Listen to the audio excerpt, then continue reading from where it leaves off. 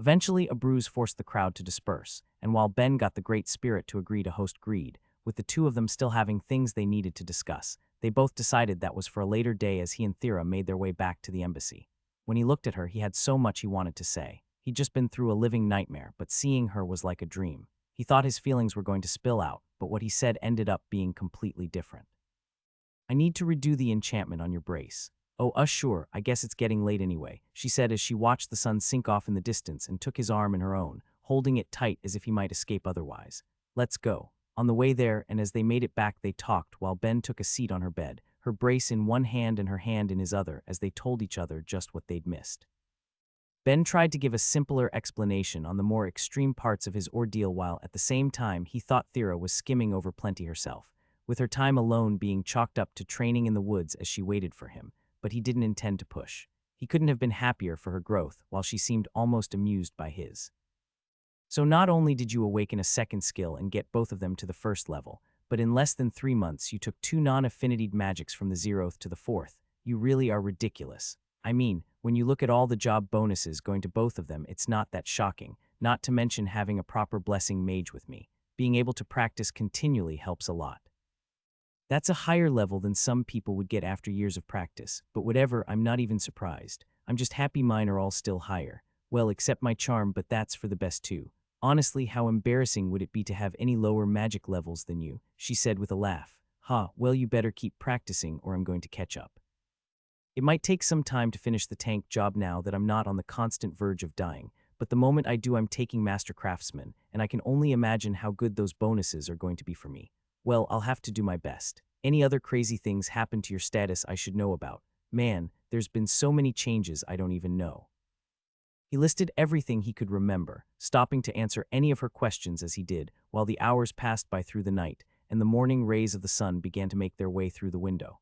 Despite how much more mana he had, and how fast he now regenerated it, it was still taking him just as long to make the enchantment as any of the past times he'd done it. The reason for that was simple. Despite how much more mana he had access to, given the immense increase to his enchanting as a whole since it awakened, he was now able to make it with an overwhelming level of skill compared to the past, but that meant it was still going to take time. If he would have been content to have it as good as what existed before he was sure he could have finished in at most an hour, but he knew he could do so much better and wanted to see just how that would pay off in the end. Yes, obviously yes. I just want to get this out of the way before I immediately do something that might ruin our friendship. We'll see. He finished it up as his god spoke into his mind, and even he had to admit that he'd created a thing of beauty with it. Anyone with the mana sense to see the structure of what he'd created would be blown away at the delicate weaves of mana, all but forming a silken tapestry to wrap around what Thera constantly gave off.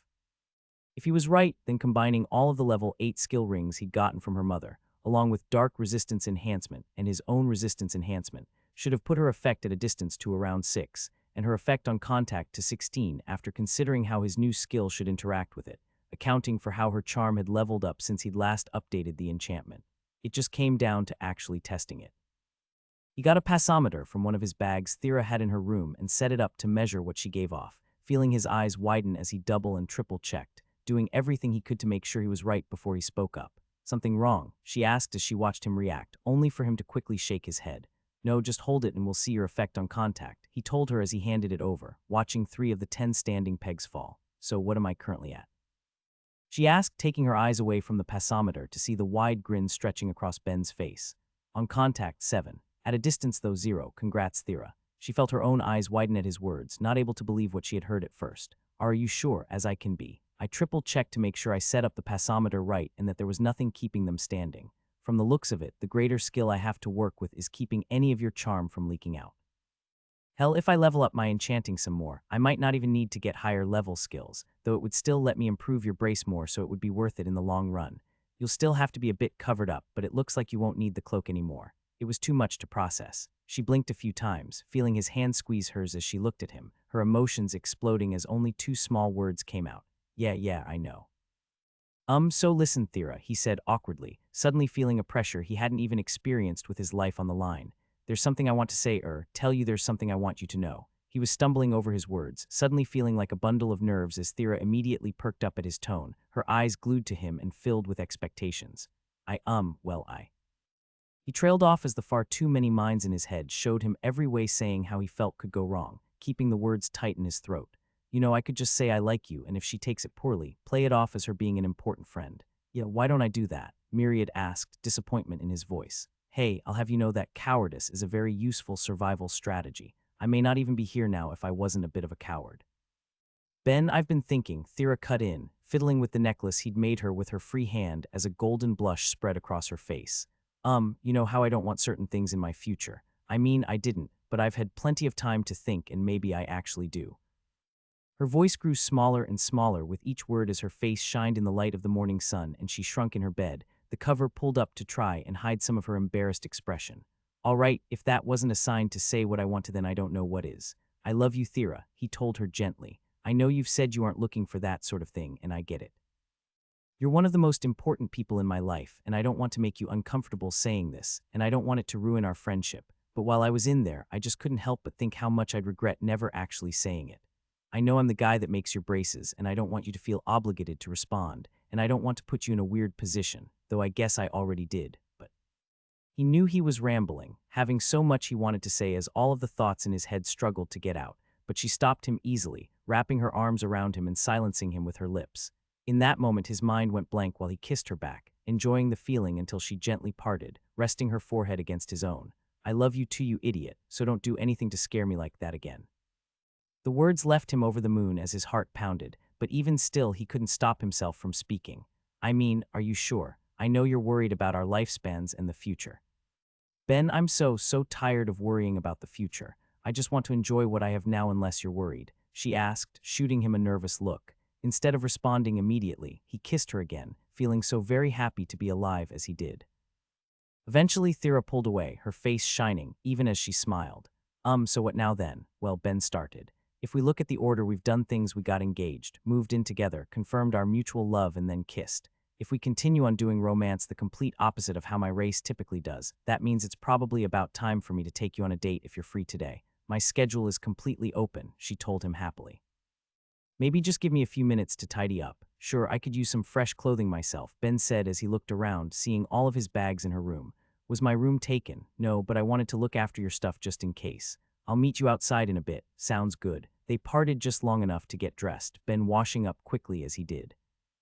Given the constant supply of water in the trial, he had managed to clean up at least a bit, but there was dried blood on him from the end of it that he wanted to scrub off, as well as soaping up for the first time in months to get rid of the feeling of grime. He did it all as quick as he could, not wanting to leave Thera waiting while Myriad's voice filled his head. You are way too invested in this man. Having said that, don't go talking my ear off during my first official date with Thera. He knew silence was the best he could hope for given the overall lack of privacy he seemed to have to live with. Even now he wouldn't be surprised if some of the Grey were watching him from their reality. It was just something to ignore as he stepped out of his room and saw Thera waiting for him. Still rocking the cloak, he questioned as he saw her in it. Her hood was down so he could see her face at least, but he'd been expecting her to jump at the chance to get out of it and wear something different. I don't really have anything packed that doesn't leave my arms exposed. Unless you have any ideas today, maybe we could do some shopping. Sounds good to me, but first, breakfast. Thera gave a bright smile and shook her head as she took his arm and they walked out of the embassy, thinking that it was the same as any time he wanted to get food, but after the trial, the need for a good meal ran so much deeper. All he'd had to eat in that time was the bread-like substance it was able to provide. It sustained him in there, but as far as he was concerned, eating that had only been keeping him alive, it hadn't been living. He needed real food, and as they found the closest restaurant that was both open and seemed to be high quality, they took their seats on the outdoor patio as Ben pored over the menu. The issue was that he couldn't decide what to pick. Everything seemed like it would be delicious, but while he wasn't averse to getting himself a couple plates, it was too early in the day. He had hours that he wanted to spend with Thera. He didn't want to be too full to move just because his eyes were bigger than his stomach. I can see exactly what you're thinking, Thera teased. You're practically drooling on the page. Get as much as you want, Ben, I won't judge. No, I shouldn't, he told her, chuckling awkwardly. This is our first date. I don't want to be out of commission if I eat too much. I want to spend the day having fun with you. It's fine, I'll settle on one in a bit. Well, get two, she said as she watched him struggle, putting up a hand before he could argue. I haven't been eating well since you've been gone anyway. We can split the second one and you can try some of whatever I get for myself, okay? Oh God, I really do love you. She blushed as he said it and looked away while he made his choices, with their waiter coming to take their order soon after, leaving them alone again while they waited for their food. Ben took his eyes off Thera to watch the passing crowds go through the streets, the light of the sun pouring down over all of them. All sights he hadn't known for sure he'd ever see again, all of them comforting, reminders of his freedom. He only looked away as he felt Thera's hand on his, gently holding it and bringing him back to the present. "Are you okay, Ben?" she asked him, having seen the distant look in his eye. "I am now, just a lot to do though. After today I should really stop by to see Jake and Amy to let them know I'm alive. Gotta collect my payment too. I'll need to pop through the gate to see Steph, and we'll two on top of a bunch of letters to send explaining why I haven't been writing, and I should probably stop by Analia to let your mom know I survived and tell her the news about us." "Oh gods, we are not telling my parents," she told him with a look of horror on her face. "Huh, what? Embarrassed by me already?" Thera shook her head. "Mom wanted this too badly. I refused to give her the satisfaction, at least immediately. We'll tell Auntie and Uncle though, okay? Sounds good. Man, I can't wait to see Falk's face when he finds out. Or when he finds out I lived for that matter," Ben said with a laugh. "He's not getting out of having an apprentice that easily. Ben, Uncle was heartbroken when he thought you were going to die. He's going to be thrilled to see you. Oh, I'm sure he will be. I'm going to have to cook a big celebration meal for all of us when I'm back too. See just what this crazy skill does for my cooking when I go all out. Well, if you want we can leave tonight. I wouldn't mind getting back to Auntie too, and the clinic is probably having it rough since I've been away so much longer than expected. Even if I'm not a permanent member, I'll need to do what I can when I'm back." I'll need to be here for at least one more day, maybe two," he told her apologetically. "I'll need to meet up with Greed to sort some things out, not to mention get my meeting with Jake's teachers. If you need to leave though, I can catch up before you know it." "Ben, if you think I'm letting you out of my sight ever again, then you're out of your mind," she said in an instant, softening as she continued. "I don't want to leave you when I just got you back." "Well, in that case, we'll have to make the bits of time when I'm not too busy with those chores as fun as possible. What do you say? See some shows and performances? I think there's a couple museums in the city too, those could be fun. And we could always ask anyone working at the embassy for some suggestions too. Sounds great to me. I'm looking forward to lots of dates from here on out." He lost himself in her smile as they locked eyes, still holding hands as they enjoyed the moment. Everything in life was good. He was safe and alive, and had only grown from the nightmare of an experience he'd gone through. He'd gotten his hands on a mythic artifact of some sort, and had that to play with, at least depending on how his conversation with Greed went, and he was just at the beginning of a romantic relationship with the person he cared for most. All of his minds were abuzz in their joy, but also active enough to pick up on every subtlety that happened at once. Thera's eyelids twitched, alerting him to the fact that she'd switched to looking over his shoulder at the same time noise sprung up around them, and fractions of a second later her eyes widened, and smile fell away as her expression turned to one of shock, with the sounds he was hearing finally registering. He was hearing thousands of screams as people everywhere began to panic, and with a feeling of dread, he turned to see just what had caught Thera's eye. Off in the distance, just outside the city, a beam of light was stretching into the sky for all to see, marking the spot like a beacon. He didn't immediately understand what was causing so much panic in everyone with its arrival. It was strange, but it seemed relatively harmless, at least until his thoughts clicked into place. What the world had been waiting for and hoped would never actually come, the reason he and his classmates had even been brought to that planet in the first place. That beacon of light was a sign that in a single year a gate would appear in its place, as well as hundreds of other locations on the planet, marking the beginning of the invasion and potentially the end of the world. Eventually, Thera pulled away, her face shining, even as she smiled. So what now then?" "Well," Ben started. "If we look at the order we've done things, we got engaged, moved in together, confirmed our mutual love, and then kissed. If we continue on doing romance the complete opposite of how my race typically does, that means it's probably about time for me to take you on a date if you're free today. My schedule is completely open," she told him happily. "Maybe just give me a few minutes to tidy up. Sure, I could use some fresh clothing myself," Ben said as he looked around, seeing all of his bags in her room. "Was my room taken?" "No, but I wanted to look after your stuff just in case. I'll meet you outside in a bit." "Sounds good." They parted just long enough to get dressed, Ben washing up quickly as he did. Given the constant supply of water in the trial, he had managed to clean up at least a bit, but there was dried blood on him from the end of it that he wanted to scrub off, as well as soaping up for the first time in months to get rid of the feeling of grime. He did it all as quick as he could, not wanting to leave Thera waiting while Myriad's voice filled his head. "You are way too invested in this man. Having said that, don't go talking my ear off during my first official date with Thera." He knew silence was the best he could hope for given the overall lack of privacy he seemed to have to live with. Even now, he wouldn't be surprised if some of the Grey were watching him from their reality. It was just something to ignore as he stepped out of his room and saw Thera waiting for him.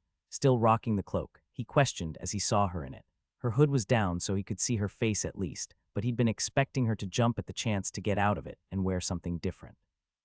"I don't really have anything packed that doesn't leave my arms exposed. Unless you have any ideas today, maybe we could do some shopping. Sounds good to me, but first, breakfast.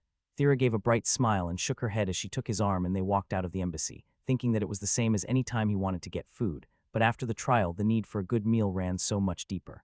All he'd had to eat in that time was the bread-like substance it was able to provide. It sustained him in there, but as far as he was concerned, eating that had only been keeping him alive, it hadn't been living. He needed real food, and as they found the closest restaurant that was both open and seemed to be high quality, they took their seats on the outdoor patio as Ben pored over the menu. The issue was that he couldn't decide what to pick. Everything seemed like it would be delicious, but while he wasn't averse to getting himself a couple plates, it was too early in the day. He had hours that he wanted to spend with Thera. He didn't want to be too full to move just because his eyes were bigger than his stomach. I can see exactly what you're thinking, Thera teased. You're practically drooling on the page. Get as much as you want, Ben, I won't judge. No, I shouldn't, he told her, chuckling awkwardly. This is our first date. I don't want to be out of commission if I eat too much. I want to spend the day having fun with you. It's fine, I'll settle on one in a bit. Well, get two, she said as she watched him struggle, putting up a hand before he could argue. I haven't been eating well since you've been gone anyway. We can split the second one and you can try some of whatever I get for myself, okay? Oh God, I really do love you. She blushed as he said it and looked away while he made his choices, with their waiter coming to take their order soon after, leaving them alone again while they waited for their food. Ben took his eyes off Thera to watch the passing crowds go through the streets, the light of the sun pouring down over all of them.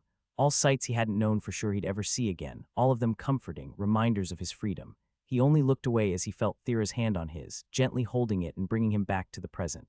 Are you okay, Ben? She asked him, having seen the distant look in his eye. I am now, just a lot to do though.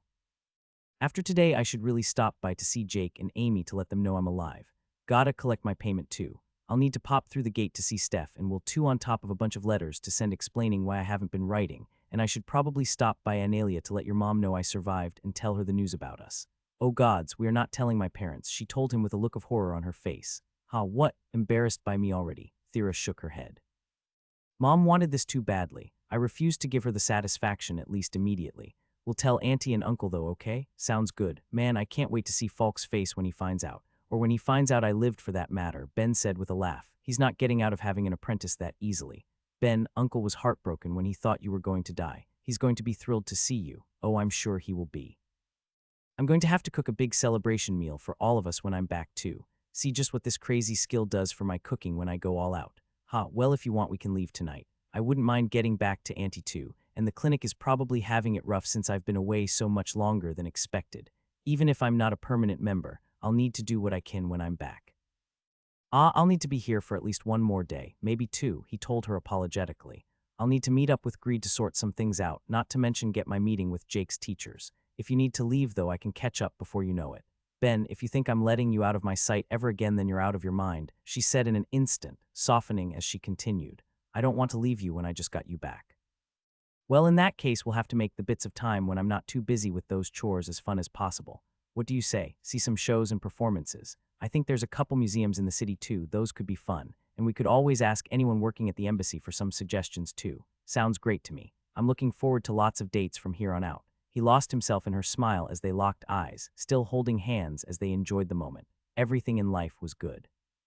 He was safe and alive, and had only grown from the nightmare of an experience he'd gone through. He'd gotten his hands on a mythic artifact of some sort, and had that to play with, at least depending on how his conversation with Greed went, and he was just at the beginning of a romantic relationship with the person he cared for most. All of his minds were abuzz in their joy, but also active enough to pick up on every subtlety that happened at once. Thera's eyelids twitched, alerting him to the fact that she'd switched to looking over his shoulder at the same time noise sprung up around them, and fractions of a second later her eyes widened, and smile fell away as her expression turned to one of shock, with the sounds he was hearing finally registering. He was hearing thousands of screams as people everywhere began to panic, and with a feeling of dread, he turned to see just what had caught Thera's eye. Off in the distance, just outside the city, a beam of light was stretching into the sky for all to see, marking the spot like a beacon. He didn't immediately understand what was causing so much panic in everyone with its arrival. It was strange, but it seemed relatively harmless, at least until his thoughts clicked into place. What the world had been waiting for and hoped would never actually come, the reason he and his classmates had even been brought to that planet in the first place. That beacon of light was a sign that in a single year a gate would appear in its place, as well as hundreds of other locations on the planet, marking the beginning of the invasion and potentially the end of the world. We really should have tried to plan this better. Ibru thought to himself as he tried to push through the chaos of the streets around Craftsman's tower to get to the gate. He'd been fulfilling his role as head of the Craftsman's Guild as he always had, taking meetings, approving the buying and sales of different supplies and rare materials, and just as importantly, browsing the latest published works, or at least the ones his assistants had already gone through and deemed to be the most valuable.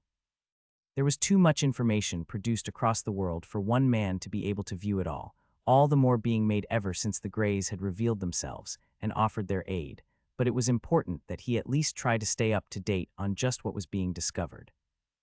It was as he was going through different project funding proposals, though, that he'd been alerted to what was happening, the first signs of the invasion beginning, a warning to the world that was more legend to its inhabitants than anything else that pulled him from his office to see panic descend the streets, a scene that would be playing out all over the world, or at least any location close enough to one of the invasion points for people to become immediately aware of it, and the reactions were instantaneous. Rioting and looting as people lost control of their base instincts, some individuals and families hiding away while others tried to go through the gate to get to wherever they needed to be. He could see the panic on people's faces, the worst of them having been outsiders like him, seeing the beams of light rise into the sky and spelling their downfall, but he ignored all of that. At least for a few days he expected the chaos to continue. He wanted to reach his destination and be done with before the streets became too much to rush through. Walking for a bit, he found an unassuming building out of the way and took out a key, letting himself into what was nothing more than a meeting room. It was private and out of the way though, with the only people who knew about it being the 9 that were already there, seated and waiting. "It looks like I'm late," he said with a laugh as he took his seat, getting a shake of his head from a hooded mage off to the side. "I've told you again and again you'd regret having your office so far from the gate once things commenced." Iburu. Anyone could have predicted the reactions. "I couldn't very well move the entire guild headquarters, could I? I still say that we should have arranged this meeting for a week after instead of everyone having to rush here once the sign came down." "And what would we do if some of the gates were closed down?" the siren among them asked. There was word some were thinking about it to contain any panic. Depending on how fast anyone implements it, some of us might not even be able to make it home after this. A different person of a race Iburu was never able to identify shook their head. There's bigger things going on. Even if a city wanted to, they'd never have the chance to block off their gate right away. They'll be better off trying to keep any panic and destruction to a minimum. Of course, we have people destroying their own lands now, another laughed. Why wait for the demons to do it for us when we can get a head start? Enough, the mage said, silencing them all. We aren't here for this. We're here to discuss our progress on each project. Now more than ever it's important. I know that we were all hoping for more time, but we need to work with what we have available. First of all, we need to be honest and allocate resources appropriately. Who here would say that given the time frame, their work is completely non-viable? 3 of them raised their hands, each looking annoyed to have to admit such a thing. If they'd had another decade, then things would be different, but the time frame they were on had simply become far too tight. The mage gave a nod though, happy to have the honesty to make things easier. "All right, I'll talk with you all after, and we'll figure out how to incorporate your resources and people into the other groups. For now, though, I want an update. When will you all be ready? The second wave at the earliest, maybe the third if we have poor luck in our tests," the siren admitted, feeling annoyed as she did. They had all been hoping for more time. Even a couple years could have turned the tides of battle, but it looked like casualties would be high during the first wave at least. Around the table they went, each giving similarly bleak appraisals of their time frames until there was only one left. "And you, Iburu, when do you think you'll be done, if ever? It might take some work for the finishing touches, but before the first wave begins my people should be finished with its construction," he told them confidently, giving the first and only bit of good news at the table, even if the others picked at it. "But are you sure you won't be caught? We've all heard what happened in All Faith. The gods are going to be extra vigilant after what that fool Olip pulled. Maybe that would have been something to worry about for a while, but they clearly have bigger things to worry about," he said, dismissing the concern. "I'll take extra precautions to be safe, but we all knew what we were doing when we started, didn't we? Each of us knew what would happen if the gods caught wind of this. It's the risk we chose to take for the world." "Quite right," the mage agreed. "But I'm more concerned about the man working with you. You know his connections, if they catch wind." "He hasn't been given anything that could indicate what he's been helping build," Iburu told them. "Again, I have this as well in hand as I can. If anyone learns of it and I suffer the consequences, then that's just my poor luck. But what of you? You're the only one who has said nothing of their project." At that, the mage grimaced, though he spoke up just as all of them did, up in the air. "Unlike the rest of you, mine doesn't need much in the way of resources, at least nothing I need to purchase, but getting the spell structure correct is proving difficult. I've pored over all the ancient texts I could find, but the finer points of ritual magic leave it at almost a lost art, not to mention the trouble with manipulating reality itself. If we manage a breakthrough, then it will be worth it, but I can make no guarantees on the time frame. Ritual magic, Ibaru muttered. Honestly, poor luck on that front. I met an enchanter the other day who used it shockingly well in their works. I don't know how they learned it, but it could only be described as genius. Where the mage asked, almost throwing himself at the other man. Anything more I could learn could be what I need to push my work forward, and I'm not so proud as to not pay for lessons. Where can I find them? Ibaru pulled back, away from the mage's far too close face. Don't you think I know that? I was planning on trying to connect you two in the future if I could, but unfortunately fate took a cruel turn on that front. What do you mean? He was the one Olip murdered in Alphith, he said with a shrug, not having received word of Ben's escape from the trial just the day prior, and causing the mage to sink into his seat. Well, if we end up in the infinite hells, I'll at least have someone to take my frustrations out on, he said with a sigh.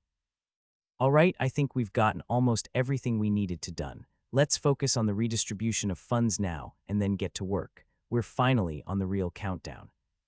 Underpowered and undermanned, Ben was able to see they were losing with deaths likely to be coming soon, so he made a desperate bid, getting Thera to collar the one they were fighting before he and two of the team they were working with all hung from it, as he constructed an enchantment that would affect the creature's mind, pouring their mana into it before watching as it did as it was compelled to, fighting its own kind on their behalf. With that done and nothing more they could do, Ben stood back to take a new job while the rest kept on fighting, resulting in him passing a boundary for his mind skills and passing out for the rest of it. After awakening and finding the battle had ended, Ben and Thera go back to meet up with Falk to prepare to leave, encountering Ather as they did. He tears Thera's cloak, exposing himself and the people around them to her charm, and she needed to put them all under a sleep spell as a result to keep them from trying anything. While she is devastated by what happened, Ben is enraged, and after a conversation between the two of them where Ben tries to show how important she is to him, Thera's mood improves and Falk comes back with a new cloak. Before they leave, Ben sneaks off to challenge Ather to a duel to work out his own anger over what happened. Due to some serious overplanning for it on his part, he nearly kills the demigod, and after the duel ends, Ather's mortal father and apostle of Enith attempts to murder Ben to hide the fact that Ather lost in a fight to a nobody. He fails, Ben reveals he's an apostle, and forces the Church of Enith to display a statue of Myriad with a number of conditions designed to make the church struggle in the end for everything they'd done. Arc 8, Chaotic Craftsman and the Trials of All Faith. Contest starts and Ben reunites with both Steph and Will, as well as two of his other former classmates, Amy and Jake, getting to learn just what they'd been up to since they'd parted. He also learns that Jake is a student of both the Archmage and the non-affinitied mage, while also being engaged to the world's second soul mage, someone who was summoned just like them, but from a different group. The Archmage briefly attacks Ben, but things are resolved quickly. Ben meets a crab named Greed, who is a famous musician blessing magic user, who commissions him to make a speaker. After it's complete, Greed's criminal son kidnaps both of them with the intention of eating Greed to grow a proper shell. Ben stops him, thinking he has an option that doesn't leave Greed dead, and once freed gets the help of both Myriad and Hellori to construct a ritual that Thera, Steph, and Yuzu could do together to turn a giant ruby into a living shell.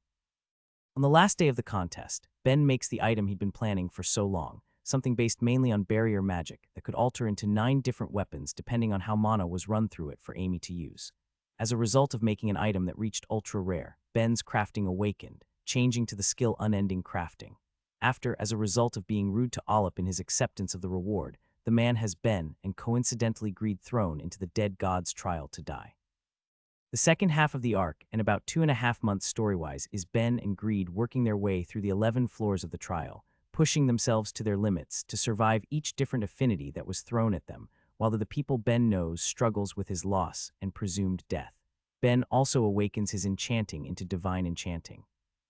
Once he escapes, he forces the trial into a higher layer of reality, is reunited with Thera, remakes the enchantment on her brace using his awakened enchanting and gets her effect at a distance down to 0, admits his feels for her and has them returned, and during their date, the world erupts into panic as the invasion points are marked. Ugh, I'm so tired of reading this, Thera groaned as she put her book down, leaning her head on Ben's shoulder. Golem creation, petrification, earth healing, even at the 9th level in both of my magics, I don't think I have the control to actually manage any of these. Well, you won't know until you try. When we get back to Stonewall, we can go for a good long hunt and test them out after you understand the theory a bit better. I know. Might as well do something productive while we wait, I guess, she said as she opened her book to read through again, one devoted to the topic of spells that made use of both earth and life mana to function, as Ben absent-mindedly hummed a cheerful tune while working on his own magics, needing a piece of iron in his hands to pass the time. "What, Myriad, who starts a conversation like that?" Ben asked, temporarily pausing his training.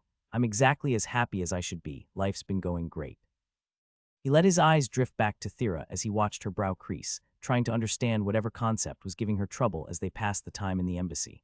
They'd been stuck in All Faith for a week longer than either of them had expected, but if it weren't for a certain event gripping the world in fear, they would have already started on their way back to Stonewall, the only thing keeping him there being a few tasks still to do. "Hey, I'll have you know I'm super unhappy about things kicking off. It completely ruined my date." As soon as the beam of light appeared and they both understood what was going on, all plans they had made were cancelled. They rushed back to the embassy without even receiving their food and had been waiting for things to calm down in the week since, with the city finally seeming more relaxed from the view in their window as order was restored. "Listen, I'm not going to stress about something that doesn't involve me. The biggest benefit to not being taken in by a nation is that I get to have a comfortable distance from everything. At worst, I'll send some of my old classmates some equipment, but until then I intend to enjoy the few remaining months of peace I have, especially now that things are starting to calm down a bit. If the armies fail, it's not like there's anything I could have done anyway. Ha, you're just jealous that you have work to do and I don't." He teased, knowing that all of the gods had been pushed to exert themselves as they put plans into action and compared invasion points to what was expected. They seemed to be based mainly off population sizes in the given area, but there were a few outliers, and worst of all, a few dozen that weren't to cities with gates. Those would be the hardest to defend, the act of supplying them with goods and soldiers being a monumental task compared to supplying anything that was only a few steps away, but Ben decided he wasn't going to be worrying about it. He wasn't involved, and while he hoped he'd live to see the end of it, as well as the world as a whole, all he could do was try to enjoy the time he had and make the plans he wanted to as if he was guaranteed a future. His silent conversation was interrupted by a knock on the door, though, one he'd been expecting all day long since he sent a request through the embassy to the Queen. Well, to be more accurate, it was Thera sending the request on his behalf. Even if he was viewed by her nation to essentially be Pelinia's son-in-law, even if they didn't call him that, he couldn't just get someone to act as a messenger for him. She, though, could. He opened the door and found two familiar faces, only one of whom he'd been expecting. There was Fiorella, Analia's barrier master and teacher to Glob, and in his hand was the small ruby crab he'd been through so much with greed. He knew the other man was important, and given what was happening in the world assumed he had better things to do, though he just smiled and shook his head. "Given the state of things, I couldn't just let a guest go out unattended right now, and the Queen asked me to check on you both. Are you well?" "As well as we can be," Thera chimed in, though hoping things have calmed down a bit. "They have. I still wouldn't recommend being out too late alone, but it seems most people manage to work out their panic the first few days." "Cool, and while you're here there's something I can get from you anyway," Ben happily said as he grabbed the other man's hand, breaking down the level 8 barrier enchantment on his ring to replace it with a 9th level one. "But with that done, sorry, do you mind waiting outside? I need to have a private talk with Greed. Of course, I'll be downstairs." Ben took Greed in his hands as he left, with the crab giving him and Thera an exaggerated look. "Sue, how'd it go?" he asked. "Good, but that's not what I asked you to come about. I wanted to talk about what you missed for the trial." "Good, 'cause I want the same," Greed told him. "I can't exactly make a song about it if I'm missing the ending, can I? Well, there's just one part you might need to leave out and we kind of need to work out what we're going to do about it." "Wait, what? Why?" "I found a mythic item." Upon exiting the trial, Ben had a lot immediately going on. From getting healed to breaking it down the tower to improving Thera's brace, ending with his disastrous date and the potential end of the world, he'd been so busy he hadn't looked at it. Even as he was stuck away in the embassy, he didn't immediately have the will to. As exciting as it was, everything he'd been through was just too fresh in his head. He needed some emotional distance from it, and just as important, he needed to figure out just what the two of them were going to do with it at all. Ben couldn't deny the fact that there was a temptation to not tell his companion through that ordeal, to hide it away and keep it entirely for himself, but that would have been horribly wrong. Greed had been thrown into a situation where he almost died numerous times because of him, and was also the reason he was still alive. He wouldn't lie to the man for his own gain, no matter what he might want. "So that's all that happened before you were healed. We've been through a lot together, man, so I want to buy out your half of it to use for my own research and study. But if you want us to try and sell it to a larger nation, then I understand. All I ask for is a month to look it over. It would mean a lot." He knew he was making a huge request, but Greed, for his part, reacted in a way he never would have expected. "I honestly wish you hadn't even told me about it, but transfer me whatever you think is reasonable and let's never talk about this again." "What? You aren't exactly living up to your name," Thera laughed. Okay, but do you at least want to see what it does? Ben asked as he held it, preparing to open the book up. This could be your only chance. Don't, he yelled, cutting Ben off. You have no idea what it does. Listen, Legs, we see each other again in the future, and I'm happy to learn about whatever that can do, but trying to activate a mythic item in a crowded city when you have no idea what the effects would be is asking for all sorts of trouble. Go into the middle of nowhere if you need to do it. I'd rather not have survived all of that to immediately become a corpse. Fair, Ben agreed, slipping it back into his bag. Given that it looked like a book and was called the archive, he didn't think it would be too dangerous, but Greed was right. He was being too casual with a mythic artifact. For all he knew, it was an archive of spells or curses that would shoot out when he opened the page, or something equally ridiculous. He needed to take some proper care, as long as you understand. So is that all you brought me for? Oh no, Ben told him with a shake of his head. There's one more thing I was thinking we could deal with, and now that things have started to calm down, it's the perfect time. But first I've got to ask, how do you feel about blackmail? Hey Ben, just out of curiosity, you aren't actually trying to awaken your sacrilege skill, are you? Thera asked as the three of them walked through the streets. Of course not. How would I even do that? He asked, immediately feeling the wheels turning in his head with the question. It wasn't like he went out of his way to do things that could be considered acts against the gods, and if sending the trial he'd been stuck into a whole other level of reality had only been enough to boost him a single level, then how was he ever going to raise it more? I mean, sure, I guess enough minor acts of sacrilege could get me to the 9th level eventually, and then I'd only need a single bigger one after that to push me past, but who knows just how big that would even have to be. Maybe I could just devote half of my minds to constant sacrilegious thoughts for some passive experience. His god begged in his head. Relax, I've never once done anything with the intention of gaining a level of it. I'm personally for it, Greed chimed in, breaking off his talk with his god. After what we went through, somebody's gotta pay, and the bastard who had us thrown in is already dead. Thera just shook her head. I get it, but either way I'm waiting outside. Good luck, I guess. Ha, it will be fine, don't worry, Ben told her as they made it to their destination, and without any hesitation let himself inside. All faith was really divided into two sides. The side governed by the aquatic races, and the one controlled by the terrestrial ones, with any semi-aquatic species landing on one group or the other depending on where they kept their homes or holy sites. The two groups both had separate communal church heads and separate political sides, and Ben had just let himself into the main building where the two land-based groups held their meetings, right when he knew one was happening. As a government building, plenty of areas were devoted to the public, but he didn't care for any of them, instead going to a door in the back, two guards standing out front of it. Maybe, but we'll see. Stop, one called out as he got closer. This is a private area. If you need any assistance, the table at the front can help you. Oh no, I'm exactly where I need to be, Ben said, pulling out his card and beginning his lie. I'm sure you've heard of me. I'm the apostle of Myriad your city decided to have put to death, along with the soundsmith Greed. We're here for the meeting we were promised about just how we were to be compensated for that. The two guards looked at his card and then each other, both growing pale as they did. Nobody in the city was unaware of who he was or what had happened to him, with the fact that they'd made it out spreading like wildfire. The very first people to survive the trial were ones who didn't even want to enter it to begin with, only for them to destroy it immediately after leaving. Even with all of the chaos of the past week, it had been a hot talking point, presumably one that would go on for ages after, but worse than that was nobody had informed either of them to expect their arrival. I'm sorry, the guard began, much more politely as he did. We weren't informed. If you would just give us a few minutes. Oh, of course, Ben called out in a voice dripping with sarcasm.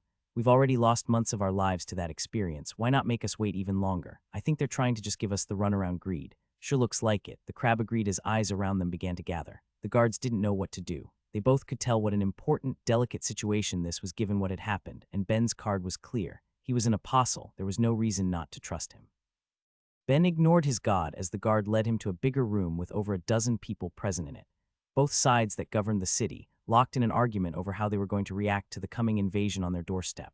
We have to raise taxes, one lizard man boomed. No one will like it, it's a fact of life, but it's better than being dead. Arm the Templars with the best we can get and offer incentives to any nations with armies that don't have the threat so close to send their aid. The people are already going to be struggling, a different woman argued. This isn't the time to be making their lives more difficult. We need them to be in the best frame of mind they can to be giving faith during this crisis. Besides, we can't simply bribe a nation into sending help our way. International agreements exist for a reason. We're all in this together. It seemed like it was a long-running argument at this point, one that was likely to continue until she noticed them enter, waiting to be acknowledged as she raised a hand and addressed the guard. What is this? Unless this is an emergency, this is a closed meeting. Before the guard could speak, though, Ben did, continuing his lie. What do you mean, what's this? We've waited a week for this meeting despite the hell we've gone through, and you're saying you're not even prepared for us. Fine then, I'm Ben, the apostle of the god Myriad, along with the soundsmith Greed. We're here to discuss how we'll be compensated for the hell we've been put through. Their introduction made the group fall silent, each of them knowing who he was as well as anyone else in town did, with the only exceptions being the woman who seemed to be a part of the religious side looking at him with confusion, while the lizard man from the political side did with annoyance, resulting in him being the first to speak up. Compensation. Bah, you already claimed an area of prime real estate in town. What more could you want? Instead of answering, Ben looked to the sky, asking a question of Myriad he already knew the answer to. Hey Myriad, given what happened to me in Greed, have all of these people been investigated yet? So you're saying they haven't been looked into beyond being sure they aren't murderers? Honestly, that sounds pretty careless. Given that it was the god's lack of care that landed me in a situation like that as well, why don't you probe that idiot a bit deeper and see if there's anything problematic that should be dealt with? It might warrant a closer look at the rest of them, I would think. Now wait a minute, the lizard man began, a touch of worry in his voice as Ben ignored him, focusing on the religious side who seemed far more amused. No. Anyway, as I said before, we're here to discuss being properly compensated for what happened to us. The land obviously doesn't count for anything because it was given to us by the trial's god, not any of you. Allup's already been dealt with, a member of the political side said, much more meekly now that the prospect of the gods thoroughly going over their lives had been brought up, with the invasion coming to spend the resources. Again, do I look like I fucking care? He asked, making himself out to be less of an apostle than a devil as he stared the man down. Look, to be honest, I didn't really come here to discuss it. That would imply coming to a decision as equals. Instead, I'm giving you an option. I'm sure plenty of you have at least heard of Greed, seeing as he's one of the few people in the world with an awakened music skill. The ordeal we've been through is going to become the center of his act. It should be good for drawing in a crowd since he went through an experience like no other. What matters is how he frames it. Is it going to be the story of our triumphant survival against adversity, or it's the story of the incompetent heads of all faith allowing a murder enough power that we had to spend 2 months of our lives being tortured? The choice is yours. Wait a minute. The religious woman called out, now far more concerned. That doesn't just affect us.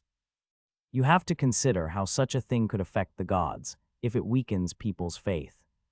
Or if it makes people lose trust in the city. The lizard man added, as he understood the situation they were threatening to create. It could affect future tourism. Some might even move when we only have. Don't care how many times are you all going to make me tell you that. This isn't a discussion. This isn't a negotiation. I'm simply telling you all your options.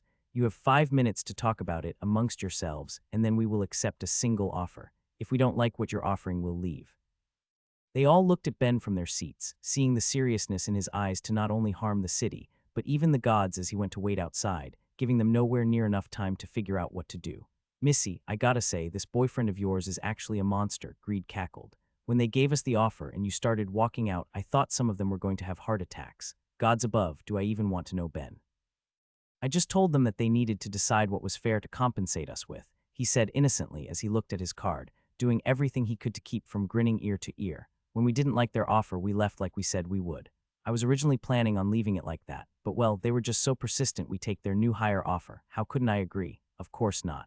This is well on the way to being acceptable gains after what we had to deal with.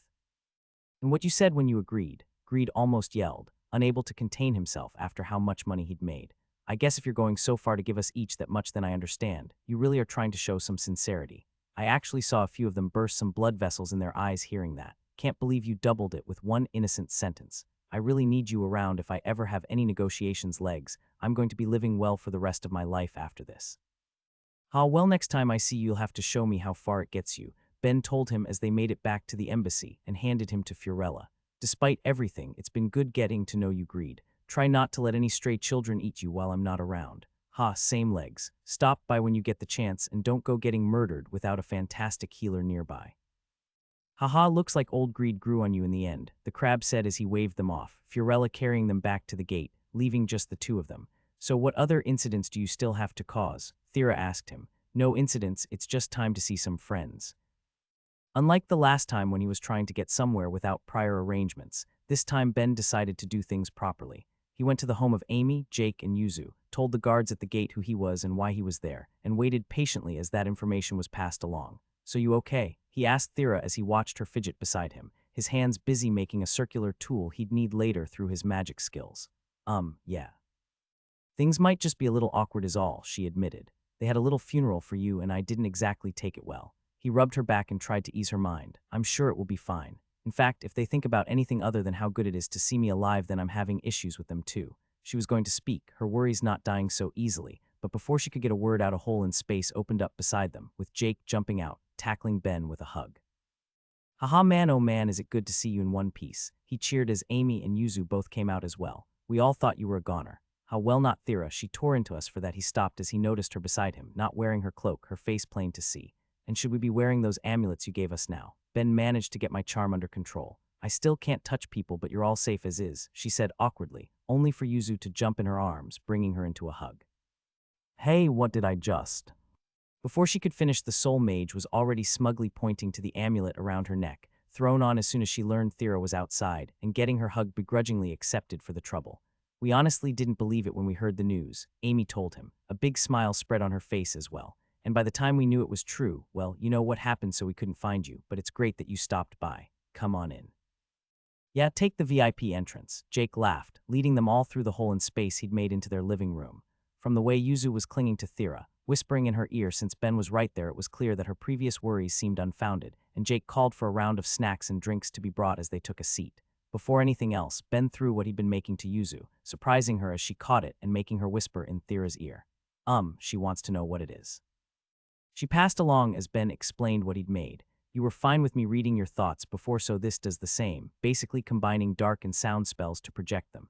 Makes things a little easier than having to go through someone else, right? He watched her eyes light up as she put the circlet on her head, words immediately pouring out. Testing hello, what, it really works. This is so cool, you're the best. Things are going to be so convenient with this, I love magic.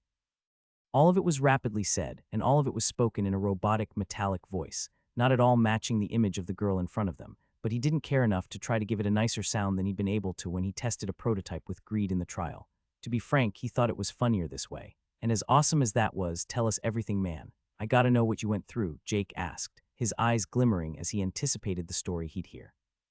Okay, but it's not the funnest experience, Ben began, capturing everyone's attention as he explained what he'd been through, the only part he left out being the mythic artifact he'd gained for the experience. By the end, two of them were wearing deeply troubled expressions, with only Jake still seeming thrilled. So freaking cool. Man, so you awakened another skill and now you're one of 2 people to ever get that blessing.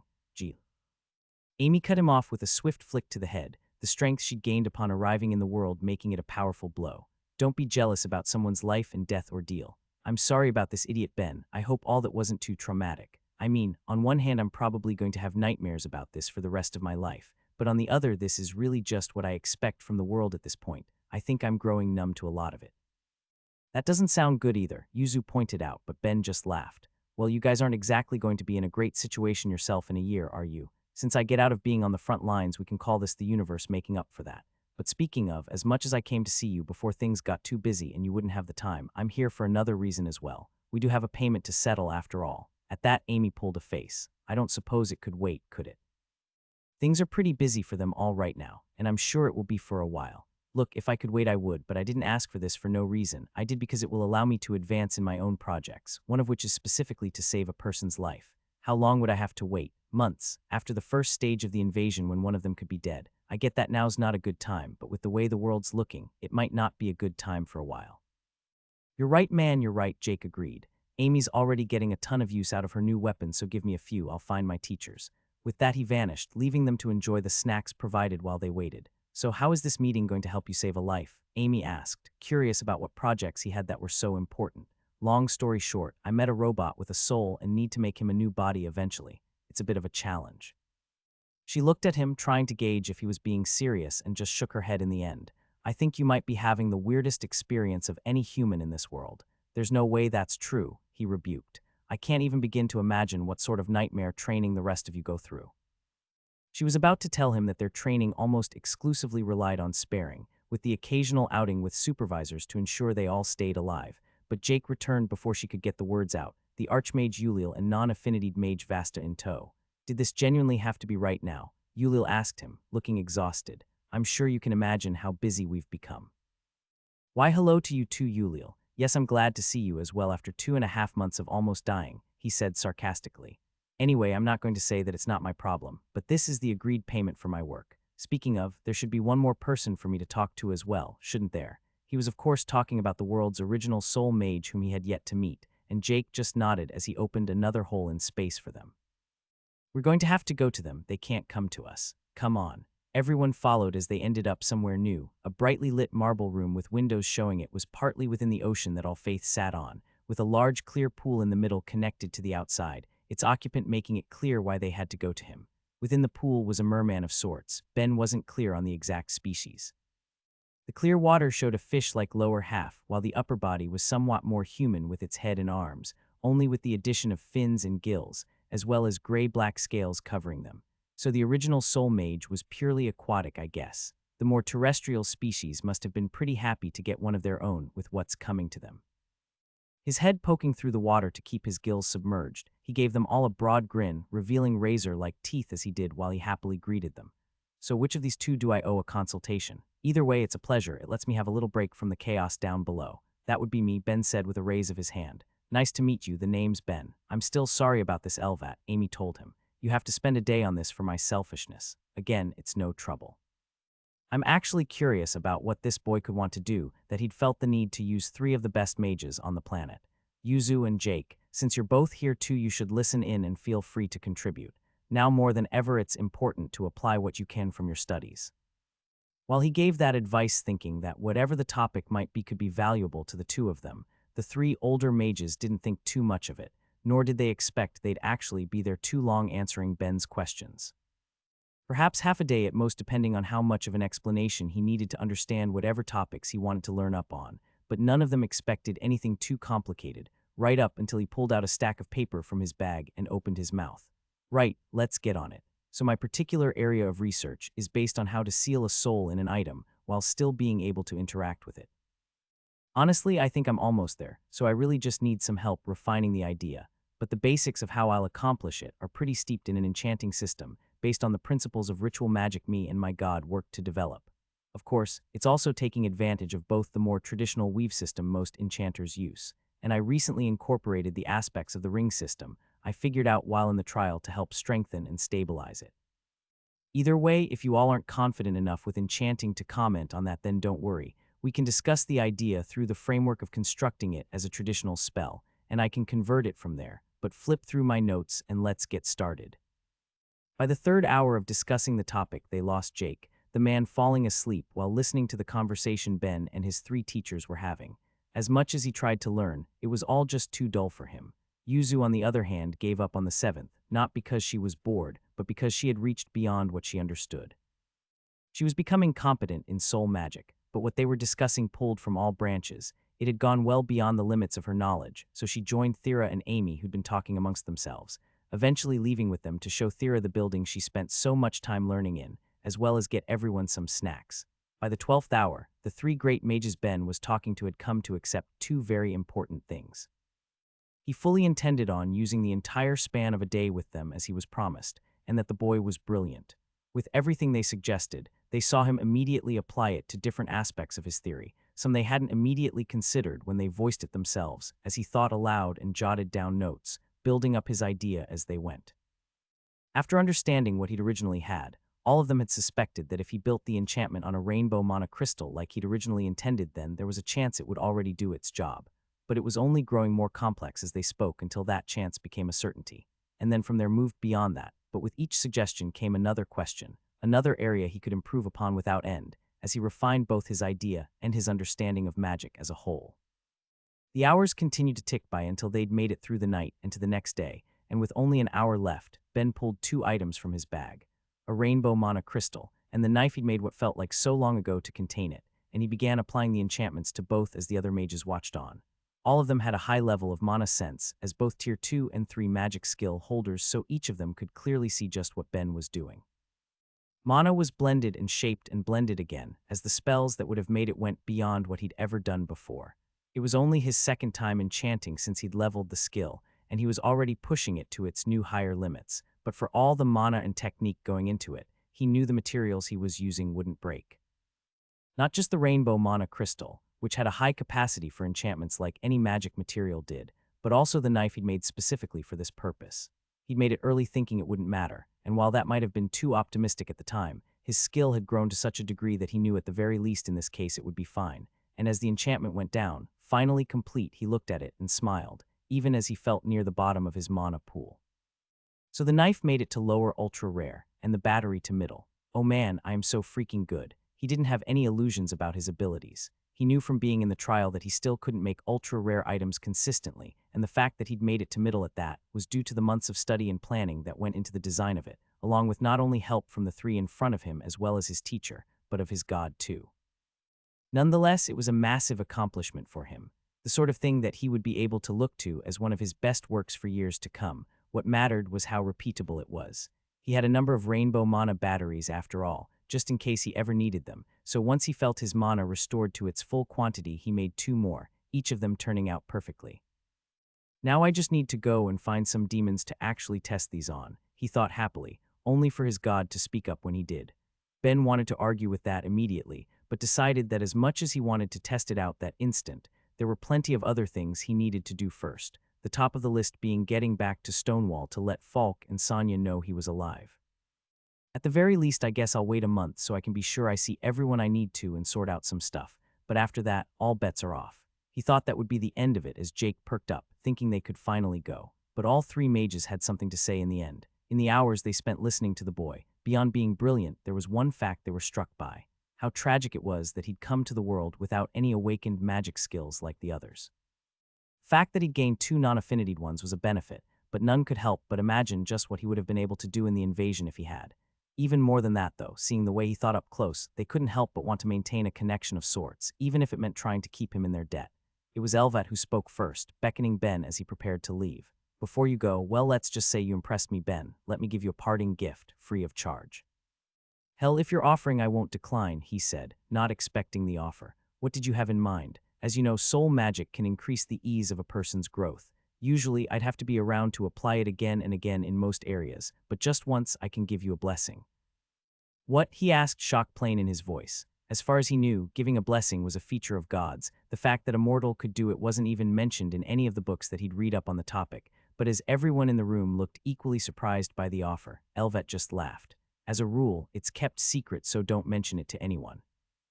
Could cause more chaos than any future soul mage would want to deal with, but your friends, as well as Ulil and Vasta, have all already received one from me.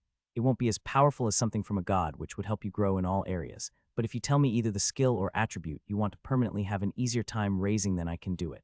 Holy shit, I guess the guy's destined for godhood when he dies anyway, but I never would have guessed something like this would be on the table. An offer like this doesn't exactly come often, does it? He thought to himself as he mentally went over the totality of his status. The idea of getting more help for one of his awakened skills was tempting, as was getting it for Connect so that he might have an easier time awakening it in the future, and then there were his attributes. Getting it for his mana or mana regeneration could help him with all of his magic skills, letting him train them longer overall.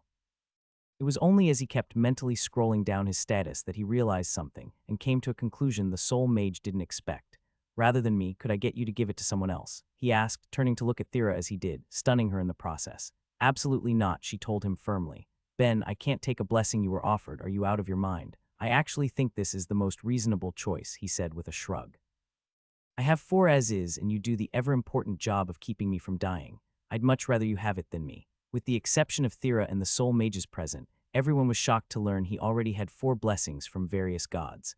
While there were people in the world who would take numerous trials, not to mention the tower trials as well, that was still more than anyone would expect from the average person.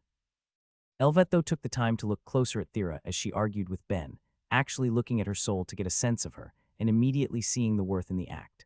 One of his main tasks as a soul mage was to help people of enough potential and note grow after all, and seeing not only what she was, but how much power she had access to, it made her just as valuable to try and help raise up as any mage or warrior he'd blessed in the past. I'll do you both, he said simply, getting a quick response from Ulil. But Elvat, what about? I'll just need a few days to rest after. It will be fine. I can already see the worth in helping them both grow. Thera, was it? Come closer and tell me what area you want to improve the most. It was the magic she had the lowest affinity for, so in principle, it was the hardest to raise outside of her telekinesis, with the only reason her dark magics were lower-leveled being that she didn't do too much to train them, except of course for when she'd been coping with Ben's loss. Not only that, but it was the magic she found herself needing all too frequently when Ben got injured. With her choice made, she watched as the soul mage closed his eyes in concentration, and only a few moments later heard the notification ring out in her head. "All right, Ben, your turn," he said as he beckoned to him, Ben taking his hand as Thera stepped away and stating his choice. "In that case, if you'd bless my mana regeneration, I'd appreciate it." Even if it only took him 15 minutes to get back to his maximum, those were 15 minutes he couldn't practice to his full potential, and as handy as it would have been to raise his mana pool instead, he couldn't help but think of how annoyed he'd be if he felt a gap in how long it took to regenerate everything he'd grow. If anything, he wanted it to be as small as possible, letting him constantly work on his magic, as well as improving his enchantments as he went. It took twice as long as it did for Thera, but soon enough he got the system confirming its success. "Use it well and don't be afraid to stop by again in the future," Elvat told him with cheer. "I'll let the guards know you're a recognized guest. Oh, and Yuzu, this is by no means an order, but if you get to the point where you can grant your blessing as well, I'd recommend offering it to them. If I do, then I will happily," she said through her magic tool, still feeling pleased to receive it. "Though it might be a while off, but it's never too late in the end," her teacher said as he waved them off. "Anyway, after all that I need to rest, it's been a pleasure." With that, he sunk into the ocean depths while Jake opened a portal back home, leaving both Ulil and Vasta to quickly decide what to do as they stepped through. Neither had expected the Soul Mage to do something so rash or impactful, and it made coming up with anything that could compete no easy task, but a quiet look between them was all they needed as a singular idea formed. "Well, it's been great seeing you all, and I'll stop by again in the future, but as I'm sure you can imagine, plenty of people to tell I'm still alive, so." "Just hold on for one more minute," Vasta said, stopping him in his tracks as she quickly ran off, grabbing a fancy-looking letter and a pen to go with it, with both mages quickly scribbling in and handing it over to him. "A letter of recommendation," Ulil told him. "What do you know of the magic towers? You wouldn't need a recommendation letter when you already have the qualification to take the trials," Vasta explained. "This is for the great library you can find there, housing all of the world's published magical research. Ordinarily, only the first floor is open for the public. This should get you and Thera access to up to the third. Unfortunately, it wouldn't grant you access to the fourth or fifth, let alone the basement, but if you keep up your research, this should be plenty helpful for you," Ulil went on. "Think of this as a way of saying that we were impressed by your work. With everything we have to deal with, we're going to be busy for a while, but stop by again in the future, and if we have time, we'll talk." Damn, if she's being so friendly all of the sudden, I really must have done something right. "That all went way too well," Thera said, still stunned to have received a new blessing out of the blue. "I take back everything I've said about your terrible luck. It looks like good things do happen to you occasionally." "Well, obviously you're one of them," he told her, giving a playful wink as they went on to his next task, trying to see Steph and Will, at least until Myriad spoke up in his head. His god advised, not telling Ben any more than that as he did what he was told, not seeing any change until he noticed a far more significant bump to his savings than he'd get from his patents. "Don't tell me." Ben focused on not only the amount he now had but thought of the improvement to his skills as a whole as well, and couldn't keep himself from smiling. If the Church of Enith thought the last one was expensive, they were in for a world of trouble. Despite his desire to make the sole god in the world to declare him his enemy hurt just a little bit more, he put a pin in that just long enough to focus on his original plan, going through the gate to the home of Steph, and Will to let his friends know that he survived. Greeting them when he got there was short but sweet. Hugs and tears were exchanged when they saw him before them, the news of his survival being overshadowed by the reveal of the invasion points, so seeing him was as if he'd come back from the dead. But for as long as they wanted to talk, they didn't have the leeway of giving more than an hour. Now that preparations were in full swing, their training was taken to a greater extreme, with the two of them having the goal of getting any level they could to their blessed skills to provide whatever benefit they could have.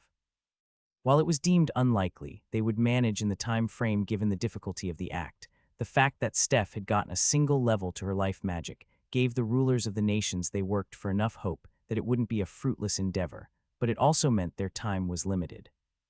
Still, seeing him alive and well gave the two of them the motivation they needed to work all the harder, while he at least got to say a proper goodbye to his friends, knowing it would be difficult to see them again anytime soon, and with that they went off to their next destination, Analia.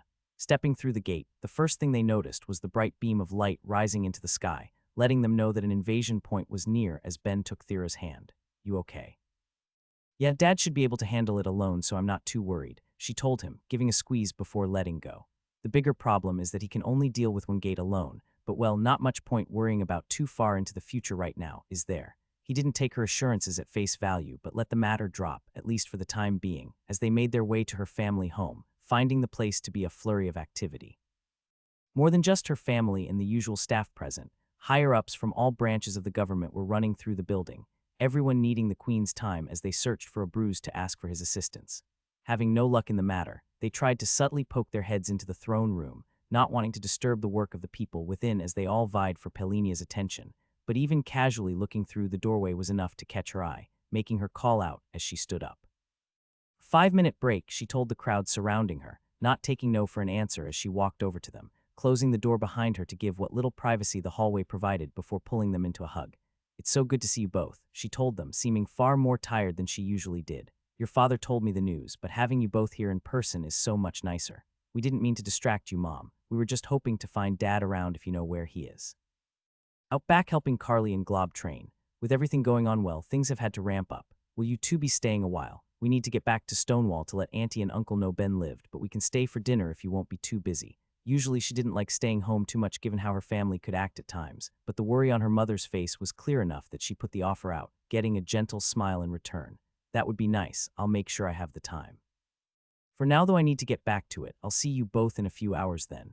With that, she left, going back to her meeting and putting on a far more confident look as she did, leaving the two of them behind as Thera worried. "I don't think I've ever actually seen her act so serious before," she muttered as Ben put a gentle hand on her back. When they made their way to the back of the building, they found a scene of chaos. As things stood, the nation was home to 3 of the great spirits, and all of them were working to train Carly and Glob, with Fiorella in the background, shouting what advice he could. Just from what they could see, a black mist was covering the 2 otherworlders, with illusions occasionally popping in and out of it, keeping them all the more on edge as they defended themselves from Abruz's attacks, chunks of earth flying at them from afar or tearing out of the ground to stab at them, testing the limits of how fast they could react. Even if that was all Ben and Thera could see, though, the looks on the defending two's faces told them there was probably more going on, with the great dark spirit Funa having access to plenty of mental attacks that would be less obvious to deal with. It seemed like things were destined to go on for a while too, until Abruz saw them and called for a break, letting Carly and Glob collapse to the ground in exhaustion as he did. Lux gave them a friendly wave as she went over to heal the 2 while Abruz went to them. "I honestly wasn't sure if we'd be seeing you again so soon with everything going on, but I'm glad you stopped by," he said happily, hiding any stress he might have felt. "Well, I figured I should let Pelinia know I'm alive in person, even if you've already passed it along, and I needed to buy a lot of materials since we're still in the area anyway. I was hoping you might have my work area still set up here too. Where it always is, and just let me know what you need, and I'll either find it or make it for you as quick as I can. You're the best. It's going to be a fair bit since I need to make a decent-sized statue and a temporary staff for Thera, but it looks like I've got cash to burn, so I should probably pick up some other supplies while I'm here too," he said before giving his list, bringing out his card to transfer the funds for it as they headed to the back, while Abruz went to grab what he needed.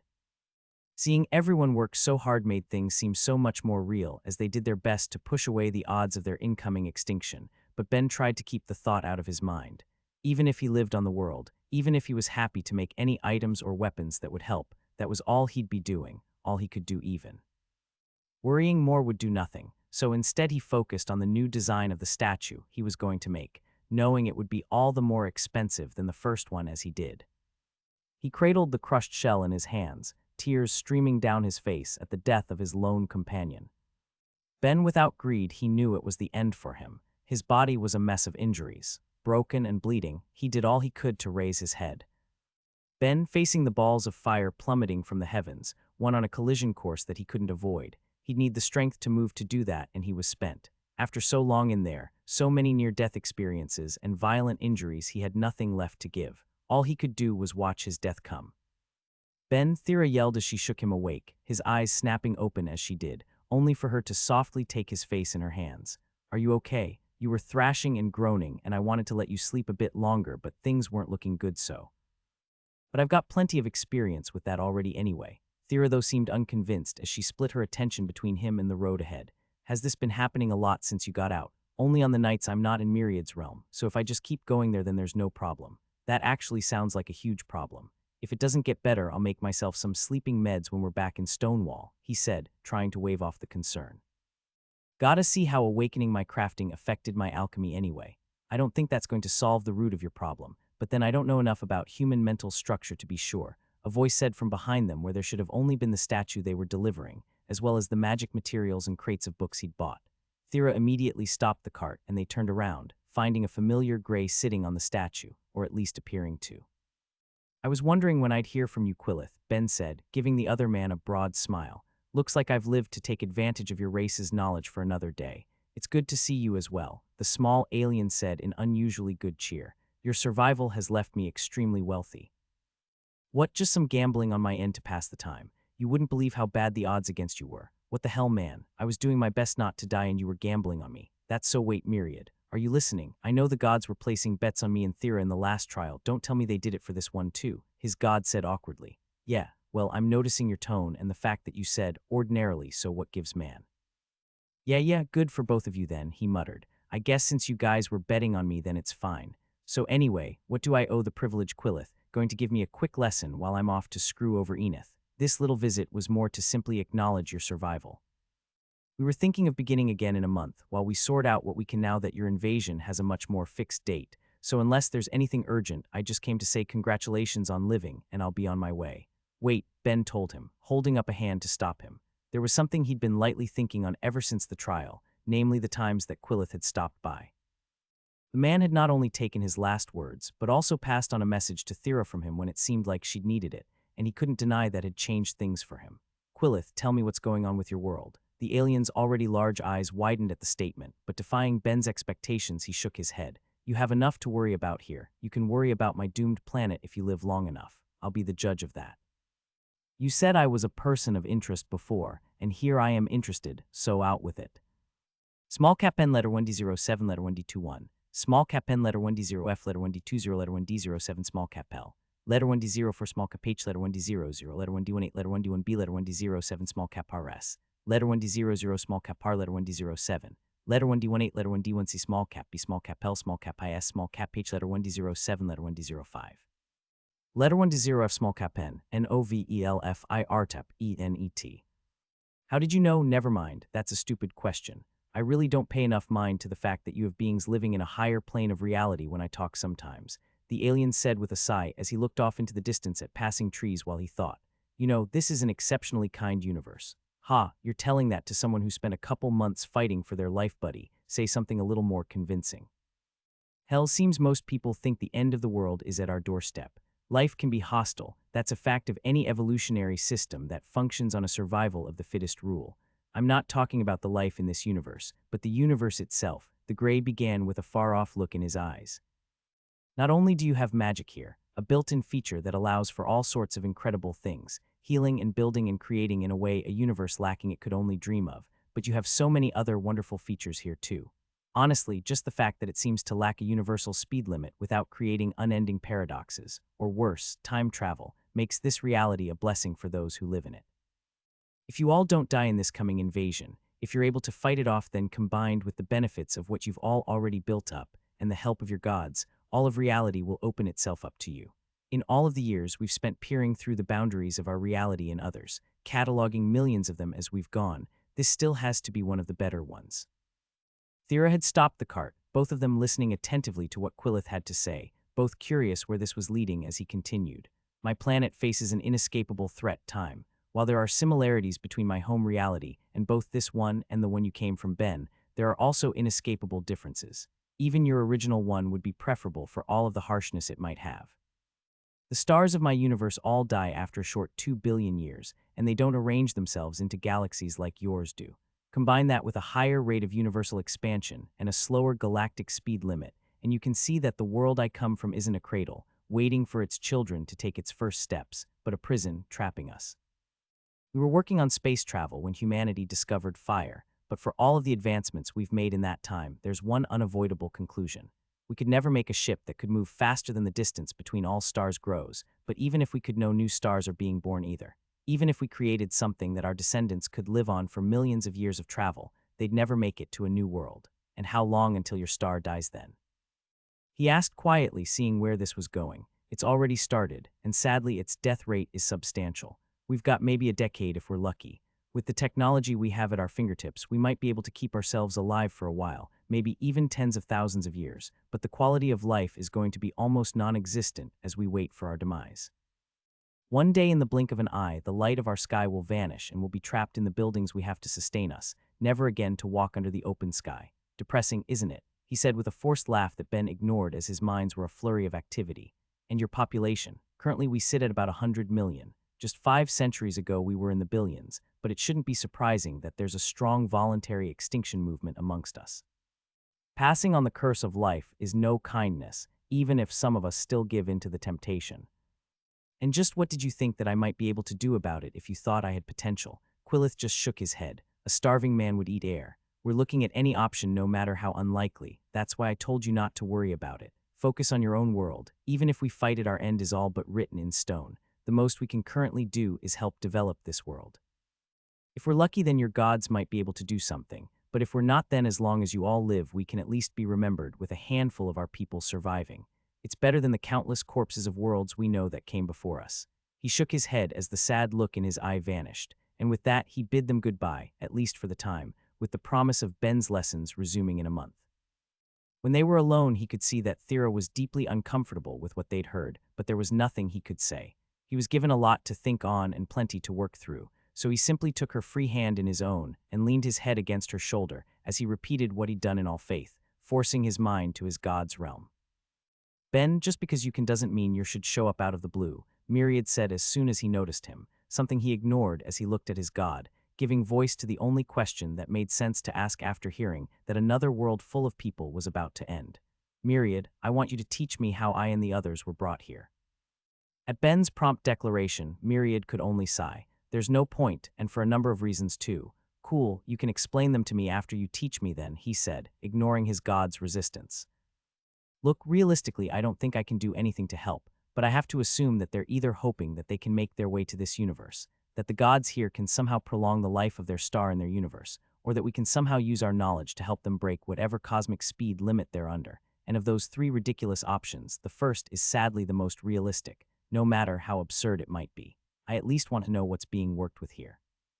The floating cube before him just gently shook, giving off an air of exasperation before doing as his apostle requested, and before Ben's eyes, he watched mana form between them in ways he'd never seen, with a level of detail and care he didn't think a mortal could replicate. Not only did he not understand what he was seeing, he didn't even know how to express most of it in words. There were occasional bits that seemed based on ways magic was cast he understood, with touches here and there resembling various enchanting systems as well. But in the end, even then, he couldn't be sure he wasn't just drawing conclusions that weren't actually there, with his mind just trying to make sense of what little it could. Worse than that, though, the scale of it just kept growing as he struggled to capture what he was seeing in his mind until it towered over him, an intimidating mess that he didn't have the slightest clue of how to dissect. Do you think you could present it in a book for me the way you did your blueprints? I'd have to understand it to have any hope of doing that, Ben. Besides, I could show you my blueprints because they were made by mortals. This is magic made by and for gods, presumably at least. Why presumably? The few gods that used it in the past bought the method from different void gods that traveled through their system, and even then it wasn't stated that any of them were its original creators. Frankly, none of us up here knows where it came from or how it works. We just accept the fact that it does. That's mildly horrifying, actually. As far as the thousands of gods of this world were concerned, they had access to a spell that let them reach across realities, something the Grey hadn't truly managed after untold thousands of years, and they were using it despite not knowing anything about it. Well, probably not nothing. Okay, there's no way you guys haven't looked into it at all. You must know something. Maybe some of the magic gods do, but there's nothing I can tell you about it. At that, Ben grinned. Well, isn't it a good thing a goddess of magic and knowledge agreed to answer any of my questions then? There's no point, Hellori told him bluntly as soon as she understood what he was asking. I can't even begin to describe how nonsensical the idea is that this could be used to bring millions of people to this reality. Aside from the mana cost, which to be clear is astronomical, it's also powered by faith. Multiple gods burned centuries of it to just get the 200 summon we have to work with. Even if every god this world has puts themselves to it, we could maybe save a few thousand. Admittedly, it's better than nothing, and considering how much the Greys have done to try and help this world will happily put in the effort and take the hit to what reserves we have if the world survives, you also have to account for how much we'll all lose trying to defend the world with the invasion on the horizon. Best estimate is that if we survive everything to come, we might be able to save 100 or so. And that's nice and all, but I was asking you to tell me what you know about the spell, not tell me why it's pointless, so if you would. Fine, it is an interesting enough topic anyway, and it does no harm. From what the few of us who have taken the time to look into it on a deeper level have been able to figure out, it essentially has a number of parts, though all of them are massively complicated in their own way and bleed into each other on a level we don't quite understand. For that matter, it's not even clear which sections of the spell do what. But anyway, we have the part of the spell that opens a hole in our universe, the part that acts as a tether for the god leaving it, letting them access faith and mana even after passing the threshold to use, the part that hides us from any stray outsiders and protects us from the primordial chaos that exists between realities, the part that identifies life-supporting universes, as well as some of their properties. Then the part that opens up those realities, and the part that brings us back after souls were collected. Honestly, there's probably more too, but it's beyond complicated. I don't think a single god on this world could have created a spell that houses just one of those aspects independently, at least not at the level of elegance this one has, so where it came from is a tantalizing mystery. Alright, I think I got most of that, but what are outsiders? Exactly what the name says, things that exist outside of the universe, or should I say things that exist in the chaos between universes. Either way, they aren't much trouble for us, but from what the gods who have gone outside of the universe to collect souls have said, it seems some realities are swarmed with them trying to get inside. Of course, from what I've heard, the few times smaller ones have made it into this one have been world killers, but there's nothing we can do about that. You know what, I think I'm just going to ignore that and focus on the rest. So can you tell me anything about how different sections of the spell control what parts? At most we have theories, and none of them are simple. Are you sure you want to spend months of your life learning things that could be wrong? Hey, I've got you as a teacher now. Might as well put you to use, he said with a laugh as he stared up at the absolutely massive spell before him, trying to take it all in. So teach away. Already ignoring your girlfriend, she tisked playfully. Am I just a convenient shoulder to sleep on? Ha, well, am I just a convenient pillow during our hunts then? He asked back, watching her face begin to twinkle as she turned away. I have no clue what you're talking about. Really? I mean, sure, you've only woken up ahead of me a couple times, but given how often it happens, you must have noticed. He was quickly brought to silence as she threw her hand over his mouth.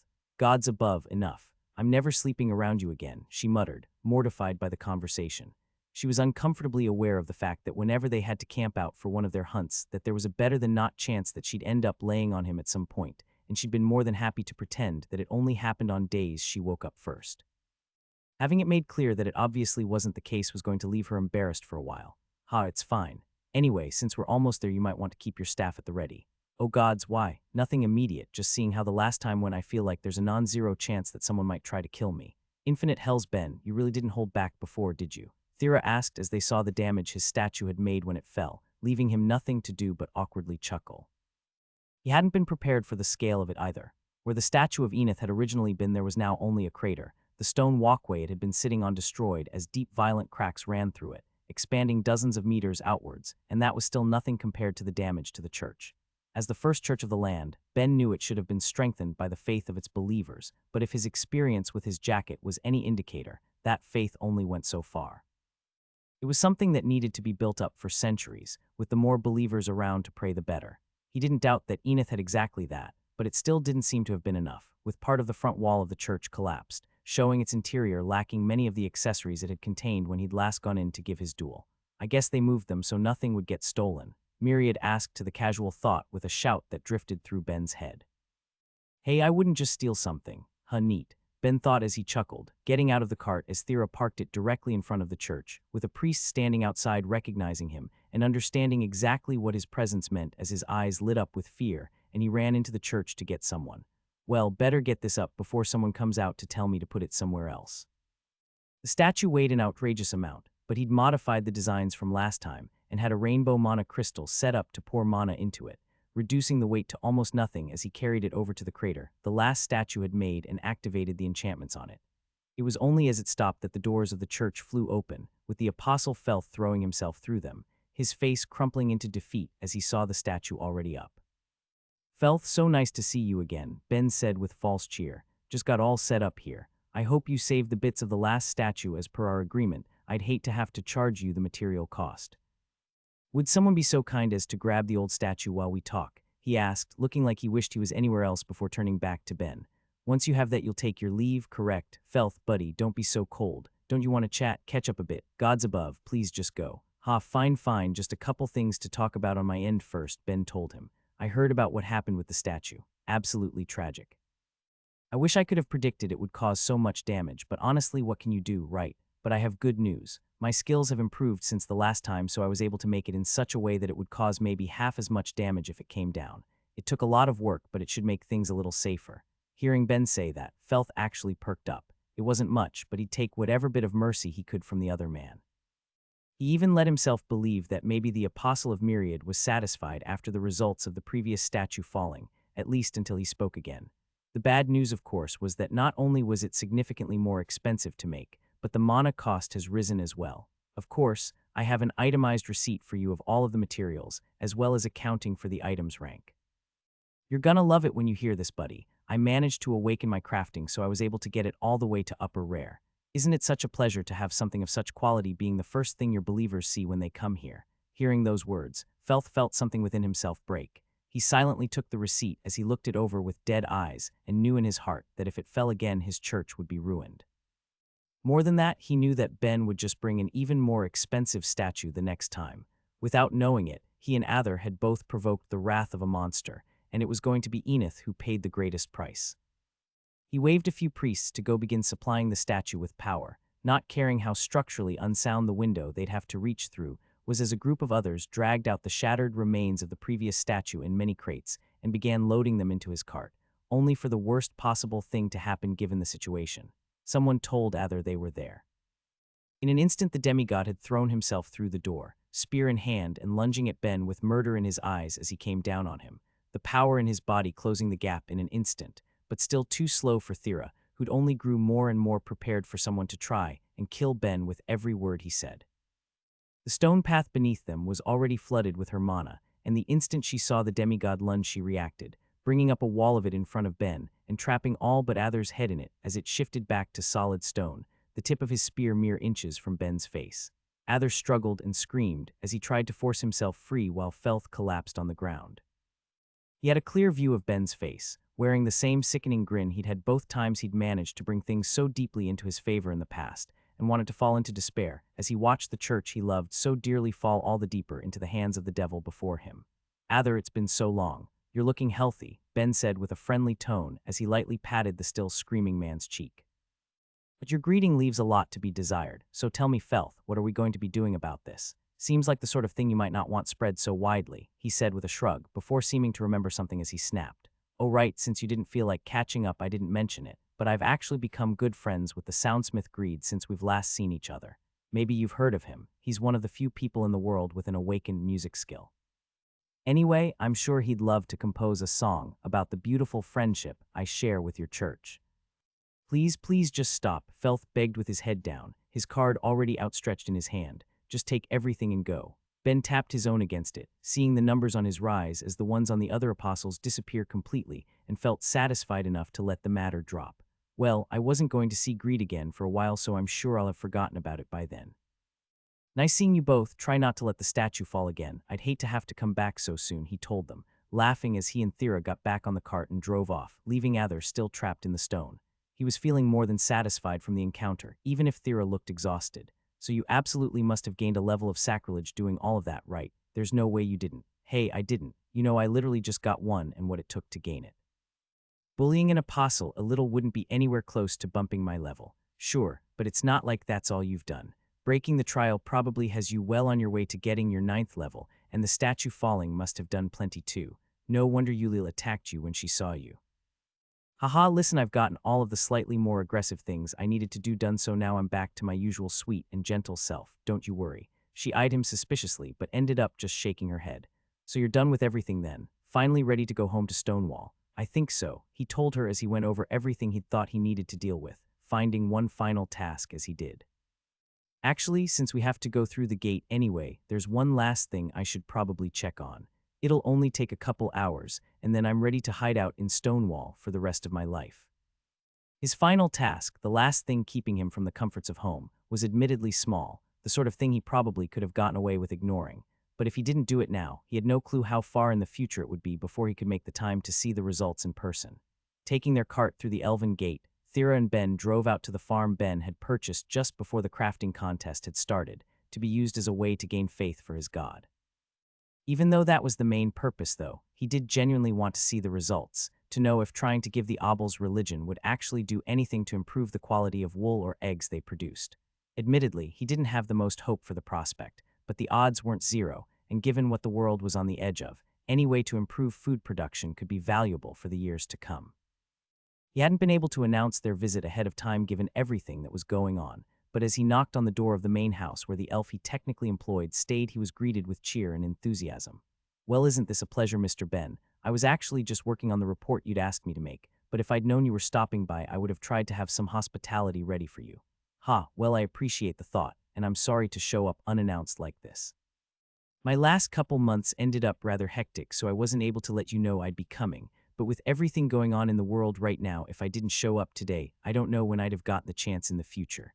It's no trouble at all. Come on to the fields with me. I'll talk about what I've seen since then while I have you around." He led them around back where the fluffy little ovals were grazing, and even if he wasn't sure what it was, he immediately saw some sort of change when he looked at them. "Are their coats glossier?" Thera asked as she eyed the closest one, thinking of how soft it looked. "Good, I miss, they are indeed. Their coats are looking a bit nicer overall, and they're growing back a little faster too. On top of that, it looks like egg production increased by around 5%. You aren't exactly raking in the sort of profit that could make up for how much you invested buying this place, but in general, I'd say we're seeing some reasonable improvement considering it's only been a couple months." "Interesting," Ben muttered as he stared at them. "It's early enough that I wouldn't be surprised if we see some more improvement for a bit, though it will stop after a while eventually. Still, 5% is actually quite a large amount all things considered, especially with a large enough herd. Let's say in theory if it gets up to a 7% increase before leveling off, if we were getting 1,000 eggs a week beforehand, then we'd be ending with an extra 70, with things only getting better for even bigger groups. Of course, different animals would have different improvements, but this could actually be pretty big. If I could sell the mind control necklaces used to make this possible, I could probably make a killing, but there's way too many issues with that. All it takes is one idiot to put one on without thinking, and a major crime has been committed. But at the same time, this is actually too useful not to try and take advantage of. Not to mention the fact that I'd be able to snag Myriad a bunch of faith. Even if the quality is low, when we compare it against just how many farm animals there are in the world, the results could be insane for him. Well, I guess I'd also have to limit it to animals that aren't slaughtered for food. Killing and eating something that gives my god faith would feel weird. Myriad spoke up in his head in response to his thoughts. "Look, I'm not going to deny that, but I feel justified in all of it. Either way, what do you think? Could there be a way to make this work? All right, in that case I'll start preparing some more necklaces when I'm back at the shop. Now that I have divine enchanting, I could definitely make the pendants to hold the enchantment significantly smaller, and since it's just making cubes, I could use my magic on it to practice. At worst, they're never used, and I just recycle them all one day." He walked around the fields, looking them over and not seeing anything significant. He did get the impression they were somewhere between happy and content, which meant that the necklaces were doing their jobs, but given the simplicity of the creatures' lifestyles, that could have played a part as well. It was as he finished his little inspection that he found Thera leaning against one of them, a dark resistance amulet he kept in his bag around the creature's neck while she pet it. "Looks like you're enjoying yourself. Something about these things is just so charming," she admitted. "Think we could bring one back with us?" "Ha, I don't think we'd be able to take care of one at Sonya's. I didn't think you liked animals so much. I mean, usually I'm pretty neutral, but look at it, Ben, it's adorable. Besides, I've always wondered what it would be like to have a pet. With my charm what it is, the ethics of it was always a little murky." "Well, a farm animal isn't exactly doable, but if Sanya's cool with it, you could always get something and I could just make an amulet for its collar. MMH, maybe one day," she told him as she thought about it. "I guess this wouldn't exactly be the best time to get one though, would it?" "Well, if the world doesn't end we can worry about it then," he said as he sat down next to her and began petting the creature too. He had to admit it was extraordinarily soft. He could see the appeal as he decided to do one last thing to check up on the state of the creatures. He connected with it. It was funny to think just how few times he actually connected with an animal. When he looked back on it, it came down to using it as a bug killer, as well as the one time he had to scare away an Alcir to keep him and Thera alive. Otherwise, his experience with Connect was limited to people, plants, and enchantments. He originally left animals alone for concern that they might get hurt or scared by the act, but by now he had mastered the skill. He just hid all of his extra minds away as he directed his positive and friendly emotions to it, feeling it respond in kind. As he gently probed and watched its thoughts, he felt more than happy with how the necklace did its job. If he directed a thought to it about Myriad, he felt the creature's mind explode with warmth and joy, and he wasn't getting any stress from it, even as one thing scratched at his mind, an absence that was blatantly apparent when compared against any person he'd connect to. "Hey Myriad, you still around? Why can't I feel any skills coming from this thing?" One of the greatest benefits Ben received upon reaching the 9th level of enchanting was that he was able to see both the skills and levels of people he connected to now. giving him a far easier time when he grabbed them to put on rings. That fact that nothing was showing up was confusing, and even when he tried to feel them like he used to, it seemed vague and undefined in a way he hadn't dealt with prior. Something was there, but not in the way he was used to. Luckily for his curiosity, though, Myriad had an answer. His god explained to him. He thought, though something about that still felt wrong, he just couldn't put his finger on it. Still, he let his spare minds probe at the idea in the back of his head as he and Thera finished up, giving their goodbyes and getting on the cart, finally on their way back to Stonewall. They spoke to pass the time, about what they'd need to do when they got back, about how good it would feel to get home after so long, how nice it would be to see Falk and Sonya, and just how they were going to break the news that they were now romantically involved in a far realer way than an engagement that was forced on them. But as they reached the Elven Gate, Ben felt his thoughts snap into place, as just what had bothered him about Myriad's explanation come to the front of his thoughts. Hey Myriad, if the system is built to help the races of this world, and it isn't just automatically applied to every living thing, why wasn't it made in a way to keep demons from accessing it? Ben could tell from the voice of his god in his head that Myriad was almost insulted by the idea, the prospect that the gods who'd worked so hard to create this, to give all sapient races better odds at surviving, would ever do something that could bring them crashing down again. It was pure madness, plain and simple, and the longer Ben thought on it, he couldn't help agree. The system was designed in a way to aid in the growth of all races who were a part of it, with most people having at least a couple fifth-leveled skills, when the equivalent amount of power from before the system existed was around level 1 or 2. People were simply better at things than any of their pre-system ancestors would ever be, but thinking about that just made a weight form in the pit of his stomach for one simple fact. He knew he wasn't wrong. Myriad, I assure you, demons have access to the system. I felt the skills on the one who impaled me. Thera was eyeing him from the side with concern from the expression on his face and the fact he'd gone silent, but that barely registered as his minds became a flurry of activity as the implication got to him. At the time, when the two of them had been on their hunt with Steph, Will, and Wedrow, Ben hadn't paid it any mind. When he'd survived the attack, he had other more important things to worry about, not to mention that his understanding of both souls and the system were almost non-existent. He hadn't questioned what he'd felt, nor felt the need to mention it, with the fact he'd experienced it at all almost vanishing in the recesses of his memory, but now that he had a greater understanding of things, he could tell just how bad this was. Myriad could hear the certainty in his apostle's thoughts, but even still he denied it, though significantly less confidently. His god trailed off as horror filled his words, the confidence Myriad was feeling in his claim all but vanishing as something clicked for him. Myriad. He passed on the message to Thera, who was able to pick up on his own worry easily enough, and without argument changed the destination they went through when they made it to the gate, returning to her homeland instead. It was Ben's first time at the church, but he didn't take the time to appreciate its architecture. He understood that they were there for an important reason, one that had a heavy bearing on the future as a whole. When they arrived, they took seats in front of the statue of Analia, and at Myriad's request closed their eyes to pray, opening them again and finding them both in his god's realm, with Analia and Helori present as well. Thera broke into a deep bow as she understood what was happening, averting her eyes from the radiant divinity that was before her, as she quietly thought about how much she wished Ben had warned her this was going to happen. Lovely to see you again, child, and your partner couldn't warn you because of the delicacy of the matter, Analia told her with a strained chuckle, easily seeing her thoughts while trying to contain her reaction to what Myriad had told her. And Ben, isn't it lovely to see you alive? Your survival made some impressive waves up here, at least until something a bit more important came up. Which is? Thera asked quietly, still struggling with being in the presence of so much divinity and wanting to know why. I think demons and invaders have access to the system. That stunned her silent as the gods surrounding them grimaced. That is still a pretty big if, no matter what it might help explain, Helori said, even if she seemed just as uncomfortable with the likelihood. We'll need people to actually verify. This is going to be a nightmare of unseen proportions if you're right, the implications alone. Which we'll deal with when the time comes, Analia said firmly.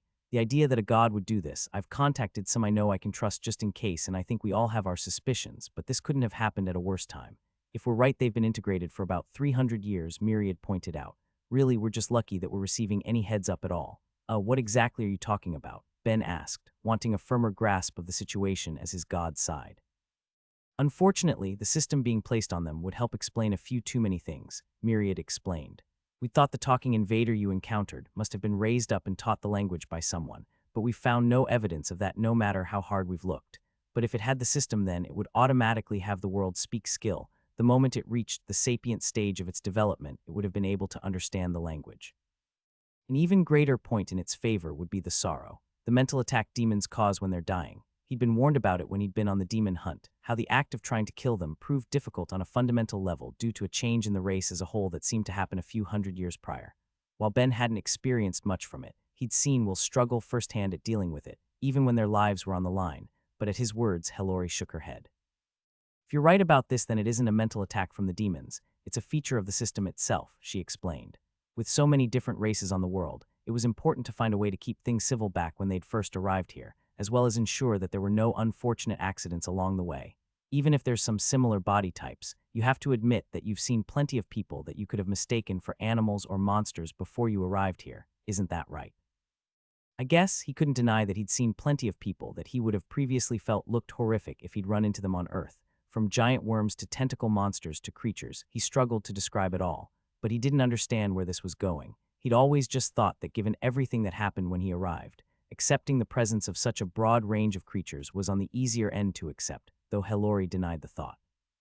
While you do seem to have a potentially unhealthy ability to adjust to things, Ben, the main reason is because the system views every other creature under it as a person and makes those who benefit from its effects feel the same.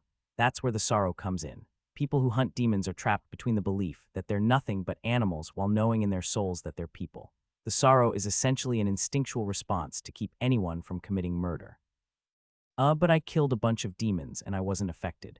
From what you're saying, it's not like my resistances were doing anything for me, right? Hellori and Analia looked awkwardly at each other as his god spoke his thoughts, sounding very tired as he did. The system doesn't make you value life. It simply makes you view it in the same way as if you were killing members of your own race. To be blunt, Ben, the fact you could so easily shows a pretty stark indifference to the lives of people, not that I'm exactly shocked. What, so I'm like a psychopath? He asked, mildly offended. I would like to remind you I've nearly died for people before and am working my butt off to save Anux. You're not a psychopath and you're more than capable of working towards helping people and caring about them.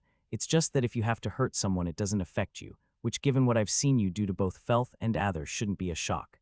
This isn't necessarily a bad thing, Ben, and it doesn't make you a bad person if you aren't attacking people for no reason. Hell, if you were a warrior it would be an excellent asset. Most people who are in positions where they need to inflict great harm to another need to overcome it, and it can take a mental toll too.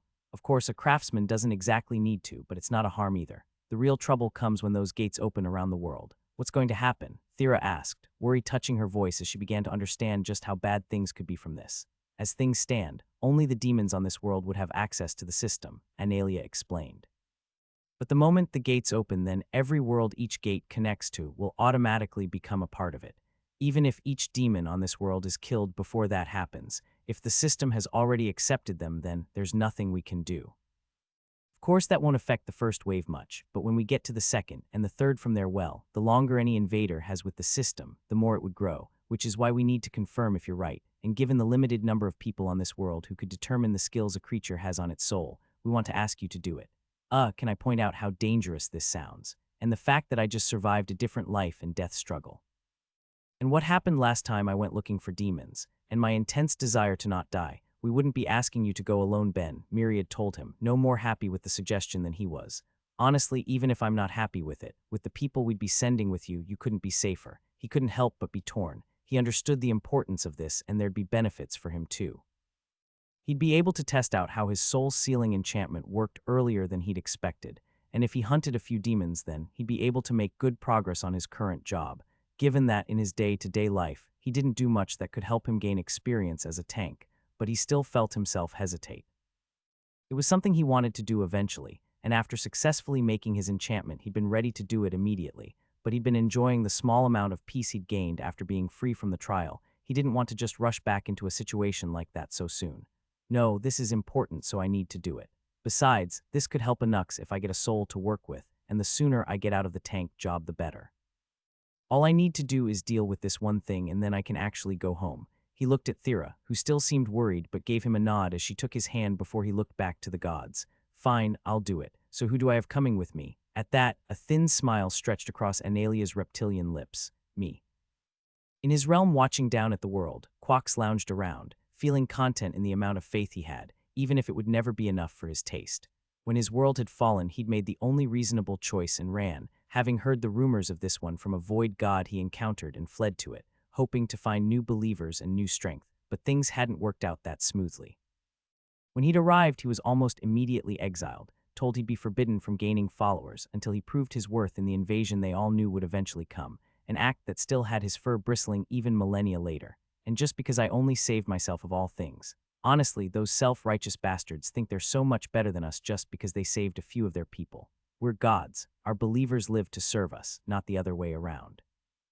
I'm sure my people felt truly blessed to give all they had for me in their final moments. Why should I be villainized for it? He did his best to push the thoughts away, as he always did any time he got like this. It didn't matter. Even if it was small, even if he had to share it with others, the amount of faith he had was growing, and they'd all managed to keep it a secret from those judging gods. Things would be tight, but soon they'd be able to put their final plan into action. They just needed to be patient. The fall of this world was coming. It was a fact they all knew. With the invasion so close to their doorsteps, they just needed to gather as much faith as they could while they could, and if they were extremely lucky, then they'd be able to use it to escape this doomed world once things got too bad. Sure, it would leave them in a bad state, but there were ways for them to adapt, to survive. They'd just need to gain all they could by the second wave as they ran for it. After all, the others are so insistent on doing what they can and never gave us the respect we deserve. Who cares how they die in the end? I'll go on, and it's always the survivors who record history. Just thinking of a coming future where those who oppressed him were destroyed filled him with glee, a far nicer fantasy to experience than any memory of the past, and with nothing else to do he could have enjoyed hours of it, at least until another god came into his realm, gripped in panic. Quox, this is bad, this is so bad. Oh, falling stars were so fucked. The god Harrow screamed as he got there, much to Quox's annoyance. The fly-like god was always panicky and a pain to deal with overall, but they were also co-conspirators, more deeply bound than he'd ever willingly be if he felt like he had a choice in the matter. Damn it, Harrow, what is it now? Can't you see I'm trying to relax? There's no time to relax, damn it. We need to do something. The other gods suspect something. That got his attention, making him get up despite himself. There's no way. They weren't able to find out even after the invader incident. They can't know now. Well, something's happening. They're trying to be secretive about this, but I know a couple of them are actually going to descend upon the world. You know, they wouldn't fucking do that before the invasion if it wasn't something big. Infinite hells. Yet the others, we need to sort this out now. Even if he didn't particularly like the other god, he knew he wouldn't be wrong about something like this, even if it threw all of their plans into disarray, and so close to the end of things too. It's okay, we can still make this work. We might not be able to gather as much faith as we could otherwise, but as long as the numbers are culled and bodies are disposed of, we'll make it through this. We just need to act. In his village, Tolto walked around greeting everyone he saw. The tents that made up their homes were spread between the trees as those without any tasks to do were on their knees giving what faith they could, with only a few children playing as they ran up to him, excitement plain on their faces as one spoke up. Tolto, the great voice spoke to me. I've gained a level to my stealth. Really? Isn't that wonderful? He said happily as he placed his scaled hand on the child's head, ruffling his fur as he did. Yep, one day I'm going to be just as great as you, just watch. I know, the child said hesitantly as he cast his eyes to the adults around who weren't busy with hunting, gathering, or caring for the young, meaning they had something more important to do than rest. They had to pray. Tolto could see right through them, understanding their worries as he chuckled. I know this may not seem too great to young ones such as yourselves. I remember feeling the same, but it's important they do this, as it's important you do as well when you get a little older. If the gods don't get faith, then the voice can't give us its blessing. The trees won't grow and the sun won't rise. We give all we can so that they can share this beauty with us. They all nodded along, happy to accept what they were told except for one young girl in the back. How do we know? How do we know all that stuff? Everyone says it, but the sun greets us each day and we always eat. He felt his smile slip only briefly, not out of anger, but from the small part of him that felt the same. Even still, he pushed whatever bit of doubt he had away. It would do him no good to think on it when he held such an important role. Yes, child, the sun is always there, but there have been times food has grown scarce, hasn't there? That's always when we haven't prayed deeply enough, an act that causes our own suffering in the end.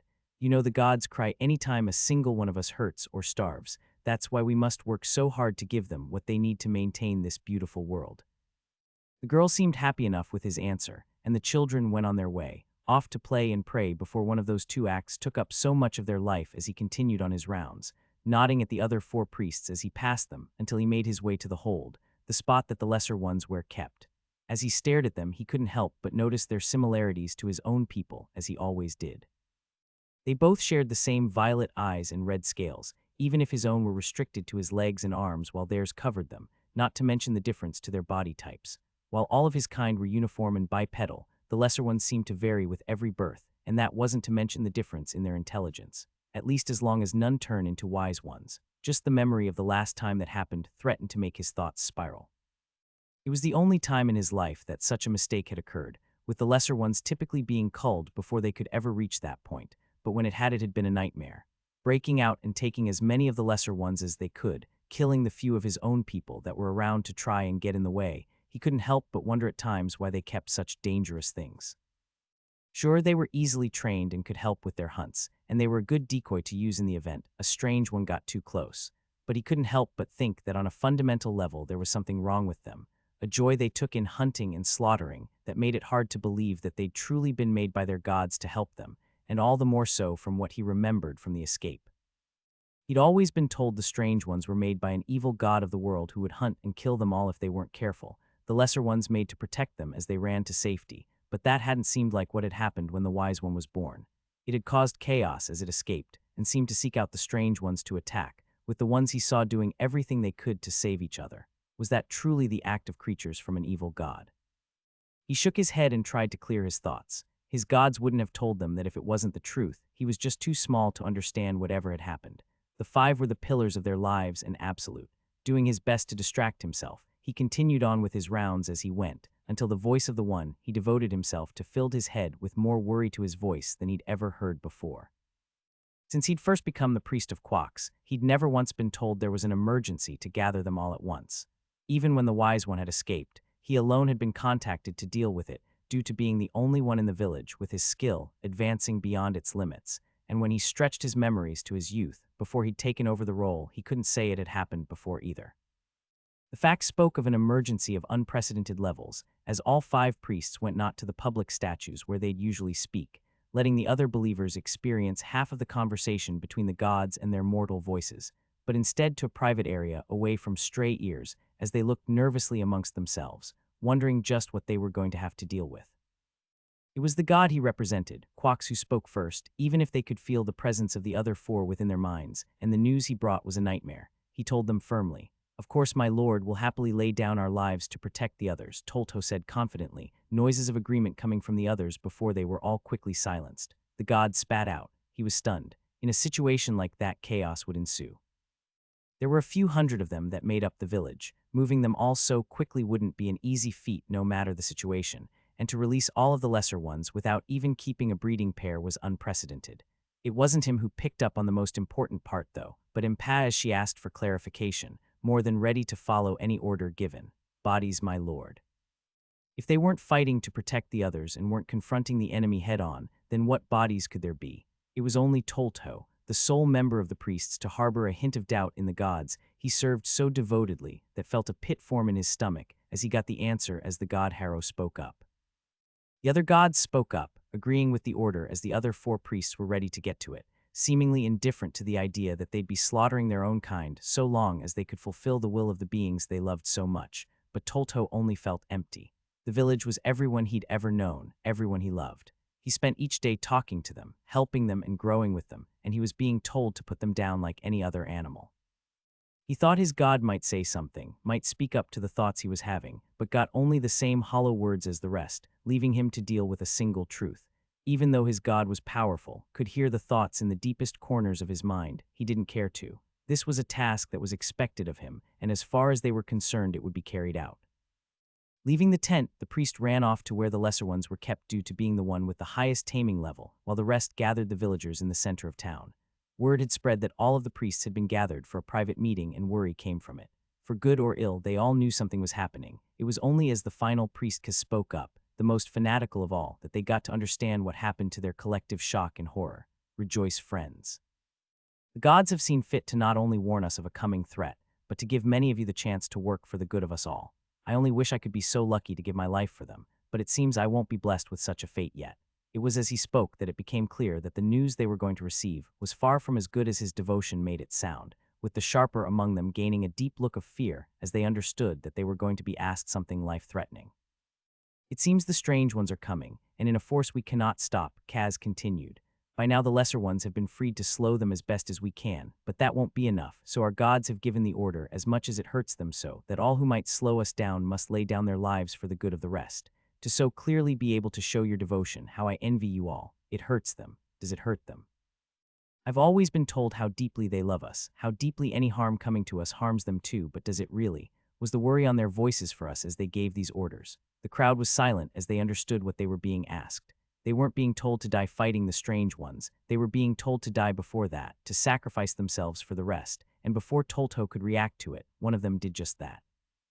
A fellow hunter, he saw old man Zex in the crowd pull out the knife he'd always kept on his waist, even after the injury to his leg kept him from hunting anymore. He'd helped teach Tolto all he knew of the art, was the one to get him to walk the path of stealth when he'd found that he had no skill for any magic but death, and was the one who gave him advice when he struggled with his faith in his own youth, helping him become the sort of man who would become one of the 5 priests. And before his eyes, while in the middle of the crowd, he dragged that knife across his throat after hearing one of the surest ways he could serve his gods. The people around him screamed, and Tolto did his best not to be sick then and there. He was no stranger to blood and death. The invisibility he had access to was more than enough to leave him as the village's most important hunter, but through it all the other priests didn't flinch, with Kaz almost reveling in it. Yes, he understood. He knew his own weakness and did what he had to truly serve the gods, but what of the rest of you? Of course, if you're strong and well, you need to live on to give your faith to maintain all we have. But how many of you are old, are sick, are injured, are children? Even Kaz seemed to hesitate there for only a brief second, his young daughter standing amongst the others, but just as likely to slow them down as they went while Tolto stared at the rest. It looked like some were ready to act almost as quickly as Zex had, looking for something nearby to get the job done as others looked on in fear. The elderly who wanted to live on, the injured who just needed time to heal, the parents who held their children tightly, not knowing what to do as the children cried, the boy and girl he'd spoken to just earlier among them, one so happily looking forward to the future, the other questioning the gods when she was too young to know better, and it was as he looked out to all of them that he made his choice, speaking up for the first time as he did. No. What was that? Kaz asked, not understanding what his fellow priest was saying as Tolto screamed out into the crowd. I said no. Who are the gods to say that we should die for them? Who are they to say we should kill the ones we love before running away like cowards? Is our community so fragile? Are the bonds we share so weak? Could you all go on living with yourselves if you just let the lives of your parents and your young brothers and sisters, friends and neighbors end so easily? I say no. If the gods would ask this of us, then why do we even worship them? What's been the point of all of this? The crowd was a mix of looks, a few seeming to agree but more looking shocked that a priest would say such a thing, while others looked enraged at him for daring to say something that would go against the will of the gods like that, with his fellow priests being in the latter group. You go too far, Tolto. Plate screamed at him, a ball of fire already in his hand before turning to the crowd. Look at what we have. The gods gave it all to us. The food of the forest, the waters of the river, the sun in the sky, even our very lives. If they gave it all so freely, then who are we to say they can't take it away? Are you so great that you can decide what is right? You don't have to be great to know this is wrong, he yelled back. And if the gods are wrong about this, then what else are they wrong about? I've seen the strange ones. They care for one another as any of us do. Maybe they're coming to kill us, but then what difference is it from now anyway? I'd rather die fighting than live with the consequences after. The voice of Quack screamed through his head. Perhaps I am wrong for this, but in that case it's better to be wrong, he yelled back at the same time the other priests attacked. With how coordinated it was, he could only assume it was directed by the gods, as the 4 of them moved as one, 2 of them firing off flame spells towards him as the others used earth, leaving him little room to avoid as he had to decide what hit to take, choosing the weaker of the flame spells in the end, as he felt his flesh sizzle and fur burn, as he activated the one skill in the village that no others had managed. He brought forth his invisibility. As the awakened version of the stealth skill, turning it into a non-affinitied magic when it did, he was the only one in the village to achieve such a feat in its entire history, needing just what had happened explained to him as a result, but when he couldn't have been more thrilled. He attributed it to the gods, and now it was going to be the only thing keeping him safe from their wrath. With the skill activated, he couldn't be seen, a similar effect to what some light spells could achieve, but as a skill descended from stealth, it could do so much more. It silenced his movements, helping to erase what noises he made while at the same time reduced his impact on the world, though not completely erasing it.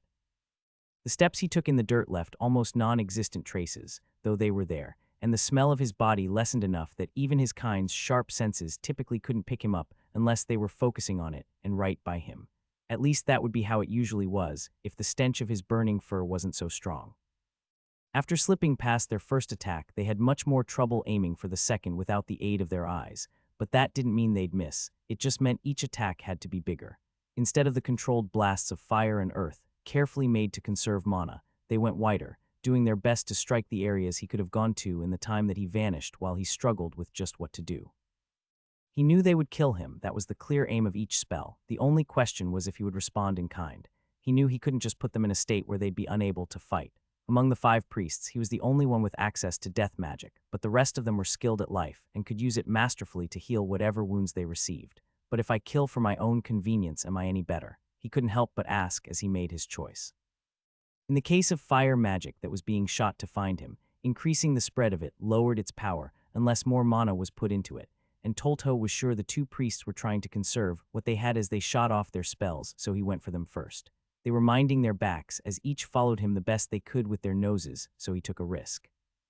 When one fired off her spell, he jumped through it as it started to clear, creating a clear image of where he was before she could fire off another for the others to lock in on, as he used his powerful strength to slam her into the ground, knocking the air out of her as he did before he dodged the coming attacks, watching as she was caught in the crossfire. It looked like the others knew this could happen, so they'd held back, but they'd done him a service in the meantime. His one attack would have just stunned her, but they'd taken her out, at least while she worked to heal her wounds, and for just a second he thought he actually had a chance, right up until he'd heard the screams of children in the crowd, looking to it for the first time since his fight began and feeling horror grip him. There were a dozen bodies laying around as he struggled to understand what was happening. It seemed that more had chosen to take their lives as their gods commanded, but then there were the ones taking an active part among those who resisted. People were fighting for their lives, but worst of all was a small group of the particularly devout closing in on the parents trying to protect their young. No. He forgot about the other priests as he kicked off the ground and threw himself into the crowd, tossing those who would try to kill the children without any care for whatever injuries they sustained as he stood in front of them, waiting for someone else to make a move as a water mage stood up, filling the area with mist. For all the good it did him, his invisibility wasn't perfect, and as moisture filled the air he was able to be seen as a whole within it, a clear target both for the priests as well as the most devout among them as he fought, knowing that while he might die in the end, if enough people were injured the gods might have no choice but to change their plans, so he cancelled his invisibility, not seeing a point in wasting the mana as he clad his fists with death magic instead. Taking a fighting stance as he prepared to give everything he had. When Ben and Thera got through the untamed land's gate they were told to take, they encountered the 3 they were expecting. 3 gods who had descended upon the world into the bodies of their believers. The average adventurer that was there had no clue who they were but could feel something exuding from them, a feeling of power unlike any other as they wondered if perhaps it was a meeting between 3rd-tier skill holders, not knowing that they were experiencing divinity for the first time. Even Thera, knowing exactly who they were, had to keep herself from bowing down to them. Their presence felt that great. It was only Ben whose skills protected him from the feeling, as well as his general indifference to whatever respect people believed the gods were due, who treated the meeting like any other, walking forward and offering his hand. "Hey, good to meet you. I guess you'll be keeping us alive for a while, so let's get along."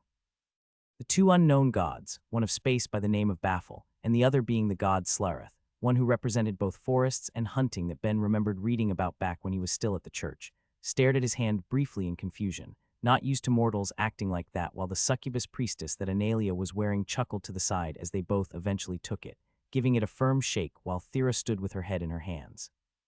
"I must say this boyfriend of yours is so good for keeping things interesting, child," Analia told her, giving a friendly pat on the back. "I think it's my first time seeing a mortal give a god a handshake. I'm so sorry he's like this," she said, defeat in her voice as Ben rushed to defend himself. "What? I'm literally just being polite here. This is like as guiltless as I get." "Haha, you've done nothing wrong, child of Myriad. It's just not the first thing a mortal would typically think to do. Pay it no mind. Anyway, Slareth, do you think you can find anything from here?" "No, there'd be no traces for me to track here. I think we'll have to actually do that." At that, Baffle gave a nod, opening a hole in space for them to all walk through, ending up in a familiar place that lacked decent memories for either Ben or Thera. "Take us a kilometer that way and I'll check again after." The spatial god did as he was asked, opening a hole for them to go through, even if the 3 gods seemed instantly concerned, with that fact becoming greater and greater at each stop.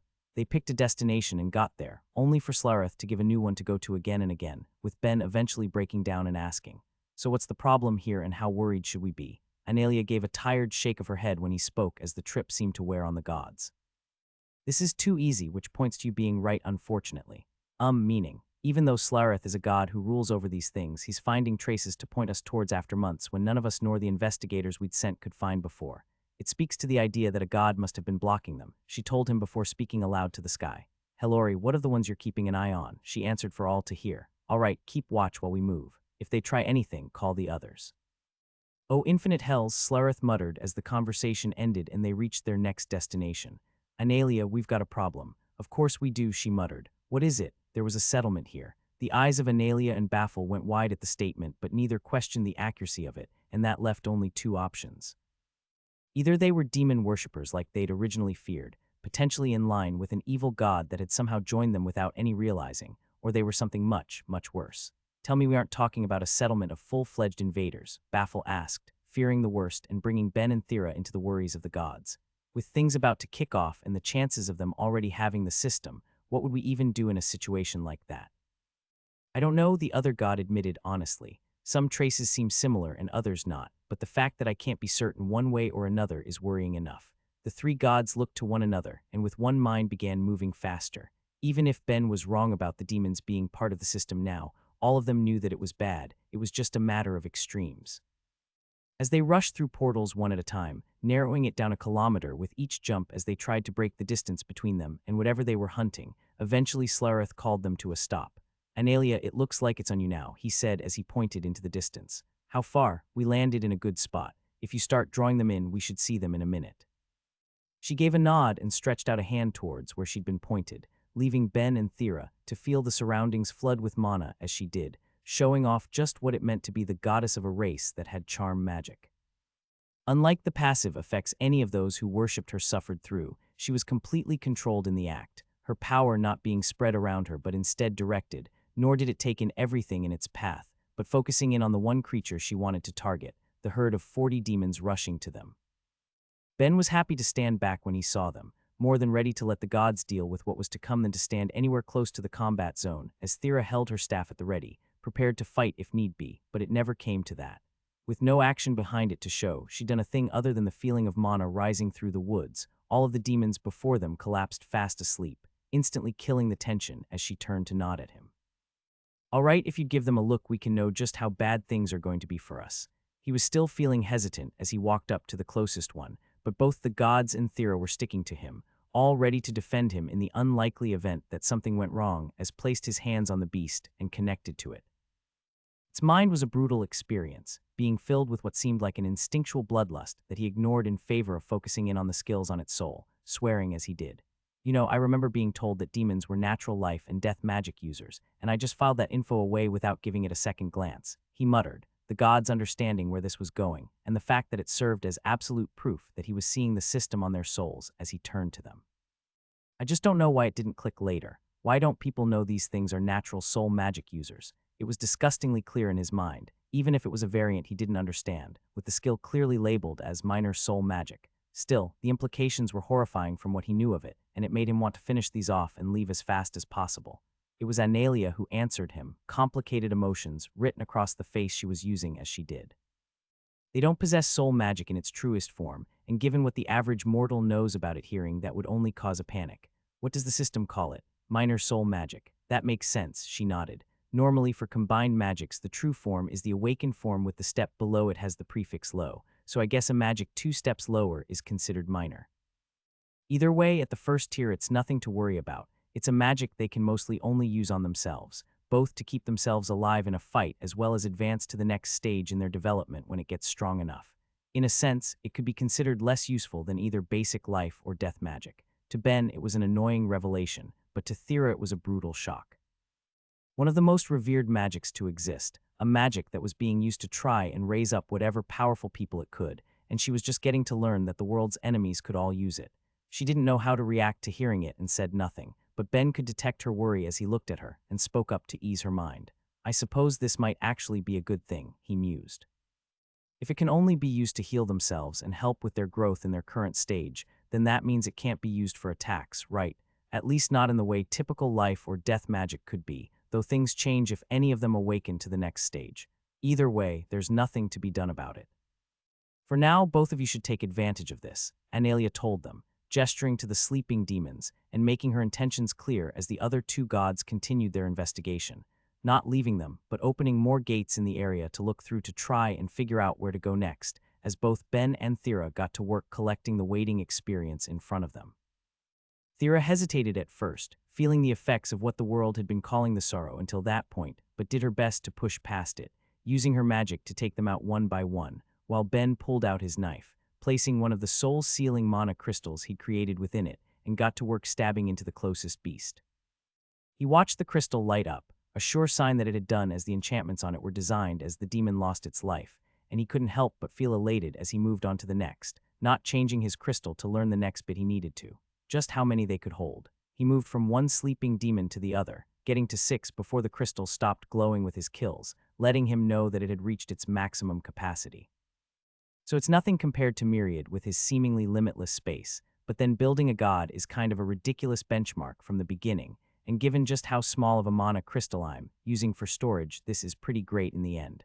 Not sure if I could actually do anything with a crystal with multiple souls, though, so let's move on to filling crystals with just one.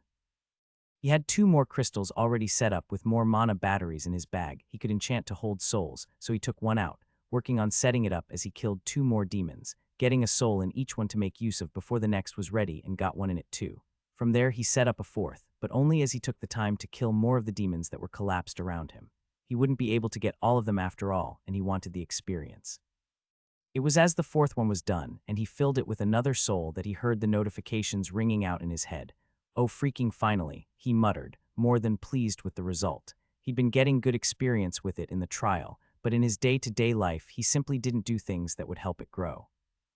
Getting it done felt like a weight had been lifted, and it seemed that Thera had completed hers as well from the way she was at his side, not touching the remaining 10 demons, so he reached his hand into his pocket to take out his job crystal, both to finally take Master Craftsman, and to let Thera choose whatever she desired next, only stopping at the cursing of the gods to their side as they opened a new portal.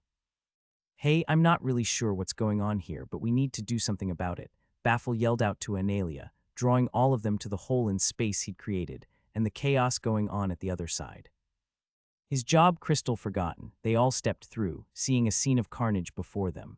At first he thought he was seeing proper invaders killing one another. They had the red scales and violet eyes that were the trademark for the race, but something was clearly different.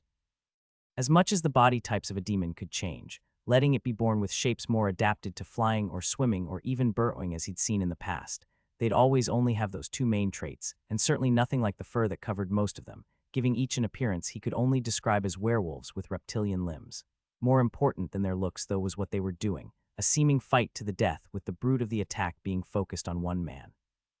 His body was burned and beaten, enough blood pouring out of him that Ben was shocked to see he could stand, let alone fight, as the children of his race stood behind them, screaming and crying in their parents' arms. "What are you waiting for?" he asked, turning to the gods. "You can't just let this happen, do something." Instead, though, like they hadn't even heard him, they just spoke amongst themselves, their voices quiet and angry. "So that's how it was done," Baffle spat out, with Slareth agreeing to whatever he was talking about. "It would be clever if it hadn't just doomed the world. Hell, doomed any other planet in the galaxy that hasn't been invaded yet. Those idiots were really this naked in their greed, it's unbelievable. At least we know who to blame," Analia told them, the calm goddess she usually portrayed gone as she looked ready to explode. "Helori, make sure they don't leave Quax's realm." Myriad informed the other gods what happened so they can assist her. Right now the priority is the capture of the forbidden gods. They need to pay for this. He heard the 2 gods agree, but ignored the conversation going on at that end, instead shaking Thera. "We can't just let this happen. You need to cast a sleep spell or something now while we figure this out." The urgency was thick in his voice, enough to shake her from the shock of what they'd just walked in on as she fired off her magic to the crowd in the distance as they collapsed to the ground, unable to withstand the mana she could put into a spell. At least most of them couldn't. The one who'd been fighting so fiercely, seemingly to protect the others, went down when the rest did, but he fought off the intense desire for sleep, trying to watch just what was happening, even if he lacked the strength to do any more. He'd been pushing himself as far as he could, and while he understood that his people weren't dead, he knew that after such a display, if they wanted to kill them all, they could easily. He was keeping his eyes open to meet his end and see if he really had made the wrong choice.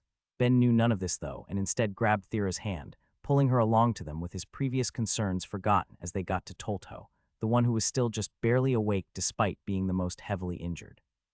He leaned down to touch him, connecting to get a better idea of what was going on despite any potential dangers, and felt a mind in a mess. Fear and worry for his people, anger at his gods, loss for those who'd already died, and worry that he'd made the wrong choice as the skills the creature had filled Ben's mind as well, even if they were a mere side note in everything else. It felt nothing like the invader he'd connected to in the past, nor the demons he just had when he'd been checking their skills. In every way that mattered, it felt like a person. Thera, heal him, he asked as he watched her do nothing. Ben, this looks like an invader, she told him, unwilling to act when it could be such a dangerous creature. Not exactly, girl, but they still need to die, Saleth told them as he picked up a thick log, preparing to bring it down on one as Ben stood in front of him. If they're not invaders, then what are they that deserves a death sentence? He asked angrily, not moving from the spot and refusing to let the god attack. It was Analia who answered, pinching the bridge of her nose as she did. They're the reason the system incorporated demons, or at least they're what the forbidden gods created that resulted in it. It appears those fools forcibly bred demons with a gentler animal and uplifted them with what little of their faith remained. I can only imagine it was a means to reduce what they'd spend on the act, since demons are already on the edge of sapience before they change themselves, but incorporating what's essentially a demon relative into the system was enough to destabilize the safeguards that kept invaders from becoming a part of it. Those blasted idiots. So that's why they have to die. They're made of demons, apostle of myriad, now get out of my way. No, that doesn't give any reason to kill them. I have demon bits in me, do I need to die for that too? He asked, casting a judgmental look to the gods before him. All you pricks can read minds, were you seeing something irredeemable in their thoughts? I'll admit some of them weren't looking great, but at least one looked like he was prepared to die to protect the others. Not to mention some of them are kids, or do you guys get off on shit like this? Ben had no desire to protect demons. He understood that even if hypothetically they might not all be evil, they'd taken over hundreds of worlds at least and killed an uncountable number of people on each. But that was just it, these weren't demons. He wasn't clear on the specifics, but it sounded like they were made by the forbidden gods. As wrong as that might have been, it wasn't their fault, and just as importantly, nothing would change by getting rid of them. The child is right, Slareth, Analia said, placing a gentle hand on the other god's arm. The system has accepted the demons. Even if we kill everyone on this world before the gates open, that fact won't change. Unfortunately, these are just people born from fools. They don't deserve to die for it. That will be the idiots who made them. He didn't look happy, but the god dropped the branch after only a moment as Analia left his side to heal some of the ones around, with Thera doing the same, even if she still seemed unsure. It was only as his wounds healed that the only man who was still awake said 2 words before letting himself drift off. It hadn't been expected, but that small bit of gratitude was enough to let herself give them the benefit of the doubt as she cast her eyes around the forest filled with the injured and dying, and with renewed effort got to work healing them. Helori's voice came for all to hear as Analia nodded and turned to the other gods. Good. Could you 2 grab 5 of the remaining demons from before? The sooner we get this done, the better. At her request, a new portal was opened, and demons dragged through as Ben let himself lay down, the voice of Myriad filling his head. I have no clue what you're talking about. It's super simple. I do what's right as long as I don't feel like doing something that's only a little wrong. And come on, you have to admit killing them would be pretty damn wrong. What an interesting point. That gives me an idea. Hey, since it sounds like these guys might not have their own gods for much longer, do any of you mind if I call dibs for Myriad? He asked aloud as Analia laughed despite herself, and the other 2 just looked shocked that the offer even went out as they dragged the last demon through. I believe they're all yours, Analia told him. This works out easier anyway, as the reason they were discovered you might as well have the first choice. Well, aren't I just freaking great at my job? You can tell me you love me if you need to, I get it. Hey, don't be like that, there has to be a couple hundred of them. After this, you might not even be the god with the fewest followers. This is great for you. Oh boy, well I guess we'll cross that bridge when we get to it. It took some time for them all to be healed, and while just how to handle them all once they woke up was one question, what would happen to their gods was another entirely that Analia seemed to be ready to answer then and there. Helori, what's the current status of the 5 of them? She asked the sky as the answer came down for all to hear. It would be a waste to let that happen. Given what they did, they need to at least die in a way that will aid the world. Send them down. All at once the 5 unconscious demons seemed to change. It wasn't in a physical way, but it was enough to make it clear to Ben and Thera what had happened. As with the 3 people before them, each of them were giving off divinity as they were being inhabited by gods. Myriad, maybe some context please. Wasn't it hard for a god to be in a body of a race that hadn't worshipped them for a while though? I doubt the actual demons were giving them any faith. Interesting. A shame we can't deal with them here and now. The god baffles spat at their unconscious forms. But I like my priest too much to get him any sacrilege levels. I suppose we'll have to take them to one of the trials, Analia agreed. If we go to mine I can deal with them using my avatar. They should be too weak to do much about it. Wait, I feel like I just heard something even more interesting. Ben thought as he perked up while Myriad grew worried in his mind. Hey all of you, if you're willing to wait a bit, I have a great idea to get them dealt with fast while also making things easier for Myriad to deal with their believers if you're all good with it.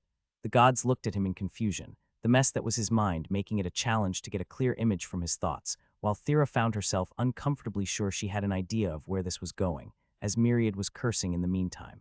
None of it mattered to Ben though.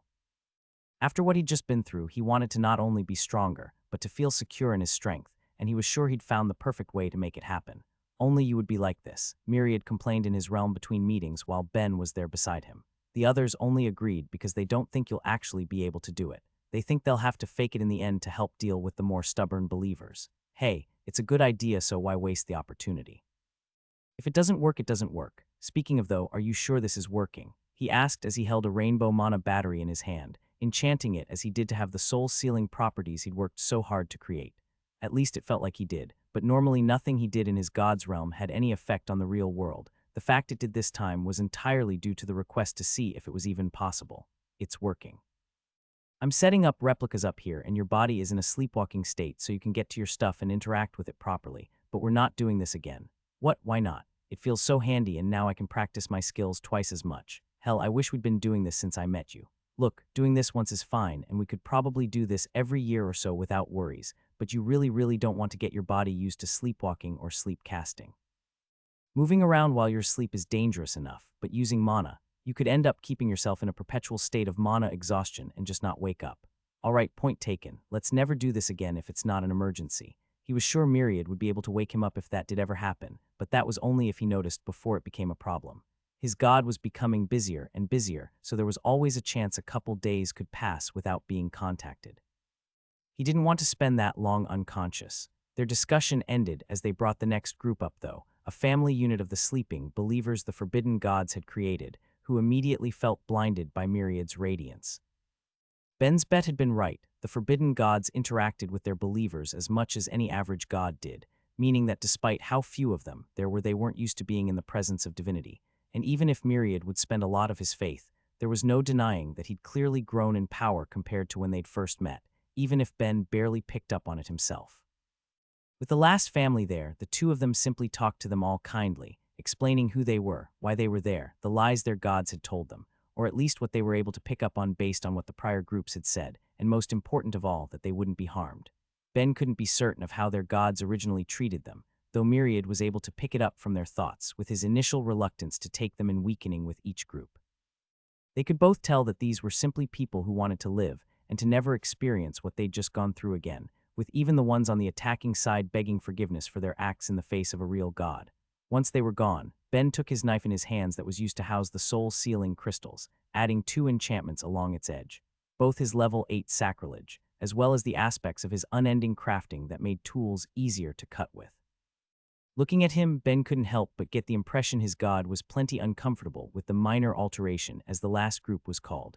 Not a family this time, but the 5 priests of the 5 gods. They were both prepared for a far tougher conversation than any of the last. These weren't the garden variety believers that they'd just been dealing with after all, but the priests that would speak to the gods directly. What neither of them expected was that they'd all show the same reaction as the rest, prostrating themselves immediately in the face of Myriad's divinity, with only the one who'd fought the other 4 so fiercely able to look up even a little. Myriad said directly into his mind, not speaking to him as he usually did while in his realm to keep things private. What, are you sure? Jesus, so they took my faith generators to the uncomfortable conclusion, huh? Ben thought back at the same time that the priest Kez called out, my wonderful lords, just to be this close to you, what an honor you give us, to feel your warmth and love as I never have before. Ben asked again, looking directly at his god in question as the priest went on. A floating cube, Ben thought back, doing all he could to suppress a laugh as his god ignored him. I'm not your god, Kaz, Myriad said, pulling his name from the thoughts of the others. I have nothing to do with your gods. My name is Myriad, and I'm simply here to explain to you how you've been mistreated, and hope you all might give me the trust that I'll do better. Ben could see confusion in the eyes of 4 of them. It was only Toltos who shone with relief as his god explained to all of them as he had to the others before just what really happened. He tried to be kind, but there was no easy way to tell someone that the ones they'd spent their lives worshipping were evil by all accounts, and by the end they were all handling it different ways. Tathos seemed like a weight had been lifted from him, as if the choice he'd made had been validated. Tears were streaming down the face of Plate as Nada and Impas seemed to be in shock, a not uncommon response amongst the believers. It was only Kaz who denied it, standing up before him and screaming, "Lies, how dare the rest of you believe this nonsense? Can't you see this must be a trick of the strange ones? Our gods warned us against them, yet you all give in so easily. Even if this is a trick, I'll take it," Taltho said as he stared the other priest in the face. "We were tricked enough believing in beings that would have us kill each other for their own convenience." It looked like Kaz was going to lunge at him, only stopping when Myriad spoke again, not able to keep himself from yielding to the divinity he felt. "You'll see for yourself soon enough anyway," his god said with a small shake, picking up on the confusion of the priests. "After all, your old gods need to be judged for their acts, but for now rest. After all that's happened, you deserve at least that." With those final words, the priests vanished from his realm, leaving Myriad to collapse to the ground when they did as Ben encouraged him. "Gotta say, I think you handled that real well, man. Very godly of you. Well, hey, their mistake is my gain, so let's see just how much I'm going to get out of this. Who knows, if things work out you might just get to enjoy my company forever instead of just my short little mortal life. I want to be sick just thinking about this." Ben opened his eyes, the 5 soul-sealing crystals in his hand, as well as his knife as he looked around. Thera was leaning beside him as she read to mentally escape every revelation that had been forced on her that day, trying to gain a better understanding of how to use her magics in tandem instead of thinking on the fate of the world, while the gods were still talking to the sky, discussing all that had happened. "You know, I think soul crystals has a nicer ring to it than soul-sealing crystals, don't you?"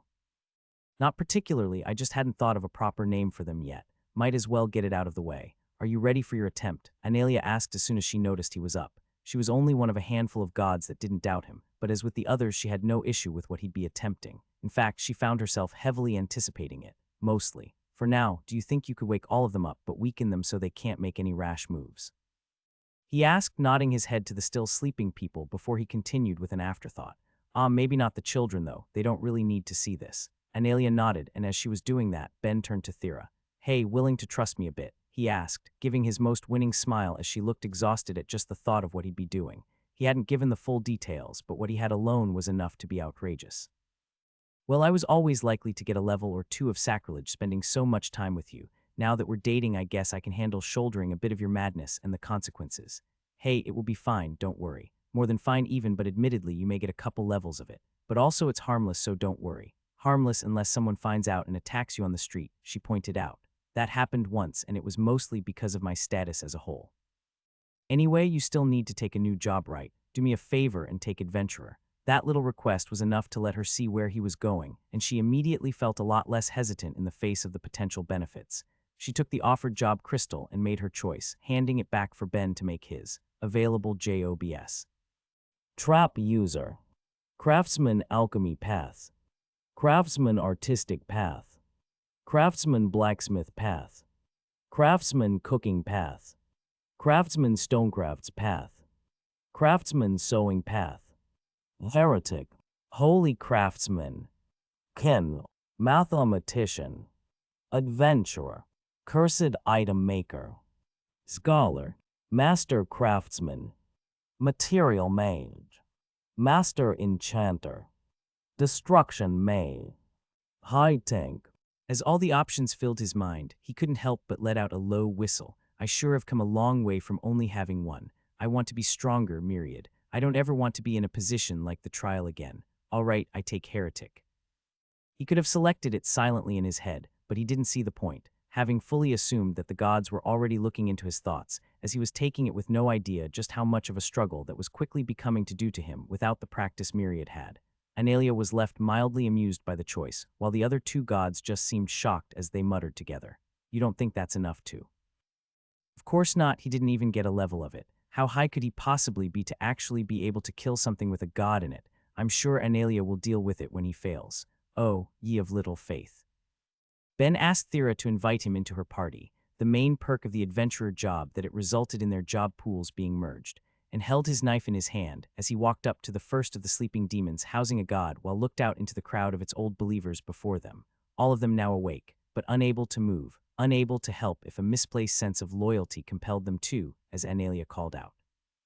"By now you've all heard the situation," she told them in a voice filled to the brim with compassion, none of the anger she felt for their gods directed at them.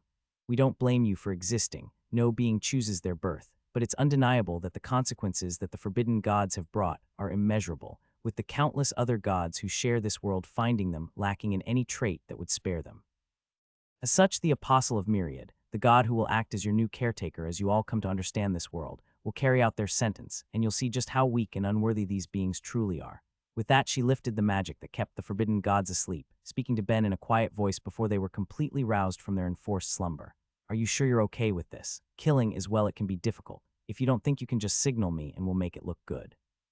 His god seemed convinced that the acts of violence he had caused in the past, without feeling anything, was a reflection of how he handled it as a whole, and while he'd never considered it before, hearing it said made him want to deny it outright. He had a sense of right and wrong, and he tried hard enough to help others. He'd be sad if anyone he cared about was hurt or died, but none of that applied to the beings before him. They may have very well doomed the world with the choice they'd made. They were far from guiltless like the race they'd created. Even if they were fully sapient, he couldn't help but easily look past the fact that they were essentially people and only focus on just what he'd gained from this.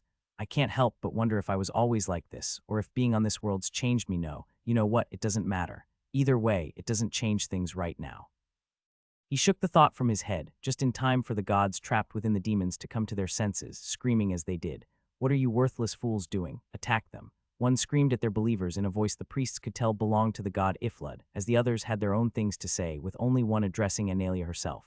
What right do you have to judge us? Quox spat. You with so many believers, you with so much faith to spare. Do you have any idea what it's like to feel yourself starve each day with a feast before your eyes? Of course not. No god that risked themselves to save their people would, she said dismissively, not caring in the slightest what they had to say but still feeling spiteful as she did. Of course, I do know of a lovely little god who's dealt with that. A friendly cube who's actually guiltless that will make a wonderful guardian of the race you created. What, you're giving them to that freak? Hey, watch who you're calling a freaking asshole, Ben yelled back, thinking of starting with him for what he'd said about Myriad, but deciding to save him till the end instead as he held the knife.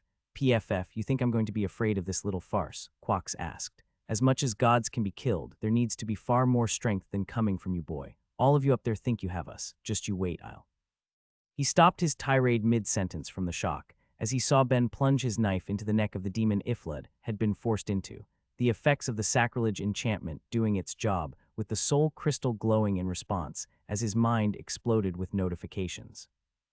Okay, this is a lot to take in. The system notifications simply didn't stop, as the names of gods who apparently wanted to see what was going on in his head kept increasing with no silence to come, but he pushed that to the side for the time being. The fact that he was hearing that new notification made him think that with whatever change awakening sacrilege had brought, it had given him just a little more privacy. I genuinely don't know where to start with all this. 5 new titles is crazy as it is, but 2 of them are definitely the same, just worded slightly different. As for the skill, I honestly would have been shocked if I didn't awaken it. If killing a god didn't work, then nothing would, but getting so many levels and still having 4 gods to go, it just might be possible.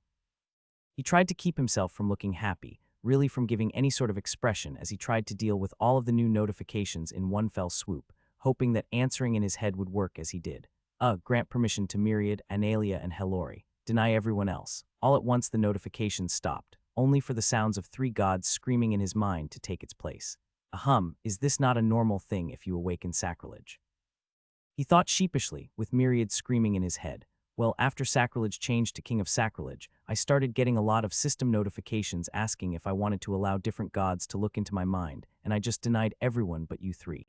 Helori muttered in his mind. She trailed off as Myriad had his own things to say. His god complained, already feeling regretful that he'd agreed to this so easily. It was only Analia who seemed calm once she understood what had happened, placing a hand on his arm and speaking to him with the voice of the believer she was using. Ben, I believe it's best you get back to it. We can worry about the rest later. But Analia baffle started, being shut down instantly with her icy glare. We agreed to this. Don't tell me you intend to retract your word because you didn't believe he actually could. He backed off in an instant, as did the god beside him, while Ben did his best not to stare at the gods and people around him once they'd gained his attention. The notifications were one thing, but looking around it could be seen that how he could see the world had changed too, the bodies inhabited by gods clearly distinguishable from Thera and the group watching, but even they seemed to have something in them that he could only assume was the faith they gave off. But that's something to think more on later. He thought quietly as he changed the soul crystal in his knife for an empty one and walked over to Thera, catching the complicated expression on her face as he did. Did you get a couple levels? He asked awkwardly, suddenly really hoping he hadn't got his girlfriend stuck with something like that, though she just shook her head. Something else. I'll tell you later. I'll tell you later. All right, well, for now, you should take a job that you want but think would be hard to complete. Better to get it out of the way while you can. I'm sure in that case it will be high telekinetic mage. With her job selected, Thera handed the crystal back to Ben as he went to choose adventurer, only to pause as he noticed the new option down on the bottom of the list. Hey Myriad, do you think I'd be able to complete the divine heretic job after killing one or two of these guys, or would it take a lot more? What I'm hearing is take it after adventurer, got it. Name, Ben Hef. Race, human. Titles, Apostle of Myriad, The Forgotten One, Miracle Maker, Skill Learner, Enemy of Enith, Trial Defier, Trial Breaker, Godslayer, Monster, Madman, God Killer, Threat. Jobs, Adventurer, LV2. Previous jobs, Apprentice Craftsman, Craftsman, Priest, Enchanter, Mind User, Magic Item Maker, Magic Weapon Maker, High Enchanter, Fractured Mind User, Tree Tamer, High Craftsman, Apprentice Mage, True Mage, Tank, Heretic. Attributes, Vitality, 602. Vitality Recovery Rate, 11 HR. Mana, 462. Mana Recovery Rate, 30 min. Strength, 485. Agility, 181. Stamina, 1595. Intelligence, 1406. Affinities, Light, 3. Life, 2. Fire, 4. Water, 3. Air, 4. Earth 2, Death 3, Dark 1, Space 4, Time 5, Resistances Light 68, Life 72, Fire 75, Water 69, Air 66, Earth 81, Death 78, Dark 85, Space 63, Time 61. Bless Skills, Unending Crafting, LV1. Divine Enchanting, LV1. Focus, LV9. Passive Skills, World Speak Plus. King of Sacrilege, LV3. Complex Mind, LV7. Bind, Partial Demonic Body. Defense Enhancement, LV4. Parallel Thought, LV6. Absorption Resistance, LV3. Plant Knowledge, LV4. Mental Expansion, LV5. Healing Enhancement, LV2. All Affinity Resistance Enhancement, LV2. Limit Breaker, LV0. Active Skills, Stealth, LV1. Connect, LV9. Hidden Mind, LV7. Calculate, LV4. Meditation, LV4. Cycling, LV0. Marksmanship, LV0. Speed Reading, LV3. Material User, LV4. Destruction, LV4. Swimming, LV1. Blessings, Myriad's Blessing. Analia's Blessing. Helori's Blessing. Galwax's Blessing. Elvet's Mana Regeneration Blessing. Trials, Trial of Analia and Talona. Trial of the Dead God. He briefly took out his card to see the changes and felt himself swoon with how awakening the skill boosted his attributes, even if it was only by 12.5%. He was definitely getting to the point where it was less significant, but even then it wasn't like that mattered. It was just that the major bonus of awakening a skill was turning into a minor one, but even if he somehow managed to awaken a dozen skills, he'd take every little bit he could get. First, though, he needed to see if the adventurer job would act the way he thought it would. It was a job that gained experience from killing monsters after all, with more given depending on how powerful the creature killed was. A single Leviathan was enough to let a party of 6 complete all of theirs, and though they weren't technically monsters, nobody could deny a god was powerful. Combined with the fact that they were trapped within creatures that always gave experience when killed regardless of the job, and there was the potential for plenty to be gained as he walked up to the next, seeing it try to say something, but stabbing it before it could get a word out, as his newly awakened skill showed him exactly where to hit. A small part of him acknowledged other aspects that King of Sacrilege seemed to change for him. There was no denying that it was significantly easier for him to kill this one than the last, the knife slicing into it like butter, but there was also what he was seeing as a whole. Before, sacrilege was like an instinct pointing him to what he should do to cause harm, but now it was as if the forbidden gods and the other 3 they'd come with had lit up before him, with pinpointed areas highlighted to show how to cause the most harm. Beyond that was what he'd already noticed, looking into the crowd. Each of the people he and Myriad had talked to were visibly different to him as well, with the strongest change amongst them coming from those who looked the most devastated to see their gods die. All of that was interesting and something to be explored later, but no more than a mental footnote in the face of what he might achieve. Holy crap, give it to me straight, Myriad. What do you think the odds are? Will do. He tossed the job crystal back to Thera so she could take a new one. There was no way for him to keep sharing the experience as much as he wanted to unless she wanted to kill one herself, and from the look of it, she wasn't interested. Of course, given what Myriad said, that's probably for the best. Analia seems pretty cool with it, but that doesn't mean every god's going to be thrilled about a mortal doing something like this. Still, they'd agreed to it, so he wasn't too concerned, even if they only had because they hadn't believed he could. Even if some of them knew he had the sacrilege skill, none of them had known just how high he'd had it, and combined with the others in his possession, it had made making the current enchantment on his knife easy. Man, now that I think about it, no wonder some of them are uncomfortable. I wonder if a mortal has ever made a weapon that could do this, a thought for later. He made his way to the next forbidden god. Everything about him that made him divine was locked away as fear filled his eyes. Wait, don't, he yelled as he begged. I raised up the Afri, I slayed Zertoro. I've survived so much, you can't do this too. His words were cut short as Ben did exactly that, replacing his soul crystal as the notifications of a complete job filled his head. I thought it might at least take two. I wonder how much potential experience is just being lost to the void after each kill. A shame I can't just stock it up and apply it to as many jobs as I can fill. But then at that point, I might actually run out of jobs if I could. He took the crystal back from Thera, seeing another complicated expression cross her face that he was fairly sure had nothing to do with the violent activities he was currently engaged in, but resolved to talk about it later. As he looked through the jobs he had left to choose from, he was disappointed to see there wasn't a new heretic variant he could take, meaning he didn't have any other option that would gain experience from killing them, just whatever came from the demons they were forced into. While high tank sounded like it might do the job, if it was anything like the original tank job, then he already knew it only gained experience defensively, one dedicated to drawing fire and taking hits. It was only as he was about to select Master Craftsman that he considered one more option. One single choice he knew nothing about that could potentially gain the experience he wanted from the act, even as his god caught onto his thoughts and cried out. Relax, Myriad, if it doesn't let me finish the job, then I'll just waste whatever experience I gain killing this next one and change it. Besides, even if it does, my single demonic skill has no level so it can't grow. There's nothing to worry about. He went up to the second last one who had gone all but catatonic, unable to accept the reality of the situation that not only was he about to die, but by the hands of a mortal no less. If he'd had the self-awareness, he might have viewed it as penance for letting the entirety of his people die, but for one so centered on continuing his own existence without a second thought, those he had abandoned in the past hadn't crossed his mind, in the same way they hadn't for the past few centuries as Ben stabbed into him, watching the soul crystal glow. He felt a small shudder run through his body. He took to be Myriad dealing with the last notification as he let out a small cough. I haven't heard that notification before. His god spoke, sounding like he was doing it through gritted teeth despite the lack of a mouth. Yeah, I'll do that. He could already tell he was in for an earful later, and even he had to admit it was probably well-deserved given that he'd taken both jobs his god had specifically asked him not to go for, as well as the advanced variant of one of them. He didn't regret it for a second. All of the bonuses he'd managed to gain in a single day would be incredible for both his growth as well as keeping him alive if disaster ever struck again.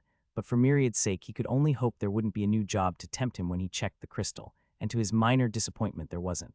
Well, it was a bit of a stranger path to get here than I'd ever thought, but I guess I'm taking Master Craftsman. Oh, a new knowledge skill, score. Still, gaining it was exciting for him. He'd have to take the time to really plunge into the books he owned on the topic he had yet to touch, but that would be for once he returned to Stonewall, a goal that seemed like it would be delayed yet again. Well, just the one left, he said, giving Quox a smile that the god found to be more horrifying than any demon or evil god could ever be. It was a smile that spoke of just how close Ben was to achieving the third tier, hopefully only needing the death of this god to awaken him beyond the limit of mortals. Just want you to know that while the others were completely impersonal, even if they did help screw over the world I'm stuck on, you decided to insult my buddy on top of all of that, so this might hurt a little more than the others dealt with. Wait, stop, please.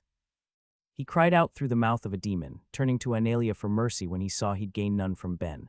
A blessing, a skill, anything. I have the strength. Surely there's someone you'd want to have it. Please just spare me.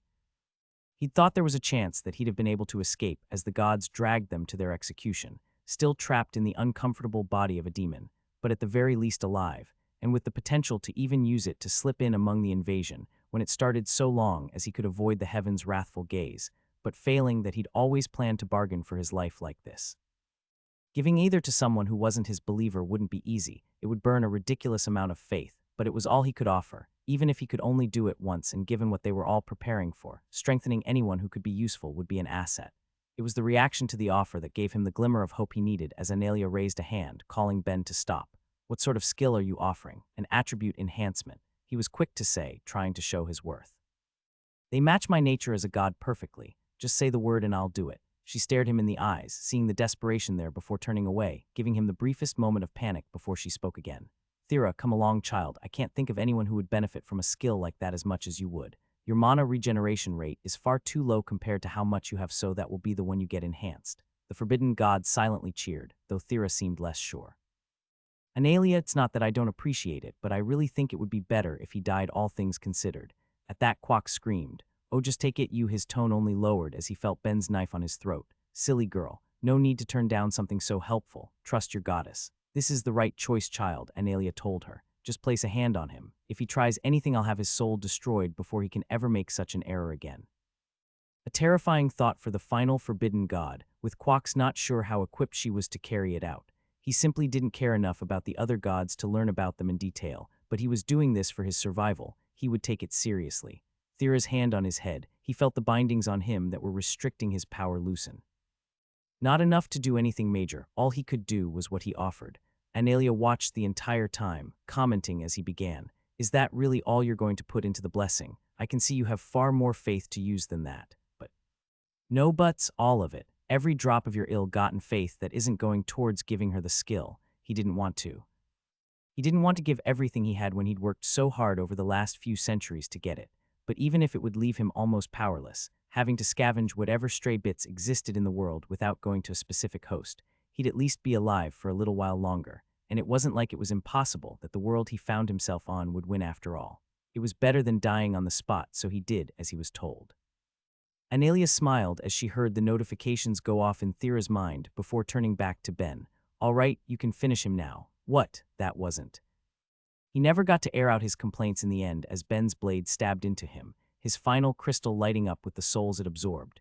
Even if she understood why it happened, it left Thera feeling conflicted to have taken something from a god under false pretenses, but her own wrapped her in her arms. Given what those fools did, this is better than any of them deserve, and now more than ever it's important to get any bit of strength you can, Thera. On that note, it's unfortunate, child of Myriad, but it looks like you won't be becoming a god anytime soon, she told him with a small chuckle that he returned with a shrug. "Ah, I knew getting to the 3rd tier wasn't a guarantee. I'm just happy to have awakened another skill and gotten some levels and bonuses. All in all, this worked out about as well as it could have," he said, giving a happy laugh as he did, and feeling exceptionally good about how that had all worked out for him in the end. It wasn't the power he'd hoped he could achieve by getting to the 3rd tier, but it was a lot while also giving him plenty of room to grow. It was only as Thera gave him a confused look as he was lost in his thoughts, grabbing his face and bringing it to hers, seeming as if she was staring into him, that he left his inner world. "Thera, not that I don't love the passion, but we definitely have an audience here, not to mention all the gods watching us," he teased as he wrapped his arms around her. "Maybe we should wait for a bit of privacy." She for her part ignored it, having something far more important to focus on as she spoke up. "Ben, your eyes have turned violet." He felt surprise course through him as Thera said it, and he gently pulled away, reaching into his bag to get a small white mana crystal to hold up to his eye. What little reflection he saw was crude, nothing compared to the mirror he'd have liked to have, but it was enough to see that Thera was right. Neither the whites nor the pupil were different, but his iris had changed to a vibrant violet, the same as any demon. "So I definitely need to make sure I haven't sprouted any scales anywhere later," he thought to himself, turning quickly to Analia, who wore a small, worried look, not having noticed the minor detail until it was pointed out. So how worried should I be about this?" "You're asking about an experience nobody else has gone through," the goddess pointed out. "I don't believe it's bad, but I can't exactly say it's nothing either." "Well, I guess I'll just keep an eye on things and hope for the best. In the meantime, I can't help but remember being told that bodies possessed by gods were good for both potions and materials. If only you knew somebody with an awakened crafting skill who could handle both," he said, fluttering his eyes at the goddess and getting a small laugh.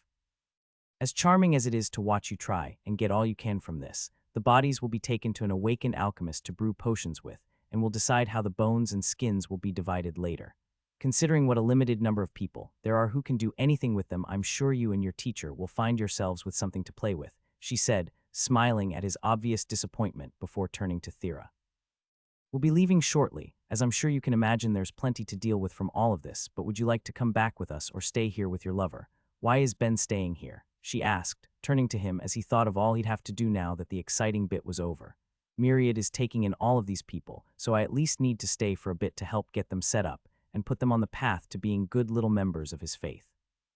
It might be a couple weeks, he explained as just how monumental a task that would be set in. Oh God, I need to explain the state of the world and the invasion and try to properly motivate them all to convert and look at how they're living. They're sleeping in tents, and it doesn't seem like they do any agriculture. I'll at least need to build them houses. He felt a migraine forming as he looked around, seeing more and more that would be good to do while he was there. And I don't even have any tools with me. Damn it, this is going to be the Dryad village all over again. They'd left their cart at the Church of Analia, but at the very least he had his bag with him that contained all of the rings he'd brought for the contest, as well as a few books, and most important of all, he'd have Thera. I'll stay, she told her goddess. He's far too likely to be murdered when nobody's watching him. Very well, in that case we should be off. Thera, it's always lovely. I'll check in on you while you're here. Contender Ben, do try to keep out of trouble. With that, the three gods picked up the bodies the forbidden gods died in as a portal was opened and they all stepped through. What did she mean when she called me that? He asked, getting an uncertain look as he did. I don't know, but I heard Vasta call uncle that as well while you were in the trial. Interesting. Myriad want to chime in. Fine, but before you go, I think you know exactly what quest I want. With that out of the way and seeing that he wouldn't immediately get any answers, he pushed the matter of whatever it meant to be a contender to the side, instead looking at the crowd behind him, all shocked and stunned by what they witnessed, with the priest Kaz wailing as two others cried as well. They could feel whatever connection they'd had with their gods breaking as they died. Now it was up to him to pick up the pieces. Great. I'm sure you all have a lot of complicated feelings about what happened, and honestly, that's okay, he began. You've been through a lot, and if you want to mourn their loss, then neither I nor Myriad will try to stop you, but as we've already explained, those gods weren't treating you well. They weren't letting you live real lives. The faith you gave wouldn't maintain the world like they said. All it did was make them stronger for their own benefit. Now you'll have plenty of time to enjoy your time in this world, not needing to give every spare minute to work and prayer. Hell, as an apostle, I only give a couple minutes a day and it's more than enough for Myriad, but I won't even ask you to give that much if you don't want to. Of course, there's plenty of benefits. You're honestly all pretty lucky to have him take you in. He gives all of his believers his blessing after a day or two, and you'll receive his skill after a few months of prayer. Well, there's plenty of good points about him, but he'll be visiting you all in your dreams to talk for a while to come. You'll get to discover all of those yourself eventually. He saw looks of confusion from the ones who had themselves together as Tolto spoke up, hesitant but wanting answers. If you don't mind. Ask away, what exactly is an apostle? Yeah, fair enough. It was surprising to learn that the village only had the 5 priests, no other pillars for each of the 5, but it seemed it was another way that those gods had skimped out on spending faith. An excellent question. It's one of the pillars of faith for a god, with the other 2 being the head priest and the oracle. You can basically just think of me as Myriad's priest though. Anything else? I'll be here for a while to help try and raise your quality of life, so don't be afraid to ask anything you want to know. Eventually, the goal would be to have you all interact with the world as a whole if you want to. Tolto had many questions, endless questions after his world had all but shattered, but for the time being he stuck to basing them on what Ben had said. In that case, you mentioned your god could give us skills, the same way the voice does, but what exactly is a blessing? Wait, what? Ben asked back, confusion on his face. It's something gods can give to their believers that can help them raise their skill levels and jobs. Admittedly, most of them are pretty stingy with them. Myriad's best point is the fact that he gives them to all of his believers. He's an incredibly generous god like that, and all of you will be able to grow stronger as a result if you accept him. And how exactly does that help us with our work? Another asked, seeing that Ben seemed agreeable enough to answer them. What? No, I'm talking about, oh my god, you guys don't have a job crystal, do you? And the fact that you haven't heard of them means you don't have cards either. I mean, of course you don't have cards, how would you have gotten them, but still. He tried not to think about how much they didn't know. In a lot of ways, despite all of them being born on the world, they were like him when he'd first arrived. They just need to learn. He took his personal job crystal out of his pocket, holding it up for them to see. Okay, this here is a job crystal. It lets you access a benefit of the system where you select an area you want to grow. To put it simply, it can help you become stronger, faster, smarter, healthier, and better at magic. And if you're lucky, you might get a new skill or a level to one you already have.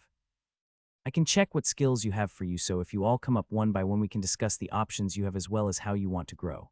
While that's happening, well, I'm not sure how you all treat your dead, but I think it would be best to handle it.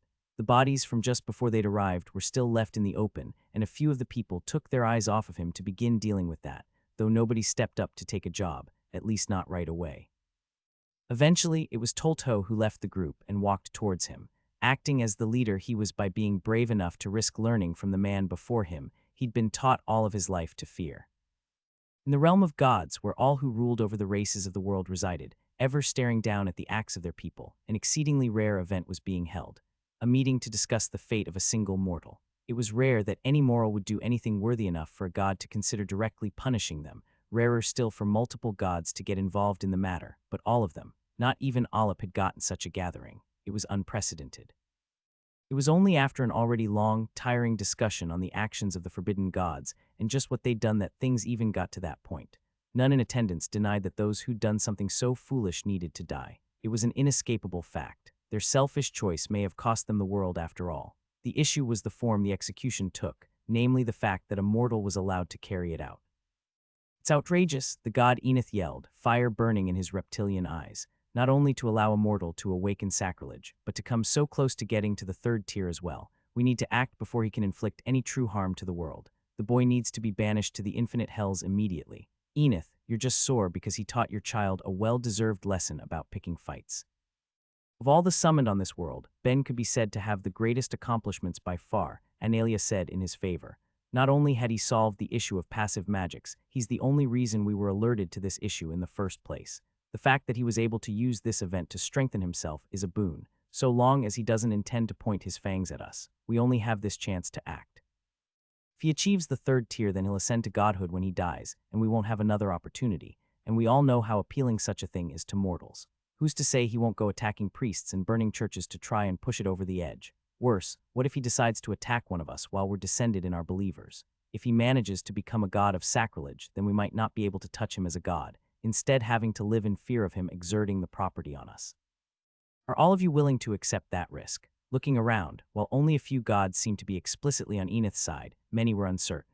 The points brought up weren't wrong, but to kill a mortal who hadn't truly done anything wrong yet was unreasonable. They needed mortals. While a certain level of fear was expected due to the difference in the scale of their existence, none among them were evil gods. They prided themselves on trying to be fair at the very least. The issue was that despite that, while there was only a small number in favor of banishing his soul, only a small number were speaking to his defense as well. They were in a stalemate. It all came down to who would sway the rest. "It is nice to hear all opinions, of course," began one of the undecided, a god whose defining property was choice. "But I believe we should listen to the one who knows him best on the matter. Myriad, since he is your apostle, what do you have to say for the boy?" "Now hold on," Enith cut in. "That should be obvious enough already. What point is there?" "Ben is dangerous," the cube said calmly, having been quiet till then, thinking long and hard on what to say, bringing the rest of them to silence with his first words. The other gods around stared at him in surprise, with the ones who'd actually met Ben wondering just where he was going with it. It's no secret he doesn't attach any special meaning to gods. In fact, I'd say he has a negative impression of all of us, at least until he gets to meet and talk with us, that is. From there, his evaluation is on the level of how he would look at a person, not a power above him. Frankly, I don't think anyone here has the right to blame him for that either.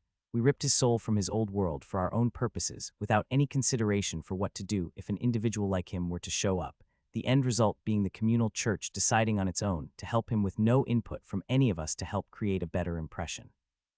"He has a second chance at life," one scoffed, "considering that I'd say he has plenty." "Regardless," Myriad said, pulling attention back to himself, "that isn't the only thing that makes Ben dangerous. In fact, there's many. The more obvious we can draw from how easily he can kill demons is the fact that he doesn't place any special value on life. It should have been obvious from the start for anyone watching, really. Unlike many of the others summoned from cultures where killing isn't commonplace, he had no issue with it from the beginning, even though he had no history of hunting like the ones that were able to quickly adapt to their new situation had. More important, though, is how he interacts with the system itself.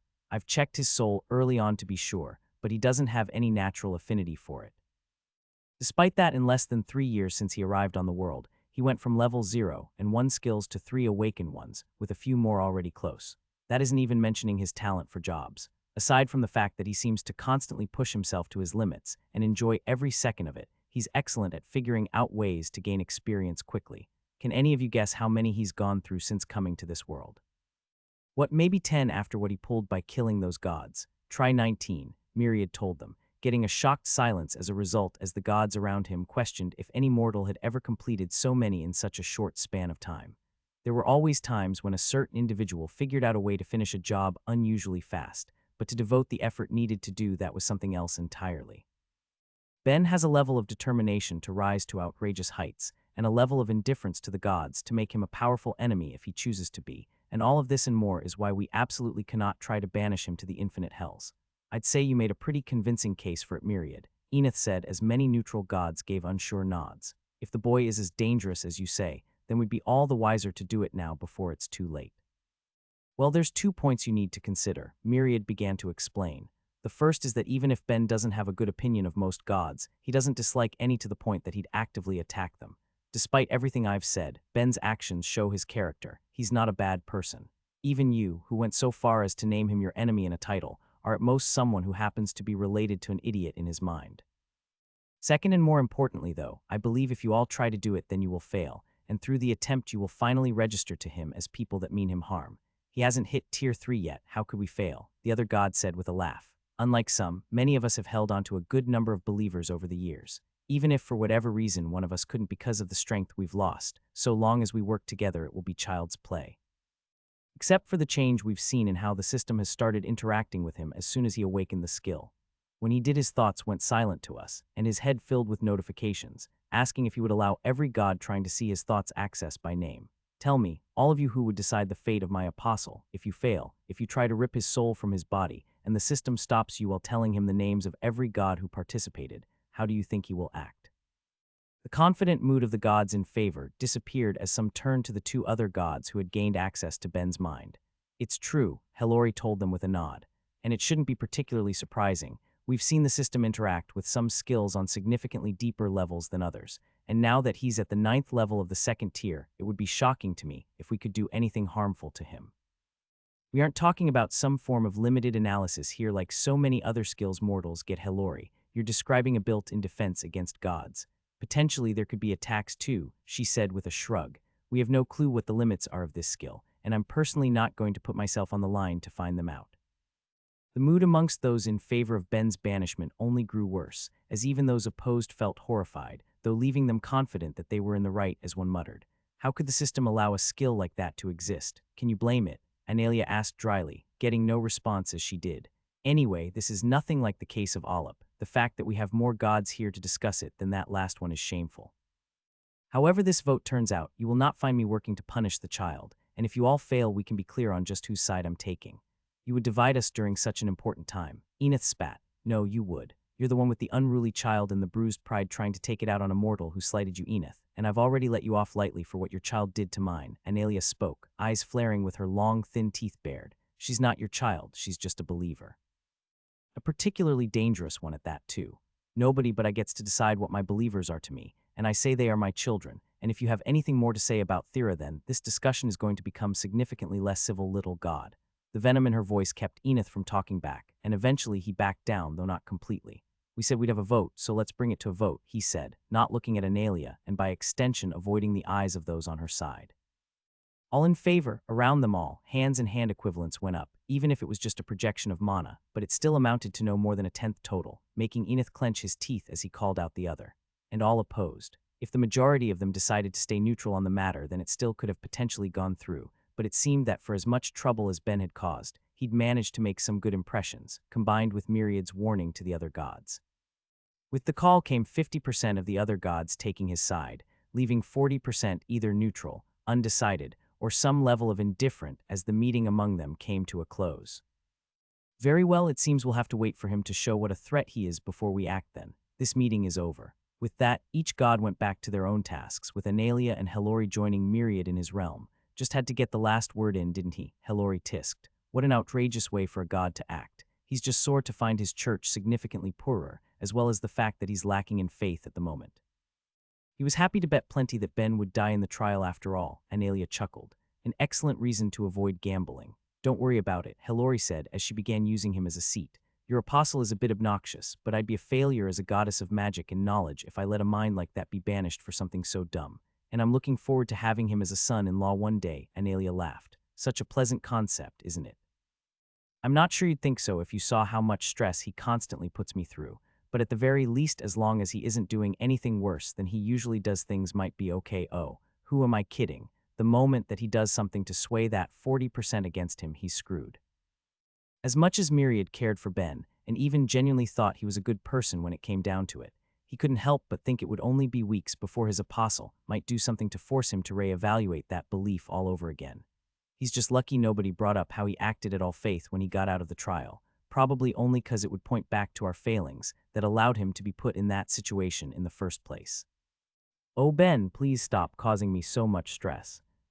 As Ben went to sleep for the night, he did so with a headache.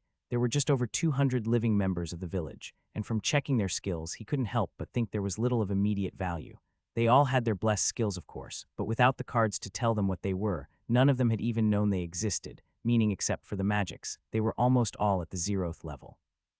People had ones oriented to hunting and gathering, but not much else that could be used to help them improve their quality of life. And that's not even considering the magics either. He thought as a notification rang out in his mind. Yes, always allow. He thought as he opened his eyes to the familiar empty space to face the floating cube, feeling the new effects that came with King of Sacrilege as he looked at him. Areas he was sure would be weak points were obvious to his eyes, even if he instinctively knew that while in his god's realm they wouldn't be able to be exploited. He shook his head, trying to filter out the effect as he did while he updated Myriad. So I don't know if it's good news or bad news, but about 1/10 of your new believers have minor soul magic as a blessed skill, with the rest having either life or death. It also looks like the gods kept the existence of space magic from them, probably to keep any from running off too. Oh, and as long as they all accept you, which I'm pretty sure most are going to do, it looks like you'll have a believer other than me with an awakened skill now. Tolto managed to awaken his stealth to invisibility, which is extra impressive when you factor in the fact that he's never taken a job or received a blessing, basically playing without any advantages other than the base system. He must be a 1 in a billion genius at it. When things calm down, I should ask him some tips on it since I've only ever gotten the 1 level, he told the cube who'd been collapsed on the ground since he'd arrived.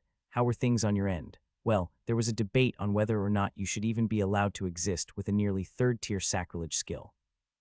Lucky for you, enough gods like you enough that we were able to keep anything from happening, but please try and be a little more reasonable at least until the first wave comes and the other gods have bigger things to worry about.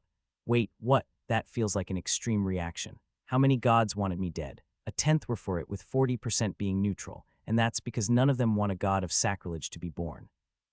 Well, except for Enith, who I think just has a grudge against you, not that I can say I blame him. Interesting, he said, all the while thinking on how much more dangerous and expensive the next statue would be after this one went down. Given the damage it did and the price it cost to replace, he expected it to take a while longer this time, but he knew it would happen eventually. And just for a reference, who were the ones that explicitly wanted me killed off? Irrelevant. Focus on the fact that every god with a race that has a passive magic voted for your survival along with plenty of others. Anyway, how else did the day go? There wasn't much else that happened.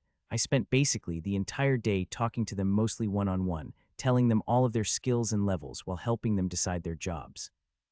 They have a lot to learn, but Thera's going to handle explaining the wider world to them, while I try and get a few to the 0th level of some different crafting disciplines. They have basically nothing on that front, so I want to work on giving them the tools to start building better lives for themselves when I'm not around, though I need to work on housing, and at least an introduction to agriculture too. Actually, scratch that. Sashel and her party owe me a favor and I'm cashing it in. Tell her they're coming to take over as soon as they can. How's her spell unification coming along? She's been working hard and is an excellent mage. She should be able to manage the equivalent of 5th level plant spells. Sweet, so she can come and get them set on that front. What else? They'll need their own job crystal and enough cards for everyone here, plus more for anyone who's born to take, cause it might be a while before they can be introduced to the wider world. Books and tools too. I'll give you a list to pass on to her later of titles she can take from me to bring here. It will at least give them a reference to grow from. God, am I missing anything else? Gotta say, it's nice to see you working so hard for this. I decided to help, so I'm at least going to get them set up. Speaking of, is there anything I need to do in particular that will really solidify this holy land? Gotta throw some holy water around like with the church. No, I just need a large concentration of believers in an area that no other god controls, so this is fine. Actually, your work just introducing them to jobs is already bearing fruit. There were plenty of them ready to fully convert after meeting me, but I don't think they understood that I'm not directly connected to the job system. When a few of them got skills and levels when they took their first one, I instantly received faith from them. Excellent, but on the opposite side of things, how safe would you say we are? Admittedly, sleeping here does have me a little nervous since they did watch me killing their old gods. Any chance of someone coming for revenge? I've been keeping an eye out, and while things might change eventually, I'd say you're fine for now.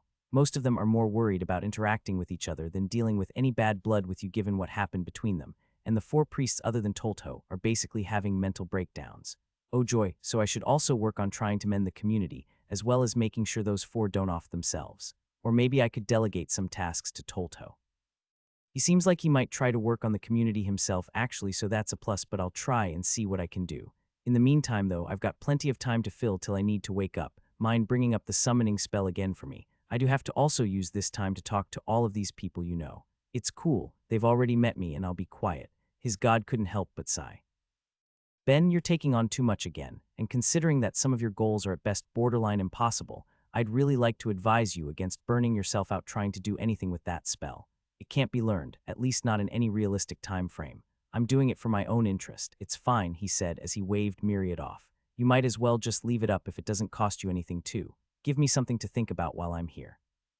What you should be thinking about is Thera. You've just entered a romantic relationship with the woman who holds your affection, and almost immediately you're putting her in a position where she has to help you as you work with converting a newly discovered sapient race. Not the most romantic of you. You aren't wrong. I owe her one hell of a date for putting up with this, but it's not exactly something I can deal with in my sleep. Anyway, do your work, and if you need anything from me, let me know. I'm just going to focus on this for a while. It was just before the sun rose that Ben woke up, having ended the night in his god's realm, inspecting that overwhelming spell, and chatting with the people along with Myriad that he found Thera as he always did when they had to sleep in close quarters, using him as a pillow. Didn't she go to sleep at the other end of this tent? It's not exactly huge, but she sure can cover her distance. Not that he minded. He gently wrapped an arm around her, not expecting any response as he did, but getting one anyway. MMH, you're up early, she muttered. So are you. Does that mean you actually meant to use me like a pillow for once? No, I just didn't bother moving away when I woke up. I didn't sleep super well and you're surprisingly comfortable. Well, feel free to relax a bit. We don't need to get up for another hour or so, I think. Also, I love you. You better, but what brought it up? I mean, it's just nice to say, but I've also been a little hectic since I got out of the trial. Just feel bad you're being dragged into all of this. Well then, you can make it up to me when we're done here, cause gods above I'm going to have to deal with one change you're responsible for the rest of my life. Make sure you put your best into it. Something on your status, he asked, feeling all sorts of discomfort as he did. He knew that something had happened with it, and they hadn't had time to talk about it before they'd gone to sleep, both too exhausted from the day before. I don't even want to think about it. Come on, I'll tell you mine if you tell me yours. Actually, it would be easier to just get you to read my card later. I'm not sure I remember all of the changes. It was a lot. I guess I'm going to end up telling you eventually. Charm, telekinesis, dark magic, and spirit empowering all leveled up, plus I'm now a high spirit mage. On top of that, a title. She fell silent at that, the embarrassment of what it was killing her inside as Ben tried to leave her more comfortable by sharing his new ones as well. Well, if it's just one then that's not too bad. I ended up with 5 that might get me attacked on the street again. You're cuddled up with a godslayer, madman, monster, godkiller, and threat. Are you worse off than all of that? Maybe. Also, 2 of those are basically the exact same. That was my first thought too. I guess different gods must have reacted different ways to what happened. Still, titles are helpful, right? I'm sure whatever you got will have its benefits. Maybe, but I can't begin to imagine what the benefit would be. She heaved a long sigh as she worked up her will to say it, trying to force the embarrassing thing out of her like she was ripping off a bandage. It's Madman's lover. Don't laugh, don't laugh, don't laugh, don't laugh. I can feel you trying not to laugh, Ben, and just be aware I'm willing to swallow us both in the earth so nobody ever finds out about this. It would let me die with a little dignity at least. Sorry, but it's not so bad and I'm sure it will have its advantages eventually. Sure, but will those advantages make up for having that title stuck to my soul in 1,000 years? She groaned. I might have to explain how I got this stupid thing one day to someone whose great-great-great-grandparents haven't even been born yet. When we get back to Stonewall, you're taking me on the best date of my life to make up for this. A pretty low bar considering that on our first official date the invasion points appeared, he chuckled. You're right, you have to plan the best day of my life then. I want romance and the best food you can make. Also, we're dancing. Kind of sounds like you're planning the date for us. I'm just giving you some well-advised suggestions, she said sweetly, her embarrassment from the title fading as they spoke. It's entirely on you to decide if you're going to take them, plus you have to do other things for us too. Okay, sounds good to me. Hopefully, I'll have someone here to replace me in a couple weeks, a month tops. After that, we'll head right back to Stonewall. Well, not right back, she said, stopping him. There's a small detour we need to make. It might take a day or so. Of course, what do you have in mind? Secret, she said, placing a finger to his lips. I put up with your surprises, you have to put up with mine. Hey, I forgot to ask you earlier, but what does it mean for a skill to transition? Ben thought to his god after talking about his status with Thera, reminded him of it.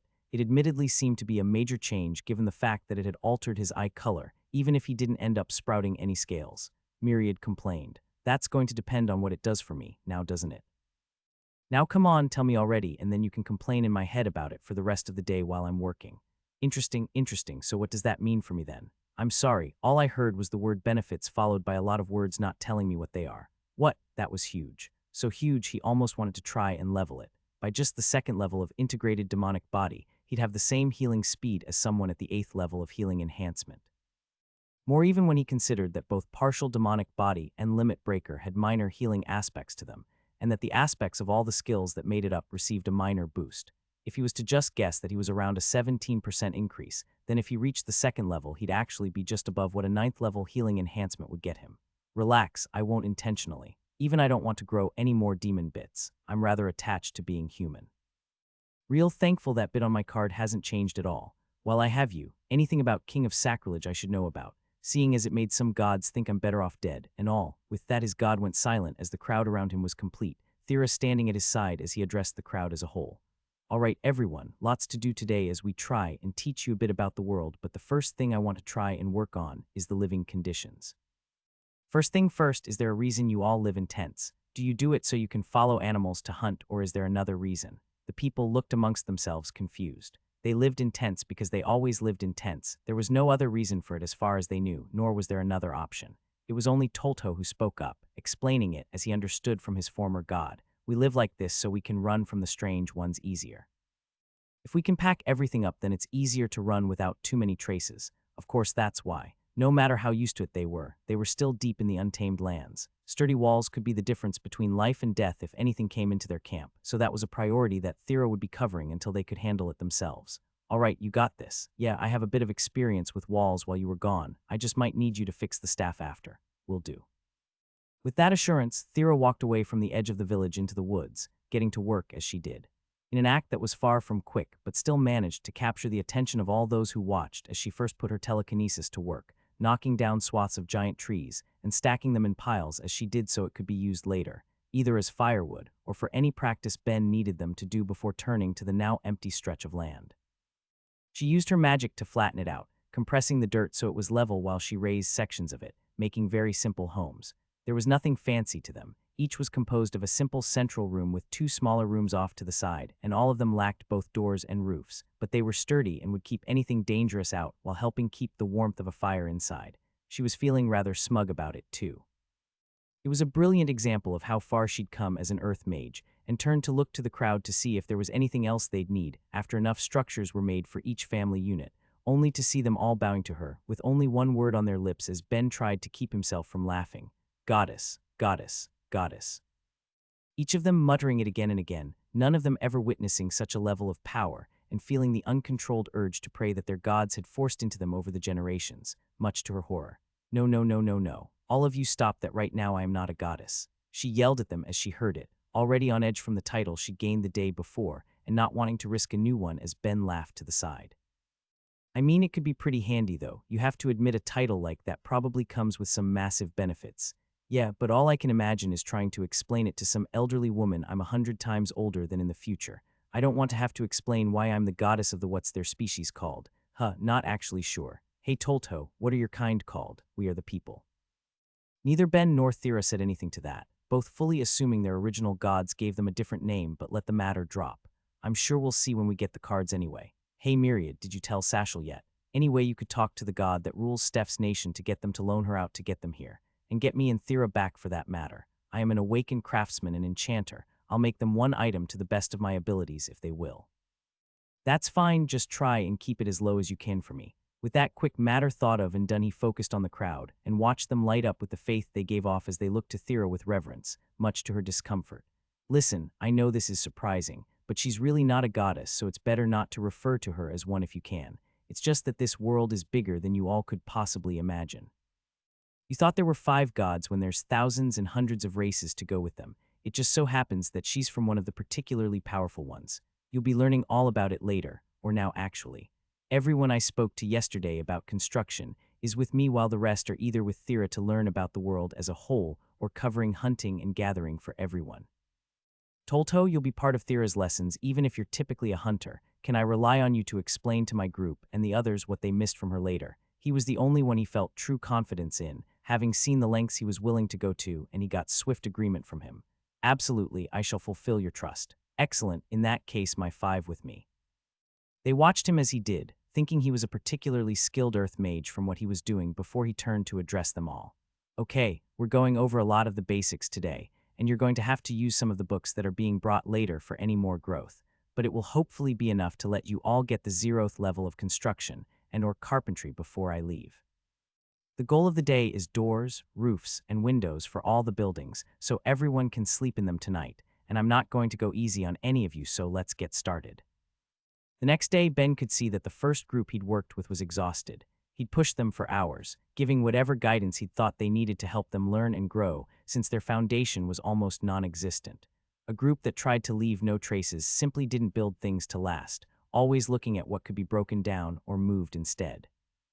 After pushing them, though, he left them with the simple task of trying to figure out how to construct a well on their own, with as little input from him as they could manage, while he focused on trying to train up some others in a different discipline, namely both smithing and alchemy. He'd originally considered skipping these topics altogether. This deep in the woods, so far from civilization, there was no way for them to get metals to work with, meaning they probably wouldn't need it until they'd reached a point where they'd be joining the wider world. And since so many of them were life mages, they didn't have much need for potions either. But in the end, he decided to just make it a lesson they could use if the opportunity ever came up, and met with the group of 5 he'd be teaching, holding an asai as he did. He had no way of knowing what their community was like before he arrived, but with 3 of them keeping a few steps away from the other 2, a strong look of distrust in their eyes, it wasn't hard to imagine that they'd been on opposite sides of the conflict he'd arrived to. Myriad, you've really got your work cut out for you. I'm here for a couple weeks. I'll do what I can, but it's not going to be enough to fix things. Tell Sashel to work with Tolto on it when she gets here. In his heart, he gave a small apology to the Oracle for dumping so much work on her as he spoke up, getting everyone's attention. All right, all of you, I grabbed you guys for a bit of a different lesson than what you watched the others learning yesterday, since your skills are appropriate for this. If you ever get the opportunity to actually use anything I'm teaching you, you don't really have to, but it's good for some people in the village to have some idea about it. Pay attention and ask any questions you need, cause we're talking about metalwork and alchemy. He went on to explain each in detail, having to start at something as basic as what metal was since they'd never encountered any, at least in a pure form, as well as how their skills related to it, especially their magics. From the use of fire and earth magics for any smithing to the different ways death and water magic could be used in alchemy, and even including how life and light could be used to enhance the effects of potions. He made diagrams in the dirt, as he needed to get the ideas across, and made sure to mention how the earth mages among them could make similar items to what could be made in a forge, though lacking the same quality. For alchemy in particular, he tried to focus on areas it could be used that were unrelated to life magic, since those aspects would be less valuable to them, instead focusing on how it could be used to enhance any items they made or else be used in different sorts of potions, ones to enhance various attributes or restore mana, which was when he got what he thought was a most interesting question. So would a mana potion be similar to the effects of eating a mana viper? One hesitantly asked, unsure about cutting in as she did while Ben perked up. Not sure, what's a mana viper? Just something we can eat to let us use more spells. The low ones used to go crazy for them, but they just need to be fed first to get the effect. Can you show me? With a nod, the group led him to a tent that seemed to house them specifically, pulling out a woven basket with the creatures inside. He hadn't seen them himself, but the snake-like creatures were clearly what had been used on Thera, Steph, and Wedra when they'd been captured by the demons, at least as far as Thera described them. He was looking at it in interest before the one holding it tilted their head back, putting it in his mouth and biting down on it as it still lived, a shiver going through him as he swallowed and explained. They aren't pleasant, but they do the job. Would you like to try? He asked as he grabbed a new one and held it out. Okay, I think I have a bit of a picture of what went on here. Demons use their minor soul magic to change themselves into their sapient stage, so eating these must have let them use their magic longer to reach that point. They said they need to be fed first, and from what Thera told me before, these things were draining her of her mana when she had them on her. Does that mean their bodies can store the mana they absorb for a while in a way that's possible to get back? We might just have a practical lesson on our hands here. Alright, you'll all need to give me a few minutes to make some basic tools for this, but it looks like I will be having you all actually work on gaining the alchemy skill. The rest of the day is going to be figuring out what part of them actually stores mana, extracting it, determining how well it keeps and its other properties, and if there's any chance it can be collected while they're still alive. This is going to be fun. His current students looked about, unsure if they trusted his enthusiasm given how exhausted the construction team had seemed by dinner yesterday, but giving in without argument. The person before them was the representative of the one who would be their new god. They were lost enough after what had happened to their old ones. They needed to put faith in someone. After a day with the future alchemists where Ben did his best to resist the urge to completely take over the project he'd found for them, instead just gently guiding and advising them as they experimented themselves, he took some time to look at the village as a whole. The construction team seemed to be making decent progress on creating a well, and from what Thera was telling him, it seemed that lessons about the wider world were going all right, with the people of the village showing open curiosity to what lied beyond the vast woods they'd been spending their lives in, but there were the expected issues too. A divide had formed amongst them between those who tried to fulfill their previous gods' wills and the ones who'd either been in danger from them or else had tried to protect the others. It kept things tense, feeling like everyone was on the edge of exploding, and he had no clue how to make it better. But I should still probably do something before I pass them all off to someone else, he thought with a sigh. Even if his god was working on it as they all rested, that didn't mean he shouldn't do anything either, so he went to find the one person among them he thought he could ask for advice. "Hey Tolto, mind if I pick your brain a bit?" Ben asked when he found the man sitting by the fire. "Honored apostle, just tell me what I can do and I shall. Well, first you can call me Ben."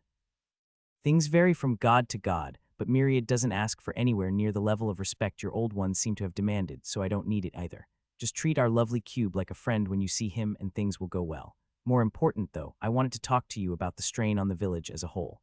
A look of discomfort flashed across the other man's face when Ben said it, not that it wasn't understandable. Tolto knew as well as Ben that this was going to be a long-standing issue, with the only question being how it was going to be dealt with. "I'm not sure if I'll be much help, but I'll tell you what I can. What were you hoping to know? Things weren't like this before, right? I was kind of hoping you'd have some sort of idea on how to ease the tensions among everyone, since I'm assuming you know them pretty well. Easier said than done, I'm afraid. It's not as if the victims don't understand. All our lives we were taught to obey our gods, that if we didn't the balance of the world would be destroyed. Until you and your gods came along and showed us the truth. It was all of us who didn't immediately give in who had to accept in our hearts that we were going against all we were taught, maybe threatening the world in the whole for the act. For the ones who thought they were doing what was right, even if they were conflicted, well, it's no easy thing." Ben let out a tired sigh as he took a seat beside him, leaning his head back to stare at the stars. "You're all victims here. It's just a matter of how complicit any one person is. I don't suppose you've talked to the other former priests at all." "I have. They are not in a good place, fulfilling their roles hunting and then just hiding away. I'd say they're probably the worst off of everyone mentally. Of course they are. Even if everyone's faith was shattered, they were the only ones talking to the gods. Maybe executing the 5 in front of them all was too much, but it's too late to worry about that now. You guys must have had issues here in the past, right? How would you deal with it before all this? Anyone who'd caused any major problems would be made to work to make up for it, or put to death if they violated the rules of our gods, but I'm not sure how applicable that would be here." Ben fell silent as he thought over what the other man said. "It's not perfect, but there might actually be an idea there. Impose a penance on them, huh? That might just be what these people need." "What do you think about punishing them?" Ben asked as he walked around the enormous summoning spell, still set up in his god's realm for him to look at. "I think that it's a complex topic with no easy answer. It can't be denied that some of them are in the wrong, but can they really be held responsible for their actions after the way they've been brought up, after what all of their kind had been led to believe since they were created?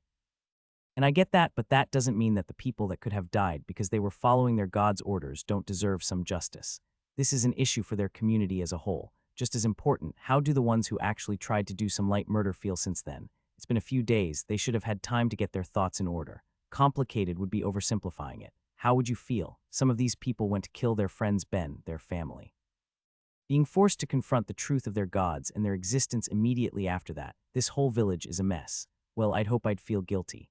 There's plenty of that to go around mixed in with everything else. Good, then I've got an angle to work, he said happily, changing the topic before his god could worry too much over just what was going on in the depths of his apostle's mind. And how's the faith going? Gonna be honest, I was hoping to have the quest done by now. Showing how weak their old gods were, and getting them to come face to face with you and all, it seemed like it would be a real slam dunk to get through it and finish up my job. Well, first, you literally completed 5 in one day, so trying to get such a big one done only days after that is ridiculous of you. But more importantly, they're still reeling from the revelations of everything they learned. Even if they don't seem too bad on the outside, don't discount their internal struggles. I've got about a third of the village right now, and I'm sure in time more will truly start to give me faith, especially once the ones I've already gotten get my gift skill, but these things can take time. Well, consider me impatient with less than a year till things get bad. Frankly, I want to complete Master Enchanter after it if I can too. How many of them do I need to go? If we get 3/4 of them, then you should be good. It's honestly not impossible it will happen before you leave, you just might need to put some work in. Well, I'll see what I can come up with, but I think things might go pretty well after today, so watch and see what your wonderful, fantastic, stress-inducing, hardworking and loving apostle can pull off. I think today is going to go pretty well. His head was reeling as he woke up, an inescapable consequence of his mind skills all leveling up at once from how he'd been spending his time in Myriad's realm. Trying to understand the summoning spell was just too much, like trying to observe every room in a building at once. He'd try to keep his focus on one part for simplicity, but then he'd see that each one interacted with 100 others. It was complex, perfect, beautiful, and far more than he could handle.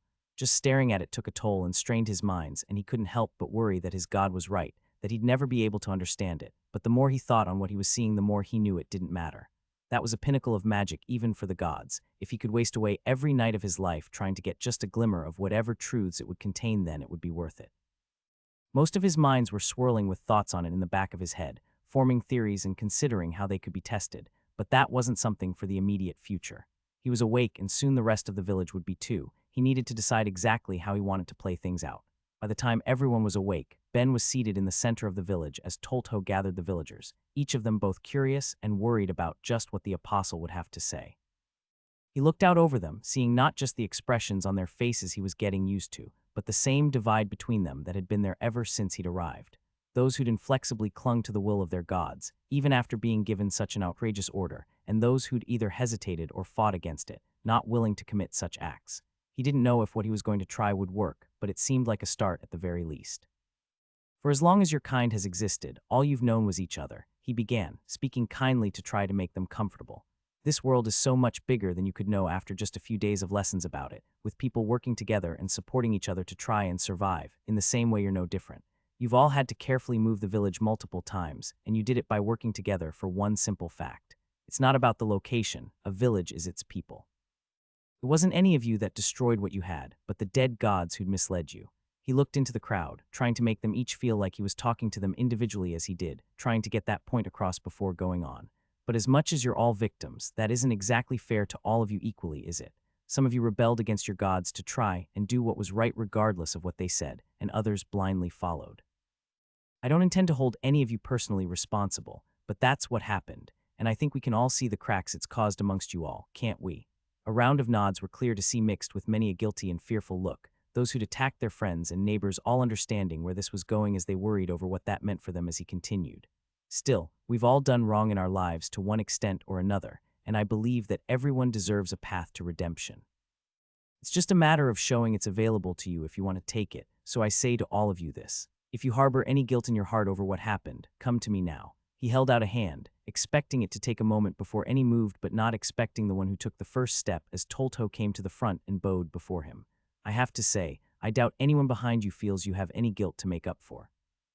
Ben gave him a small smile and a gentle nod as others came up behind him, first one by one but in moments as a crowd. Everyone who'd attacked the others on the orders of their old gods stood before him as he now spoke to them as a whole. There's no easy way to say how to make up for this. You were all prepared to kill people, but I can't ask you to give up your lives for the act. Instead, you'll be using your lives for a different purpose, devoting them to the village as a whole.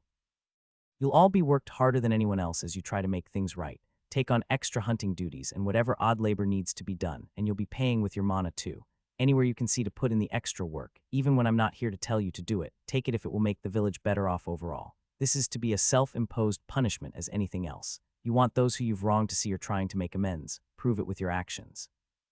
All of them bowed to him as he turned to the rest of the crowd, the greater victims in this whole thing as he in turn bowed to them. I'm not asking for any of you to forgive them. If you can't, that's fine. All I hope is that you'll try and live in peace in spite of what happened as they work to regain whatever little bit of trust they can. It was hesitant, but slowly they began to nod and mutter their agreement, with Tolto's axe at the beginning helping to push things along.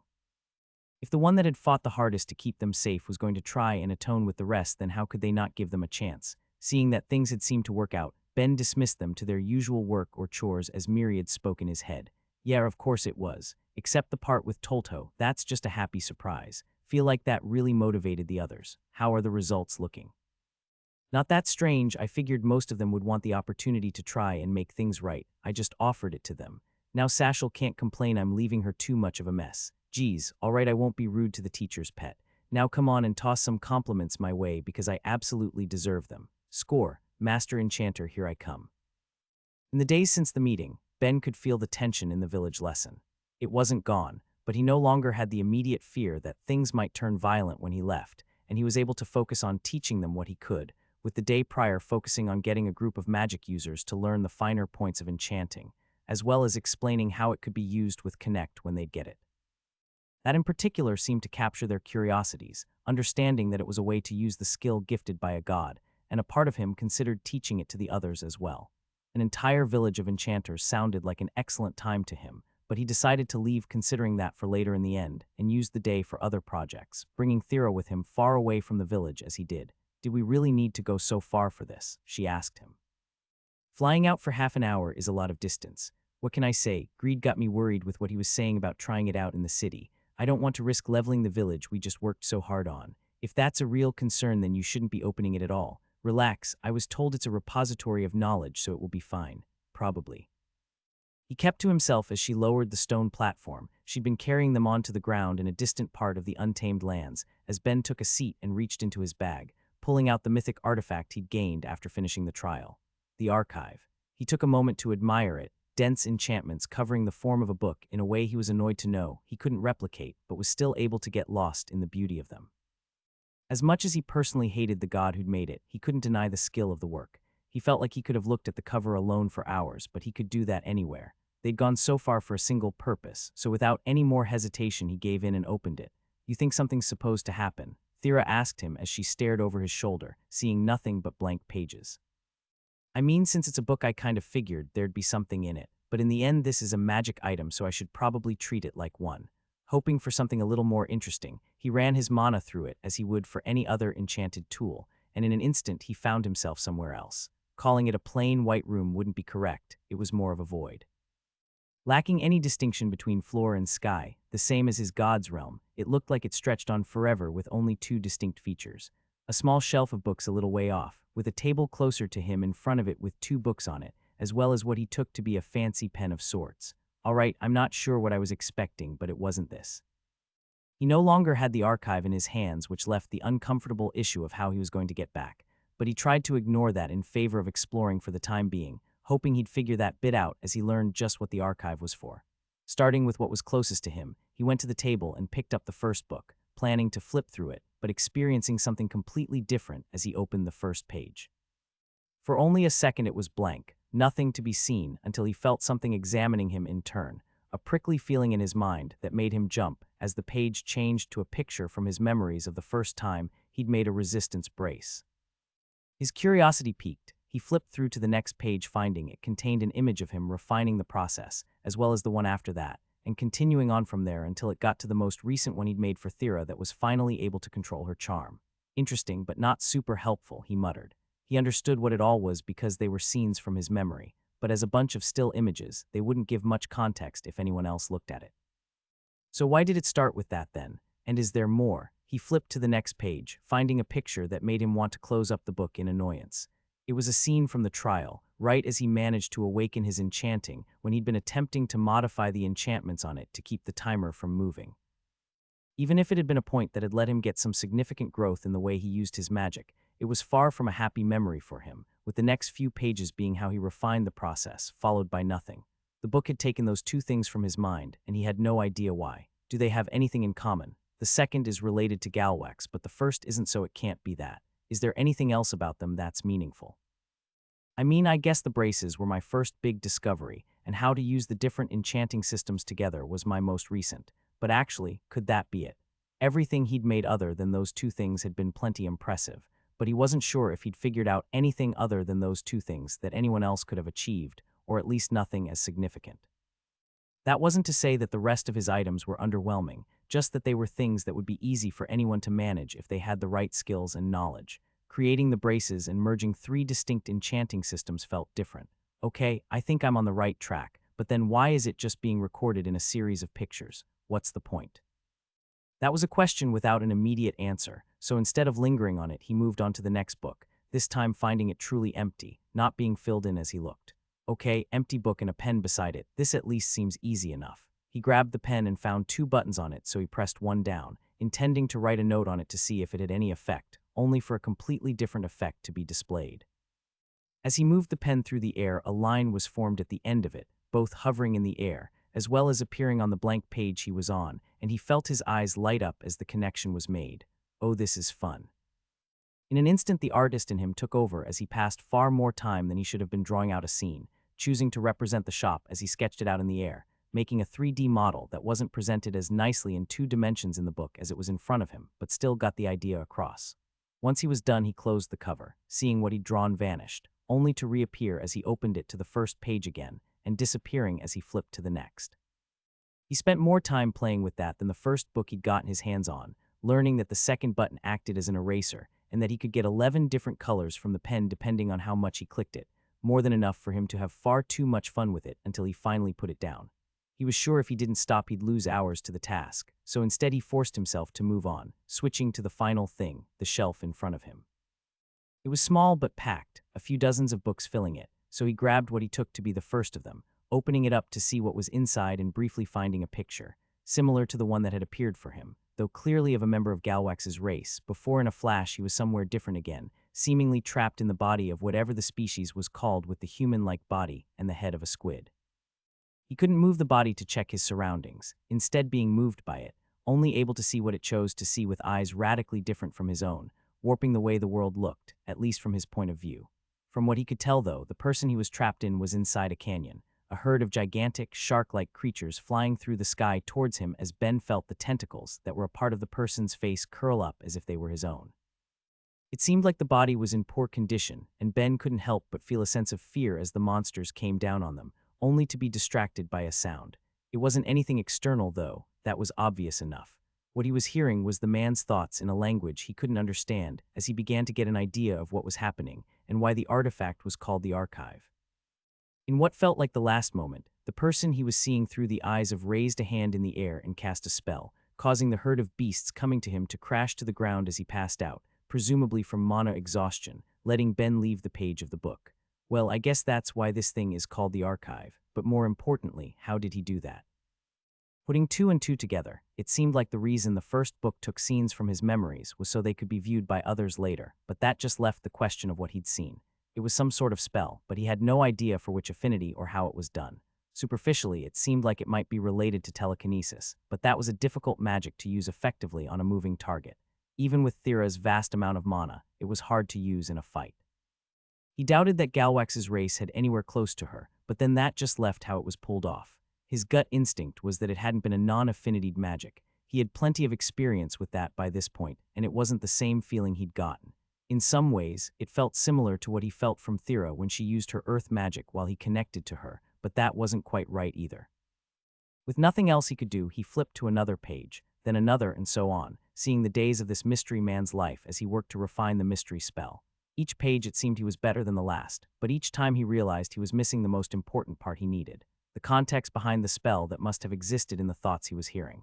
A context that could only be gained from a language he couldn't speak and had no way to learn since the race as a whole was dead.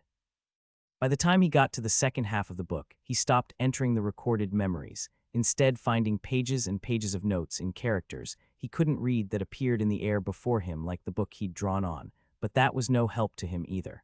A dead language with a lost writing system couldn't only give him so much. Not letting himself be dejected despite the limited nature of what he could hope to learn, he put the book back where he found it and moved on to the next, finding a different mage in a different place than any he'd seen previously as they worked on and refined their own magic. seemingly more familiar than the first as it was used to raise a field of crops, and pointed to the plant magic he was acquainted with before moving on to the next book and the next, until he had to admit the truth to himself. As interesting as the idea of trying to figure out the finer points of the spells each book held was, it was going to be a dead end.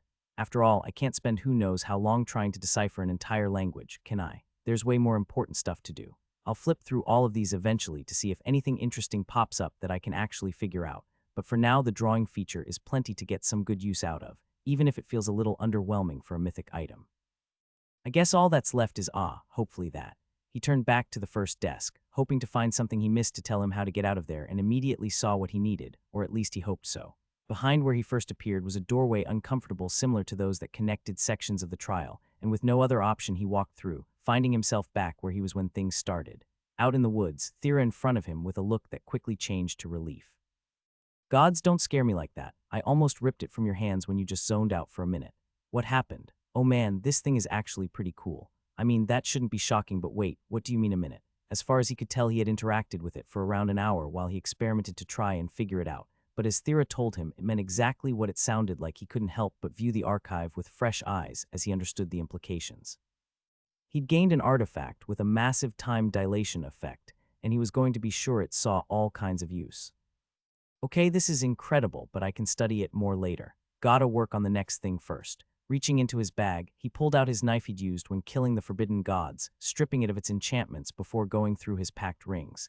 He had so many by that point that soon enough he would have to rethink how he organized them, though that would be a later issue. For the time being, he grabbed the main two he'd need. The beast form one he'd copied from Raelia, as well as the new one he'd made while in the village, minor soul magic. While his knowledge on it was more geared to how it acted as a third-tier skill, since he'd had no clue it could exist in the first before they'd come to the woods, he had a good enough idea from that, as well as talking with the villagers who had it, on what sorts of spells could be used with it. And since it was available to him, he was going to happily use it, incorporating the magic into the design he'd been planning for so long to make use of the beast form skill. Taking those two rings, as well as the life and death ones that constantly had a place on his fingers, he blended the enchantments for all of them, altering the ratios of what went into it each time he did as he made his rings of it, laying them down to interlock and braid around each other, putting his unique system of enchantments to work until he had the item exactly as he wanted it. He'd still need to test it to see if there needed any adjustments, but that was coming as he pulled out his used-up soul crystals. Let's see, I probably shouldn't use the one that has a bunch of souls in it, not sure how that would turn out. As for the ones I used when killing the forbidden gods, hey myriad, what's the odds I trapped the souls of those gods in these? He was almost certain he had. His sacrilege was telling him as much when he looked at it, with the soul crystals he'd used on them seeming starkly different from the others, but it never hurt to confirm. Interesting, and just hypothetically, between you and me, nobody else has to know. What do you think might happen if I try and use the soul of a god with the beast form skill? His god told him bluntly, sounding exceptionally tired as he did.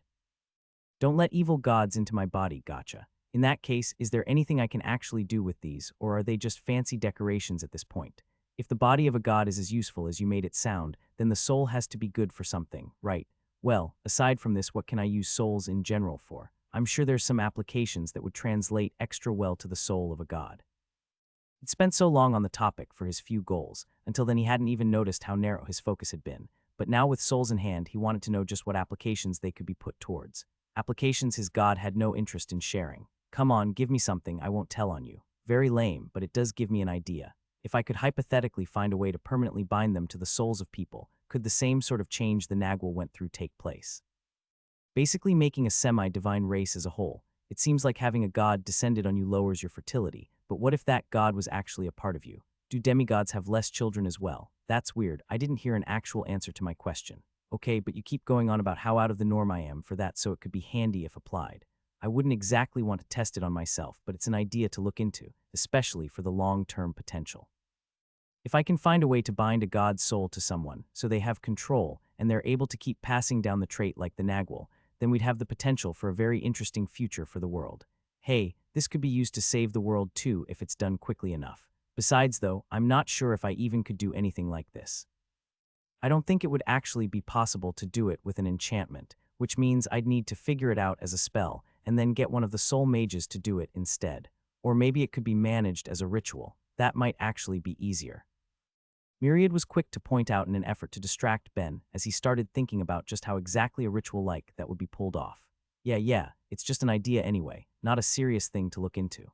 Yet, if you won't tell me any ways I can use the souls I worked so hard to figure out how to store then, what about telling me how the bodies of the demons they were wearing are used? Just what's so handy about the flesh of a god? Consider me on my best behavior. He thought, trying to get across as much sincerity as he could. But while on the topic, you've got to teach me how those potions are made. It's for my intellectual curiosity. Just because I won't get to make them doesn't mean I won't be able to learn anything from the process. You're the best. His conversation done, he put aside the crystals that were almost certain to contain god souls, instead grabbing one he was sure only possessed that of a single demon, placing it into the slot in his knife. Are you sure about this? Thera asked him, looking exceptionally unconfident as he held it. I'm sure it will be fine. If I prove this is viable, then maybe I can talk the gods into letting me make more with some more useful creatures without wanting to toss me into hell for it. Imagine getting a beast form skill with something like a leviathan attached. Just gotta prove it could actually be useful first. With that, he ran his mana through it, activating the enchantment and slowly feeling its effects. Considering both his resistances and his skill that would be fighting against it, since the magic of the enchantment was activating on him directly, he didn't have the immediate effect he'd expected, but after a few moments they could both see the change. Starting at his fingers that grasped the handle, his flesh morphed to the red scales of a demon, creating a painful itching sensation as it continued on up to his elbow as he broke into a grin. I'd call that a success, he said happily, feeling thrilled to have gotten the enchantment right on the first try. Now just to see what it's good for. Actually, I didn't stop to consider what it might be good for, did I? Put all my focus on just figuring out how to make it work. Oh, that's probably not a good thing. On second thought, let's quit now and also not good. Thera, I might need some help. He couldn't cancel the enchantment. The hand that held the knife was grasping it tightly, forcing mana into it against his will and wouldn't drop it to break him off from the effect. He'd completely lost control of the limb and with no other choice, tried to pry his fingers from it with his other hand, only for it to react badly. Showing a level of strength greater than he normally possessed that could only have come from the effects of the beast form skill being applied to him, the arm wielding the knife ripped away from the one going at it, and either by accident as it flailed about randomly, or as an intentional attack, it stabbed into his stomach, his grip on it only ending as Thera reacted with a spell, a large rock flying from the earth, smashing his fingers and making the item fall to the ground as the effect of it faded. The scales that sprouted returning to regular flesh in the process. The moment it fell, Thera rushed to him, kicking the knife away as she placed a hand on the wound to his gut, focusing her life magic there as she made him lie down before moving to his mangled hand while he tried to laugh it off through the pain, not thinking about the 2 levels he'd gained far too quickly. All right, let's mark down, using the soul of a creature with soul magic as not one of my best ideas. The notification went off in her head as she played the small flute Ben had made her while listening to her various students follow along. At a couple weeks after arriving, she'd long taught them all what she viewed as being most relevant for them to learn, meaning that aside from the few projects Ben got her to help with, she didn't have much else that needed doing. Originally, that had left her plenty of free time that she put towards both training her magic and offering pointers to anyone who had access to the same branches as her, leading to her casually talking with them all and coming to fully accept something that she had struggled with in the beginning, the fact that everyone there was really just people. Knowing their relationship with the demons as a whole had left her feeling conflicted, but that had passed as she taught them various lessons, with her discomfort slowly being replaced with the knowledge that they had been wronged. It wasn't just that they had been created to be no more than an easy and disposable source of faith for their old gods, it was also due to the lives they'd had to live because of them. She was well aware that some gods in the world had rules that they personally advised their followers to try and stick to, but what the forbidden gods had enforced just to keep from being discovered was too much. They hadn't been allowed to create anything that could be left being and found, hadn't been allowed to explore the woods that made their home beyond what they needed to for foraging and hunting, and most horrifying to her, hadn't been allowed to make music for fear of the sound carrying and drawing in curious ears. Knowing that she'd set out to rectify it, having Ben make woodwind, string, and percussion instruments for them to play with as she demonstrated what she could and led them in lessons. At this point it was mostly just the children, though a few adults stepped in now and then to learn, and it wasn't unusual to hear the sounds of people practicing late into the night. With her level up, though, came the end of practice for the day as she smiled at them, trying to do better at handling the children than she usually managed. That was great work, everyone. I'm sure you'll all be making your own songs before you know it. For now, go have some fun before dinner time, okay? Getting a round of yeses and wide smiles, they ran off to do whatever caught their attention as she let herself relax, Any day now, Sashel and the others would be arriving, and as much as she wanted to go home after so much time away, there was one other thing she'd need to do first, as much as she wished she could avoid it. Unfortunately, Ben just had to keep getting into situations like this, she thought as she shook her head. As if managing to get partially possessed and stabbing himself wasn't bad enough, he'd also leveled up that skill twice. It hadn't resulted in any visible changes the way his eye color had, but the name alone told her there were things going on she couldn't see. Integrated demonic body, it was clear enough something was happening to him at a deeper level, and she wanted some idea of what the endpoint would be. I'll just need to deal with it, she told herself as she walked through the village to find him. In the time they'd spent there, it had grown considerably. No longer just the houses she'd made the walls for, all of them were now equipped with doors, windows, and roofs, with the construction team having set up a well nearby. Beyond that, though, was the large wall she'd had to put up around the village as a whole. It wasn't a huge defense. Any of the adults would be able to see over it without a problem, but they were in the middle of the untamed lands. Monsters and beasts of all sorts lived there, and even that minor bit of extra protection would help them in the long run, at least for as long as they stayed out there. It was as she got to the other end of the village that she found Ben, where he was supposedly working on his last big project for them, but instead being distracted by all of the children she'd sent off to play earlier, carrying them on his shoulders, and running across a bed of stone in an empty pit in the ground that had previously been an empty field, with all of the dirt in it moved to the side to be put back later. She watched him silently for a moment, finding the scene charming, even as her old worries came to mind. What if whatever changes were happening could hurt him? What if someone else saw his skills and he was attacked for them? What if? Stop thinking about it. She had already decided that she wouldn't worry about the future. She just wanted to enjoy the time she had with him now. But that didn't just make her concerns vanish, and Ben certainly didn't make such a task easy on her. It seemed like every few weeks he just had to do something that would be a problem down the line, not to mention the constant issue that was his lifespan. It was obvious loving him was going to set her up to be hurt in the end, but as he turned and saw her, his face breaking into the happiest of smiles, she couldn't help but smile back. She didn't know if she'd really made the right choice, but this was the one she wanted. He put the kids down and climbed out of the pit, picking her up and spinning her around in his arms after rushing to her, joy pouring from him as he did. "Good news, I take it," she asked as she looked down at him, still in his grasp. "Completed my quest and my job with it. You're now looking at a master enchanter. Oh man, I can't wait to start putting this to use too. So much to learn, so much to do." Are we maybe interrupting something? A familiar voice asked from the side, making it clear that the people they'd been waiting for had finally arrived. Will gave them a wave as Steph ran over to them, wrapping them in a hug, with Sashel and her party standing behind them. Ben put her down and she did her best not to be mortified that people she knew had just seen them like that as the rest made their way over too while Ben spoke to her. "All right, since it looks like we can leave, I'll just need to finish up here. Sorry, Thera, can you put the dirt back into the pit? Just try not to knock down any of the poles at the sides, please." All around where Ben had been working, a few stone pillars were jutting out of the ground, and she did her best to avoid them while filling it in, as he explained just what the point of that all was for Sashel. "All right, so I have a plant magic enchantment down under there, so I was hoping to use this area as a field. Did you get all the seeds?" "Yep, so I just need to grow a few outside of there to see what will work best in these woods first, right? Right. After just take them through the finer bits of agriculture. You can always reach out to me if you need anything, but they've already been taught how to activate it, and they know who among them has the role. Anything you need to know otherwise. I wouldn't mind knowing why we had to come do this," Sko asked, getting a blank look from Ben. "Because you guys owed me a favor and I said so. Also, too many people currently think I'm dead, so I don't want to waste more time not correcting them of that." "Before I run off, where did you put everything?" "Nowhere," Steph told him. "It's all in my storage. Where should we leave it?" "I'll show you where in town. We have a building set up for everything. Come on." As they went to drop things off, they asked the villagers to gather for them and spread the word to the others, and they all met in the center with the crowd quickly formed to hear what he had to say and find out about the new strangers in their lands. Ben was quick to tell them about Sashel and her party, how they'd be staying with them for a while to help however they could and teach some things she and Ben couldn't, and at the end brought Tolto up front. "Now, I know this might seem a little freaky at first, but it's not a big deal and it will make it easier for you to keep track of things for your status. Just prick your finger and place it on the card. There's enough for everyone." The former priest nodded and did as he was asked as both Thera and Ben leaned in to look at what it would say, filled with curiosity about what it would show that couldn't be found out when connecting to them.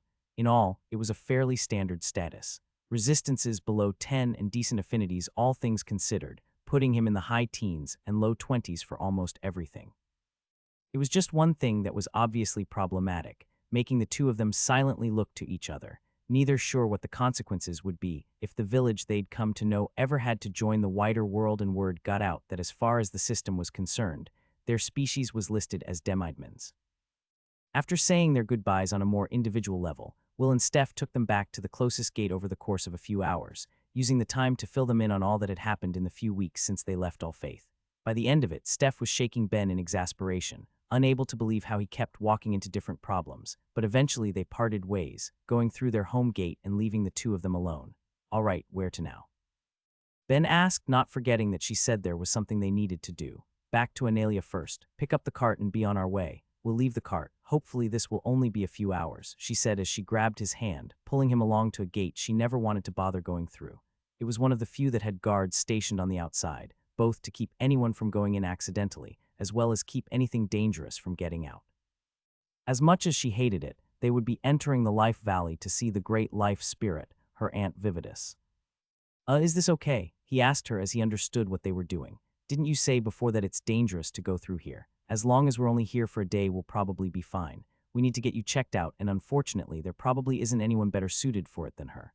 Look, I know the skill sounds bad, but I feel fine. Besides, I dealt with bacteria and fungus growing across my flesh during the trial, not in a huge rush to repeat it.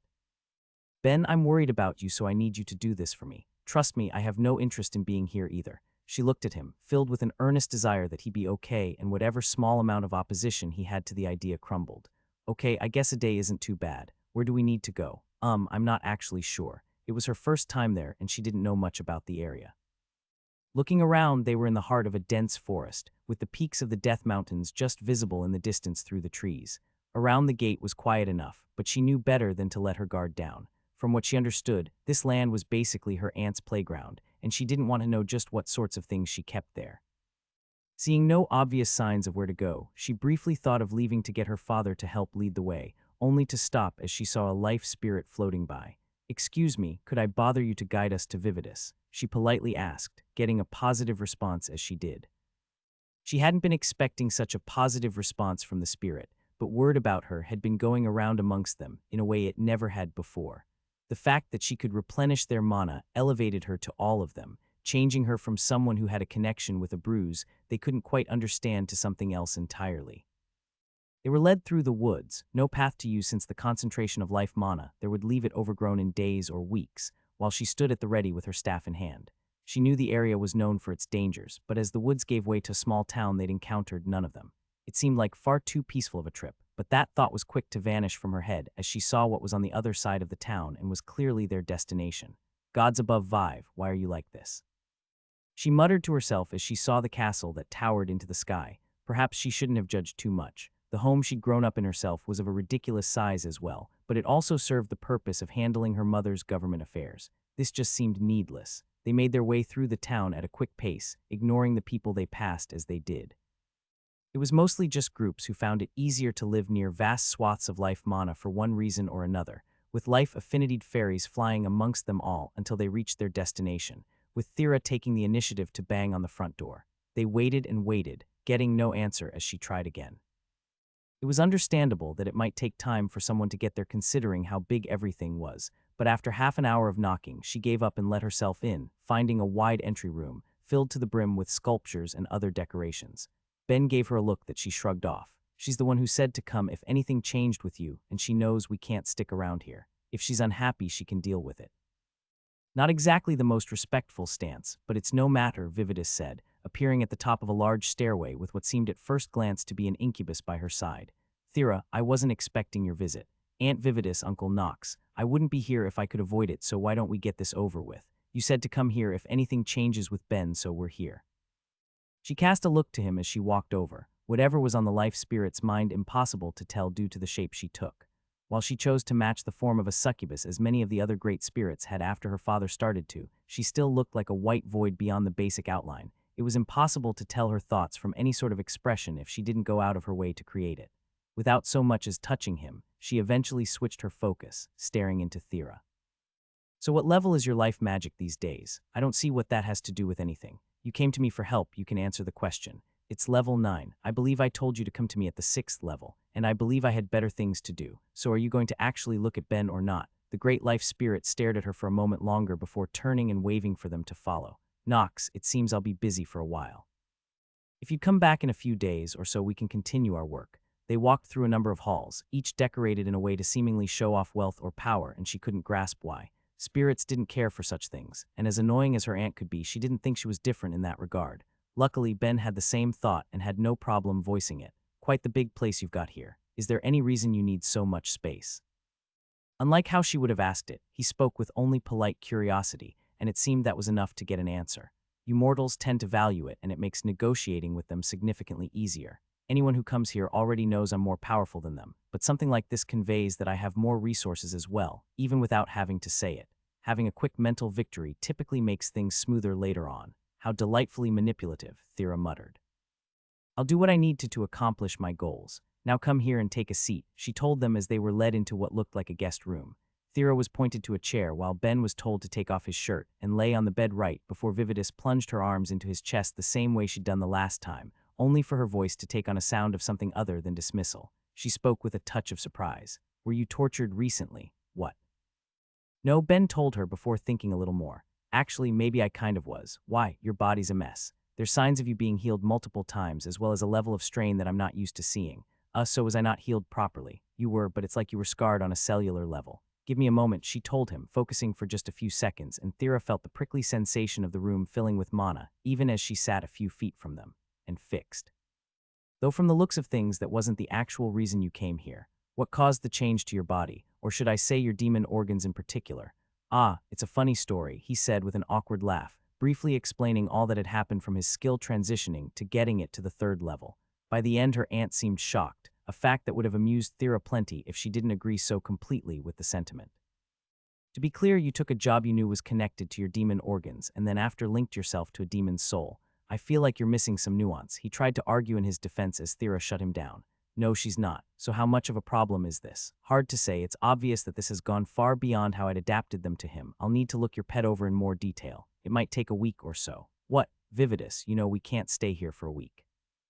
I'd rather not die of a bacterial infection or something from just breathing the air too long. I'll make arrangements for a different place to examine him, so for now just stay the night. A single day here won't kill you and I'll check you both in the morning. I'll have some food sent to the room later. Wait, are you expecting us to stay in the same room? Is that an issue? I've been led to believe you will be joining your life with him one day. That's just something Mom forced on us. Oh, then is there another reason the microbiome in his mouth more closely resembles yours than the last time I examined him? Ah, what? Why do you? It seems like one room will be fine. I'll have a meal sent here later, so for the time being make yourself comfortable. With that she left, leaving Thera frozen with no idea how she was supposed to react to that as she eventually defaulted to throwing her hand over her face. Gods above, I hate her so much. Eventually they heard a knock on their door as their meal arrived, though in a way neither of them would have anticipated. Plates were stacked on the wide flat back of a 6-legged creature that walked in as soon as they opened the door for it, making it perfectly clear that they were supposed to treat it as a table to be used. Okay, even for me this is a bit messed up, Ben muttered as he stood by it to begin eating, Thera seeming much more hesitant. There's no way this thing is natural, right? Absolutely not. I've only seen a few of the things she's made, but in the past they at least seem practical. I can't begin to guess what the point of this thing is. Maybe another way to shock guests, or maybe she really does just think it's useful to have a moving table. Either way, the food isn't bad, so you should have some, he told her as he munched away, though unable to keep himself from a single bit of curiosity as he reached down to touch the beast. As odd as it had been to realize that he didn't practice his connect with many animals, it wasn't exactly unexpected either. He kept no pets and didn't know anyone who did, and the creatures they hunted were typically dead by the time he got his hands on them. Still, it showed a very clear hole in the way he trained his skill, especially since his goal was to awaken it, so taking the opportunity in front of him, he did just that, linking with the creature to see what was within, only to find nothing. When he'd connected to the obols, even if he didn't feel distinct skills the way he did with people, he'd at least felt something, but that wasn't the case here. It was like the creature was empty, nothing to grab onto. That didn't mean connecting to it was pointless, though, as a far more unexpected effect came through as he found himself seeing through the creature's eyes and experiencing its other senses. It was just like when he'd experienced it in the trial of Analia, maybe even to a greater degree. He hadn't been able to think with its mind the way he had when he'd connected to the copy of himself, but in exchange he could tell instantly that for as long as the connection held, he could move the creature's body to his whims as its eyes shot around to examine the room under his will, moving its feet up and down as Thera jumped back. not trusting any creature her aunt created.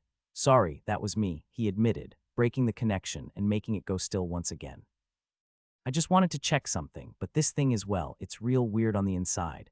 I'm sure that would describe anything Vividus makes, she said dryly, already feeling sick of being there and dreading the idea that they had a week to go. Still, a week was a small price to pay to learn what Ben's skill was doing to him. Anyway, I'm already exhausted, so I'm going to turn in. Sounds good, I need to talk with Myriad, so I guess I will too. Want me taking the ground?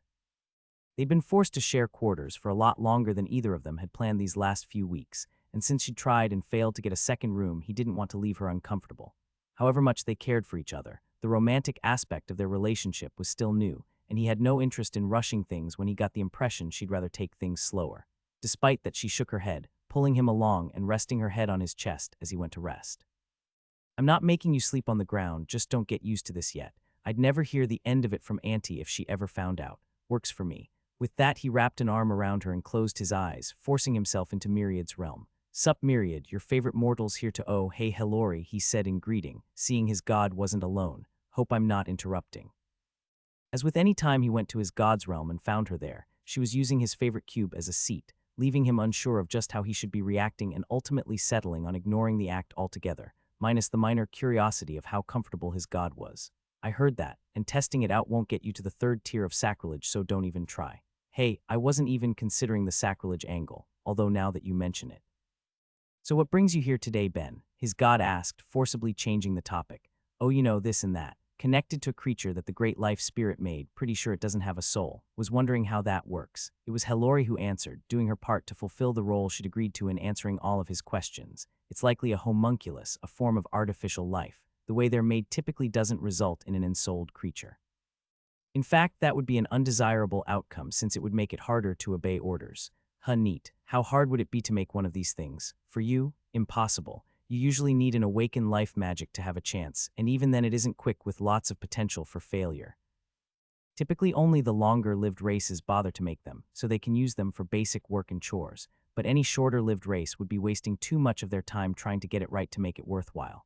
Of course, there is also the option of just buying one to use, though it will still have the basic requirements of any living thing, so it's not necessarily worth the effort. Seems like it would be easier to just hire a servant in that case. Having one can act as a way of showing off the maker's skill in magic or the owner's wealth to be able to afford one. Besides, they have other uses too. You're basically one yourself. Hellori, you can't tell me that and let it hang. I'm going to have an existential crisis.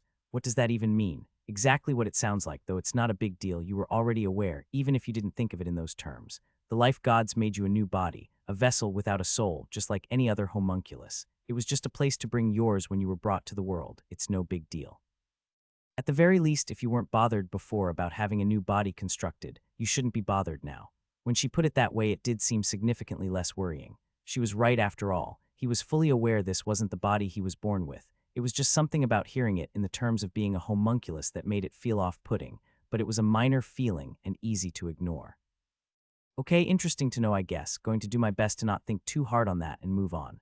Myriad, how do I awaken Connect? Same way you awaken any skill, by pushing it beyond its limits. Just keep working at, and if it's meant to be, it's meant to be. I was kind of hoping for some more solid suggestions than that. I'm already starting to make it to middle ultra rare with my stuff occasionally. Think of what I could do if I had more awakened skills to work with. Ben, you're the first person in the world to even get this skill. How am I supposed to offer you suggestions when nobody's awakened it before? That is an excellent point. Damn, it just feels like I should have it by now, you know. The fact that it didn't merge with either crafting or enchanting when they awakened is a huge disappointment. That one is likely to give you some trouble, Hellori told him as she thought it over. When a skill awakens, it will typically merge with other skills to lower the boundary. Even if it's in a small way, your skill interacts with souls, meaning that the easiest way for it to awaken would be if you had life or death magic to merge it with. Actually, dark would work too since it has mind aspects to it. The fact that you can't gain any of those is likely what's holding you back. It's the same issue for Xandil. He's been on the edge of awakening his skills for years, but he has no affinity for the two magics that might help tie all of his skills together and push him over the edge. So if I want to make it easier, then I need either another soul or mind skill that it could work with. But where would I wait? Xandil has empathy. Myriad, what are the odds you could set me up with a meeting with him sometime soon? Whatever his price, I'll pay it. It was a non-affinitied mind magic, his only option, but immediately he felt like it would do the job. He was sure if he got that and put a couple months towards raising it a couple levels, it would be exactly what he needed to make it work. But unfortunately for that idea, his god shot it down immediately. Xandil and his apprentices are basically booked full for the next few years. With the invasion months away, everyone wants to help ensure their best warriors get whatever edge they can. Don't tell me that means that if I want to get it, I need to train for it myself. That's exactly what it means. Sorry, Ben, if you want I can still book you an appointment with him, but the world might have ended by then. Well, book it if you can then. I'd rather have it and need to pay for a random skill than need it and not have it around. I was floating around the idea of helping him get the bestowal skill so I could take it for myself after, so if I don't need empathy then that's still on the table. For now, should I even try to get empathy just by practicing? Non-affinity magics are so hard to get I might actually manage to awaken connect before I could get it. But on the other hand, it's not like it would be a huge loss to use a mind or two to focus on getting it in the back of my head constantly. Of course, on the other hand, it would still cost me mana to practice it, which could definitely be put to better use towards trying to raise my material user skill, and there's really no time I could try to gain empathy that I couldn't be training that instead. It was a tough choice, but in the end he decided to mentally mark it down as not a priority.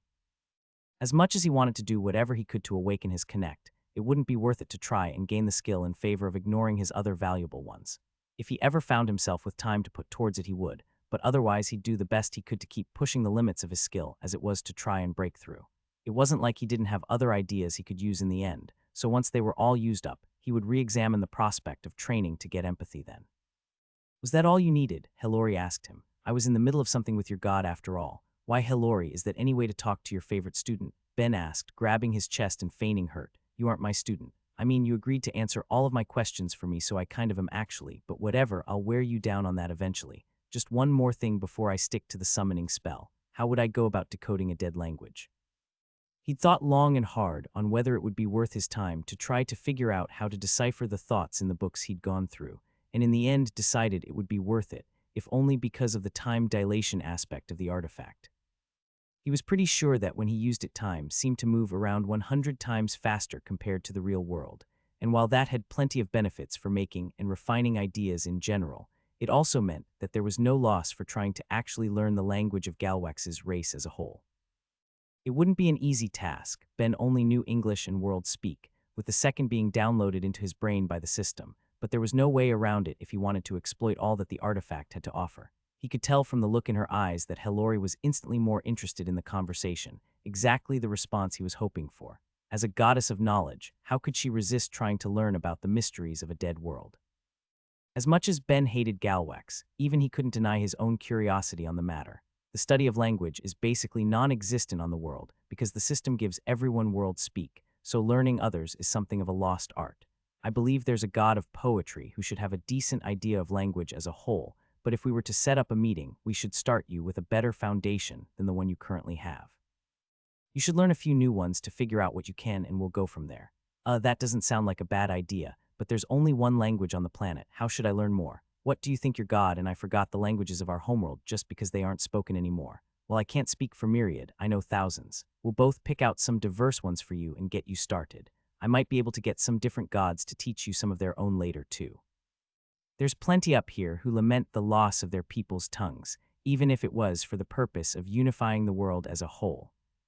After a quick discussion between the two gods where Myriad was kept from giving any argument to Hilary in the face of her interest, they both selected one and began teaching him at the same time, taking advantage of his many minds as he focused and listened to them, while at the same time continuing his examination of the summoning spell, hoping that something there would finally click as he pressed himself to learn. They were awoken the next day by a knock on the door from another one of Vivdis's creatures, and were motioned to follow it down to the main hall, where the great life spirit was waiting, another monster standing beside her. With a head as big as any of them, were tall and little in the way of any sort of body to go with it. Thera couldn't help but think the creature's existence was pitiful. It looked like the majority of it was just a mouth, no facial features beyond that, and dozens of tiny limbs to carry itself with.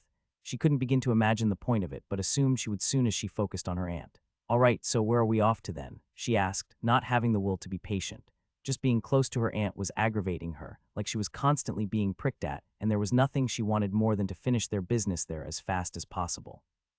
Her aunt seemed to be of a similar mind as well, and without a word tapped the beast to her side, its outrageously large mouth opening as it activated a spell within it, a hole in space appearing in its jaws that Vividus stepped through. Casting a quick look between each other, they hesitantly followed, finding themselves in a land of snow and ice, freezing temperatures chilling them to their cores, with the only sign of anything else around being another outrageous mansion amidst the tundra. Her aunt headed right to it, clearly expecting them to follow, which they did, the only other option being to suffer through the snow and cold. But as they walked, she shot one final look back to the portal they'd come through, instantly regretting it as she did.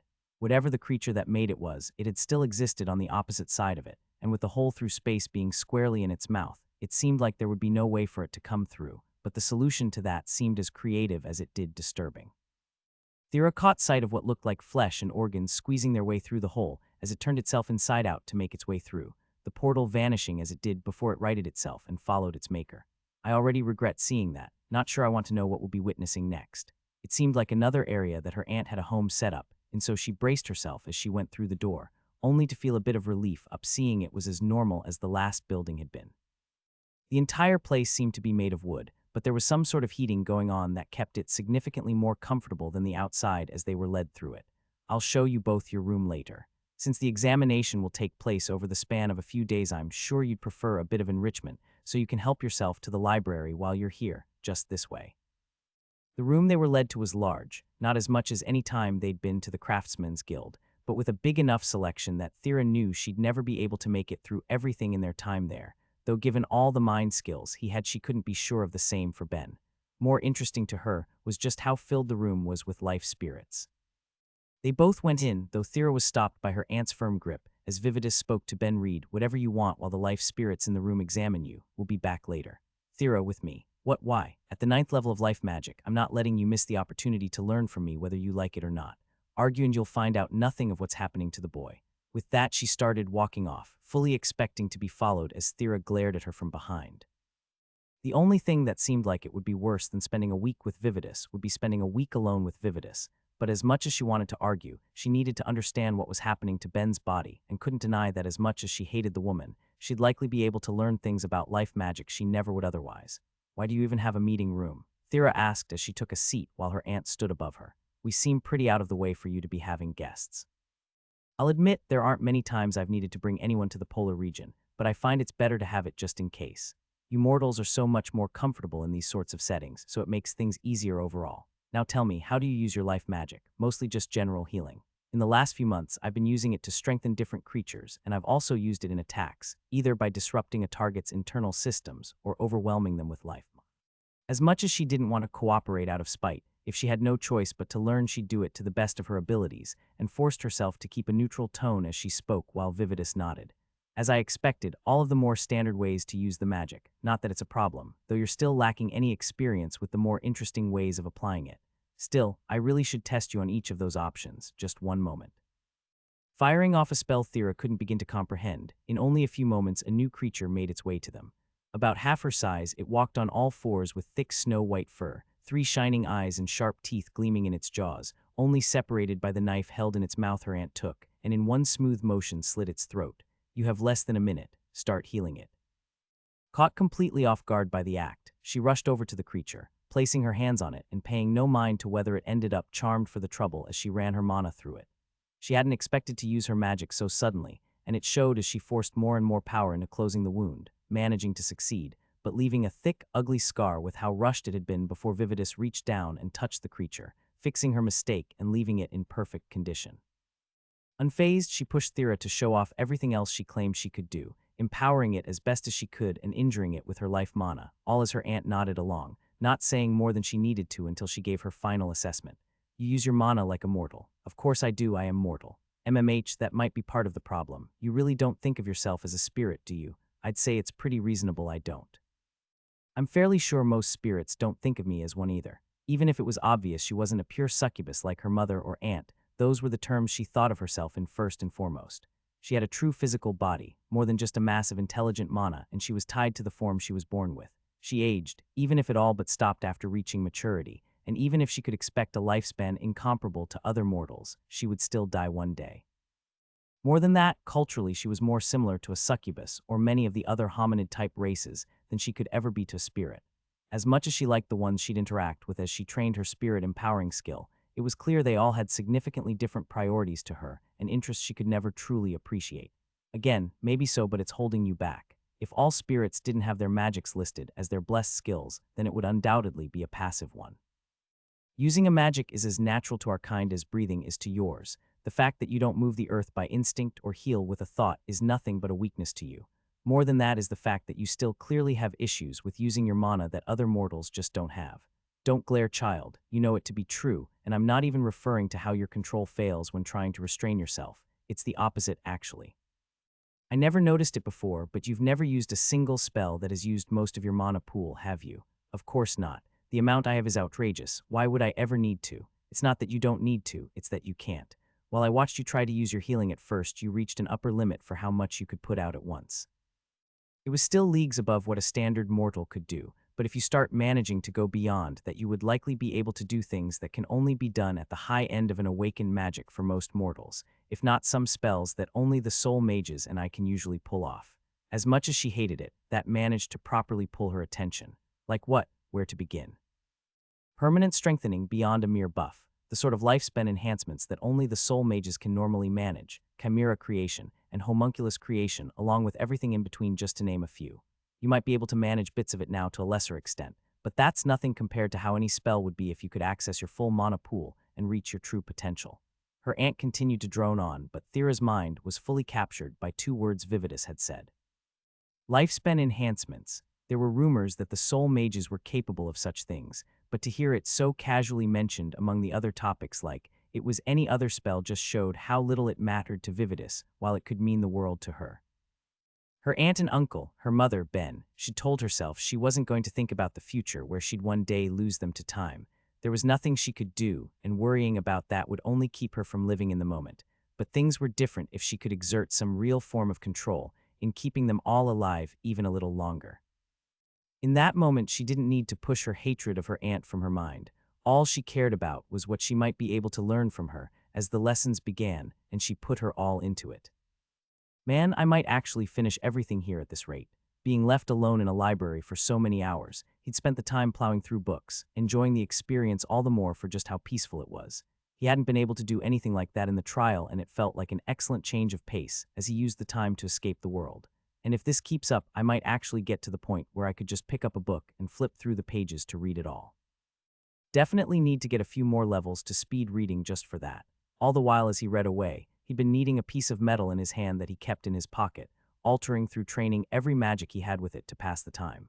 Changing its shape with his material user skill, applying numerous complex enchantments with his divine enchanting, and destroying them in the end with his destruction, only to repeat the cycle in an attempt to grow. As he finished his last book, he put it to the side to give his magics more attention than what he could from a meager 2 minds, switching the order in his head to leave only a couple to digest everything he'd been reading, while the rest focused on the lump in front of him. At the 4th level in Material User, there were things he wanted to try, especially after how much his mana pool had grown. Rolling the ball into a sphere, he attempted something he'd done when he first started using the skill, seeing how well he could manipulate it through mana alone. He stared at its shiny surface as it sat comfortably in his palm as he directed his mana through it, bending the metal to his will as he went, working in the simpler features first, stretching it out into a more oval shape, pulling bits out and pushing others in to get the beginning of the standard facial features he wanted to work with: eyes, ears, nose, and mouth, and clear, if a little rough, as he worked to refine them, giving more and more detail as he went before changing the scale he was working at. Adding the pores as best as he could, subtle wrinkling around the eyes, slight dimples at the smile, and attempting the hardest of all, hair. That was the step where he failed. No matter how much he tried to pull out delicate strands from the head of the small bust he made, it was all too thick, giving a terrible look that Ben eventually gave up on, smoothing it all back out as he instead added more details and lines to give the look he wanted instead, reaching a point that he would consider it an excellent likeness of himself as he admired his handiwork. So my mana drains a lot faster doing it this way, but as long as I regulate how much I output to match my regen rates, it's not so bad, and I'm pretty sure unending crafting is enhancing the quality of my work too, cause otherwise I think this is better than really should be. It would make sense, right? I'm basically just using my magic as a tool for my crafting, and I already know the skills are related. Now it's just to test it in ways that my crafting won't help. He had 2 ideas that he wanted to try, one of which he'd tried before and basically failed at, while another was new to him, which he started with. Staring at his sculpture, there was one thing he was curious if he could manage: temperature control. How hot or cold something was depended on the energy in it, the atoms vibrating and giving off whatever levels of warmth they did. But then on a fundamental level, that meant it was just the material moving, at least as far as he saw it. And if it's just the material moving, then I should be able to speed it up or stop it. Thinking about exactly what he'd need to do, he stopped and gave it a try, doing his best to still the atoms that made it up to bring down the temperature, feeling his mana leave him and a flood and sweat begin to form on him as he focused, putting everything he had to the task and still failing. He wasn't discouraged. He thought that if he was going to manage it all, it would be difficult, and failure was always the likely outcome, at least at his current level. But he didn't let that stop him from trying it from the opposite end, doing his best to heat it after his mana regeneration. On that end, he thought he might have had the smallest amount of success once he tried. He thought it felt warmer in his hand, at least slightly, but the longer he focused on it, trying to raise the temperature even more, the more he had to admit to himself it was probably just the metal absorbing his own body heat. All right, a failure on that end, not the most unexpected thing in the world. A shame. If I could get that down, then I might have been able to cook food even without a fire or stove. Any change is just the result of the heat altering the food's properties, right? If my skill is ever great enough, I might be able to, but even then it's probably a while away. Another thing to try in the future, but to end it, he focused on his final attempt, the first way he ever used his magic and deemed it to be wrong. He raised up the small bust into the air through mana alone, and had it fly in a tight circle before immediately stopping, feeling his mana plummet from the act and needing to wait as it all regenerated. Okay, even with all of my levels, that's still absolutely outside of what's possible for me. Good to know, now to just see if there's a way around it. When he used his magic, his mana wanted to completely fill whatever he was using it on, but he'd already confirmed back in the trial that it didn't have to, and instead he tried to focus it into the smallest area he could before trying again, using a fraction of it in the process, as he lifted the sculpture from a single point instead of every bit at once, and making it do slow circles in the air around the room, with a mana cost that meant he could do it constantly. He immediately wanted to cheer as the level went up. It still wasn't at the point where he could use it for an attack. Trying to move it fast enough for such a thing was all but begging to fall into mana exhaustion, but it did give him a new way to train the skill to practice, pushing it to grow to be stronger for the applications that had the most meaning to him, using it with his crafting. And when I get home, I can test a few more things too. So much to do, but it's all worth it. The only thing that stopped him from continuing to watch his sculpture flying through the air was Thera and Vividus walking in, both of them giving it a confused look before it landed back in his hand, and he cleared his throat. So how am I looking then, Doc?" he asked, knowing full well that as he'd been both practicing and playing around in the last few hours, the room had been filled with life spirits examining him, even if he didn't see them. "We still need to look at you for longer, and there's something I personally want to check. Take your shirt off and use the tool you made that raised your level last time so I can examine you." "Wait, are you crazy?" Thera yelled. "He almost got himself killed using it last time, and we don't want to raise his level even more when we don't know what effect it has. If you want the best chance of understanding it, then it's important to see how it changes with a level up, and it would be even better for me to be watching as it happens rather than seeing it after. Given the nature of the skill, I don't believe it will harm him, and considering the skills that merged with it, he's likely to level it up in the event he gets enough injuries or needs to push beyond his limits, unless of course you don't think either of those things will happen again." Thera looked at Ben silently for a second, needing barely any time to give in to the face of her aunt's argument. Given his track record with injuries as well as life and death situations, she didn't want to bet on him finding himself to be safer overall anytime soon. "Fine, but don't let him get past one level." With the both of them seeming to have come to an agreement about his body, Ben did as he was told, reaching into his bag to pull out the knife he'd used with the soul crystal still inside of it, and after Vividus stuck her hands into his chest and a second of hesitation on his part, activated the enchantment. As soon as it activated and scales started to form along his arm, the great life spirit removed one of her hands from him, ripping out multiple of the red growths in quick succession. "Oh man, that really freaking hurts. It will be good to see what sort of effect it leaves behind after you undo it. I suppose I should also deal with your arm as a whole so it doesn't attempt anything," she said as an afterthought, the immediate consequence being Ben losing most feeling in it. He still had the strength to hang onto the knife and could run his mana through it, though there was a chance he didn't need to. He wasn't sure if he'd lost control of it yet, and on a whim decided to test something just to see what would happen. Taking extra care not to have the effects extend to Vividus in any way for the sake of his own safety, he activated Connect, trying to force the effects of the skill onto both his arm and the blade itself to see if either would work as his mind was filled with primal, raw screams.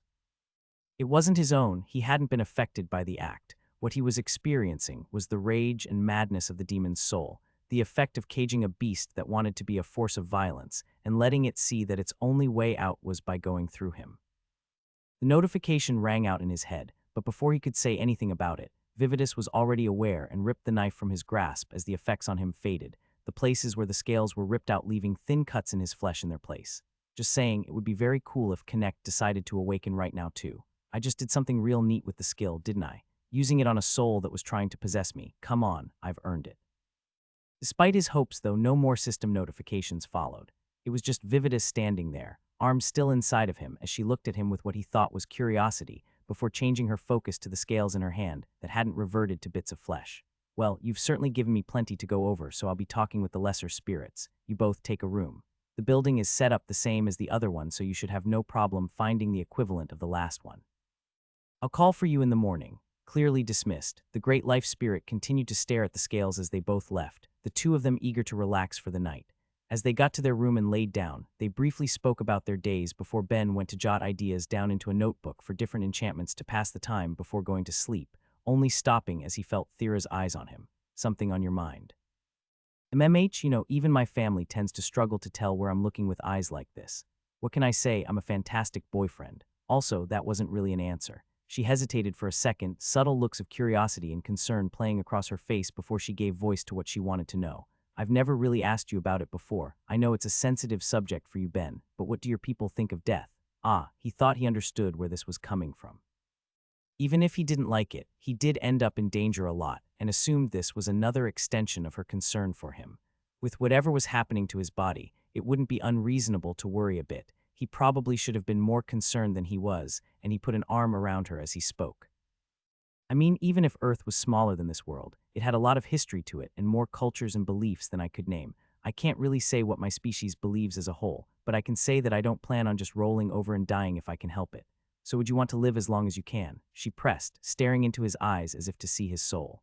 Yeah, of course, Thera. Do I give the impression that I want to get off this ride so soon? I did watch you hang from the neck of a sea monster before. Ignore that. I like living.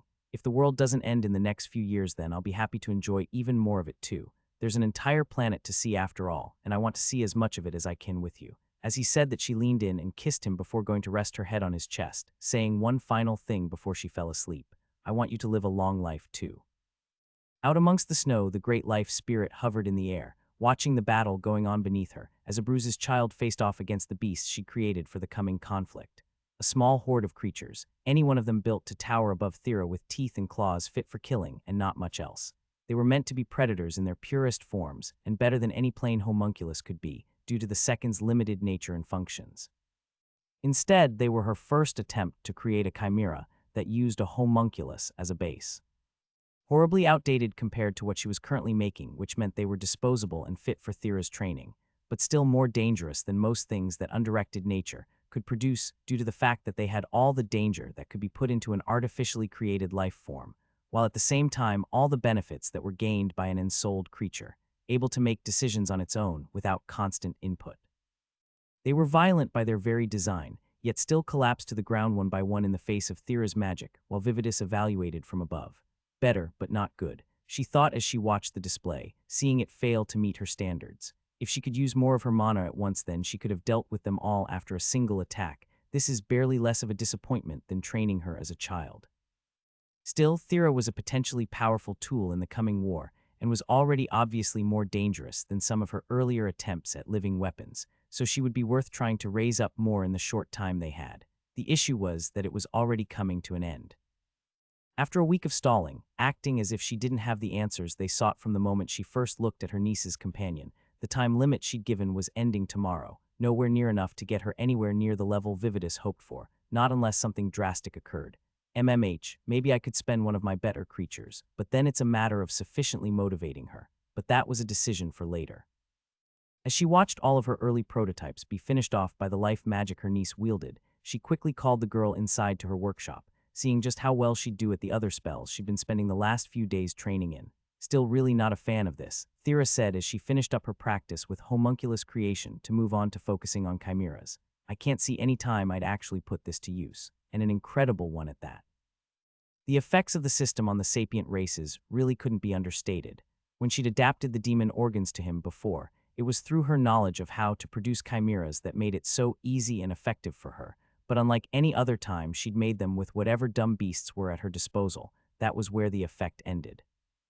She'd never had any reason to do it to a mortal before. She could see potential benefits to the act, but it would upset too many people on the world to make it worthwhile, at least until she got to see the system helping it grow beyond those initial changes to reach something greater. I can apply it to my own work to an extent, of course, but I'm not sure if I can replicate it on the same level without spending unreasonable levels of mana. The obvious choice would be to immediately start finding volunteers and grafting bits into them to see if they'd gain access to any similar jobs to the kin one they mentioned.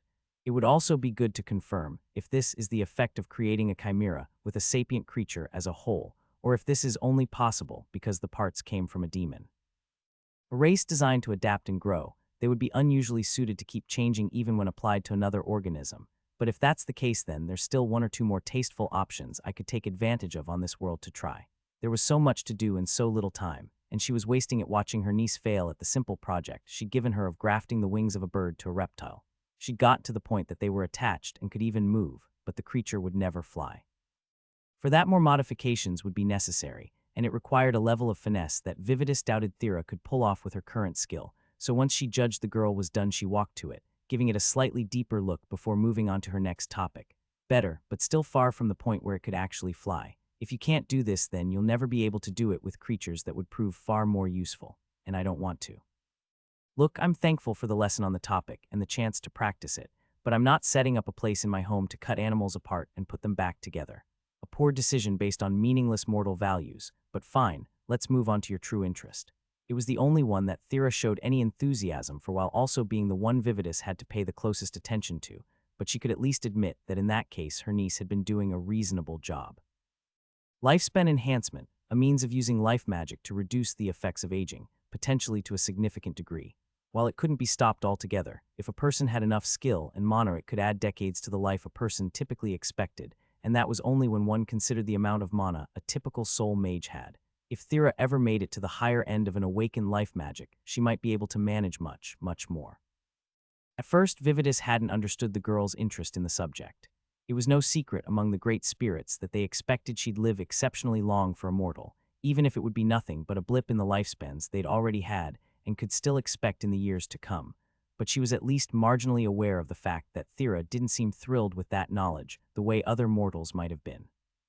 The reason for her niece's sudden interest only came to her as she saw Thera looking at the boy, the air filling with pheromones to an even greater extent than what she'd dealt with in Stonewall that neither could consciously notice was there, even if it seemed to be such a central part to succubus biology. Thera was less interested in any application of the spell for herself than for those in her life, a weakness shared by many of the soul mages she'd met in the past as well, but an exploitable one. She did believe Thera was taking her lessons seriously. The issue just lied in that she wasn't properly motivated to go beyond her limits, and Vividus had just formed a perfect idea on how to change that. If Thera failed, then it would only cost the Great Spirit an interesting subject, and she already knew how he'd been made. If there was a need then to examine something like him in the future, then she could simply produce more. Waking up in the morning, she half-heartedly fumbled around the bed before even opening her eyes and realized she was alone, Ben likely having already run off to either play with the archive or work on his magics since he'd finished every book in Vive's library, meaning Thera would be facing the start of the day by herself. Hopefully it would be a good one, but her stomach was in knots thinking about it. Her aunt had said that she'd explain the changes going on in Ben by lunch, and as much as she wanted to know what could have possibly taken the great life spirit so long to figure out, the fact that so much time had passed left her in doubt they'd be receiving any good news. Relax, it will be fine. Vive is probably just absorbed in studying things without even considering the fact that we're worried. I can't exactly expect her to be sympathetic. Still, for as much as she disliked her aunt, she couldn't deny the fact that the visit had been useful. Getting guidance on such complex life spells was a huge benefit, even if she didn't plan on using most of them ever again, and it felt like she was actively improving her magic with each day she was there. It felt good. With that positive frame of mind, she forced herself out of bed to get whatever bit of guidance she still could before it was time to go. As much as she didn't regret stopping there, she wouldn't stay any longer. She missed her aunt and uncle. She missed being home. Making her way through the empty halls, save for the few homunculi that scurried about, fulfilling whatever task was built into them, the first thing she noticed was just how cold it was. In their week there, the building itself had always been a safeguard against the external chill, the heating being perfect, even despite the fact that her aunt had no need for such a thing. And as she tried to ignore it to go to the room she'd been having most of her lessons, she passed the front door, finding it wide open with Vividus standing at its edge. Vive, I'm aware you don't have any flesh to be bothered by this, but most mortals aren't exactly thrilled with the prospect of spending so much time in freezing weather. Don't tell me you're having me fight out there again. Even if it was hands-on training, it was her least favorite of everything her aunt had made her do by far. The cold would bite at her flesh the entire time, distracting her and splitting her focus from everything else. She'd admit that a desire to go back to the warmth was an excellent motivator to push herself and finish as fast as possible, but it was an experience she wouldn't be looking back on fondly. Oh, I'm well aware. There's very few races that prefer this climate, and even the ones that do don't usually come this far north. The day-night cycle can be too hard on them. Still, it has its benefits. It lets me work on plenty without being distracted. Anyway, child, you really should aim to fix this sleeping problem you have. I thought you'd have woken up a while ago, and your pet must be rather cold by now. What? She pushed her way past her aunt to see in horror the scene the great life spirit had set up. When she'd been made to fight for practice, it had been a struggle. A dozen beasts designed to do nothing but kill in a land where there was no earth to pull from, and being powered by their maker to keep her dark magic from having any real effect, giving her no choice but to use her life spells for her attacks. It had been a challenge then, but it was incomparable now. Instead of a dozen, she was seeing 100 standing before her, as if waiting for her to make the first move. Not one of them was natural in appearance. Razor-like claws and jagged teeth on all of them, and snow-white fur to act as camouflage. Each creature towered about her, and showed the clearest sign a thing could give, that it was properly ensouled instead of just being another group of homunculi. There was a shimmer of mana around them, as they prepared for the moment they stopped being restrained to fire off their spells and carry out their violent impulses. Despite the terror of the prospect of fighting them all, though, it was barely a blip in the back of her mind as she focused on the giant behind them. Towering over them all, being at least 4 stories tall, Thera couldn't begin to imagine where her aunt had been hiding such a creature. Bipedal like any hominid type, it was covered in a thick, almost sharp-looking fur, as if each strand was really a saber ready to strike, and 4 muscular arms to go with it. She could tell it had some sort of magic to it, too, even if she wasn't sure what, but that wasn't the biggest problem. The problem was Ben, trapped in its hand, looking like he was slowly being crushed as his hair filled with frost. His skin would have been pale and blue from the cold if not for the creature's grip squeezing the blood to his head while he was trapped there. "You psychotic bitch," Thera screamed. "What the fuck are you doing?" In the face of her niece's rage, though, the great life spirit was as indifferent as she ever was, hopefully motivating you. "Your progress is dreadful compared to what it should be, but you've shown that you can at least make some for him. I'd get to it, by the way, he's been out there for a while waiting." Her immediate instinct was just to murder her, but as much as she wanted to, Thera knew she couldn't do it. Not from a lack of will or some familial bond, but the knowledge that the difference in power between them was just too great. She'd come here seeking help, but instead she was trapped playing her aunt's game with Ben's life on the line, and no way to use any of the magics at her disposal that might be of any use. Knowing she wouldn't be able to direct any of that rage to the one who deserved it, she pushed past her aunt with her staff in hand, with the creatures before her treating it like a signal to act as they charged forward, each rushing towards her at a speed her legs would never be able to move, with the ice shaking around them as it was pulled from the ground to fire at her. Water affinity, then. With so much happening at once, a part of her wished she had one of Ben's ridiculous mind skills to make things easier on her. Her telekinesis was nowhere near good enough to stop the attacks in midair, but she strained her mana to fire off a pushing effect in front of her, slowing some of them down and knocking others slightly off her path as she followed it up with her life magic, trying to move it in the same way her aunt had to put down any of the creatures she'd been made to experiment with, overstimulating their brains to make them fry. The closest ones went down as a few farther back seemed to feel an effect and she rushed closer. It wasn't a smart choice. As a mage, she wasn't meant to be working up close, instead acting from a distance, but life magic was one that saw its true worth in hands-on situations. Otherwise, its effects would weaken and disperse. Her control was too bad to do it from afar, so instead she forced herself closer into the fray, firing the same spell again and again at anything that got too close, watching groups of them fall each time until she heard her aunt's voice. "Just doing the same thing over and over again is rather boring, don't you think? You'll never improve like that, so since I'm here, let's increase the challenge." She heard the words as she was standing right in front of one of them, trying to fire the spell and failing. Vividus's overwhelming skill and magic working from a distance that Thera thought she'd never be able to manage herself, perfectly countering the magic she tried to cast and leaving no effect on the creature as it swiped at her, tossing her through the sky as a deep gash formed along her abdomen from its claws. In a flash, she was on her feet, pouring all the mana she could into closing the wound as she tried to figure out what she could do in the seconds she had.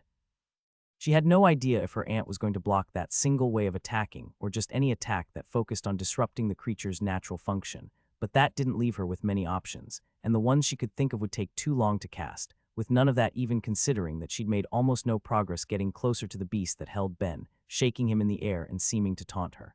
More than anything, she wanted to close that distance. But how? My speed's not bad, but getting past all of these would be. That line of thought trailed off as she had an idea. A terrible idea, one she'd have never entertained before for the damage it was sure to do to anyone that she used it on. Buffing. Her mana was so great that there was a far too real fear that doing so would destroy the body of the person she used it on. But having the 9th level of the skill, she was more equipped to do it now than any time in the past. And more importantly, it wouldn't be happening to a Ben or friend or any innocent person. She was going to do it to herself. That quick choice made her muscles and bones flood with her own mana, her body erupting in pain in an instant from the flood as her heart rate felt like it tripled. Through the pain, though, she felt the effect in an instant, the world slowing down around her as she kicked off the ground and began to move. A single step tossed her through the air as she flew past the closest group, the buff giving her enough leeway to think on just what to do as she stepped away from swiping teeth and lunging claws. She was sure she could apply the same buff to them with significantly less care and control than she had to herself, but there was always the fear that the monsters could handle it, or worse, her aunt would help them handle it, so with that in mind, she quickly adjusted her strategy. All of her mana went towards strengthening herself and healing all of the damage the buff did to her body, while the staff she was using became more like a club in her hand than anything else as she smashed it against the faces of the creatures she ran by, feeling the strain on her limbs as she struck with more force than her body wanted to give. It wasn't her first time fighting like that. She gained the staff wielder's skill back when she adventured alone, fighting off anything that got too close before she could use her spell, and even if she'd never specifically trained it, it gave her just enough edge in the form of instinct, striking where her gut told her to and continuing past, trusting she'd done enough to make them fall. There was plenty she hadn't hurt that hadn't been close enough for her to attack in melee combat, but she decided she'd go back for them later once Ben was safe. Her priority was the giant standing in front of her. The creature bared its teeth as she got close, seeming to grin and squeeze Ben even tighter as she rushed at it, knowing that she wouldn't simply be able to beat it with her staff as she'd done for the others, and she rushed forward trying to squeeze out a quick victory in the only way she could think to. She had to assume that her aunt would continue to keep her from trying to overstimulate it with her magic, so she took another option. As much as it was a monster designed to fight and kill, it was still alive. It had bodily functions she could take advantage of in other ways, and seeing a thick vein pulsing in its neck, knew instantly how she wanted to try it. Wielding her life magic, she directed it at the giant with all of the control and focus she could muster, all for one small, simple goal. Stimulating cell growth within the creature, forcing the vein to seal and keep blood from flowing to the beast's brain, all to kill it in the end. It was more than doable with the skill she currently had, she knew it was, but she still felt it fail as she fired off the spell, the monster using one of its giant arms to take a swipe at her as it did, throwing her through the air and breaking her ribs, the only thing keeping her alive being her high vitality. Poor luck, she heard her aunt say from behind her, as if she was watching Thera lose at a game instead of fighting for her life. But really, Thera, it wasn't a bad idea, but did you think it would be so easy? I created this creature for the purpose of fighting demons. Of course, it can shrug off that level of life mana. If you want to save him, you actually need to try to push beyond that. She wanted to scream at her aunt, but did her best not to let herself be distracted as she started to heal her wounds while she moved through the pain, instead doing her best to keep buffing herself and fixing any damage it did to her body, all the while dodging attacks from both the creature that had Ben and the smaller ones behind her. All of them were firing spells now, seeming to want to keep a distance after facing her in action while she could only dodge, lamenting her own weakness. Vividus is insane. I'm never going to be able to force enough life mana into a spell if it shrugged off that. I have no clue what she expects from me. What am I supposed to even be doing here? Does she have even the slightest idea on how I might kill this thing, or did she really just decide to make it impossible and see if I was good enough to figure it out anyway? Hell, what options do I even have? Eventually, she'd have to stop running, but she couldn't fight it head-on like she had with the other ones, and it felt like her magic was useless. She couldn't resorting to any dark spell if Vive was just going to negate their effects like when they'd practiced, but she'd reached the limits of what her life magic could manage, and Earth was never an option to begin with in that land of snow and ice. But for some reason, despite how sure she was that that was the case, she felt herself hesitate to abandon the idea of using that magic altogether, like there was something picking at the back of her mind. A single spell she'd never tried but just might have been able to help as it came to her, and throwing safety to the wind she rushed to the giant again, trying to gather all of the mana within herself she could to make it work. The beast didn't know what to make of it, briefly caught off guard by the act as it used its magic to rip a block of ice from the ground, throwing it at her, only for the attack to be dodged as she launched herself forward, driving her staff into its leg and firing off the spell. For a moment it seemed like it failed, like nothing happened, and the small part of the creature's brain that had felt a hint of fear disappeared as it made a noise she could only take as a laugh as she jumped away from it, the staff crumbling to dust in her hands. It was a creature whose sole purpose was to kill, and it was made to enjoy the act. Having been in its hand but forced to resist just crushing him for as long as it could, had been as amusing for it as it had been aggravating. But the longer the fight went on, the more it could feel that resistance fading as it tried to take a step forward to get its hands on its second victim, only to fail. It couldn't move its legs, and as it looked down in confusion, it could only barely understand why as it saw they'd turned to stone, with its effect slowly growing upward, crawling to its torso as it flailed around in protest and fear, then its lower set of arms, its upper set, and finally making its way to its head as it was frozen in a permanent scream. As with any time a skill awakened, Thera's body lit up as it rushed to absorb all of the mana it could now hold from the change. But unlike for a normal person who might have a few hundred in their status, Thera originally had almost 300,000. Not only did the light fail to stop, but all of the creatures around her felt the effects, even her aunt, as every bit of ambient mana in the surroundings rushed to her, not letting any of them replenish their reserves as they fired their spells, all while Thera didn't stop to appreciate the notifications ringing in her head, instead going to attack with the new source of stone at her fingertips. Feeling the change to her, Thera didn't worry about her lack of staff as she took the petrified monster apart, using it as she would any other bit of stone, and tore it into gravel to be fired into the crowd, as she took extra care to gently set Ben to the ground. In her spite, and as the only bit of revenge she could take, she exerted herself in the second, after each of Vividus's monsters had turned to nothing but a red mist, forcing the direction of the attack to change in the last minute to tear through her aunt's house before focusing all she had to healing Ben. "I'm so sorry, I thought it was a good idea to bring you around that fucking maniac," she said, holding his face as she flooded him with her mana, trying to force his body to warm itself up as she healed the many injuries he'd gained from being squeezed for so long. All of his ribs were broken, and it seemed like his entire body was bruised, but despite that he managed to smile as he coughed out a few words. "I knew you'd save me, so it's all good. Let's just never ever come back." Agreed. "Destroying the house was a little childish of you," Vividus said offhandedly as she walked up. "Fuck you, and throwing a temper tantrum will gain you nothing. I got the result I'd hoped for, so let's finish up here," she said, placing a hand on both of them to heal them quickly, "although I suppose you'll need to dig through the wreckage first to find your things."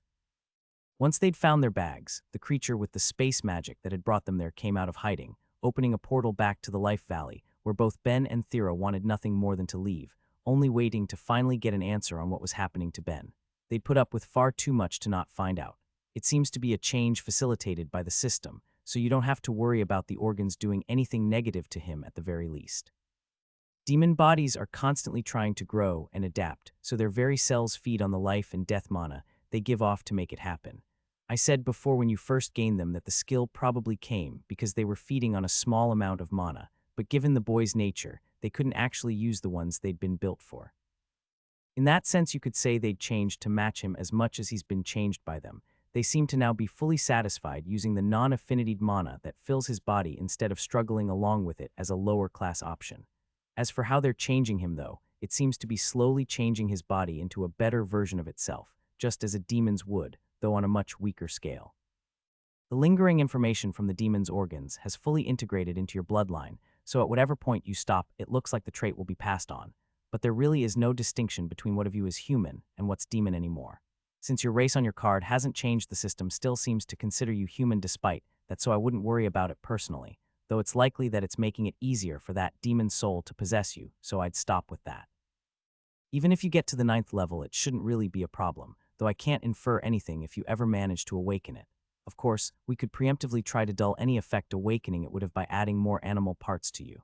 It would have the side benefit of potentially making you significantly more useful. I'm not letting you experiment, Ben, after you already tried to kill him, you bitch, Thera yelled at her aunt. Do you only see people for whatever benefit they could give?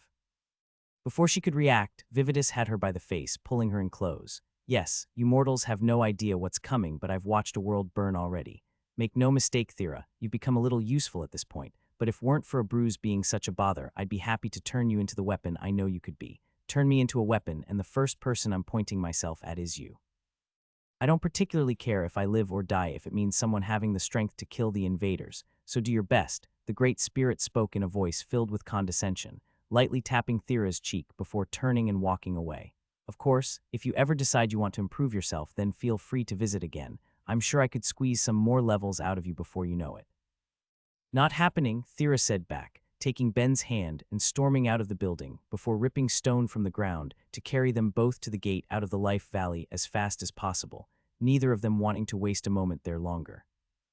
Thera was seething as they went through the streets of Analia to pick up the cart they'd left at the church before finally going on their way home, to the point that anyone else walking around them took a wide berth. With her anger came a feeling of pressure as her mana came off her without any intent, all of it moving without any conscious thought from her, just from how much it had grown. Awakening 2 skills had put her halfway to what a great spirit had, but what she'd had to deal with to get there had kept it from being the happy experience she thought it would be. Ben could see all of this and took her hand, pulling her to the side to wrap his arms around her. Wait, Ben, we're in public, she started, her anger briefly dropping from the surprise as the heat in her head moved to her cheeks. It's fine, everyone has something better to do than watching us hug in the street. It looks like there's a cafe up ahead. Want to grab a bite before we start heading back home? Maybe talk things out before you decide to pour all of that emotion into speed while moving the cart. She could help but let out a small laugh at Ben's touch of fear coming out and gave in. She didn't want to focus on her anger, but if she didn't do something, it wouldn't be going away anytime soon. They got their food and took seats outside, watching people pass as they munched away, Ben waiting for her to say something. I just can't believe you know what, scratch that. I can completely believe she'd pull something like that, I just wasn't expecting it. No matter how it turned out, I'm not going near that psycho again unless I'm ever strong enough to put her in the ground. Well, I know it's probably not the easiest, but why don't you tell me about just what good came with it? From the way that light blinded me for a bit, it seems like your changes are going to be a pretty big deal. MMH, well, don't expect it again anytime soon. I managed to knock off both earth and life magic with that last spell. Wait, really? That's awesome. So what did you end up picking for your quest then? It had completely slipped her mind. She'd been so angry when the notifications had been going off that she'd completely forgotten about it, even after they'd left. I have no idea what to pick since I managed to awaken my first choice anyway, she muttered as she pulled out her card, trying to decide quickly. Wait, we don't need to pick these things immediately. In that case, why not leave it and level up something a couple times then try again for that easy awakening? Ben, if you leave a quest like this, then the next skill that levels up will just get a level on top of it if you try to wait too long. How do you not know this? 'Cause I'm a cute little otherworlder that's never worried about the logistics of quests before, but good to know. I guess I won't be trying to scam Myriad then. You shouldn't be trying to scam your god to begin with, she told him, and based on his reaction was positive his god was saying the same thing. Anyway, with a reward like this, the worst option would be if I somehow gained a random passive skill in the meantime, and it shot it up to level 1. What do you think I should do? She handed him her card and watched him read it over, with no real reaction coming from him for her attributes since he could do the math and easily knew how they'd ended up, though she did notice him mouthing the names of her awakened skills. Did you level up your telekinesis during all of that? I did. A couple other skills too. Okay, this is obviously your choice, but in your position I think I'd choose one of 3 options. Either your telekinesis, since it just went up and in theory would be the hardest to raise again, your dark magic, since you'd be able to raise its level without having to worry about your charm going up with it, or you could do your charm. As he said it, he saw the look in her eyes and raised his hands, wanting to explain. You just gained a level to it not too long ago, so with your brace your effect at a distance is -1. Gaining another level would put you at an effective 1, but you still wouldn't need to wear the cloak with that. Resistances are just as fundamental to the soul as affinities are. There's no such thing as a person with a resistance of 0, so it would be fine, and it would get you a lot closer to the 6th level, where you should be able to suppress your charm yourself. She understood what he was saying. In fact, she agreed when she heard it. In principle, it was an excellent choice. There was just one problem. She hated her charm. The very thought of intentionally raising it felt revolting to her, even if she knew that it would help her in the long run. Even if she knew from experience it had its uses, she just couldn't make herself do it. That left her with the other two options, both of which were good points. Telekinesis was a non-affinitied magic, already difficult to raise to greater heights. She'd had a lot of luck with it recently, but who was to say it would keep up? Then there was her dark magic, one that had proven itself incredibly useful, especially during the time that Ben had been lost in the trial. But when she didn't need to use it and wasn't having it act as an outlet for her emotions, it felt hard to make herself train as well, with the ever-present knowledge that it could raise her charm. In the end, thinking of it that way did make things easier. She knew her dark magic was useful, but she had an aversion to training it too much, while her telekinesis may have been harder to work on in principle, but it was one she could practice happily without a second thought. I'll take a level to my dark magic. Cool, and with that done I couldn't help but notice one more thing on your card that needs to change, he told her as he pulled out his personal job crystal and handed it over. It was as good of a distraction as anything, and she couldn't deny some level of excitement at seeing the options she knew would be there now that she'd calmed down a bit, even if she hated just how it had happened. Available JOBS. Queen of Mana. Musician. Professional dancer. Bard. Darkness Mage Charm Specialized. Healer. Dark Mage. Staff User. Master Earth Mage. Master Life Mage. Oh yeah, now that I'm at the first level of Staff Wielder, I guess I've got the job for it. My list still feels pretty small though with how much time I've got. If I ever run out, I'll actually need to look for skills that would give me jobs. Here's hoping after this one, the system gives me plenty of options. I choose Master Earth Mage. In a lush valley far from Ben and Thera, a number of spirits gathered. They weren't the great spirits, but the common ones, members of all 8 affinities that existed on the world meeting to talk about things beyond the magics they belonged to. They had gone to talk about the Earthkin, trying to understand exactly what she was to them. Even for a mortal, that might have been a challenge, as it would mean defining just what a great spirit was to a regular one, though they themselves typically didn't view it as such an issue. The great spirits were the great spirits. That was enough for them, and something they understood on a fundamental level, a structure of their race as a whole they normally never questioned, at least until recently. They'd always know that Thera had a deep connection with the great Earth Spirit, potentially deeper than any other Earth Spirit shared with him, or at the very least different, and while they had all become aware of the connection upon Thera's birth, none of them had shared more than a passing curiosity before going back to their own interests, at least until she'd showed just what she could offer them. As mana-based lifeforms, the way they used it was fundamentally different from mortals, with the great spirits reaching heights they never could, but despite all of that, none of them could do what she had started to. None of them could share mana with the others to help replenish their stock. It sounded like such a simple thing, but since she'd revealed the skill to them, it had fundamentally changed the way they lived on the world. Previously, producing new spirits had been a rare act for the potential dangers that it had for them, but no longer. Spirits could be born in numbers without having to worry about running out of mana and lives in the process, and they'd had to start organizing themselves to ensure each group had a fair turn at it. But with that growth and interaction came the question that was now on all of their minds. It's the familial connection of mortals, one of the life spirits explained as the others that matched its affinity, as well as the death spirits, gave their agreement to the ones less aware of these things. She's called that because that's what she is, a kin of the Earthen One. But the Earthen One is not mortal, a fire spirit argued. How could he have mortal kin? Another structure of this world system. We've each had it bound to us too, who knows, we might be able to produce kin with them as well. A round of disinterest went up among them at the thought, as a death spirit brought them back on track. That is what she is to them, but what is she to us? Muttering and questions came up until they were forced to come to a conclusion. They'd never figure out what Thera was to them, unless they were able to define what a bruise was in mortal terms. Is the Earthen One our god? One asked, feeling unsure as they did. The world they came from had no gods like a normal life-bearing planet, nor did they feel like they needed any, same as any mana-based race. They had been aware of the concept even all the way back on their homeworld, as the occasional void god passed by their star with their race in curiosity, surprised to see a world teeming with such unique life and no god around who uplifted them, and they'd become more familiar with the concept as a whole since arriving at this one. The many gods of this world had been openly curious when they'd arrived, and even tried to see what their potential was, though without much luck. Their mana wouldn't grow, even after receiving a blessing from one of them, and no matter how many centuries passed, none of their magics awakened to something greater, even with the help of the system. They could gain other skills if they so desired and had the potential to try and train and raise them up to greater heights, but for the vast majority of them, they simply lacked interest. they'd rather do as they always had, indulge in their affinity as they drifted through the world. To the question, it quickly fell to disagreement. The Earthen One was not their god, none of the great spirits were. They were better than any god with them in the world, able to act immediately if need be and not constantly worrying about spending their power.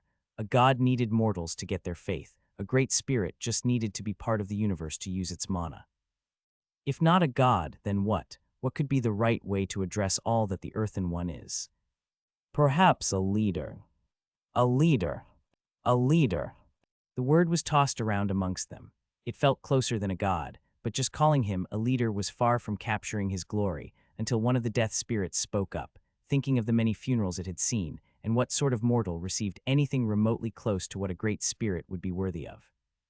What about a king? A king. A king.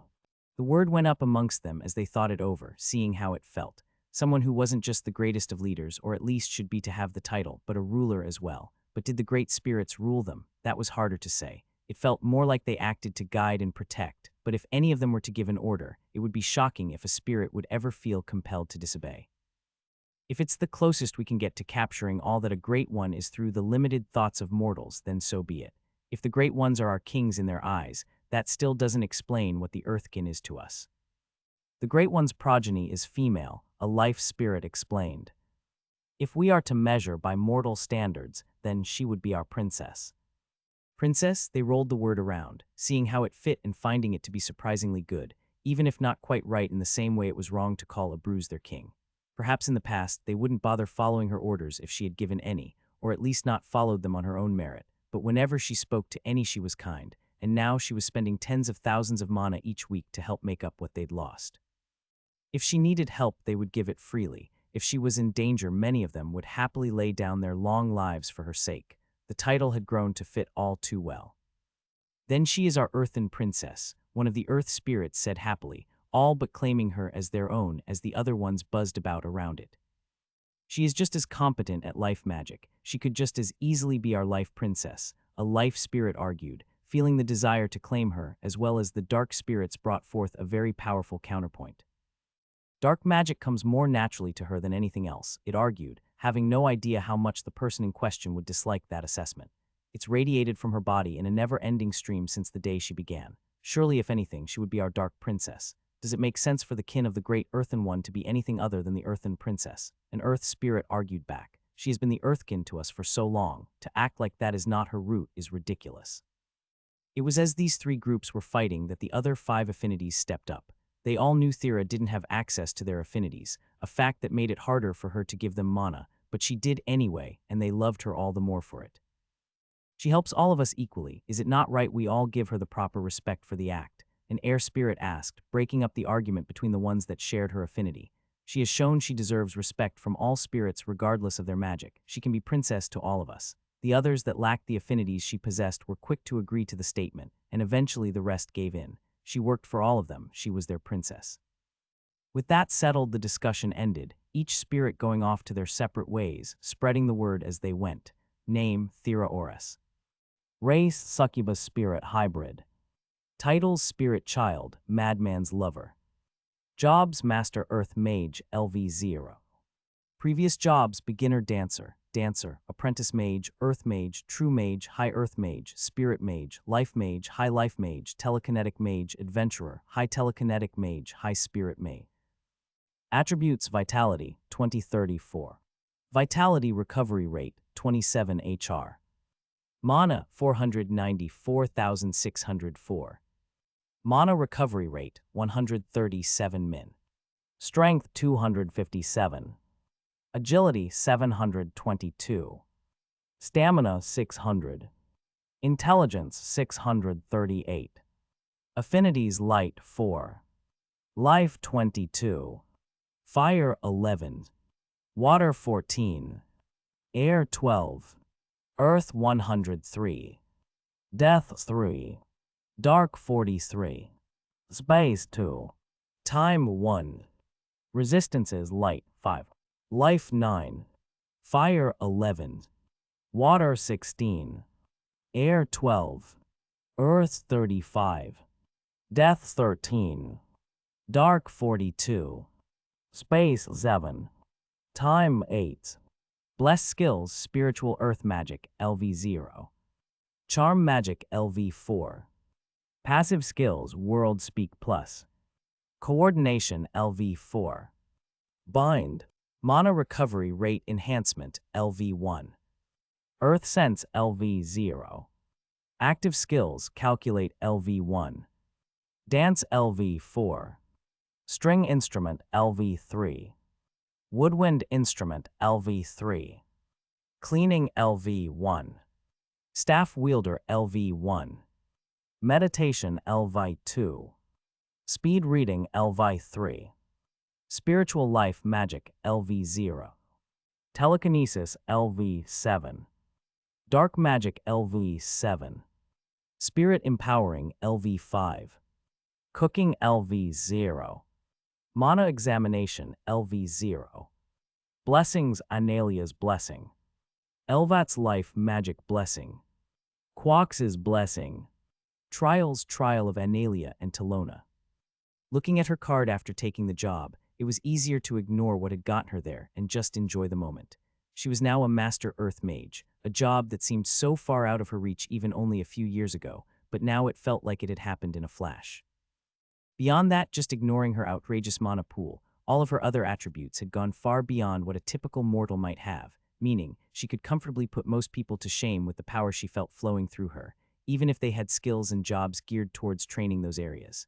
Her strength alone, lowest of all of her values, could now give her a fighting chance against some lower-rank adventurers who had it as their focus. She was also curious about how her awakened magics would compare against others. They had clearly changed in a way that reflected her heritage, but she had no clue how they'd compare against someone who just had them listed as the high versions of the magic, and the fact that her life magic hadn't moved to the passive part of her status meant she still wasn't able to use it the way a spirit would, at least if her aunt was to be believed. Still, once the stress of everything that they'd gone through managed to leave her, she thought she'd have quite a good time exploring it and was eager to see what other changes the future had in store for her now, right until the system answered. "Everything okay, Thera?" Ben asked her, instantly seeing the change in her eyes that she tried to brush off. "Yeah, it's just all a lot to take in," she told him as a completely different thought went through her head. "Gods above, why did I just get this title?" She wondered in horror, feeling a sudden understanding for any time Ben complained about a change to his status, all the while swearing to herself that she would put off telling him about it for as long as possible. "He had way too much fun teasing me when he found out about Mom. I'll hear about this for weeks if he ever finds out." Having no clue how she was supposed to begin reacting to the sudden and unexpected title, she tried to keep from thinking too much about it, instead focusing on getting to the cart and finally returning to Stonewall after many long months away. "Just for the record, I want to make it clear I hate every part of this," Ben said as they made their way back to Stonewall, holding his seat in a death grip from the stress that only he was feeling. Thera, for her part, was ecstatic.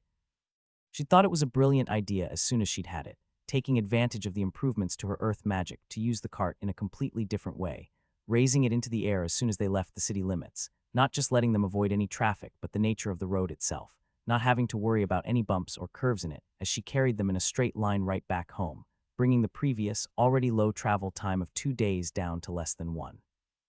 "Don't be a baby about it, Ben. I'll bring us down in a couple minutes. As funny as it would be, I can't exactly fly us through town." Thank God, the journey back through the skies had been uneventful as they went, and by the time they could see their home in the distance, Thera lowered them and brought down their speeds to a far more reasonable pace, letting Ben drop some of the tension the entire ride had brought. "I honestly don't see how this bothers you so much," Thera told him with a nudge. "I've seen you do much more dangerous things. Maybe, but I can't shake my roots of coming from a world with proper road safety standards. Don't want to either. If you want to fly more often, I need to at least figure out some safety features, not to mention making something a bit more aerodynamic than the cart. It would probably cut down on the mana cost too. Actually, how would I go about all of that?" He trailed off as he played with the idea in his many minds, feeling curious about it despite himself, but tried to spare a few to soak in the feeling of being back in town after so long. What had meant to be a crafting competition had ended up being so much more, but it felt good to be home. The streets seemed the same as usual at first, people going about their days as they always did, but it wasn't long before he began to pick up on more changes. Empty shops that had been bustling in the past and houses for sale in what seemed like previously thriving neighborhoods. It was subtle, but the change was there as people left when they learned of the beginning of the invasion. It was a little surprising to him to see it affecting Stonewall. They were relatively safe there, all things considered. Not particularly close to any invasion point, he'd expected more people to be escaping to the town if anything, but the world was filled with people who felt like they had to fight or wanted to be closer to distant family with what was to come. Still, no point worrying about it. Since no nation took him in, he was just some guy in the end, his biggest role being the act of selling and making weapons, so he chose to ignore the thoughts so closely tied to the world's inevitable demise in favor of being home. They first stopped at the shop, parking the cart there for Ben to figure out what to do with everything that filled it later. Aside from the many crates of books he'd bought from the various guilds of all faith, there was also the matter of all of the materials he'd come back with, both from the trial as well as buying from a bruise. He wouldn't be lacking any time soon and could afford to be a bit less thrifty with them now than in the past, but that would be for later. For the time being, they had people to see, people to let know he was alive, and they started with the closest, walking into Falk's shop as the day was ending and finding the Yeti sweeping up, the broom falling from his hand as they both came through the door.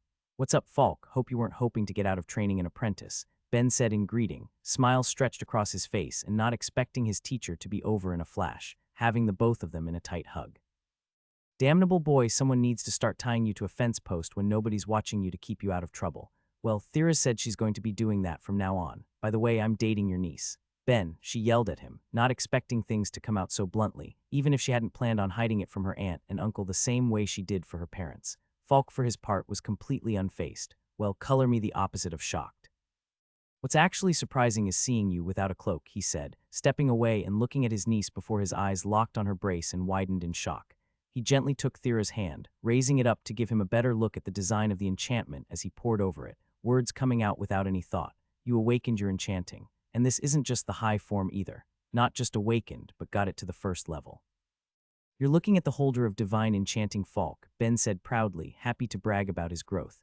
"Actually, there's a lot to catch you up on, but I'll tell you all about it tomorrow. Got other people to see before the day is up. Wait, don't tell me you stopped here first. We had to drop the cart off, then off with you both. You have no idea how worried Sonya's been. I know she has the day off today, so just rush home. Will do." They both wanted to see her anyway, so that became their next stop as they ran off. Rushing through the town, Ben noticed a few looks from some of the people he passed, but made the choice to ignore whatever it was for the time being. As they got home, they were going to rush into the building, only stopping to go around it as they heard noises coming from out back. It was when they went to the yard instead that they found Sonya and the guild master Cecily, all of their focus on each other as blows were exchanged. Ben was stunned to a stop and didn't know if he should rush in to try and end whatever had caused this, but a quick look from Thera and the feel of her hand on his arm kept him from moving. He could see it in her eyes. She was excited. It seemed they had arrived just at the tail end of it. Both were tired and sweating as Sonya threw a quick punch that Cecily ducked to avoid, responding with an uppercut to the jaw that Sonya took, her healing magic activating in an instant to repair the damage from the hit, but still knocking her off balance as the guild master took advantage of it, bringing her to the ground and holding her in place. "You're still a little rusty," Cecily said with a grin while pinning her. "I'm not rusty. I've just had a very peaceful few decades. You've just gotten better." "True," she said gleefully, starting to get off of Sonya and freezing as she noticed Ben and Thera watching from the side. A series of looks flashed across her eyes. Surprise, happiness, and strangely enough suspicion and judgment as she finally moved, speaking up as she did. Well, looks like someone finally returned home." "What?" Sonya yelled, turning to see them and rushing over as she took them in her arms and hugged them tightly. "Thera, Ben, it's so good to have you both back." "Oh gods, I missed you both so much, and Falk told me Ben had died. But then we heard you escaped, but you both didn't come back and wait. Did your eyes change color, Ben?" "Oh, so this is Thera," Cecily said happily, the bits of suspicion and judgment gone from her face, leaving her to beam at their return. "Sorry, I didn't recognize you without your cloak. Managed to get your passive effects under control. Mostly, but being touched could still be dangerous," she explained through the crushing grip of her aunt's hug. "I'll make sure to wear sleeves around town though, so don't worry. It's fine.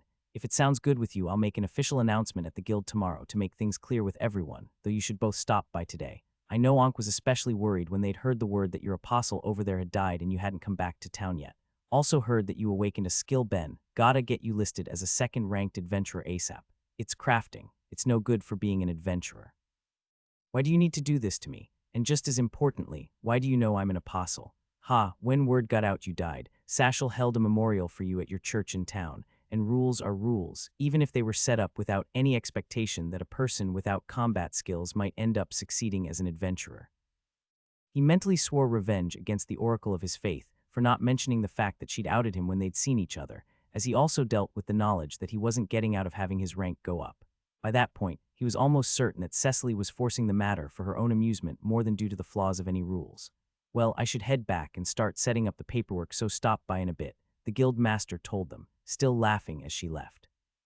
For just a moment, it looked like Thera was going to give her a heads up about her own skills, but Ben took her hand and shook her head. If Cecily was going to take such delight in raising his rank, then he'd take delight in giving her some unexpected work, especially since according to the rules he was aware of, they wouldn't be becoming rank 2 adventurers, but rank 1. With that done, Sonia ushered them into the house, pulling out snacks and drinks to enjoy as they all caught up about exactly what happened. Both of them left the details light on his time in the trial, seeing no point in worrying her about what was already done to focus more on what happened after. Through all of that, Ben didn't give the reveal the same way he had with Falk. Since Thera hadn't seemed thrilled with how he'd spilled the beans, he decided to leave it to her this time, and she knew it. Each time a point came up where it would have been natural, she started to say something, only to end up beating around the bush, until finally she looked to him in defeat as he said it casually. And by the way, me and Thera are dating now. Really, Sonia started, her eyes lighting up at the words. Oh, that's wonderful. I always thought it would happen sooner or later. I absolutely need to know how your mom reacted to the news. She doesn't know yet, Thera admitted. I'll tell her eventually, so could you keep it from her for the time being? As Sonia's smile took on the same playful look Pelinia's did any time she found herself with something amusing, it was easier than ever for Ben to see that they were in fact sisters. Of course, in that case I can't wait to find out how she'll react knowing that I got to know long before her. Oh, this is just going to eat her up. But anyway, I guess this means I get my spare room back then. It took a second for either of them to know what she was implying as she looked at them with laughing eyes, but when it snapped in place for Thera, her face flushed a deep gold. Auntie, it's way too soon to be thinking about something like that, really, but don't you both share a tent when you hunt anyway? And it sounds like you've been in close quarters ever since Ben got out of the trial. That was just necessity. This is different, his god asked. I mean, I wouldn't be against it, but I'm not going to force the issue. Hell, where I'm from, moving in together is considered a pretty big step. Choosing to ignore his god, Ben instead changed the topic to spare Thera's embarrassment. But ignoring all that, why were you and Cecily fighting? Since when do you fight? It completely clashed with his normal view of Sonia as a peaceful and dedicated life mage who was ever focused on her role as one of the town's main healers. But when he asked, both of the women with him looked at him in confusion.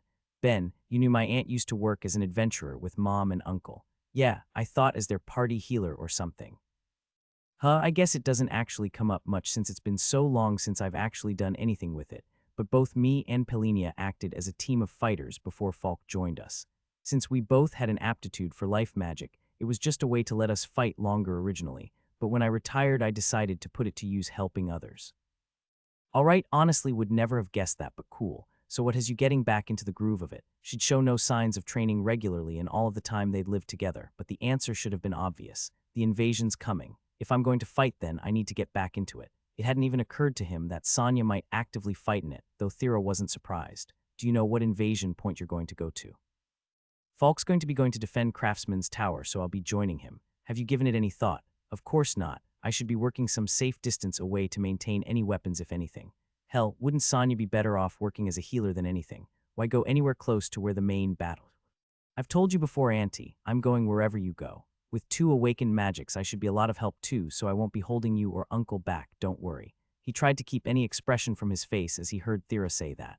A small part of him had been aware that she might want to do something, and with her skills and power, it couldn't be denied that she could make a difference, but he'd never let himself consciously acknowledge it until she said it. The girl he loved intended to actually fight in the main force, and he had no idea how to handle that.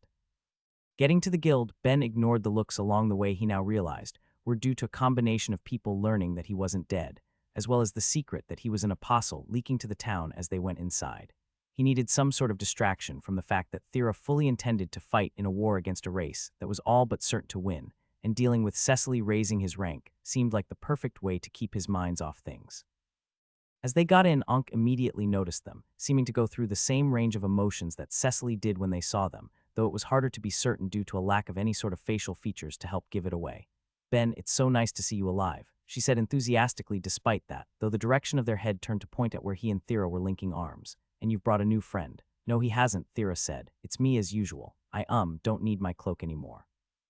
Hi Ankh, Thera, so that's what you look like. Oh my, aren't you lovely? I completely couldn't recognize you, they said. Any hesitation vanished, leaving them filled with nothing but the joy of the 2 of them returning. It's been so long. Cecily mentioned that the two of you would be coming, but when you walked in, I was told I should check your cards. Or you could not, Ben suggested as Thera was already eagerly handing hers over. Come now, it's fine, let's see. Their words dropped off in an instant as they processed whatever information the guild was able to read from the cards without a person revealing it, seeming to struggle to mentally process what they were seeing before leaning forward in a hushed voice. You awakened 2 skills, she said, trying to contain her smile. Not to mention all of these kills, how did you? Oh, we don't need to focus on that bit too much, Thera told her, not wanting to think too hard on when she'd completely cut loose during her training alone in the woods. If you just transfer over whatever I've earned for those kills, it's fine. Of course, no wonder Cecily wants to see you. Then how about you, Ben? Wait, 3. Anyway, could we keep this private? Also, it doesn't show which ones, does it? No, our systems only pick up that you have them, none of the finer details. Cool, I guess.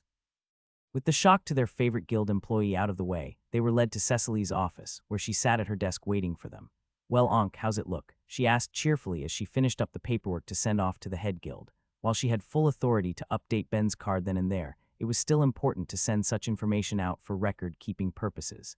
The issue was that everything she'd written was meaningless, and there was about to be a lot more. It looks like we have 2 rank 1 adventurers in town, Ankh told her happily as Cecily took a moment to process it before sadly looking down at the papers she'd finished and tossing them into the trash. You could have mentioned this earlier. Where's the fun in that? Ben laughed, enjoying his bit of revenge before asking the most important question.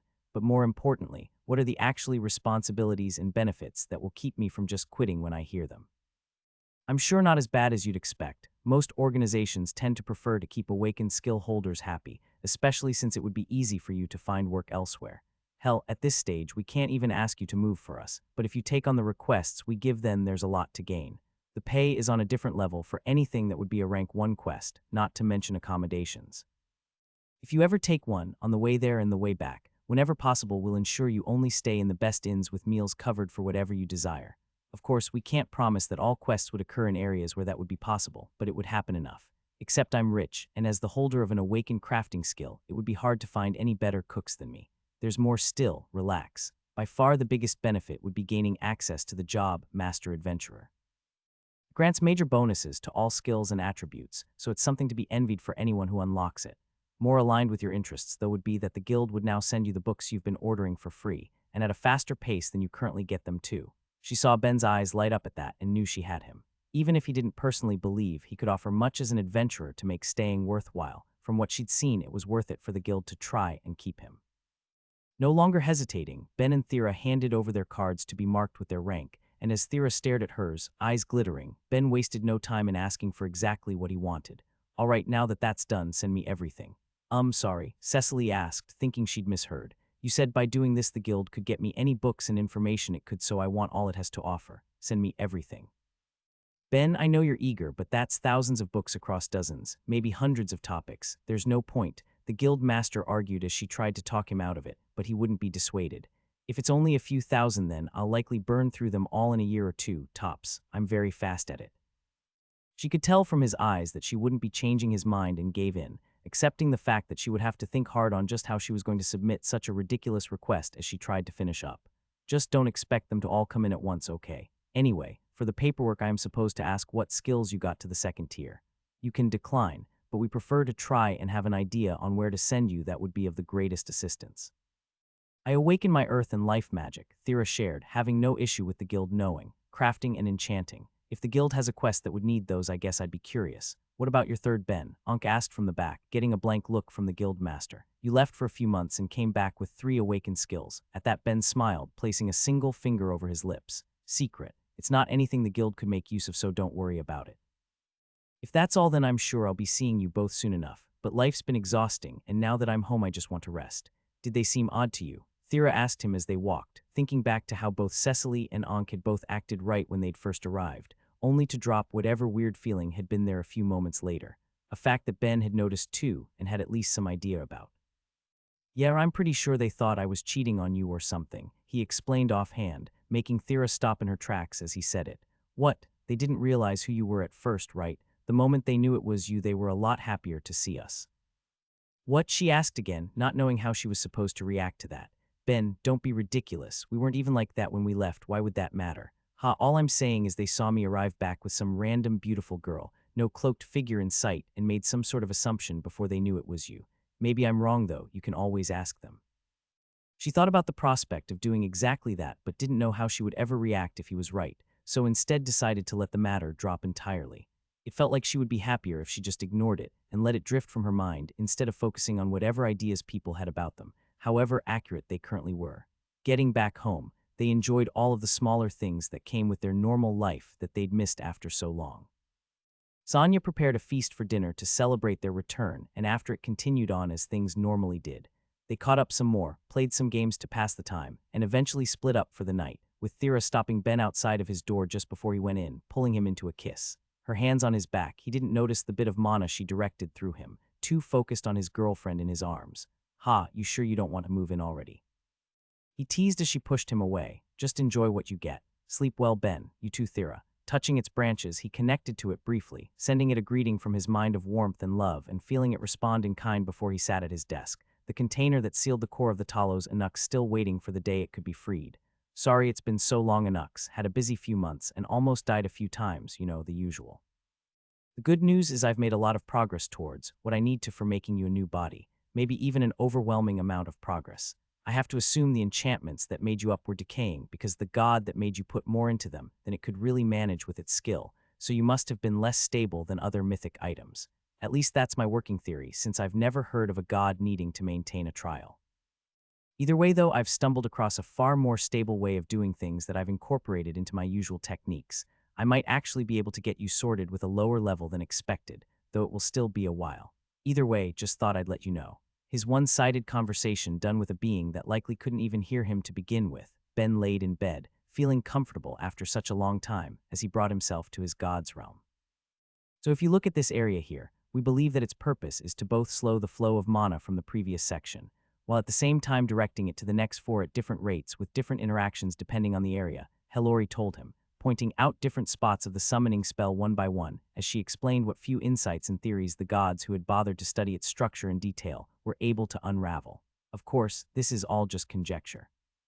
We feel fairly certain this is correct from what we've seen when the spell was actually activated, but the finer details escape us. Still, if we can modify this, I can already see a potential option to drastically reduce the cost, Ben said, getting a curious look from the goddess, though it might not actually be any easier. "A light, I'll bite. What do you think could be done?" She asked more to humor him than anything, not truly believing he could come up with a way to reduce the cost of a spell he didn't understand. "Well, we already know the Grey can project themselves through realities, which means that they have a way of repeatedly finding this one again, so any part of the spell devoted to pointing out the way there, and the way back could potentially be stripped away. But what I think would save the most is if they could open a hole in their reality from their end. Think about it, the fact that they can interact with any universes to any extent shows they can likely weaken the boundary at least. If they can tear the hole themselves then, that's a bunch of mana and faith that doesn't need to come from this one to do the job." While untested, the goddess couldn't find any immediate flaw with the argument to correct him on like she'd expected to. Any known time a summoning had been carried out, there hadn't been a chance to talk and plan with the different worlds that people would be taken from, but the power of the Grey's technology changed that completely. "A genuinely decent idea," she muttered as she tossed it over. "Depending on how well it works, that could change from bringing over a few thousand at the very best to bringing tens of thousands." There's still obviously issues, of course. So much of the power saved would be lost constructing them bodies, not to mention that the idea is built on the notion that the spell can be modified at all, that a single piece being pulled won't make the whole thing tumble, but I'll bring it to the other magic and knowledge gods at least. As busy as we are, there are occasional bits of downtime. I'm sure at least a few would be interested in pursuing that line of reasoning. "All progress is progress," he muttered to her, as he continued on with his language lessons from his god in a different mind in his head. With so many of them now, it was easy to have a handful devoted to his lessons on spell structure with Hellori, as others were split between reviewing what he'd learned of one of her people's dead languages, as the rest focused on the madness that was the one Myriad was teaching him. He couldn't deny that it was interesting. The issue was solely that it was insane. That wasn't even mentioning the fact that he'd never be able to replicate it with his mouth. While it did have spoken components to it, many of them seemed to require facial structures that he was almost certain every race on the planet lacked, and that wasn't even mentioning the unspoken parts of the language. Myriad's people could naturally link minds with one another. It was undeniably strange, but Ben had long grown used to doing it himself, considering the ability to be one of his main core skills. The issue revolved around how language would develop and evolve with that trait present, requiring sounds it was difficult enough to think accurately, let alone have any chance of ever speaking. The challenge level compared to the ones Hellori had been teaching him was astronomical, but he was making progress on that front, albeit slow. If I can actually learn any of the ones Myriad wants to teach me, then I'm golden. There's no way I would fail to decode a language if I can learn this nonsense. I heard that, Ben. This language isn't nonsense. It has a rich history and culture that it was built up to fit the needs of that perfectly complements my people. Sure, except every word lacks meaning on its own, meaning there's no way to make a dictionary for it, and it doesn't have verbs or adjectives, but some weird alternative I'm pretty sure doesn't have a name in English or all speak. That's part of its charm. That charm is going to make my eyes bleed. Despite how good it felt to be home, despite how much he wanted to stay in bed for just a little longer, acting as if there was nothing for him to do, Ben got up earlier than he typically would. Both Sonia and Thera planned to go to the clinic earlier than normal. Sonia to help out, as she always did, while still making time for her practice later in the day, and Thera because she felt bad for being gone so much longer than she'd planned, even if she wasn't a true member of the clinic specifically, so she could disappear for long stretches of time if need be. Considering all of that, he cleaned up and went to the kitchen, digging around to see what ingredients Sonia had stocked up on while they were gone, and decided to make something simple. Pancakes, or at least something close enough that he was comfortable calling them that, along with a fruit syrup to go with it. All of the ingredients out and gathered, he didn't need to put much conscious thought into how to use them. He poured out what he thought he needed, mixed the batter he'd made till it felt right and cooked it till it had the perfect combination of a light golden crust on the outside and a delicate fluffy interior, and kept them warm under a cloth as he prepped the syrup, taking the juices he thought would go nicely with it, and adding a sweetener along with the zest of its rind to enhance the flavor, adding pinches of a variety of spices and tasting as he went until he was sure he had something perfect. As if to agree with that assessment, the smell of the food pulled the still tired women to the kitchen, where they took their seats and only came to life as they started eating, digging in with gusto after the first bite. Ben, you're never allowed to leave, Sonia told him happily, the taste of the meal still on her tongue. I don't think I could manage eating my old meals anymore. Hey, your food's a treat, Sonia. It was great getting to dig into it yesterday, too. And you can be very good with your words when you want to be, she said with a laugh. All right, I'm just going to clean up quick and then we'll head off, Thera. Sounds good. They both watched her leave, the two of them now alone as Thera got up and leaned against him, clearly longing for more sleep but fighting off the urge due to her guilt for leaving the clinic for so long. Gonna make it? Ben asked as he rubbed her head, getting a tired nod. I'll be more awake in a bit. I'm sure the introduction to the rest of the clinic is going to be weird enough, honestly. I'm sure it will be fine. If there's any issues, just come hang out at the shop instead. Will do, she told him before leaning up and giving him a kiss, the same spell as the night before on her fingertips as she applied it to his back. If you'd like, you could always come later in the day, Thera, her aunt said, neither of them realizing she'd returned. Falk doesn't open the shop for another few hours, right? Plenty of time to enjoy some privacy. Don't need it, Auntie, she said, blushing in the face of Sonia's teasing and rushing off shortly after, letting Ben make his way to work with a bright smile on his face, even as he worried about the future. Once he arrived, the first thing he did was lug all of the boxes they'd had in the cart inside. Stonewall was a fairly safe town, and he wasn't too concerned about theft, but he had expensive things in there that he didn't want lost so quickly. Once that was done, though, he did as he always did when he got there, giving it a quick clean to be in a good condition for when Falk arrived, and then used the hours before it opened to make whatever he wanted, in that particular case, an alternative to his cursed ring. When he'd first made it what felt like so long ago now, his attributes had been significantly lower, to the point that it felt hard to compare. As he currently had it, it was far too weak for him, but trying to just make a new ring wouldn't be good enough. His mana and vitality had skyrocketed, not to mention his recovery rates for both. A dinky little ring would no longer cut it. Not only that, but with how high everything he had now was, he actually had the wiggle room to make them far more dangerous than he could have in the past.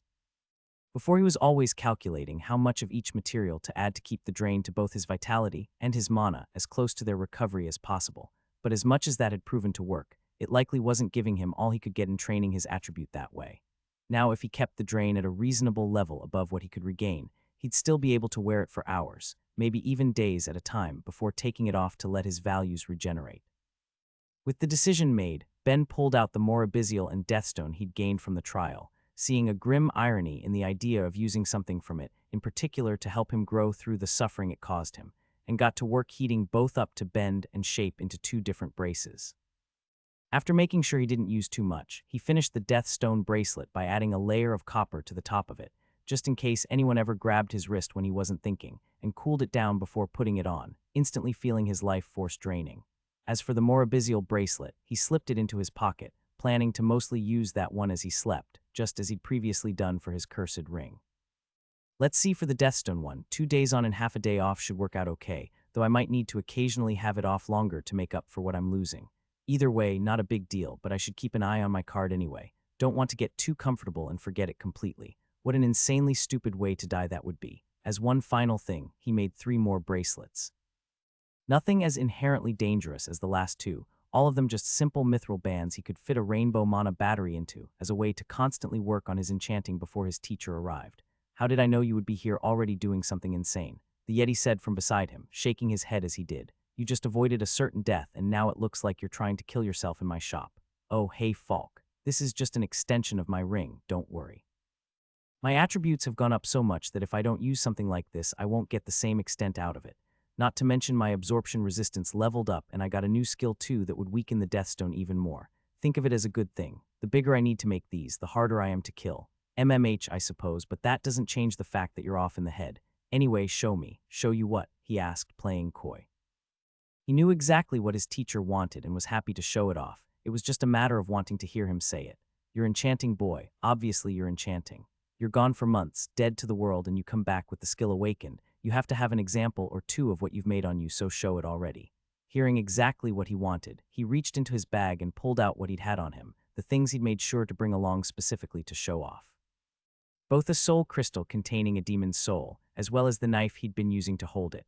With a single glance, his teacher let out a long, low whistle. He knew what it was in an instant without needing to be told. His apprentice's long-held goal come true, but even more impressive was the enchantments on it. It was plain to see that it used a similar enchanting system as the trial Ben had been stuck in, but the fact he could see that he'd combined it with the 2 other main systems he used showed a shocking level of mastery. May I? He asked, holding out a hand. Just don't activate it. It has the very minor and unexpected problem of the soul possessing you if you do, and I don't know if there's actually a way to use it without that being a problem. If it can possess you, then it likely has something of a mind still. If you could work a mental compulsion into it, trying to tame or enslave the soul it contains, then you might be able to do something with it. More than that, though, seeing this on top of the brace, I can say that divine enchanting is no joke. Maybe 2 or 3 more levels, and you'll be a better enchanter than me. I wouldn't have said it if I didn't think it, boy. Even ignoring the infinite amount of skills at your disposal, from a purely technical standpoint, this is incredible. I may not have seen what you've pulled off at the 0th level of it, but I've seen enough work from other enchanters to estimate how big the jump in your proficiency is going to be. You've got the talent. Hell, figuring out however the rings work alone. I was planning on keeping the shop closed today for some other stuff, but one of the things added to the list already is you explaining how your ring system works. Actually, that reminds me. I got a request from Ibaru asking for you to submit a report on the blending enchanting system you use, as well as one on ritual magic for the Mages Guild to access, since there's not too many detailed works on it. You should submit one for the ring system too, as well as how you've combined the 3. I'll be heading to Craftsman's Tower in a month or 2 for some war prep. If you have them done in time, I'll drop them off for you. It was a casual statement, but a reminder that Falk, Sonya, and Thera all intended to fight made his stomach drop, and his teacher could see it. You all right, boy? It just hadn't occurred to me that you'd all be planning to fight, he admitted after a moment of hesitation.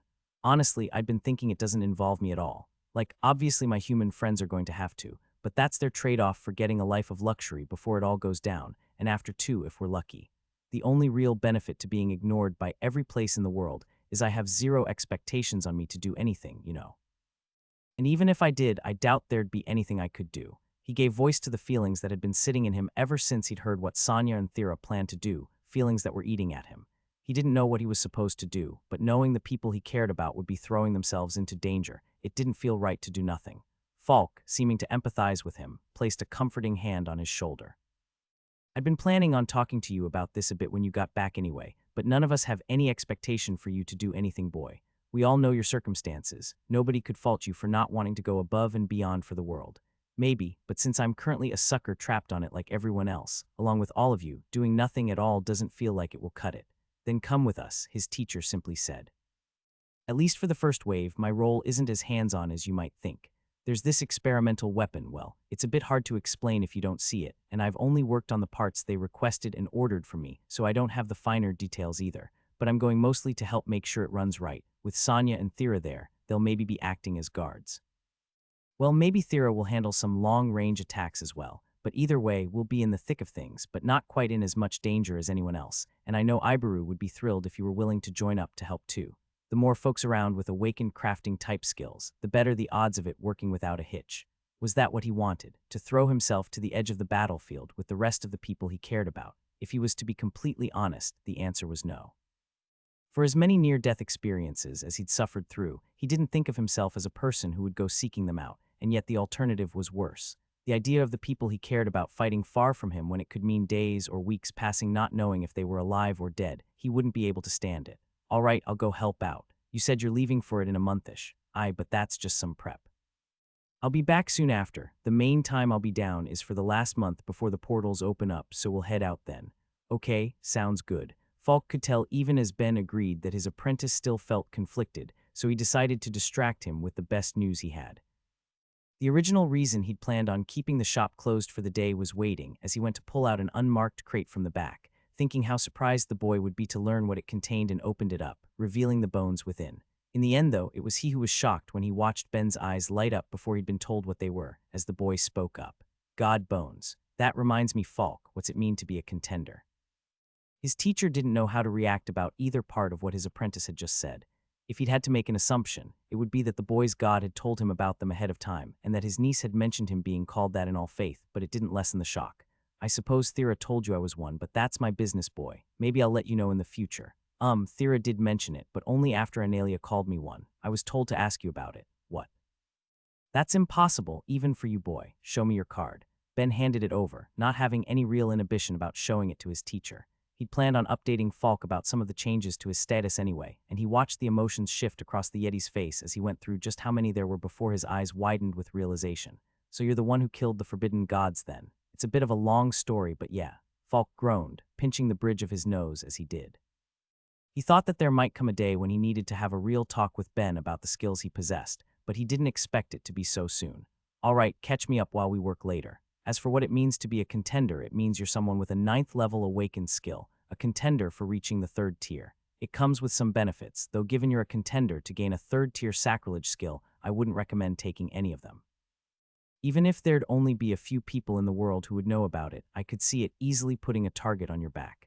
If you ever manage it with a proper skill, then we can go into details about how it might help you. He was happy to take all of that at face value, if alone for the fact that he'd gotten to learn another detail of his teacher's status. So you have a 9th level awakened skill.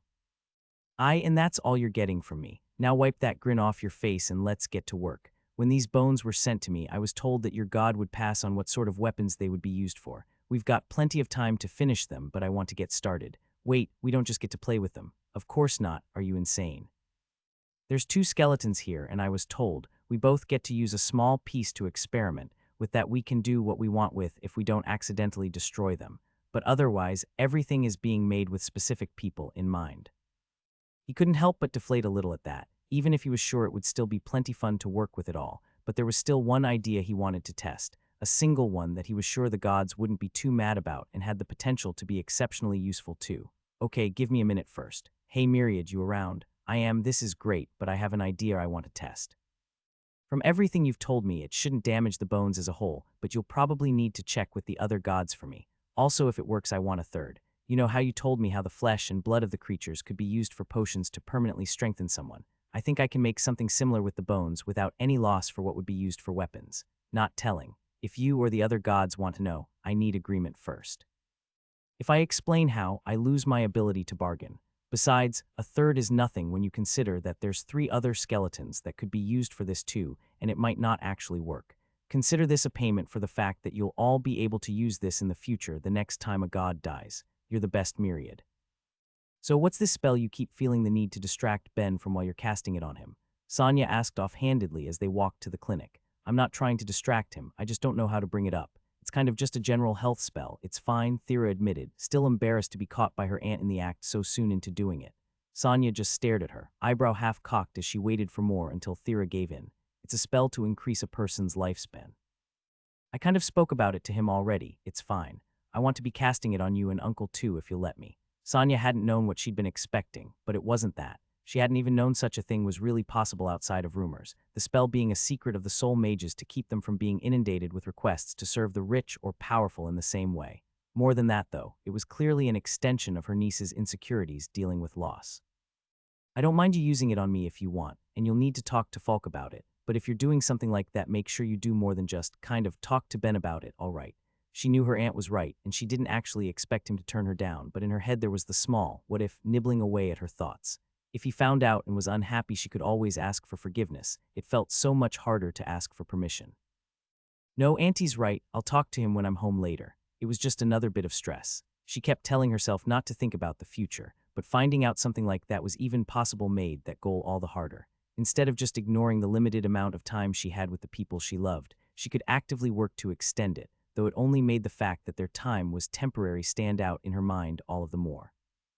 Pushing the thought to the side for the time being, she walked through the clinic with her aunt once they arrived, making her way to the office of the clinic head. Drari, who was already there, collapsed on his desk with his paperwork.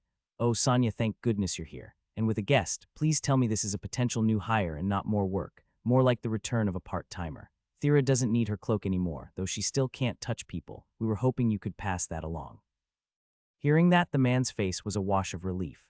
"Oh, it's so good to have you back, Thera. What are the odds I can get you to do a few more shifts than usual? So many of this town's adventurers and even common folk have been pushing themselves to try and gain any skills and levels they could ever since the invasion points came down. We're all that's keeping all of these idiots from getting themselves killed." He sounded like he was on the edge of a breakdown by the end of it, and she couldn't stop herself from feeling some guilt from being gone so long, even if she was considered more of a part-time helper than anything, with her work as an adventurer being her focus. Drari had always been good to her, so she wanted to do what she could, and she did have one bit of immediate good news to offer. "Sure, today I was hoping to end around my regular time since I just got back, but I don't mind doing a bit more until whenever I leave town again after. Also, I should probably let you know I awakened my life magic." "What?" He looked to Sonia, expecting it to be some sort of cruel joke at his expense, but her aunt just nodded happily as they both watched the man before them almost give out in relief, months of tension leaving him at the thought that he and his employees might actually get a break. "I can't get over how pretty you are," Drari's daughter so told Thera as they made their way through the town. The harpy heritage of her mother's side gave the girl an attraction for sparkling things, and Thera's hair and eyes fit the bill perfectly. "Not to mention how much you got done today. I thought Dad was actually going to cry." "Can dragonoots cry?" "Huh, I've never actually seen Dad do it, so I don't know. Still, if he can, he definitely would. This is the earliest I've been able to finish up in weeks." Forget staying late most days to help out now. She and many others in the clinic had left earlier than usual from how fast they were able to get each patient treated, many of them feeling like they'd gotten a well-earned break after months of work, and wouldn't stop singing her paisa with Drari as they left early, only a few staying behind to handle anyone else that showed up for the day, leading to the two of them going out together.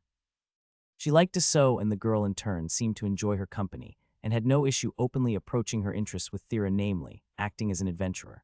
They'd spoken about it plenty before she'd left, but now that Thera was in the first rank, and with the potential end of the world on the horizon, she was hoping to get some actual help and pointers, and having no other plans than training her earth magic, she agreed easily, happy with the prospect of having some company.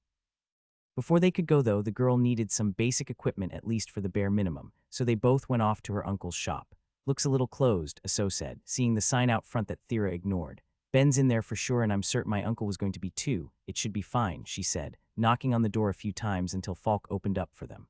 "Ah, wasn't expecting you, Thera," and he looked at the other girl with his niece in curiosity as she spoke up. "So, I'm her friend from the clinic. Hope I'm not bothering you." "Friend, huh? Never a bother," Falk told her as his look of curiosity turned to a happy smile at hearing that. Come in, come in. It's gonna be a little warm 'cause of what we're doing, but hopefully it's not too much of a bother." She paid no mind to the warning. It was a smith shop after all. It was always warm, but neither of them had expected to be hit with a wave of it, as they found the shop had been completely rearranged to give enough space for the strangest of setups, as a large cauldron was being heated in the middle of the store while Ben stirred its contents, all of the steam that came off it being funneled into a series of pipes, making it cool and condense into a different large container off to the side.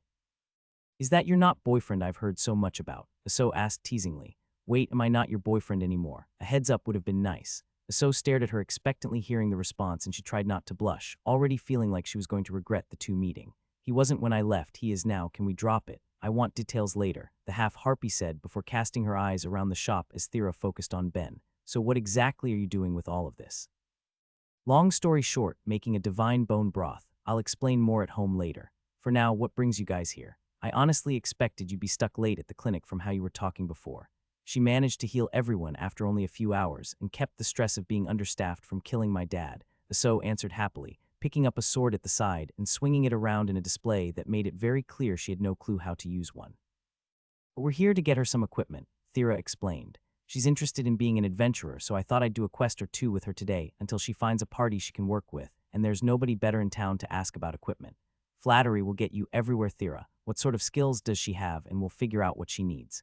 Ben took her to the side, showing Aso a collection of armors and weapons suitable for a beginner, as Thera whispered to her uncle. So when he said divine bone broth, he didn't mean what I think he did, right? He definitely meant that. Sounds like you both had quite the adventure. It was 90% stress. They continued to talk as Aso was set up, catching up on all they'd missed in each other's lives in that time before the two came back. Aso wearing a light leather armor with some areas reinforced with thin sheets of metal, a small staff in hand, and a large knife on her hip, looking positively giddy as she spun around. What do you think? It looks good, but I'm a little surprised Ben didn't pick something, I don't know, more extreme. Looks good, boy. I'd say you have her well set up. So how much do I owe you then? She asked, looking at everything she was wearing. Even if she wasn't crazy about her work helping her father at the clinic, it paid well, but she got the sense that the quality of everything she had on her wouldn't be on the low end. Falk, though, waved that worry off. Nothing you're wearing is exceptionally better than anything else we sell, and since you're a friend of Thera's, I'll cut you a good deal. Hey, since I'm dating her, does that mean I can squeeze any benefits from you too? He asked his teacher, batting his eyes at him. Boy, when you're in the shop, you're my apprentice before you're dating my niece, so focus on your work. Don't want anything going wrong with your soup. Fine, fine. Once paid, the two of them left for the guild. They're nice, Aso told her happily. Why don't you ever bring them by the clinic? Because Uncle works full-time, and my main goal is making sure Ben needs to spend as little time there as possible. After he finished boiling the bones, getting everything he'd needed out of them, he left them to the side to dry out as he admired what he'd collected. Having it well boiled down, there was a bit less than 50 liters in the cauldron, and of it he would be getting 10. No good greedy gods talking my pay down to a fifth, and yet I will. At the very least, it wasn't all bad.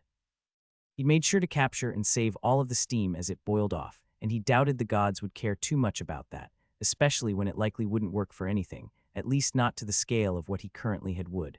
He would boil all of that down further, but for the time being he focused on making the potions, only doing minor modifications along the way. From what his god had taught him, they were shockingly simple to put together in the end, only needing a few rarer components to make them as efficient as possible, letting the drinker get as much benefit as they could. Even if it wasn't refined, it was likely to yield a benefit for the consumer anyway. That was how valuable the body a god died in was, which makes this almost certain to work. With that, he got to work, continuing to use the cauldron as he did, adding the ingredients Falk had prepared and placed to the side, the first of which being mithril, his teacher using his earth magic to force it into a solution to let it be added to the broth, followed by the main replacement he'd needed to make. Back when he'd succeeded in making Thera a staff that wouldn't break from a dryad's tree, at least before he disappeared for months, he'd hollowed out its core in the process, saving the shavings from that in a box with all of his other odds and ends he'd been unwilling to part with, and they'd finally be playing a part in his work. Having been boiled almost as long as the bones, the wood fibers broke down, letting all of it be blended into a paste before it was mixed in as well.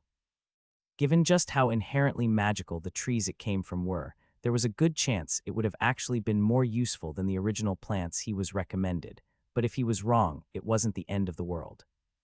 It was after that the ingredients became significantly more common, changing from materials that were meant to hold some inherent magical effect to match the bones to ingredients to improve the body's ability to absorb the effects of the potion to the fullest extent, ingredients that were admittedly on the higher end of the spectrum in potion making, but still things they had on hand. He stirred it all, each of his minds focused on every variable. When each ingredient went in, working the temperature of the mixture, making sure it was always at its most optimal, mixing speed and more. Everything was for the good of making the greatest potion he could with the skills he had, and once he was sure it was done, all that there was left was testing if it worked. Taking more care than he ever had before, he carefully filled bottles one by one, making sure not to spill a single drop of the liquid as he went until he had 40 identical ones. So that means we get to keep 8. Okay, that works. Falk, I'm going to see how it works out for the liquid we collected in the other pot. Wanna hide the rest away somewhere nobody will find it till the church representative gets here to collect it all. He couldn't help but be a little worried about it. Each bottle was invaluable if it would work. How could anyone put a price on pure power? Not to mention that if one of them broke, there was a non-zero chance one of the grumpier gods up there would call foul play and try to use it as an excuse to throw him into the infinite hells. No use worrying about that. Let's just finish this up and head back. He wanted to see if his idea would pay off more than anyone after all. Welcome home, Ben. Sonia called from the kitchen where she and Thera were preparing dinner. I wasn't expecting you so early. I was feeling impatient to test something since I knew you were planning on being home early. Also, I brought a guest. Hope you don't mind the intrusion, Falk said, giving his old friend a wide smile that she returned. Never. I'll make an extra side, join us for dinner. Might not be super necessary, Sonia. You probably won't be the most hungry after this, Ben said, lifting his crate full of potions that she completely lacked the context for. She shot him a questioning look, not understanding just where he was going with it. Did you pick something up on the way? Yeah, there's no easy way to explain this, so I think I'm just going to rip the band-aid off. So long story short, I made some potions from the bones of some gods and need you to drink them. It will probably be fine. What? She asked, no idea how she was supposed to even begin reacting to that. I'm basically certain it will be fine. Don't worry, he reassured. I had to modify the recipe a bit, but considering what it is, it's actually shockingly flexible. Pretty sure that wasn't the part Auntie had an issue with, Ben, Thera said, far from surprised by the turn of events since she walked in on him making them earlier. What do they even do? Oh, an excellent question. Everything. He let that hang for just a second, enjoying the shocked looks the statement got as he went on to explain in greater detail. I'm told they'll permanently raise your attributes, as well as help with your growth rates in all areas. If there was anything wrong with you, I'm under the impression they'd help with healing too, but that's more of a side effect than a goal. Anyway, drink up, he said, taking out the first bottle and trying to force it into her hand. No, not anyway, she said, stepping away from his hand. Ben, that would be so clearly wasted on me. If you're not using them yourself, then give them to Thera. Auntie, I agree with Ben here. You should take them. No, why? Ben was happy to answer it, having put in plenty of thought before he decided he'd be giving them all to her. Sonia, you're important to me, and the fact that you're planning on fighting on the front line scares me. Thera has as much mana as a town of people, and I'm sure you know how powerful Falk is. Meanwhile, I have 20 job bonuses and frankly, don't really need most of my attributes to grow more for my work. The only thing I really want to improve is my mana and vitality, and I have other ways to do it, he explained, showing off his new bracelets. You don't have any awakened skills. I want to give you whatever edge you can get. She wanted to keep arguing. Using anything like that would have been a huge waste for her when it could go towards someone who could put it to better use, but she could see that she'd be getting none in the room on her side as she gave in, staring at just how much he had there for her to drink. Fine, she said in defeat, even if she did feel it was a terrible idea. But do I need to drink all of those tonight? I don't think I can. No, only 8 of these are yours, and just drink 2 a day for the best results. The last 2 probably won't actually work, since they were made from collecting the water that boiled off, but 1 for Falk and Thera each. Oh, but if you could all make a note of your status before you drink them, and compare them again in the morning, and at least let me know how much your attributes have changed, I'd appreciate it, so I can keep whatever gods want to know happy. Sonia took the first bottle, giving it a hesitant smell. Ben was right that she likely wouldn't be hungry after. It was a lot. At the very least, it didn't smell bad though, and she took her first hesitant sip, pulling back in surprise as she did. Is this soup? Technically. Don't worry about it too much. If it doesn't taste bad, then that's all the better. While it wasn't great, she'd been expecting far worse from a potion, and continued to drink away as Ben put the rest of the potions to the side, trying to hand the 2 he didn't have much faith in to Falk and Thera, being rejected on both sides. Ben, if you don't drink that, I'm pouring it down your throat, and I'm holding you down for it. Guys, come on, I don't need them. Boy, you just told me you're joining us during the invasion. Even if we won't be as in the thick of it as others, we'll be on the front line. You need any strength you can get. Wait, what? Thera asked, her eyes widening to hear such a major choice spoken so casually. She'd fully expected he would at most be off preparing and maintaining weapons. There was no reason for him to be anywhere near that level of danger. He was able to pick up on her feelings easily enough, but decided to talk about it later. He wasn't any happier that she was planning on being so close to that sort of danger either, but it was something they'd need to talk about eventually, so for the time being he gave in to their demands, opening the first potion and began drinking. After they downed the potions and all of them enjoyed what they could of dinner, Falk went home while Sonia went to sleep early, exhausted from using the extra hours she'd had from her shift ending early to exercise, and Ben took the time to do the dishes since he hadn't helped prepare dinner, right up until he felt arms and tail hugging him from behind. Hey, he said warmly, having a good idea where this was going. Hey, Thera said back, her face pressed into his back. You know, I'd be a lot happier if you stayed in Stonewall when everything begins. Or maybe Analia. That would be a lot safer even with an invasion point on its doorstep, and Mom would look after you. And I'd be a lot happier if you would too. Same with Sonya, same with Falk. I can't do nothing when everyone I love is planning on walking into danger, Thera. You could though. Ben, whenever anyone's born on this world, one of the first things they're taught is that there'll come a day when we need to fight. You were just selfishly dragged into it and basically abandoned when you weren't immediately useful. You shouldn't die for this world. Hey now, don't go killing me off yet, he told her gently, a light chuckle in his voice before he took a more serious tone. Thera, no matter how I ended up here, what matters is this is my home now. There's so many people who have helped me, even if I did have a rocky start, and so many people I care about. I won't just do nothing when you all insist on fighting. I want to do what I can. MMH. She held him tighter, not letting go as they stood there in silence until she changed the topic, at least as far as he could figure. Would you mind if I started practicing my magic on you? Oh yeah, sure, go for it. You should probably ask what I'm planning on doing, you know. Why? I trust you and you've already practiced plenty of life magic while healing me in the past. Is this something I should be worried about? No, I don't think so, I hope not. Lifespan enhancement, it sounds like it can potentially add a few years to a life if it keeps getting cast, and it's a complex spell to use so it's good practice for me. Also, I just want to. That tracks. He knew Thera worried about dealing with loss, and this was a request with no downsides for him.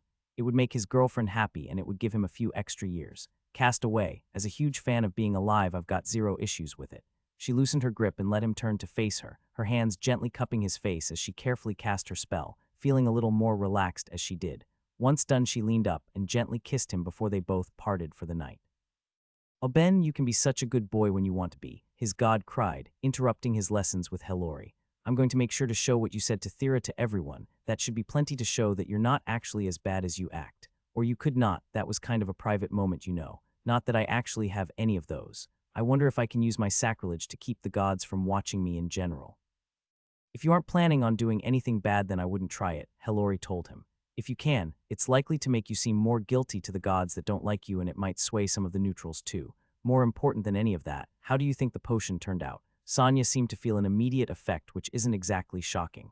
As for me, no change in my status yet, but I think I felt something.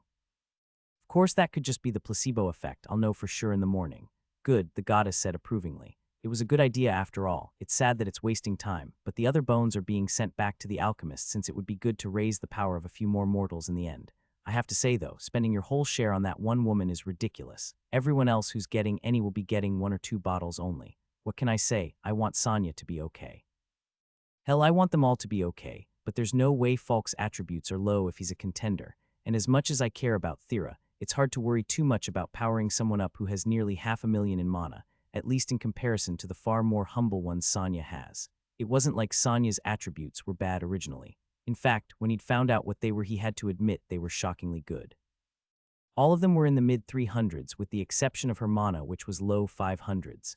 She was an all-rounder in that sense, her mana only being so much higher than the others, because she'd given up the combat she'd been doing when she was an adventurer to focus on her magic, and with how much the clinic relied on her, she'd been able to see far more practice than she'd likely expected when she'd first joined. He couldn't deny that he wished that he'd had some other way to quickly raise his stats, but it wasn't like he was completely lacking in ideas on that front either. So what are the odds we can get another god to descend on the world? We could open up a vein, get a couple awakened life mages to keep them safe, and just keep shoving food down their throat so we can keep collecting blood for potions. Hellori looked horrified by the suggestion, while Myriad just came across as exhausted as he spoke to the goddess in his realm. I'd appreciate it if you didn't spread around the fact that my apostle is like this. What? I think it's a pretty darn good idea. Would you be happy if someone suggested you be made into potions? Hellori shot back. If I was going to survive basically unharmed, then yeah, it would be fine. Ben, the gods need to save their strength. The only reason 3 descended when they did was because of just how big of a deal what happened with the demons was. Nobody's coming down to bleed for you. Lame, but fine. I have other ideas anyway. Why does your mind feel like it's actively trying to hide whatever they are? The cube questioned. Because you're being paranoid. Then what are they? Not important. He could feel the stress coming from his god, but was sure it wouldn't be an issue, at least not a big one. He couldn't deny what he was planning was arguably unethical, but there was a better-than-not chance that it would yield some benefits, and he was equally as sure that some gods would get a kick out of it. Still, he did his best to change the topic. He'd need to get Thera's help for buying some of the equipment for it anyway, and both gods would see soon enough. Anyway, Myriad, Falk asked me to do a write-up on ritual magic. Go over the finer details of it with me again while I'm practicing Hellori's language with her, would you? It felt like more and more was falling onto his plate, not that he minded. As his mind skills kept growing, the more he had to do to keep himself busy, the better. Waking up earlier than he needed to, the first thing he did was open the archive to spend an hour in it. An hour in real time, that was, but with the massive time dilation effect upon it, it was more like he was spending 4 days there. It was an interesting experience. So long as he wasn't hungry or tired before he went in, he wouldn't grow to be as the time passed, the state of his body having more to do with the real world than anything else, and it gave him all of the time he needed to focus on any interests that didn't involve physically training his skills. He spent hours upon hours writing things and ideas out any time he went in there, from hundreds upon hundreds of ideas for potential enchantments to a dictionary and a translation guide for the language Hellori was teaching him, and of course what little he could of his god's ridiculous language to try and help him remember and process it, even if he didn't think many of the sounds could be properly expressed in the characters of this world or his last. I suppose I could make my own to try and capture them, he mused. It would probably be easier than learning whatever sort of writing system Myriad would use. We'll put that as a maybe. It was an interesting idea, but one he could fiddle with using only a single mind. The majority of his thoughts were going to be devoted to the same thing that had been stealing every bit of his interest more and more as time went on, the summoning spell. Back while they were with Vividus, one of the things he'd painstakingly done was trying to recreate it within the archive, drawing out every single bit of it by hand using the pen provided, going back to Myriad's realm a number of times to try and make it look as close and perfect as possible, and he'd been pleased to say that he'd done it. Its already huge scale had to triple in size due to the limitations of the size he could work in, but he was confident it was nearly close to perfect, and he felt he'd actually learned a bit more about it in the process, even if it wasn't enough to be immediately helpful. Above any small clue on how different parts worked together, though came a renewed appreciation for just how ridiculous what the gods had been using without any real care for how it worked truly was. He made piles of notes within the archive, theory crafting on ways to apply the smallest of sections to his enchanting without distorting the original purpose of the structure, and came to accept one inescapable conclusion. The way he typically used magic was equal parts art and science. There were rules within the framework his enchantments were built in, but as long as he understood what he was doing, there was plenty of room to play around. That summoning spell was different. It was a precision piece of magical engineering. He was nothing more than a caveman trying to comprehend a rocket before it, but anything can be learned given the time and resources. Time, he had a mythic item that stretched out what he had beyond his wildest dreams. Resources, he was rich from his patents and happy to throw money at the problem if it would help. He refused to believe the problem in front of him couldn't be solved. He'd just keep doing the one thing he could, chipping away at it till something gave. When he left the archive, he checked his card, seeing far better results than he'd expected from his leftover potion, his attributes growing by 10 all around, with his regeneration rates growing by 1 each, and felt plenty satisfied as he looked at it. He passed on the results to his god and Hellori, the latter of which he chatted within his head about exactly how it had turned out as he prepared breakfast for everyone, waiting for them to get up. The smell of his cooking acted as its usual siren's call, and as both women sat down, he placed plates in front of them, looking at Sonia, filled with expectations. All right, I'll check, just a moment," she told him, pulling out her card as he and Thera went to lean over her shoulder, all of their eyes bulging from the result, even if it was in line with what Ben expected. "So your stats are up almost 50%, incredible," he muttered.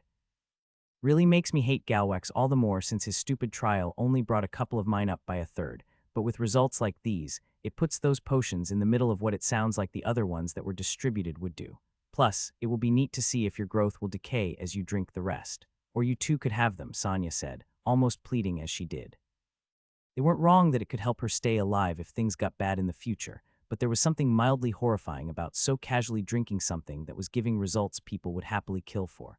Ben, though, didn't budge. "I can grow the attributes I want to by wearing my bracelets. If you want to share some with Thera, I don't mind, but I really think you're the priority here. I'm not taking any. They're all yours, Auntie," her niece was quick to say, ignoring the small out Ben offered. "They're good for you and you're outnumbered." With how firm they both were once again, she accepted she wasn't getting out of it, resolving to just let Ben check her card without looking herself, until all of the potions were done to ease the level of guilt so much unearned growth was giving her. With that done, they both went to get ready to leave for the clinic for the day, Ben stopping her at the last minute. "Hey, so I need a teeny tiny little favor, and I won't complain about how fast you want to fly in the cart for it." "I'm listening," she told him, perking up at the prospect. The entire time she'd been getting them home only the day before he'd spent the whole time complaining about danger and a lack of safety features, and how hitting anything at the comparatively slower speeds she was going for him meant instant death, even with nothing to hit in the sky. If he needed her to fly for it, that meant they were likely going to the gate, and she was sure she could cut the trip down to an hour or two if she went as fast as she was comfortable. There's something I want to test out, but it means buying supplies from your dad and a few other things. I mean, I guess I could use some worse materials, but that would still mean waiting for them all to come in, and I want to see if what I'm thinking would work as fast as possible. I don't know, she told him, pretending to think on it. You still owe me the best day of my life for my stupid title, and you haven't mentioned it once since we got back. How's the weekend sound? Excellent, she said happily, shooting him a dazzling smile that lacked any of the worry from their talk the night earlier. I'll try to finish as early as possible. I want to get back on the same day. With that done, she cast her spell on him before running off to work as he did his best to contain his worry, thinking about the trip being shortened so much that it could be done both ways in a single day. I definitely need to figure out a faster and safer means of transport, tossing that near the top of my ever-growing list. Once he was alone again, he went back to the desk in his room, pulling out 4 pens and a thick stack of paper to complete the tasks Falk asked of him. He needed to write a comprehensive outline for both ritual magic, as well as how he used enchantments, which would need at least 3 sections.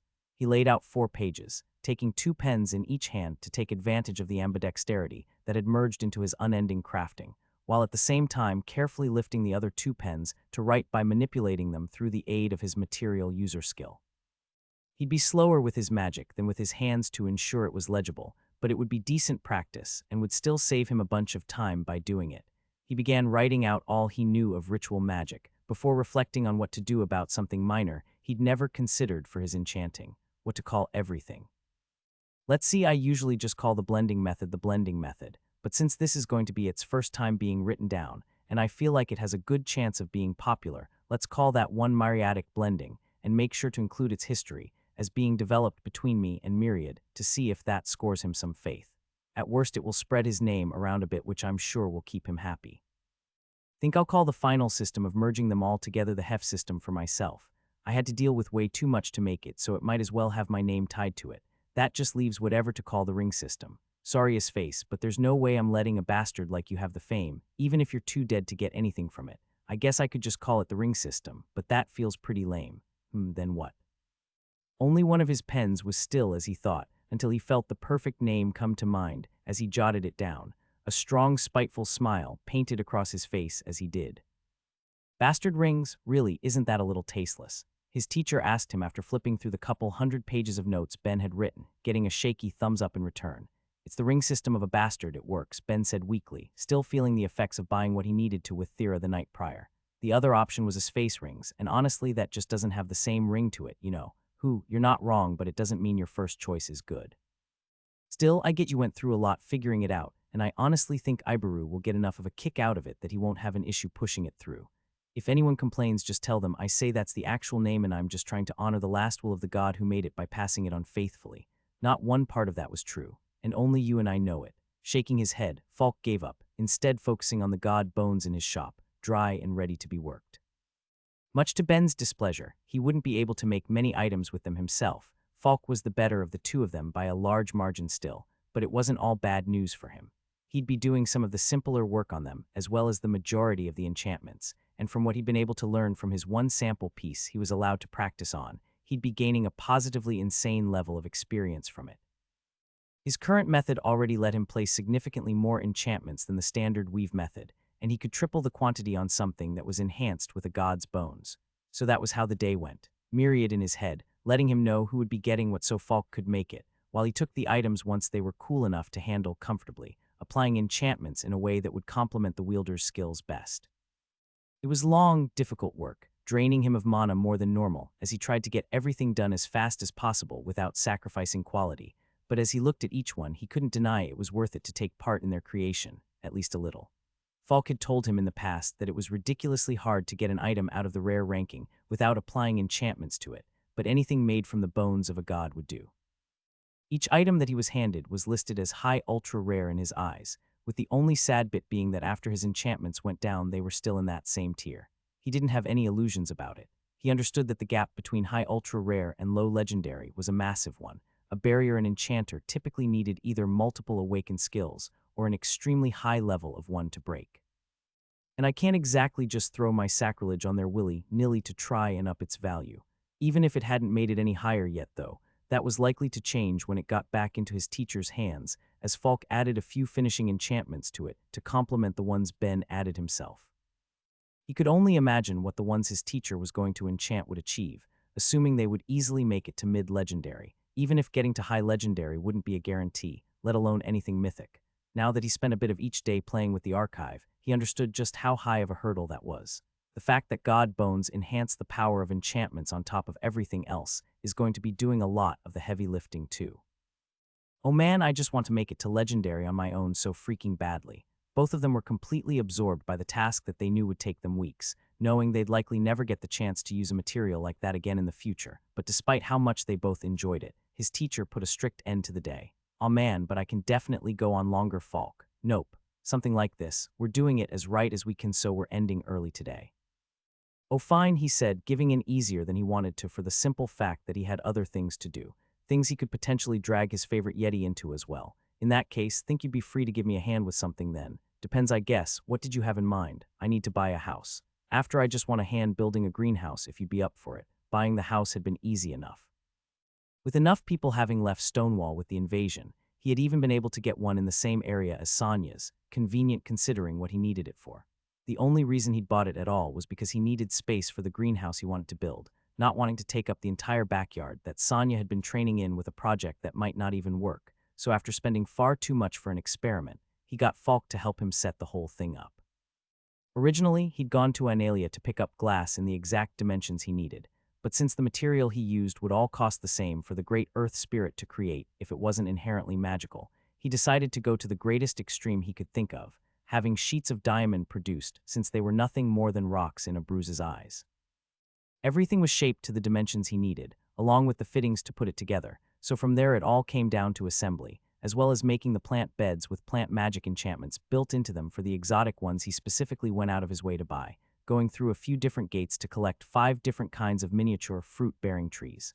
"I'll admit, boy, I was hesitant at first, but I see the appeal," Falk said approvingly. "Gardening's a nice hobby. Are you going to bring that one you got at Sonya's over too?" "Nope, keeping Frederick where it's safe, and this isn't exactly a hobby. Consider it both a long-term attempt at making more strengthening potions, as well as getting sacrilege to the 3rd tier, if this works, that is." "All right, I'll bite. How glad you asked. Give this a look." With all of the trees planted, he went to each of them, placing a thick metal ring around the base of each trunk with 2 empty slots in each, one for a white mana battery and one for a soul crystal, specifically the ones trapping the souls of each forbidden god. He hadn't been immediately sure if it would work. He'd made each of the rings to carry both the beast form skill, as well as a mental compulsion to be as relaxed as possible in a sleep spell, but he didn't know if the first would let the skill be carried out on a plant, and if the second 2 would work on a soul that was sealed in a crystal, but at least for the first, he got to see immediate results. The bark of each tree took on a slightly scaled look, yet not in the same way for each one, which he hoped was the skill taking advantage of not only the demon souls they contained, but the gods' souls as well. It was a brilliant idea, at least as far as he was concerned. If potions could be made from bodies inhabited by gods, then he just needed to make a body he could keep taking from, with his mind going straight to plants. If it worked, then he'd have a permanent source of magical steroids, fresh for the taking. Falk, for his part, was less impressed with the ingenuity on display than he was with the theological implications. You're trying to farm gods, forbidden gods, who happen to have put the world in an incredibly bad place. It's fine, right, Myriad? He says it's a fitting punishment. Well, I guess if your god is all right with it, Falk said, only a touch of hesitation in his voice. And we're using their bodies anyway, so I guess this is fine, exactly. With that done, I think I'm going to set up some defensive enchantments throughout the place. It would probably be bad if anyone broke in. Worse if a crystal was taken. Don't even want to think about it. Just make sure you put something down in case they start moving or something on the inside too. Don't want any evil walking plants going through town. Fair. Even if the ones he bought had no way of doing that sort of thing, he didn't want to find out how much the souls of gods and demons could do to change the structure of a plant if the mental compulsion he was trying to force on them didn't work. His teacher, seeming happy that Ben would at least take some sort of precaution despite the insanity of what he was doing, stayed to watch him work, chatting as he did. "So, are you going to actually be using that house you just spent so much money on? I feel like Thera and Sonya might end up missing you if you just move out on a whim." I hadn't actually thought about it. I just bought it to have the yard. I guess I could use it to see about setting up some defensive enchantments throughout the house as practice to see how strong I could make it without destroying the place or needing too much rainbow mana crystal. Then I could set up the same for Sonya. If it works out, I'm sure there's plenty of rich and powerful folks out there who would pay a pretty penny for my services, so it might be a decent business opportunity too. Plus fun. Every time I've worked on a large-scale enchantment for a building, the purpose has been charm suppression. It might be some pretty good experience if I just cut loose with it. As Falk watched his apprentice ramble about whatever ideas he was having, he only grew concerned. The greenhouse was enough of a sign of just what sort of ideas his apprentice had when he cut loose. He didn't want to know just where his head was at enchanting an entire house. He just hoped he wouldn't do something as dumb as setting one off by mistake and getting himself killed. Looks like I was right. All right, guys, you can stop now, Ben told the two gods who were speaking in his head, spewing a stream of information about the plants in the world as he finished up a book on the same topic. Specifically, he'd been learning about plants insofar as how they related to his crafting and alchemy, wanting to see if that would level up both of his knowledge skills, and finding it did. Hellori sighed in relief as Myriad was quick to agree with the feeling. It was just to speed things along, don't worry. I'll try and improve my speed reading some more anyway, but first I've got to focus on today. He had big plans after all. After plenty of time devoting himself to working on the god bone weapons with Falk and tending to his new, ethically dubious garden, the weekend had finally arrived, meaning he had a promise with Thera to fulfill, and with that in mind, he left his room to get started on it.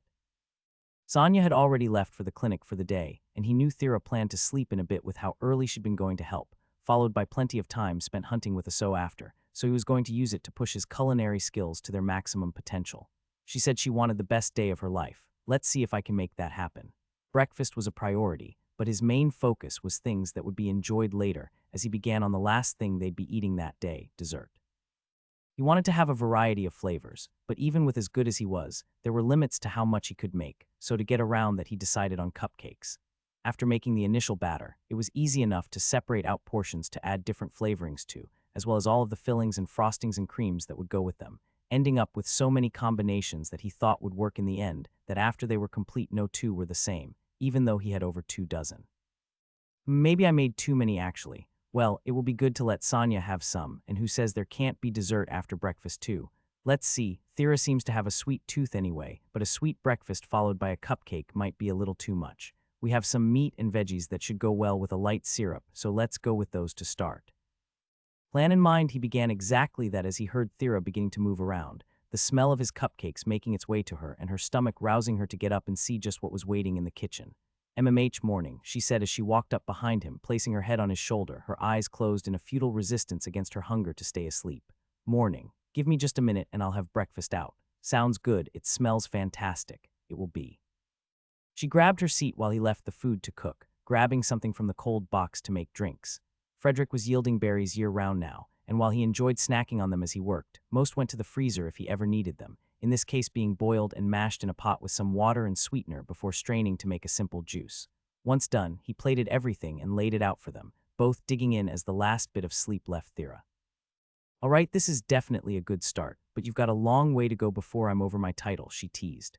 In the weeks since she gained it, she found herself caring less and less, but she still liked the idea of Ben going all out for her enough that she wasn't going to drop it, and he was happy to anyway given how their first date turned out. Well, I've got one or two things that should entertain you, namely a new game. Come on. Ben, as much as I enjoy passing the time playing games with you, beating you has lost some of its magic. But you've never beaten me like this. Walking into the living room, the first thing she noticed was the square sheet of diamonds sitting on the table, same as the many others Ben had bought from her father, only smaller. In a way, it was horrifying having something like that laying around. While her dad could make it far easier than any magic material, he typically didn't for the sole fact that there was no real demand. What he made each day would be so much more useful and valuable that it would be a waste of his time and mana, though he would take an order for it if it came up. Because of that, though prices of the many magic materials had been dropping for years, the prices of precious gems had remained relatively stable. An equal quantity of mithril would still cost significantly more, but given the versatility of it, it made sense. A diamond sheet had value for being a diamond sheet, that was it. Ben took a seat, picking it up and placing one of his white mana batteries into it, seeing a light enchantment activate across it as it did while two small bars appeared on either side, as well as a thin line across the middle and zeros in each corner. Okay, you've got me curious. What's this? A video game. Although that's not technically right since nothing like video exists here. An illusion game then. A light game.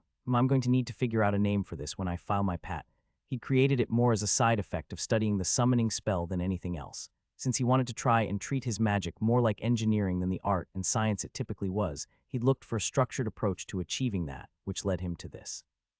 Instead of his usual way of doing it, this was more a rigid set of the activation and cancellation condition spells that all existed around a few of his rings of magic, each going off when certain conditions were met to replicate the simple game of Pong. It'll start when we both run some mana through it. Grab your half on both sides to move the paddle left or right depending on which side you run your mana through, and once a ball appears, try not to let it pass by you. It was far more interesting than she'd expected when he'd said he'd made a new game, and her eyes were gleaming as she got her hands on it, ready to play. As it began, he kept one mind focused on the sacrificial enchantments on it, feeling pleased to see they were breaking so much slower than he expected. With what he had on there, he'd originally thought he might need to rebuild them every 10 minutes, but it seemed that the control she'd gained from awakening two of her magics had left her far better off than he would have guessed. It seemed like it would be able to go hours without any upkeep if she and Sonia ever wanted to play it when he wasn't around, news he couldn't be happier with as he put all of himself into the game. Even better, for a minute it looked like he might win too. He'd set up the game to be first to 5 points, and he'd quickly gain 3 at the beginning as Thera got her bearings. As with the Pong he'd played a handful of times in his past, it was made to move faster as time went on, giving him just enough of an edge he could take advantage of for his first few games, or at least he'd hoped. As the game sped up, he had his first miss, and it was all downhill from there.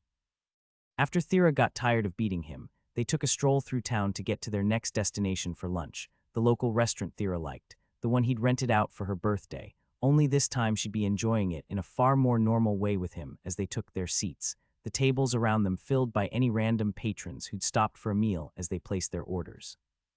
They chatted as they waited, Thera's interest in the game they'd played leading her to probe him on what else his world had to offer as he tried to describe it all, thinking on what would or wouldn't be possible for him to replicate, at least in the immediate future.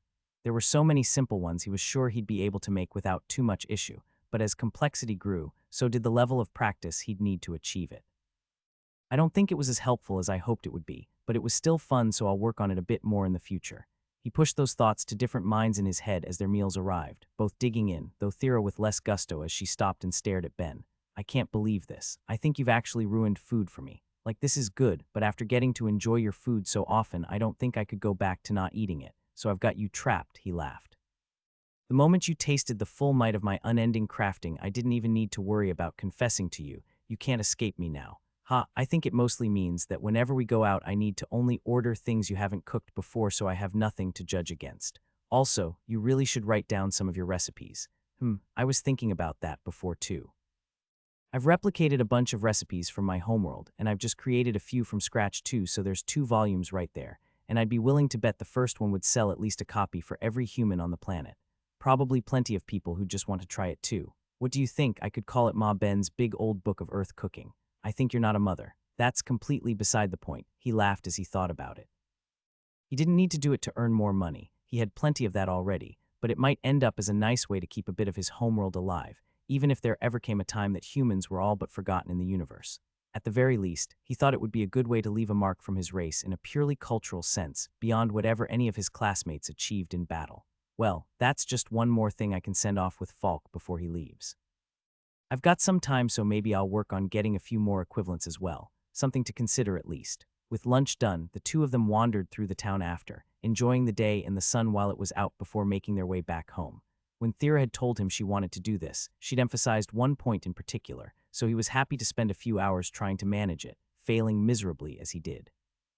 You are absolutely terrible at this, she laughed as she spun in his arms, trying to teach him the moves for a dance that had no need for a tail. I don't think we'll be getting you the skill today. Hey, don't give up on me so quick, it might happen. It really won't. All of those minds in your head, but you can barely use them to keep your feet moving right. You get points for being good with your hands, though it's like your top half and your bottom half are from 2 different people. If I can figure out a way to craft with my feet, I'll get better at using them in no time. For now though, should we start to end things and I can begin dinner? I've been marinating a roast since yesterday, and I can't wait to see how it turns out. One thing first, she told him, guiding his hands to her hips as she wrapped her arms around his neck. We can at least do some of your silly human dancing. With that they swayed to the music, Ben staring into her eyes as they sparkled from the light of his music player, and feeling the mood, began to lean in as she did as well, only stopping with the sound of the door opening, making Thera slip from his hands before anyone could walk in on them. "Auntie, you're home early," she called out before Sonia joined them. It was a shockingly easy day at the clinic today. Of course, having my mana more than triple what it was a week ago helped, so I was able to leave early for once. Though am I maybe interrupting something? She saw Ben's music playing flying around the living room and her niece's blushing face, but Thera was quick to refute her. Not at all, Ben was just going to start dinner. Okay, but if you two ever want some time to yourself, you can just let me know. Definitely should have let her know. You don't need to worry about that, Auntie, she told her, casting Ben a look from the side. All right, well, if you're sure, I'll go clean up first. As she left, Thera leaned up, giving him a quick kiss before whispering in his ear. Sorry. Hey, it's all good. Even if it ended a bit earlier than usual, would you say it was still a good date, an excellent one? In the heavens, the gods watched down on the world as they did all they needed to. Preparing for the war wasn't just something to be dealt with on their end after all. They needed to be sure their believers were doing their best as well, along with any mortals who'd been doing any work for them specifically. Of them, the most important groups were the ones who had got to reap the benefits that killing the forbidden gods had brought. By enjoying potions that immediately boosted one's stats so significantly, everyone who'd enjoyed one was made to work all of the harder for it, with gods and nations alike expecting to see a payoff for the investment. Of course, every Tier 3 skill user got to enjoy one immediately, then it just came down to which of the Tier 2 skill holders would get to partake of them as well, with many of the summoned making the cut by virtue of their already great power. For all the trouble the forbidden gods had caused with their choice, at the very least there was some good to be gained from it. Aside from potions alone, though, there were also the weapons that would be gained from making use of the skins and bones that were left.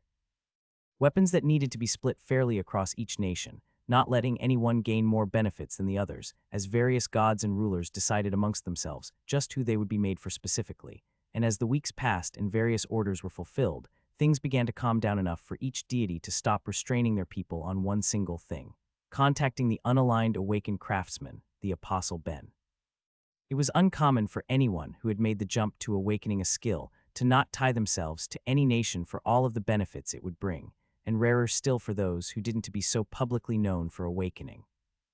Joining anyone would lead to a level of wealth one normally wouldn't be able to get otherwise at their fingertips, when in return they'd be asked almost nothing. In the case of anyone with a crafting skill, the only real drawback being that the nation who supported them would have their work as a priority, with the potential to ask them to ignore the requests of others, depending on various factors and international relationships. It was simply too good of a deal, with the only reason people hadn't flocked to him despite knowing he only had a vague attachment to Analia being that no god wanted to cause any distractions while the god bone weapons were being worked on. But even the ones who had voted to toss Ben into the infinite hells would want him if they could get him. And with most of the weapons almost done, they stopped holding their people back from trying to bring him into their fold as other. Less desirable intentions made themselves known as well. "Boss, I'm not sure about this," one imp spoke up amongst their group. "We've heard the rumors. This seems like a quick way to be ripped in half before being tossed into the infinite hells." A round of agreement went up amongst them all, but their leader was taking no objections, smacking each of them silent. "You can't just focus on rumors, you idiots. You actually gotta think a bit. The only part of this that's gonna be true is that he's an awakened craftsman and that he completed the trial. The rest is just fluff that got added on as the story went around. But they say he's an apostle boss," one whined. "I don't want to learn firsthand what an eternity of torture looks like. And he completed that trial," complained another. "There's no way he's weak enough for us. Let's just pick a safer target, come on." Again, each of them, even those who stayed silent, was smacked as their boss ground his teeth, disgusted with their idiocy. "Listen up, you complete fools. The same things scaring you are enough proof that it's nothing more than rumors if you just think about it for a little bit." He took a moment, looking among them to see if any would get it, but only finding confusion in their eyes before he shook his head and explained for them. "Look, you're all worried about attacking an apostle, right? Right. Of course you are, 'cause that would be insane. Nobody would do something like that, so there's no way he can be one if someone tossed him into that trial. At the very least, anyone who did it would be smarter to off themselves before the gods could get their hands on them, you get it. I guess that makes sense," one muttered. None of them could imagine attacking an apostle after all for fear of the consequences. Surely nobody else would do it either, no matter how much they didn't like them. "But what about the fact that he completed it?" another asked. "That's no rumor," sure, their boss allowed. "But again, actually think a bit and the solution is obvious. This is a trial that people have been failing for centuries, as even the best warriors and mages planned all they could before attempting it, along with any other poor schmuck who was tossed into it like this guy. You want to know why he's the only one who's made it out? I'll bite boss, why? 'Cause it has to be a crafting trial. The eyes of his 5 underlings light up in comprehension at what their boss was saying. Everyone knew that crafting trials existed. One of the 13 tower trials was for crafting after all, but when one heard that it was a trial nobody survived, that potential simply slipped all of their minds, making everyone expect challenges of magic or combat instead of any technical skill like that. After having it spelled out to them, though, it seemed obvious. He could see the understanding in his underlings' eyes as he let himself smile, having that bit over and done with so they could focus on what was important. So now that you understand that it's simple, we track him down, do a light break-in, take whatever he's got that looks valuable and sell it off. An awakened craftsman without a backing, it will be some quick and easy money. And if he doesn't have anything, well, then things get a little messier, but it's just a craftsman. We put him to work for a night, sell off whatever he makes when we get out, and if he's agreeable, he leaves with all his bones intact. You're both sure of this? Volkar asked the 2 Sobek with him. You don't have to join me in this, I can bear this sin alone. Don't be insane, his first companion told him as he shook his head. We need to make sure this gets done and right. The slippery bastard has done too much to our god to just stay still. We've all seen that abomination in front of the church, and we know he's the one making it. Get rid of him, and even if more need to be supplied in the future, then at least the price and danger should drop. They all ground their teeth just thinking about it. The sight of the priests of their faith hanging out of a window to supply the floating statue with power, the sheer volume of damage the last statue had done to the first church of their god, with fear of it happening again keeping people from going as much to give their faith, all from the rage of a monster that needed to be put down. We both understand what needs to be done, the second companion said. Once he's put down, we're all prepared to give up our lives, if just to get a bit of revenge. Even if Enith can never thank us for this, we do it freely for him. Looking at the 2 with him, Volkar could only nod. We'll need to wait for when the time is right, but in the meantime do what you must to prepare. We want this to affect our god as little as possible, no matter how hard it might be. Remember, we do it for him, for Enith. Aw damn it, I guess it's not so bad since I won't need to remake my bracelets yet, but still, that's gonna make it harder to train. Ah dang it, Myriad, trying to think in your stupid language just raised my mental expansion level. Ben complained as he felt his head throb, both from feeling the change to his minds, as well as having spent so long trying to talk with his god exclusively in the language he was being taught. Don't be silly, Ben. Learning a new language wouldn't get you to the 7th level of the skill. No, learning a normal language wouldn't. I still feel like my eyes are going to bleed every time I work on yours. Well, you've almost got it, even if it is giving you problems. Though I've got to say, I'm a little offended that my own apostle had such an easier time learning the language of another god than my own, and now you're learning a new one from her before you've even mastered mine. That's because Helloris are structured in a way that actually makes sense. As weeks of working on weapons with Falk went by, Ben never stopped practicing the languages he was learning in his head, and combining that with the fact that he was spending almost an hour of real time a day in the archive, it was more like he'd been practicing it for months. It had made learning the one Hellori was trying to pass on to him a breeze, even if his own gods would need more work if he was ever going to get it right. Still, it keeps my very full head occupied at least. At 13 minds right now, I need at least that much. See, it's fine, Myriad told him as he heard Ben's thoughts. If you really don't like it, then just don't do it. It's not like there's any need to actually figure out Galwax's language, right? The need is just my own satisfaction. But either way, I need a break for now. Think I'll stop by the house to finish up before going to the shop a bit earlier than usual so time to wake up. Wait, Myriad stopped him. Before you go, there's something we really need to talk about. Sure, what's the emergency this time? The fact that you haven't gotten any true sleep since you delivered my statue to the Church of Enith. What, that's all? Myriad, buddy, my body's resting while I'm up here so it's fine. It's basically the same thing. It's not even close to the same thing. Even if your body is fine, your mind needs to rest too.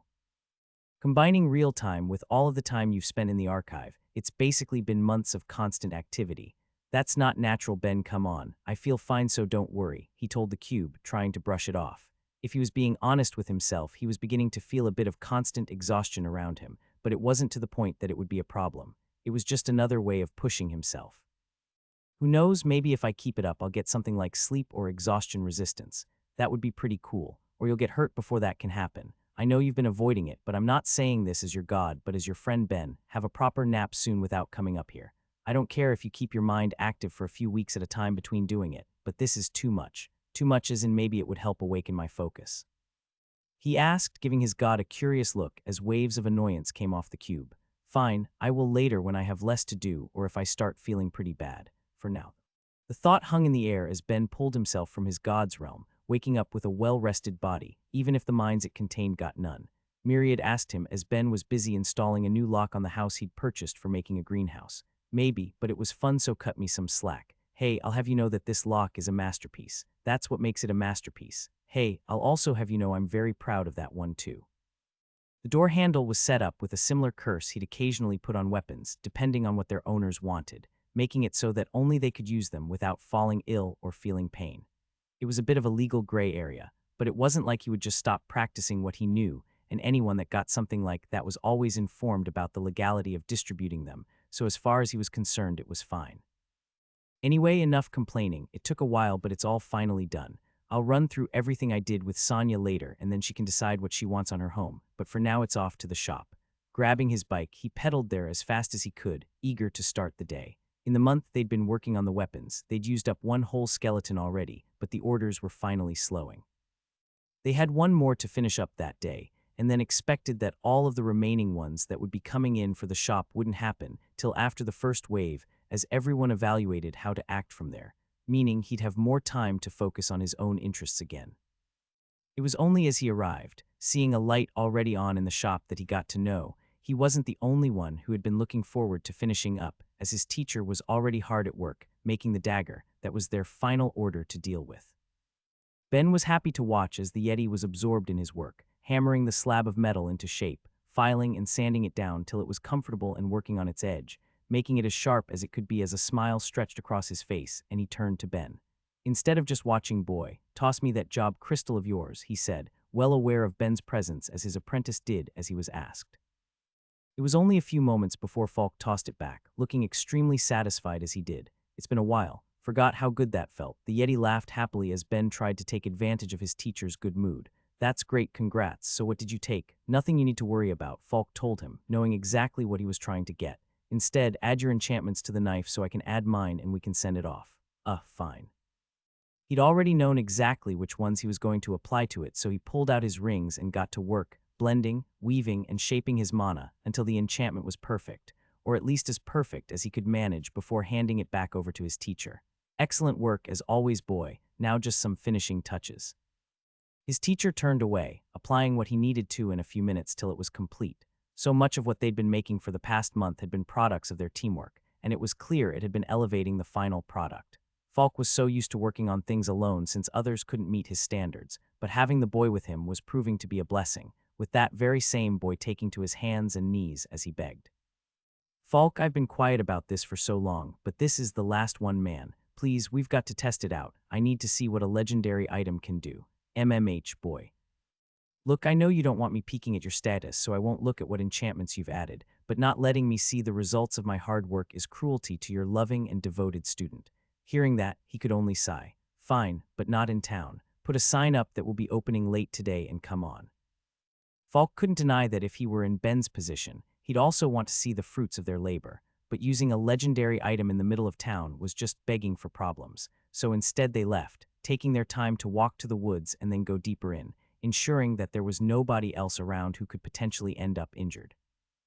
Ben was all but vibrating with excitement as Falk got his attention, walking over to the nearest tree, and with what looked like almost no effort, sliced it through the trunk as they both watched it come down. It was obvious to see that Ben's mood fell from the performance. He'd been expecting much greater than that, and his teacher could read him like a book as he laughed. "Boy, that's what it can do without activating any of the enchantments. You haven't seen anything yet." Like a switch was flipped, Ben was back to raw excitement. Every one of his minds focused on watching his teacher as Falk ran his mana through the blade and gave what looked like a half-hearted swipe in the direction of the trees nearby, not even close enough to hit any of them.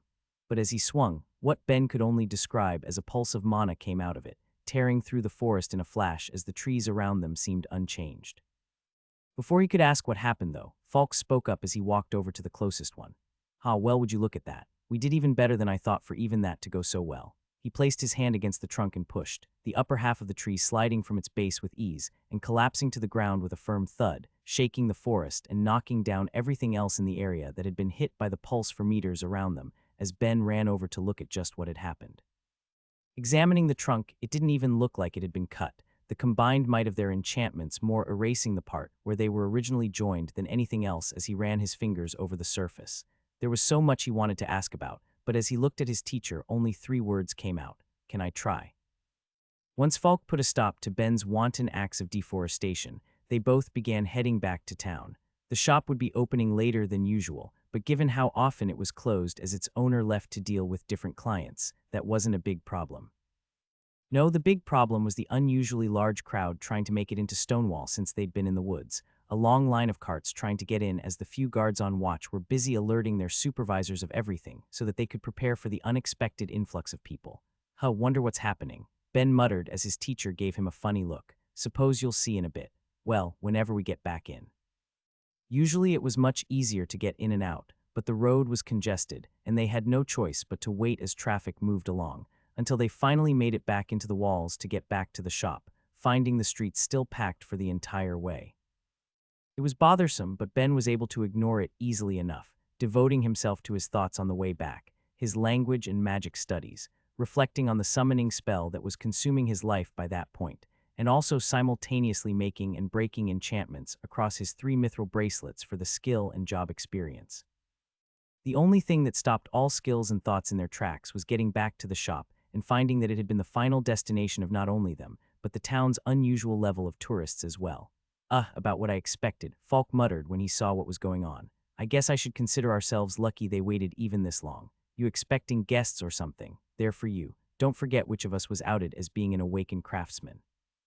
We're just lucky they waited for us to finish up our main work. Or maybe lucky isn't the right word for it, since with this many showing up at once, it seems more like they were told when it would be okay to arrive. What? They're all yours, so decide how you want to handle this. Just keep my name out of it.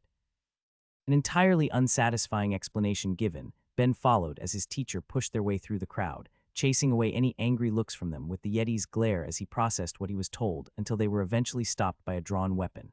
Stop pushing through, a regal man in heavy armor told them. It's first come first serve. Blame yourself for not rushing here sooner. Oh joy, I can already tell today is going to be fun. He thought sarcastically as he watched his teacher grab the blade of the sword pointed at him.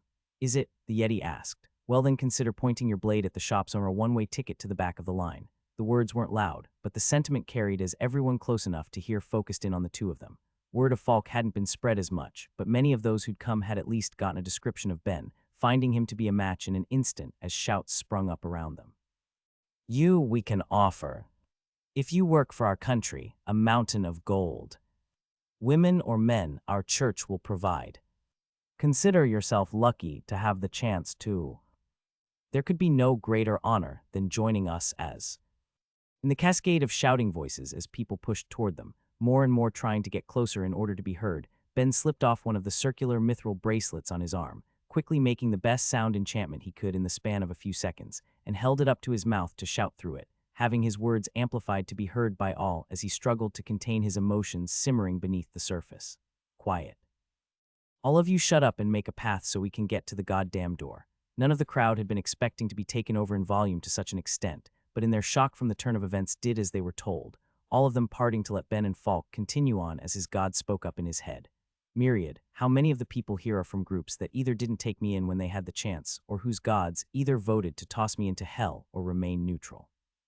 He could hear the earnestness in his god's voice, Myriad's intentions solely towards not wanting Ben to end up in any sort of trouble from acting out, so in the end he agreed, trying to meditate with half of his minds to calm down as the rest were focused entirely on dealing with the situation as he finally got to the shop door and turned to the crowd, pointing to a close man while the rest were still quiet and asking him a question for all to hear. Tell me why you think everyone is here. The man, looking like what Ben would describe as a rhino person if he had to, brightened at being pointed out like that and given the first chance to talk.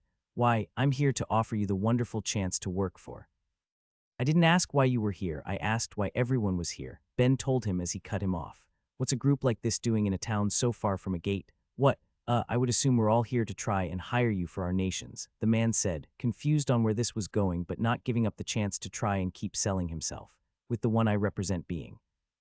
Don't care, listen up, all of you. Sorry you wasted your time, but I have no interest in working for any of you or your nations or faiths or whatever sort of group you represent. If that was your only intent, then you should start going back to wherever you came from. For those of you who want to make any orders from us, we can discuss it, however there's going to be some rules. First and foremost, form a proper line. We'll take one group into the shop at a time to discuss things, so stop blocking the entire street like this. Second, if any of you try to talk me into working with you instead of making an order, you will be kicked out. Third, if anyone tries to convince me to work for you after putting in your order will be canceled and you will be kicked out.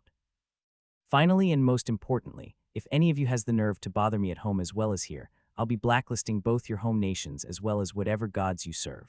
And if you all can't get yourselves in a proper line in the next 10 minutes, you can all get lost. I won't be talking to a single one of you. I hope that was clear. Without waiting for a response, he turned and went into the shop, dragging his teacher with him as he locked it behind him and slumped over. Sorry, Falk, hope that was okay. It's fine. Course, given the size of the crowd and the fact that there's likely more to come, I wouldn't be surprised if it takes days to go through them all, and who knows how much for the orders you'll be taking. I'll worry about that later. Alright, in that case, don't actually start bringing them in at 10 minutes. We probably need to contact the guards and Cecily to make sure things run smoothly, so it might be an hour. Keep the shop locked up and I'll be back in a bit after talking to them. As his teacher left, Ben slumped over on a desk, still dealing with his simmering emotions and the disbelief he'd have to put up with something like this. Did I handle that okay for you? Well, let's just see what the future holds. I demand a crown, something fit for my liege. It has to at least be ultra rare in quality to be worthy of them. Ben felt his eyes flared from the sheer gall of the man. After kicking out the first 6 groups that had come in for breaking the rules he'd set, it seemed that the rest had understood he as being serious. And with both Falk and Cecily around to get rid of anyone that wanted to argue, the next 10 had actually managed to talk long enough for most of them to put in orders, with the majority being similar requests to what he'd made Amy, only for 2 or 3 different items instead of the 9 that she got. The current potential client, though, may not have broken any of his rules, but he was immediately getting on his nerves. You'll demand nothing. If you have an item you want, I'll do my best to make it if you pay the price, but I'm not going to make something over and over again until it reaches the arbitrary rank you want it to have, especially not for a shiny hat. If you can deal with the fact that I can guarantee you something within rare and will be making it to the best of my abilities like I do anything, then we can start discussing prices. Price, he scoffed. You're receiving the honor of making this for Zula the Eighth. Do you know how many would kill to be in your position? Then go to one of them, he said dryly. It seems like negotiations have broken down, so get out already. I'm not making something for someone who doesn't even have the intention of paying. Now you wait here, he started, but before he could finish, both Falk and Cecily had the man by the arms and tossed him out, closing the door behind them. I can see you two are going to be having fun for a while, the guildmaster told them, looking as annoyed as Ben felt. I think I'll have to report some of what I'm seeing to the guards later. Want to make sure our more unruly guests are actually leaving town. Please do. He was trying to be polite for Myriad, but some of them seemed like they were trying to make it especially hard on him in the end. Still, the sooner this is done, the sooner I'm free. Heaving a breath, he went to the door and invited the next group of 5 in, not caring anything about them but making sure to get a handshake from each, just like each other group he'd met. Well, at least one of them has a new skill for me to copy. Not sure what a 7th level of mapping will do, but time to get it on a ring. If there was only a single thing truly good about what he was dealing with, it was the sheer amount of bodies he could enchant skills from guilt-free. Even if he still had yet to awaken Connect, every bit of experience counted, and he was going to make sure he'd get all he could from putting up with this. As had become all too common, Thera awoke from the sounds above her, cracking open her eyes to see the numerous spirits filling her room as a cheer went up amongst them when they noticed her eyes flutter open.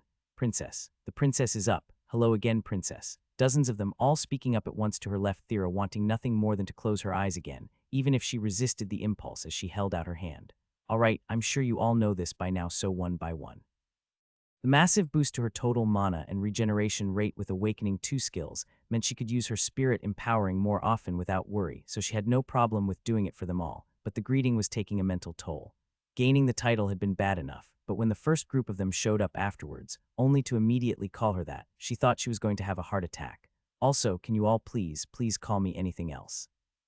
She tried for what must have been the dozenth time, only to be greeted with the same confusion they displayed each time she asked. But what else would we call you? Thera, Earthkin, anything really? MMH, no, they said with finality. Princess is princess. I must be being punished for something.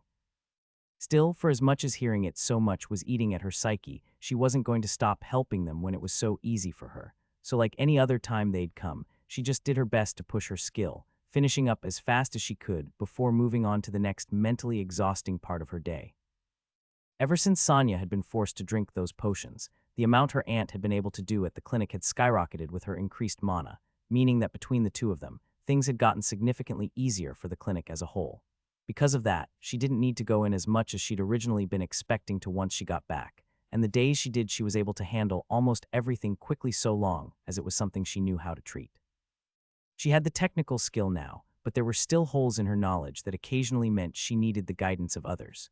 Still, all of the town healers had gotten significantly more free time as a result, meaning she had the leeway to wait at the guild to go out hunting again with Aso, even if the atmosphere made her regret not meeting the girl somewhere else.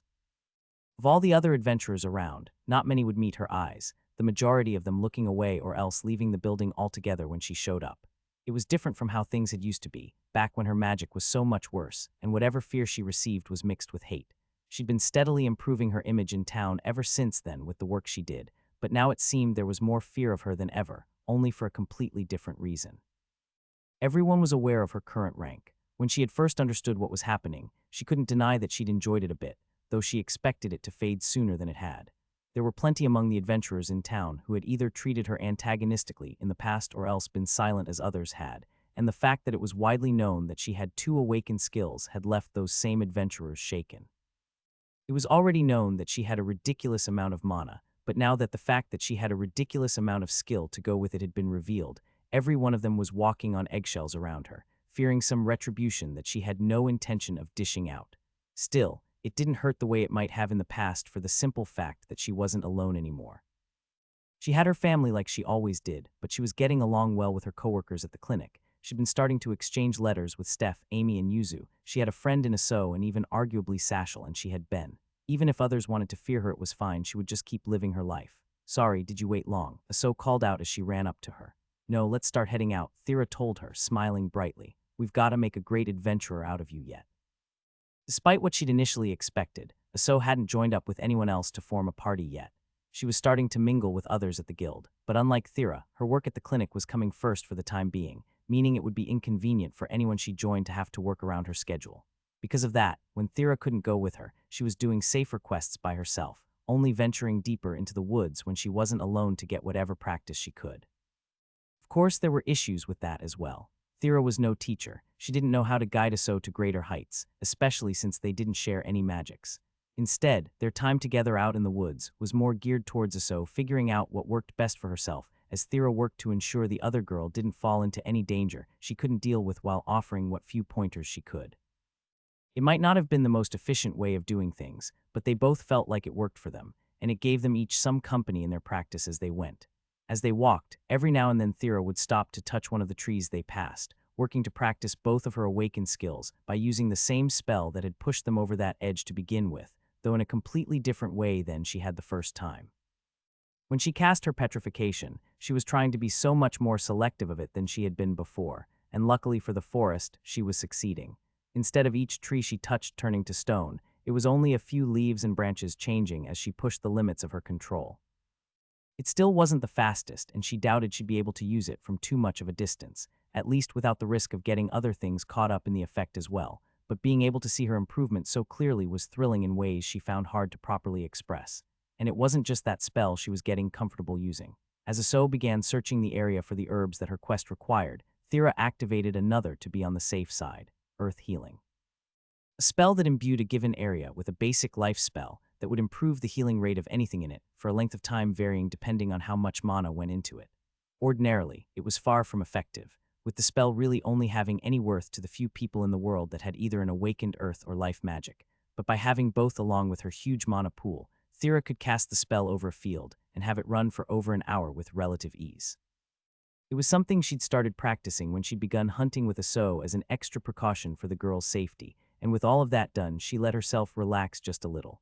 "Let's see, so what should I do to pass the time now?" she wondered, not sure how she should be training her magics. Working on improving her control was always a big thing, but the question usually came down to how. A question that was answered by a feeling above her, compelling her to look up just as a stone ape threw itself from a treetop, aiming for exactly where she would have been if she hadn't detected it and moved. To its poor luck, though, she had sensed it, and in seconds it wasn't just a creature with a stone skin, but solid stone as it was petrified. When she figured out what the skill was for after gaining it from awakening her earth magic, Thera had to admit that she wasn't impressed. It gave her a natural understanding of where stone and earth was around her, but the answer was usually a simple down. That quick exchange, however, had managed to show her that there was some utility to the skill that she hadn't been seeing. As Aso ran up to her to check if everything was all right, Thera waved her off, telling her to get back to her quest as she looked at what was now a statue in front of her. Undoing petrification was supposedly significantly harder than it was to petrify something in the first place, something she was sure to fail at, but that didn't mean it wouldn't make for some good practice in the meantime. I'm having naps, it's fine. Besides, I told you I would when I had time. I clearly don't right now. He had a positively outrageous amount of work to do at the moment with all of the orders he'd been receiving in the last week. Although he'd taken most of them on the first day, with only about half of the visitors kicked out of the shop, the ones he had been able to come to an agreement with had been wanting a lot, to the point that he'd have been busy for months if he was working alone. On the plus side, his teacher had decided to be merciful to him, handling some of the smithing work for a few of the items, since what most people wanted was the complex enchantments he could make. But to finish up as quickly as possible, he still had to work late into the nights and early in the mornings, while also going out to Analia again with Thera to buy more raw supplies. All in all, it was a lot, and exhausting too, but pushing myself is good for my skills, so this is fine. It might be just what the doctor ordered for finally awakening my connect. If that happens, you'll just need to call me some help. Break some rules to keep me alive, and I'll make it up to you later.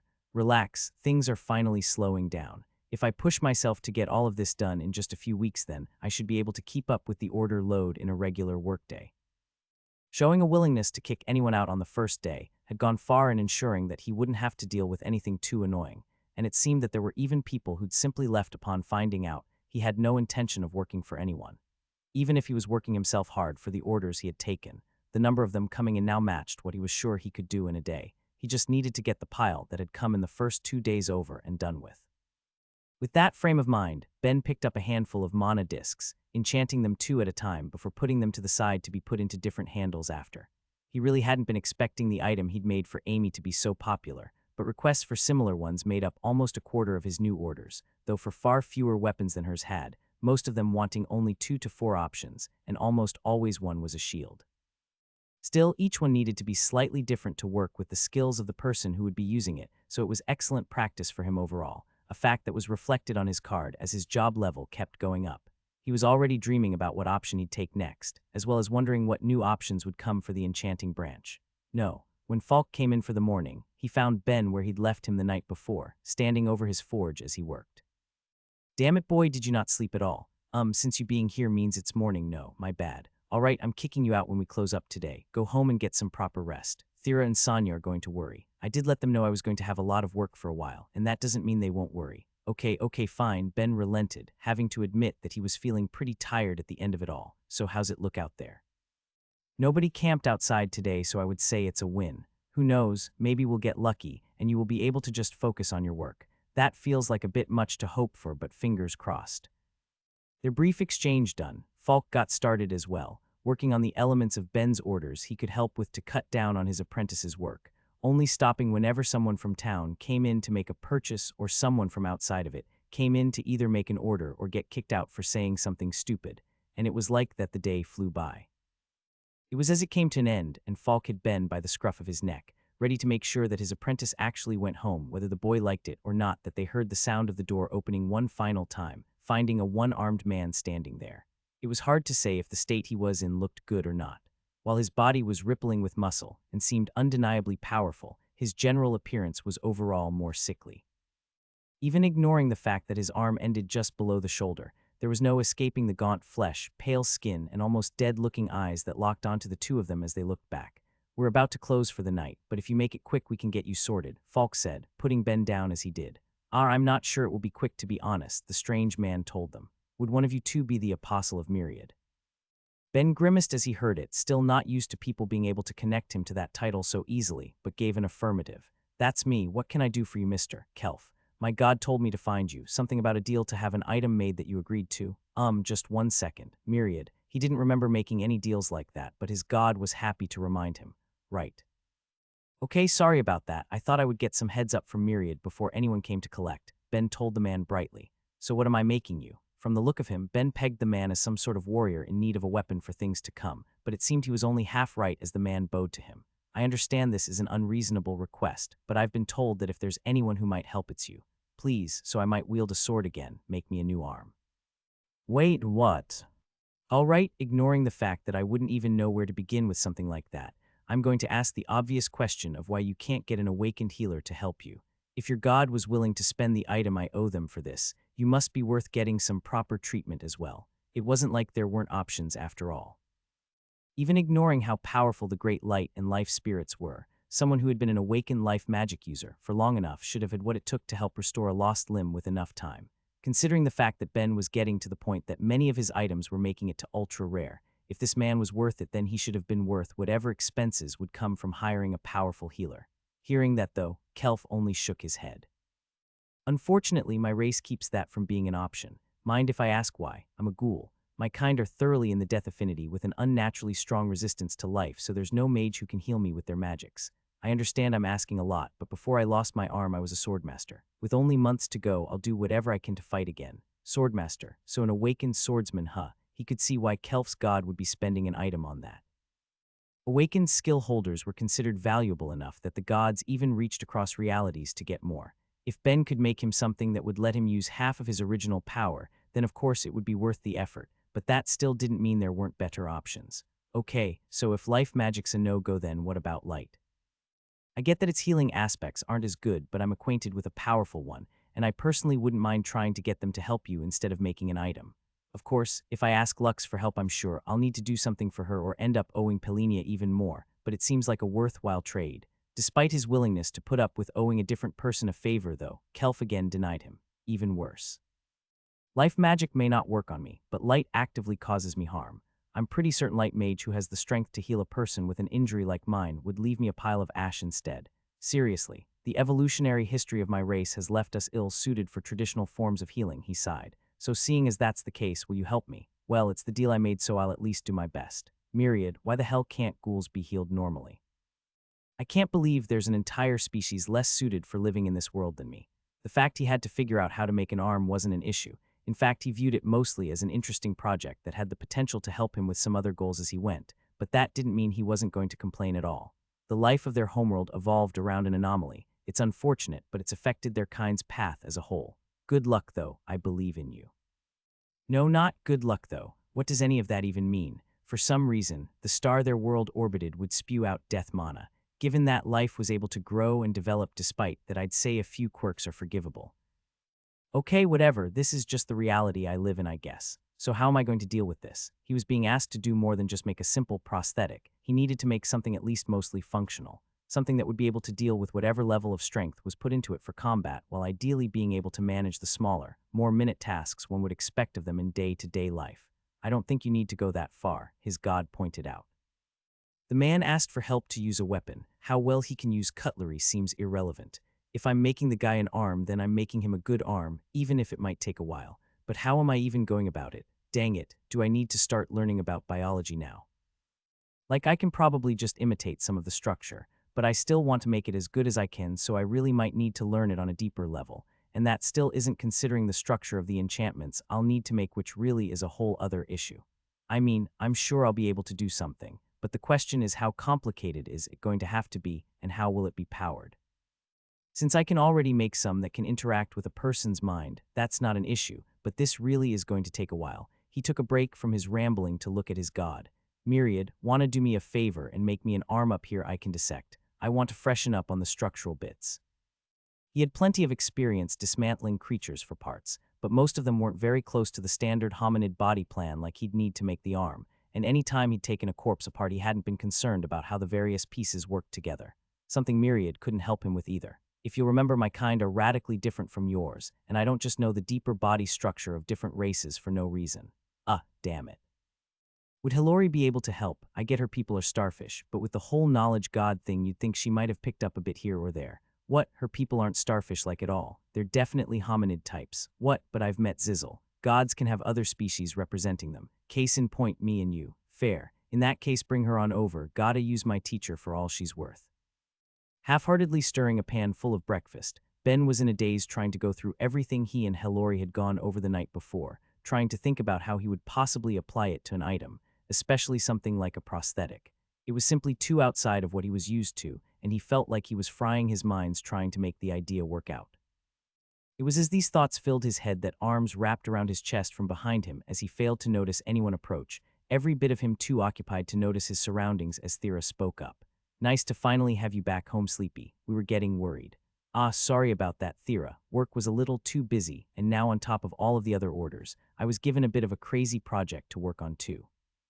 It might take a while to finish, and I definitely should have declined more of the other ones that were coming in. Hearing his voice, she turned him around to look him in the eyes. Wow, you look worse than I thought you would. Ouch, you know what I mean. As your primary healer, I recommend taking the day off and going back to bed. You look like you need it. She held his face as she looked at him while Ben took her hands. I think I will once I finish this new project.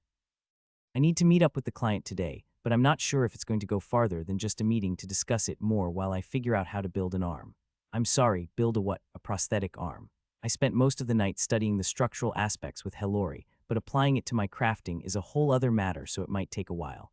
But it could potentially be useful for what I'm trying to do for Anux, so I really should put my all into it. Actually, as my primary healer, do you have any suggestions? Yeah, just let me handle it, obviously, she told him. I may not have done it before, but I'm almost certain I can make someone regrow a severed limb. Worst to worst, it will be good practice. Doesn't sound like it's in the cards, sadly. I guess his species isn't super susceptible to healing magics. Although not many healers can claim to have her raw power, so maybe it would be worth a try. As he was thinking about it, she spoke back up. I could still give it a go, but if that fails, my next instinct would probably be to graft one on from something else. Though I guess if life magic is an issue, then that wouldn't work great either, would it?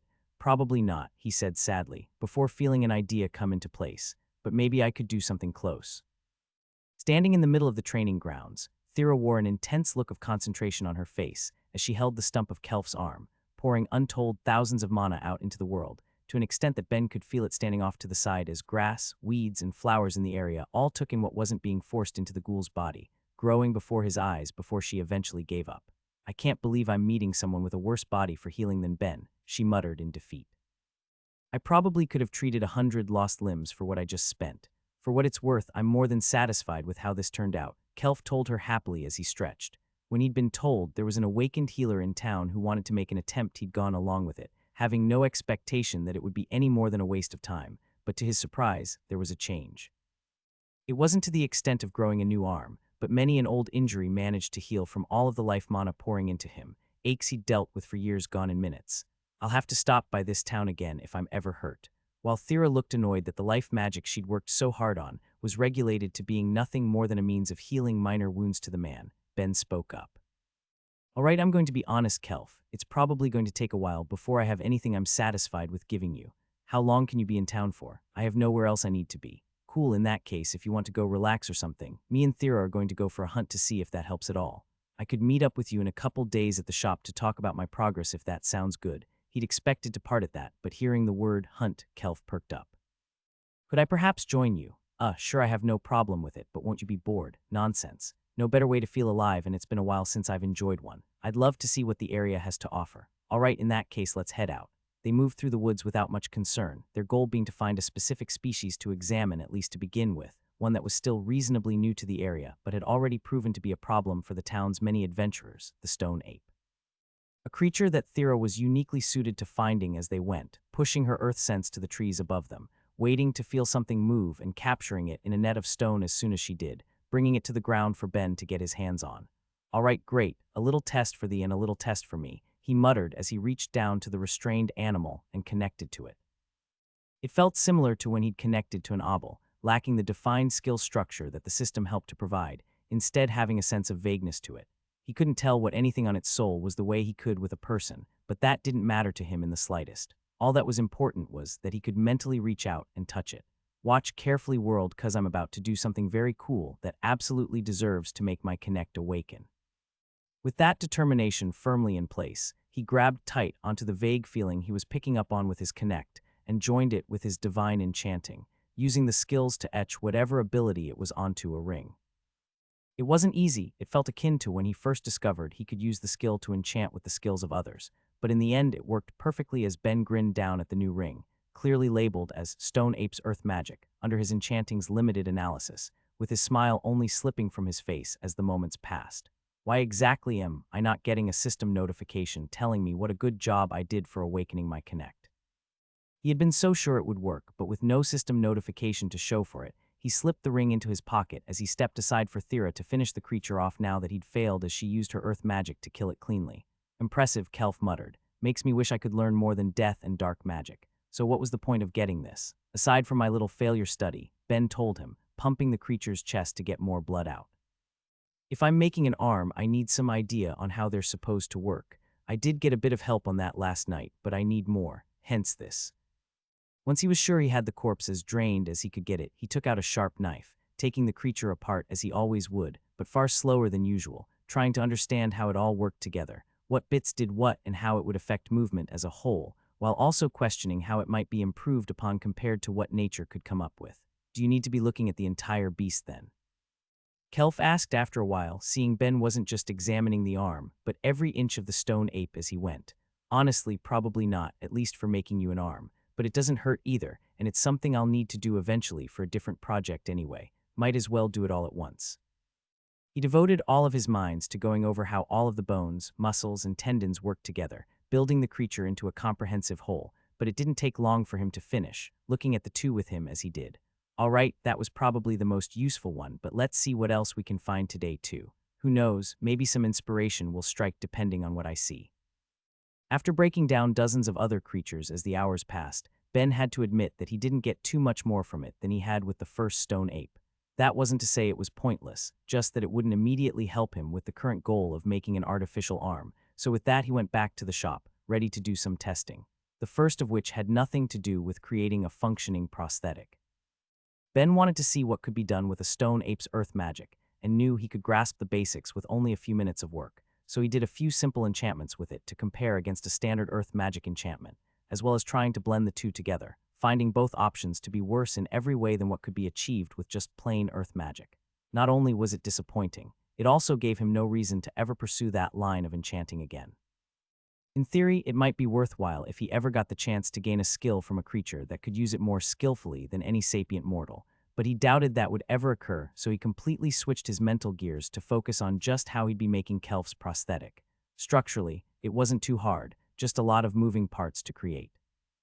To mimic the way muscles would expand and contract, he had to create metal levers that would interlock with one another, sliding into each other to replicate the action, while he had to create artificial tendons through his alchemy, modify the recipe he already used for his bike tires to create the properties he'd need, using both his material user and destruction skills to help with shaping before he moved on to the enchantments, letting it move by linking to the user's mind. It was only once all of that was done that he took it to Kelf, fitting it to the man's body as the ghoul looked on dubiously.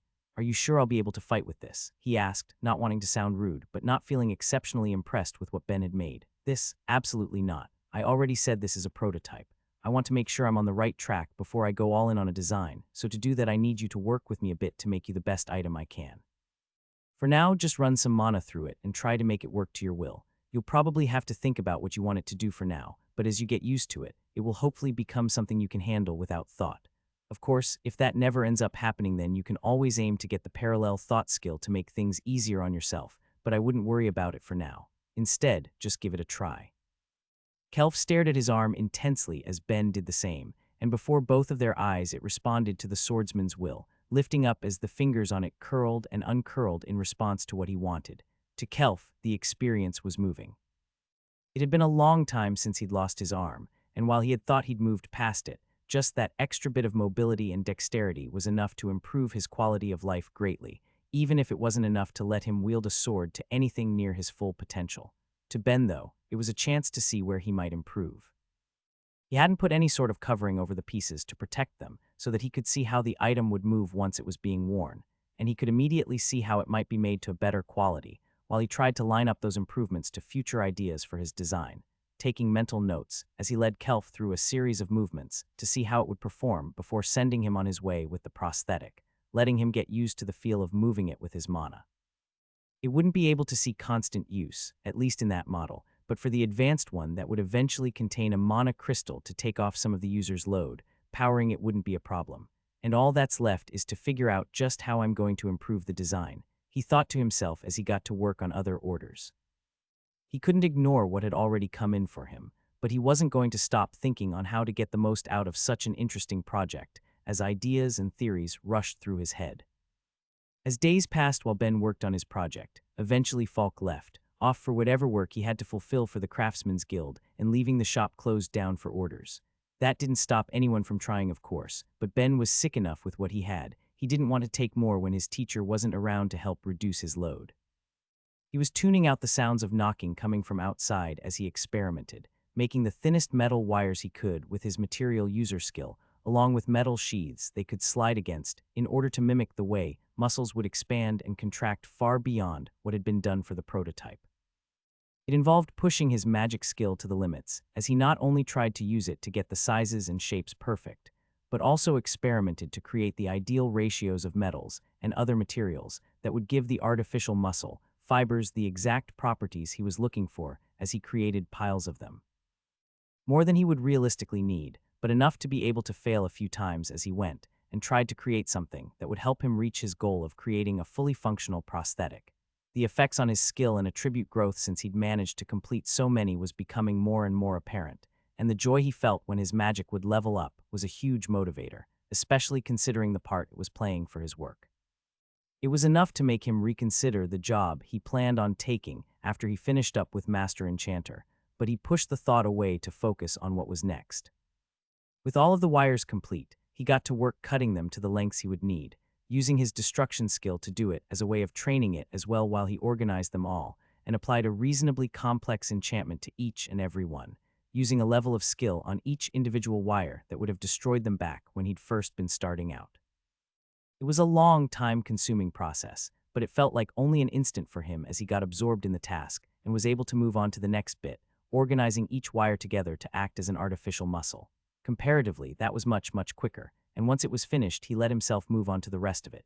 He'd taken measurements of Kelf's remaining arm early on, doing his best to use those for constructing the bits the muscles would be clinging to, namely the bones. Those had been an interesting problem in themselves, needing to be both strong and light, able to take a hit without shattering but not bending like metal. But as with the rest of the parts of that particular project, the result was achieved through a combination of research, experimentation, and many sleepless nights to get it right. Once those parts were combined and one of the simpler aspects, the artificial tendons, had been incorporated, that left the final bit to add the skin. He hadn't expected it going into the project, but that managed to be the hardest to decide on by far. It was the aspect that would be protecting the internal workings of the arm, but there were a lot of different ways to manage it. Originally, he'd planned on just a strong metal exterior, but decided against it for the same reason he had for putting so much care into the bones. If he made something that would dent, it could affect the arm as a whole. He needed something better. For that, it came down to experimenting with making more composite materials, blending things that normally wouldn't blend with his material magic to create things from metals, bones, skins, and woods that couldn't exist otherwise, at least not without someone who had the same rare skill, as he ultimately ended up creating something that was a complex blend of things, but nearly 50% orichalcum. He couldn't deny it hurt to use so much of such a precious metal, especially when he wouldn't be getting paid for it, but this was to pay off a favor he'd requested. He fully intended to put his all into it. Having the material, though, it then came to making it work structurally, manipulating the substance to take the shape of long, thin strings before he began to cut and braid them, using his mana to merge the braids so that it would be one piece, but still of a far greater strength overall.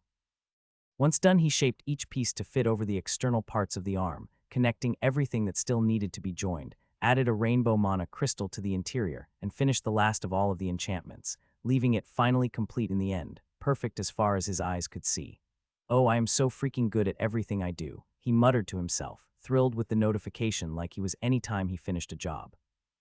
He'd known it was going to be coming soon given just how many of the items he'd been making for his various orders were making it to lower ultra rare, a task that was a bit easier than it should have been given how many of them wanted weapons similar to Amy's, and upon succeeding in making the arm, an item he could see had made it to the middle of that ranking. It wasn't shocking that it had paid off in experience.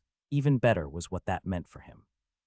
When he'd first started learning from Falk, he'd been told that a person who could regularly make items that were classified as ultra-rare only happened once every century or so, usually needing to be around the 5th level of their awakened skill to pull it off, but Ben was getting there at his early level.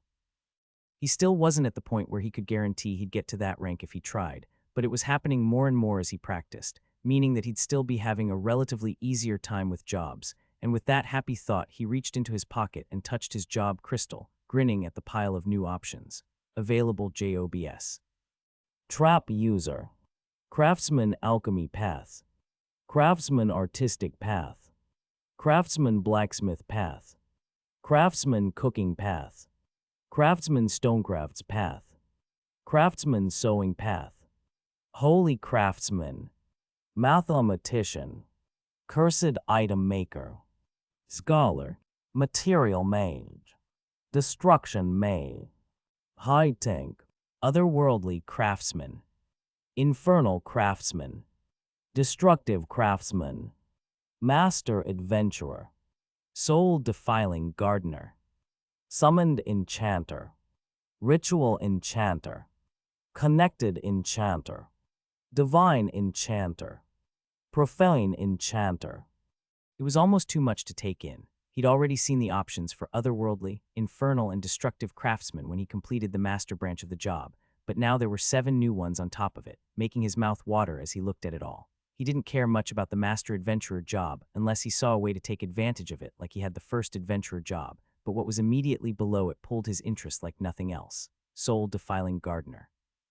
It wasn't hard to imagine why he'd gained that one in particular, given how he was patiently waiting for the trees he'd forced foreign souls into to bear their fruit, and he was willing to bet money that was a job nobody but him had gained before, maybe one nobody would again. For that reason alone it was tempting to roll the dice to see what stats would be buffed and what skills would grow from it, not to mention what jobs might come after, but he resisted, instead mentally scrolling down the list more as he felt his eyes stop. 2 words, but they instantly meant so much to him. Connected enchanter. He'd had jobs in the past that he knew added some bonuses to connect, and jobs he suspected had, but none so clear as to have it in the name. He'd already thought he knew what would be tempting him away from the choice he was going to make, but that made the other options look like garbage in comparison. A job beyond the master branch that would grant him significant bonuses to connect as well. It was more than he could have dreamed of for finally awakening the skill, but he still held off. If he was right, then the next one would be another quick job he could afford to wait. Once he went over the last 2, he tried to firm up his resolve as he planned for what he would try to take in the future so long as no more tantalizing choices showed up for him. He'd take what he'd originally wanted, hopefully finish it, and take Connected Enchanter in no more than 2 weeks, and then alternate between the next 2 that were drawing him in, Infernal Craftsman and Profane Enchanter. From the names alone, it wasn't hard to guess what skills they would be associated with, and he wanted more bonuses to that particular skill as soon as he could get them. He doubted that either would be enough to push King of Sacrilege to whatever it would become at the 3rd tier, but it would be more bonuses around in the event he ever got to do anything that could help him along again. Of course, Myriad doesn't need to know anything like that, that'll just stress him out. Instead, let's do this and hope it gives me the skill I really want, cause I'm taking Scholar. Name, Ben Hef. Race, human. Titles: Apostle of Myriad, the Forgotten One, Miracle Maker, Skill Learner, Enemy of Enith, Trial Defier, Trial Breaker, Godslayer, Monster, Madman, God Killer, Threat. Jobs: Scholar LV 15. Previous jobs: Apprentice Craftsman, Craftsman, Priest, Enchanter, Mind User, Magic Item Maker, Magic Weapon Maker, High Enchanter, Fractured Mind User, Tree Tamer, High Craftsman, Apprentice Mage, True Mage, Tank, Heretic, Adventurer, Divine Heretic, Kin, Master Craftsman, Master Enchanter. Attributes: Vitality, 653. Vitality recovery rate, 15 HR. Mana, 513. Mana recovery rate, 36 min. Strength, 532. Agility, 196. Stamina, 1655. Intelligence, 1771. Affinities: Light, 3. Life, 2. Fire, 4. Water, 3. Air, 4. Earth, 2. Death, 3. Dark, 1. Space, 4. Time, 5. Resistances: Light, 68. Life, 72. Fire, 75. Water, 69. Air, 66. Earth, 81. Death, 78. Dark, 85. Space, 63. Time, 61. Bless skills: Unending Crafting, LV2. Divine Enchanting, LV2. Focus, LV9. Passive skills: World Speak Plus. King of Sacrilege, LV9. Complex Mind, LV8. Bind.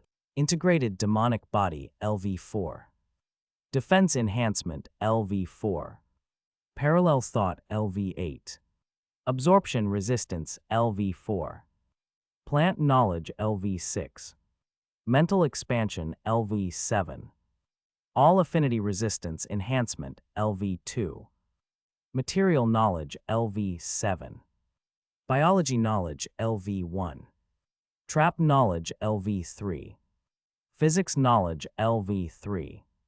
Active Skills Stealth LV1. Connect LV9.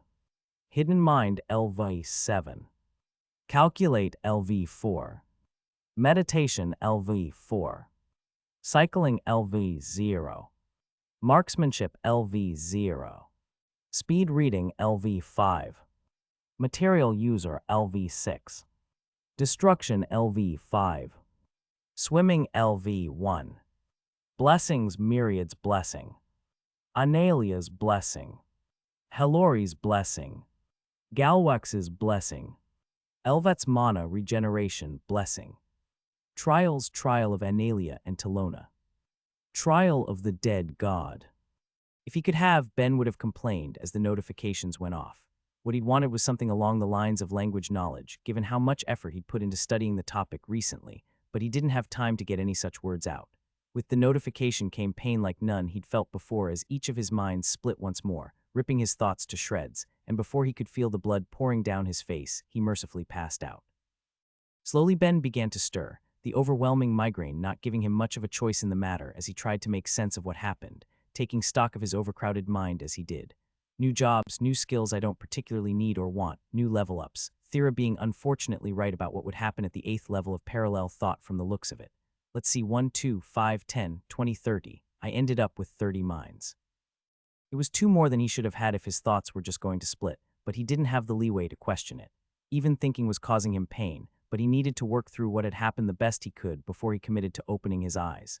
As things stood, every individual strand of thought in his head should have been functioning as an independent mind, able to hyperfocus on a single task if he needed them to, but that wasn't what had happened. If that was the case, then each one should have been significantly weaker individually than a typical human mind as a result, but instead they all felt nearly as good, as if the individual strands had started to fray, each having just a bit of leeway to divide their focus as a result. Whatever was happening in his head as his skills synergized was having unique and violent consequences, but to try and help the pain fade, he forced all but 3 minds to meditate as he let himself relax, ignoring the world around him. Feels like that might be happening a lot from now on, he thought to himself as he accepted reality and opened his eyes. He hadn't noticed at first, but he wasn't lying on the floor of the shop like he should have been, instead being in a well-lit room on a firm bed. The sounds of various people running around and chattering could be heard, with both the noise and the light making his migraine significantly worse, even if he tried to keep the feeling from reaching his face as he spoke to the woman by his side. "Fancy meeting you here," he tried to joke, hoping it didn't come off as pained as he thought it did as Thera grabbed his hand, worry etched across her expression. She took a breath, trying to compose herself before speaking as she forced on a far calmer look that she wasn't truly feeling. "Ben, what happened? Took a new job, it leveled up my parallel thought, went about as well as the last time my mind split from the looks of it. Really want to meet the person who said that leveling skills can't hurt and lodge a complaint." He tried to joke again, but the serious mood didn't leave Thera as she sighed. "Yeah, that pretty much matches my guess. All right, I'm telling you this as both your healer and your girlfriend. You aren't allowed to take mind jobs anymore. Hey, don't worry, it's fine. We find you in a puddle of blood, Ben," she yelled, cutting him off before trying to rein herself in. "Myriad found you and got Analia to get me to help you, and I get you like training your skills, but this is too much.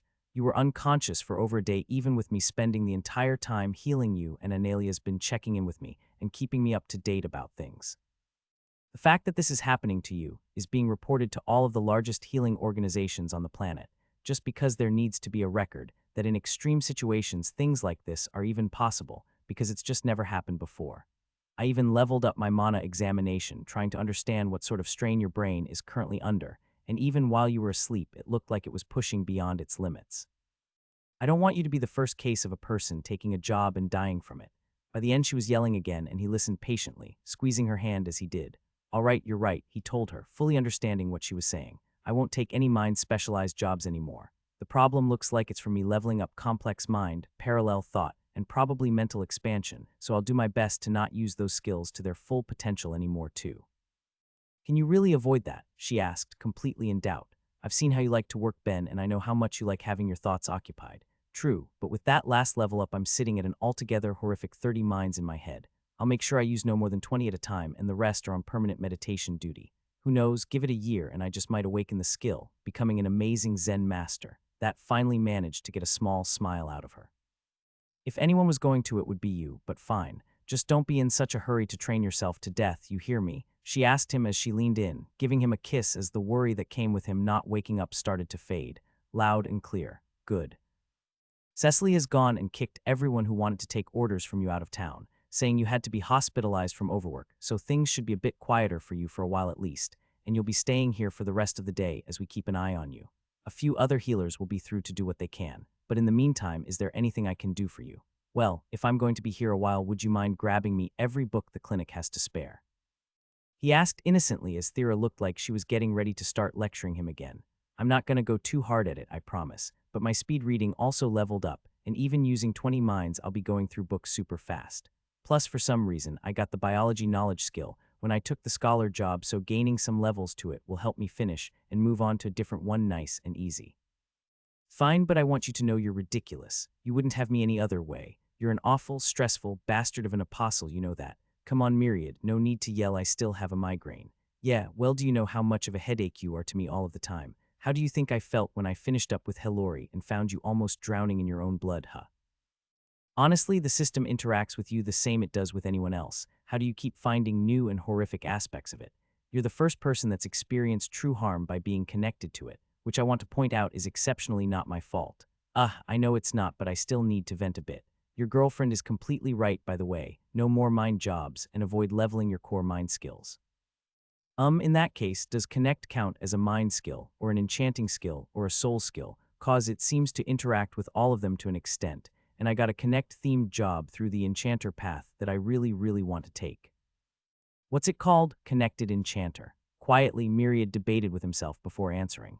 I would assume it's probably fine since it should mainly be an enchanter job that has a focus on the connect skill specifically instead of other mind skills, but I fully expect you to discuss this with Thera first to get her input. Also, even if she agrees to it, I want you taking it with both her and preferably Sonia around too, in case anything goes wrong. Even just feeling your mind from the outside, Ben, what's happening isn't natural. Didn't you and Hillary tell me before that my skills would just start interacting with my soul at a deeper level cause of that though? Sure, but it looks like your soul must be having trouble keeping up. Honestly, what's going on in your head is too much right now. Not the most desirable of things to hear. Ben just nodded with his eyes partially shut, trying to block out the light of his god's realm. All right, well, I'll do what you said and talk about it with her in a few days when I finish my job. In the meantime, when you showed me your blueprints in the past, you made a huge book for me to read through, right? Would you mind just doing something like that again with whatever you know that's educational, and then I'll just spend my time reading up here quietly? I believe you still need to properly sleep as we'd agreed. What are you talking about? I was asleep for an entire day. Being unconscious doesn't count. It's fine. I honestly feel pretty well rested after all of that, minus the headache, so I just want to finish up this job as quickly as possible. Fine, the cube gave in, creating a mountain of books around Ben to read through. Honestly, I'm going to have to talk to one of the mind gods about you. Maybe one of them could do something. You're the best. Their conversation done, Ben opened the first book he could grab, not caring about the topic as he started to read, enjoying the peace and quiet that was around him as he tried to keep his inner world as silent. I really thought I'd have more time to figure out how to broach this topic, Ben thought as he put his all into making the best breakfast he could for Sonia and Thera, his headache only growing worse with the knowledge that things likely wouldn't go super smoothly for the conversation to come. Who would have thought my reading speed would increase so much? His god sighed. Teehee.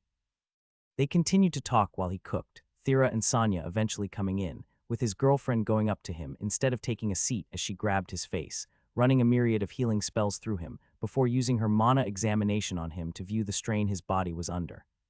Your brain isn't as bad as it was yesterday, but I'd still be horrified if someone walked into the clinic like this, she muttered. I'm going to keep an eye on you, of course, but if you can, I'd say you should probably force even more of your minds to meditate if you don't need them. Okay, that's fair, but for now don't worry, just take a seat and eat. She didn't look convinced, but did as he asked, digging in with gusto after the first bite as Sonia spoke up while she ate. Did your crafting level up again? Oh yeah, a few different skills did that I should probably update you all on. How did you know? I can taste the difference. Glad to see there's a noticeable change in quality. From there, he spoke about the other changes to his status and chatted about the day to come as he watched them eat, waiting for them to finish before he hesitantly brought up the topic he knew might cause some concern. So I finished my job. Sonia looked like she was ready to spit out her last bite as a fork fell from Thera's hands. Ben, it's been a day. Yeah, but it was a job focused on learning, and even if I held back a third of my minds, well, it's a pretty big change. I read a lot with Myriad last night, and it just sort of finished. All right, so what did you take then? Thera asked, looking at him with suspicion. Nothing yet. I spoke it over with my god, and he was hoping that you'd both stand by for my next one considering how my last went, and discuss the option I want with you both first. I was looking at going for an advanced enchanter job called Connected Enchanter. And is that not at least partially a mind job? Thera asked, staring into him as she did while Ben decided that honesty was probably the best policy. We think it will have to do more with the way Connect interacts with enchanting. In that regard, it's really more of an enchanting skill and a soul skill than a mind skill. It's hard to say for sure, but it might get me a lot closer to awakening the skill like I want to. However, if you both are against it, I promise I won't take it. I do have other options. Both women just stared at him silently until Thera let out a tired sigh. Auntie, I don't think I'll be at the clinic today. I need to make sure this idiot doesn't destroy his brain taking this stupid job. I understand. I'll tell Drari, but I'm sure we'll be able to handle things fine. So you guys mean? He started hopefully as Thera shot him an annoyed look. Just take it before I change my mind. Yes, ma'am. All of them waited with bated breaths, but as the seconds ticked by, Thera and Sonia were able to sigh in relief while Ben could only groan in disappointment. Was it really too much to hope that the job would push me over into awakening my skill? All right, sounds good to me. There's just one thing I need to do. I promise it won't put any strain on me or be stressful in any way. All right, what's the plan? Just got an order to fulfill. Are you all right? Kelf asked as soon as he saw Ben. The town was in an uproar yesterday when you were found. That sounds like a bit too much of an exaggeration, but I'm fine, don't worry. It's no exaggeration, Ben, Thera told him, seeming exceptionally tired. You're one of the 2 awakened skill holders this town has. It can be considered a point of pride. Of course, people would be worried. At the very least, they were the only 2 the town was aware of, with Falk managing to maintain his privacy, even if some held their suspicions given the skill of his apprentice. Well then, it's good to be loved. Anyway, let's head in and make sure the arm worked out. They went into the shop, and Ben made a mental note to clean up the now dried puddle of blood he was seeing as the other 2 deliberately ignored it in favor of what was waiting on the table, the now complete arm for Kelf. The swordsman had been growing used to the prototype Ben had left him to practice with, but with a superior product available, Ben helped him take it off and place the new one on, watching the man move it around, bending and flexing it while he'd open and close its artificial fingers, trying to get a sense of it. It feels good, the ghoul told him, a wide smile on his face. It moves more naturally than the last one, and the mana cost is basically nothing. Hell, it is nothing compared to going without an arm again. Most of the cost is being paid with a rainbow mana crystal built into it. All you're spending is to manipulate the enchantments on it. What do you think? Instead of answering, Kelf looked around. Would you mind if I borrowed a sword? Go for it. Walking to the side, he grabbed a long one meant to be wielded with 2 hands as he stood in the middle of the store. He started with some light swings in front of him, feeling how his arm moved with the blade, eventually transitioning to stabs and slashes, following a footwork Ben didn't have the training to understand but wove together into a single movement as Kelf eventually stopped and nodded. No need to. This was all a transaction, so if your god asks, just make sure they know you're pleased with the work. Of course, but even still, I'll never forget this. Well, if it ever needs some maintenance, stop on by. With only a few more words between them, Kelf left, needing to return to his homeland to train and share the good news that he'd be able to fight once again, leaving Ben and Thera to themselves as he left. All right, and now you're officially relaxing, Thera told him firmly, the only task he needed to worry about officially out of the way and complete. Absolutely, we should stop by the clinic so I can broach an idea with Sonia actually. I need to know what sort of enchantments she would want on her home, and that should be a nice way to kill a day. He trailed off as he saw the look in Thera's eyes and quickly changed direction. Or we could go out for a romantic lunch, maybe relax at home with some games under some dim light to help with my headache and dancing after. That sounds lovely. Boss, are you sure about this? Doesn't seem like anyone is home, an imp asked as the group crept to the front door, all keeping quiet and low to avoid suspicion as they hid behind a dark spell. You idiot. It's the middle of the night, of course it seems like nobody's home. The guy has to be dead asleep. Now come on, make this fast before anyone notices. The head imp had needed to grease a few palms for the info, but they'd managed to find where the craftsman they were looking for lived easily enough and planned a quick in and out, getting whatever they could grab or else just kidnapping the man for a while to put to work. That was an admittedly tantalizing option, even if it did come with more risk than he cared to bear. He knew that man could at least manage rare items which would earn them plenty for the effort, but if the rumors about him being able to make ultra-rare items were true, he couldn't stop himself from drooling just thinking about it, only leaving his thoughts as the man he had working the lock started to swear. Hey, not so loud, he hissed. What's the problem? Something's wrong with this lock, boss, his underling said as he pulled his tools away. I ain't seen anything like it, and something in it just shocked me something fierce. Are you really telling me you can't handle a little shock? He asked before smacking the back of the man's head. Just get to work and do it fast. All right, relax, the picker muttered, getting back to it, doing his best to ignore the strange feelings coming over him as he did. Even if he hadn't seen a lock like that before, he was confident he could do something about it with enough time, but the issue was that the longer it took the better the odds of being caught were. Even if the streets were empty from how late it was, and they were mostly safe from potential eyes, the goal was getting in and out fast. With that fact so firmly in mind, it was easy to push his discomfort away, ignoring the shocks and burns that kept going up his arm, as well as some other less obvious effects, right up until it became too much and the lockpicker collapsed to the ground. Shit, what happened? The boss asked, shaking the man and getting no response as it snapped into place. Must be worse booby traps than they shock. Damn it, okay, change of plans all, we're getting in a bit rougher than expected. Having one man knocked out was annoying. It would mean they'd need to waste the energy on carrying him back. But with 4 others, they were still in a good condition to get in and out, so he opted to take an approach with less finesse, sliding a wedge between the door and the frame before giving it a powerful strike with a hammer, breaking the lock and letting themselves into what they found to be a dark and empty hall, not knowing what else they'd just activated for the act. The imp boss kept his ears sharp, trying to stay alert for anything, and thought he heard a sound only moments after entering. He turned to his underlings, ready to signal them to move if need be, only for the floor to fall away in the same instant he did, all of them falling into a small, tight hole, with short screams coming despite themselves before getting back under control. Seeing their situation, the only thing they knew was that they were in trouble as the one in charge got up, kicking off one of his men that had landed on him before rushing to give out orders. Fuck, who the hell puts a fucking pitfall into their home? Okay, boost me out. This has gone south way too fast, and we need to. Before he could finish, another enchantment activated. An air one, blowing a fine metal powder out of minuscule holes in the walls that none of them could originally see, covering their skin and getting breathed into their lungs as they all instantly felt the effect as the fine morabisial dust ripped their mana from them, making them all collapse back into a pile out of mana exhaustion as an alarm went up. Volkar stood at the back of the house with his 2 friends, each of them mentally preparing themselves for what they were going to do. It hadn't been hard to find the apostle's house. Even with Enith being a smaller god, there were enough of his believers who were sympathetic to the idea of showing the person who was working to all, but destroy their faith their proper place, that they were able to learn where he'd owned a home in the town he resided in, with those who lent their aid thinking it would only be a confrontation, not the assassination they were aiming for. As he firmed his resolve, ready to do what he felt he must, he placed his hand on the back window, drawing a deep breath as he looked to his companions one final time.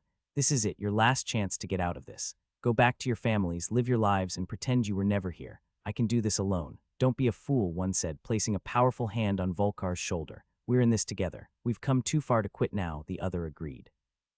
I've made my peace and already split my belongings amongst all I want having them anyway. Now stop trying to scare us out of it and let's earn our martyrdom already.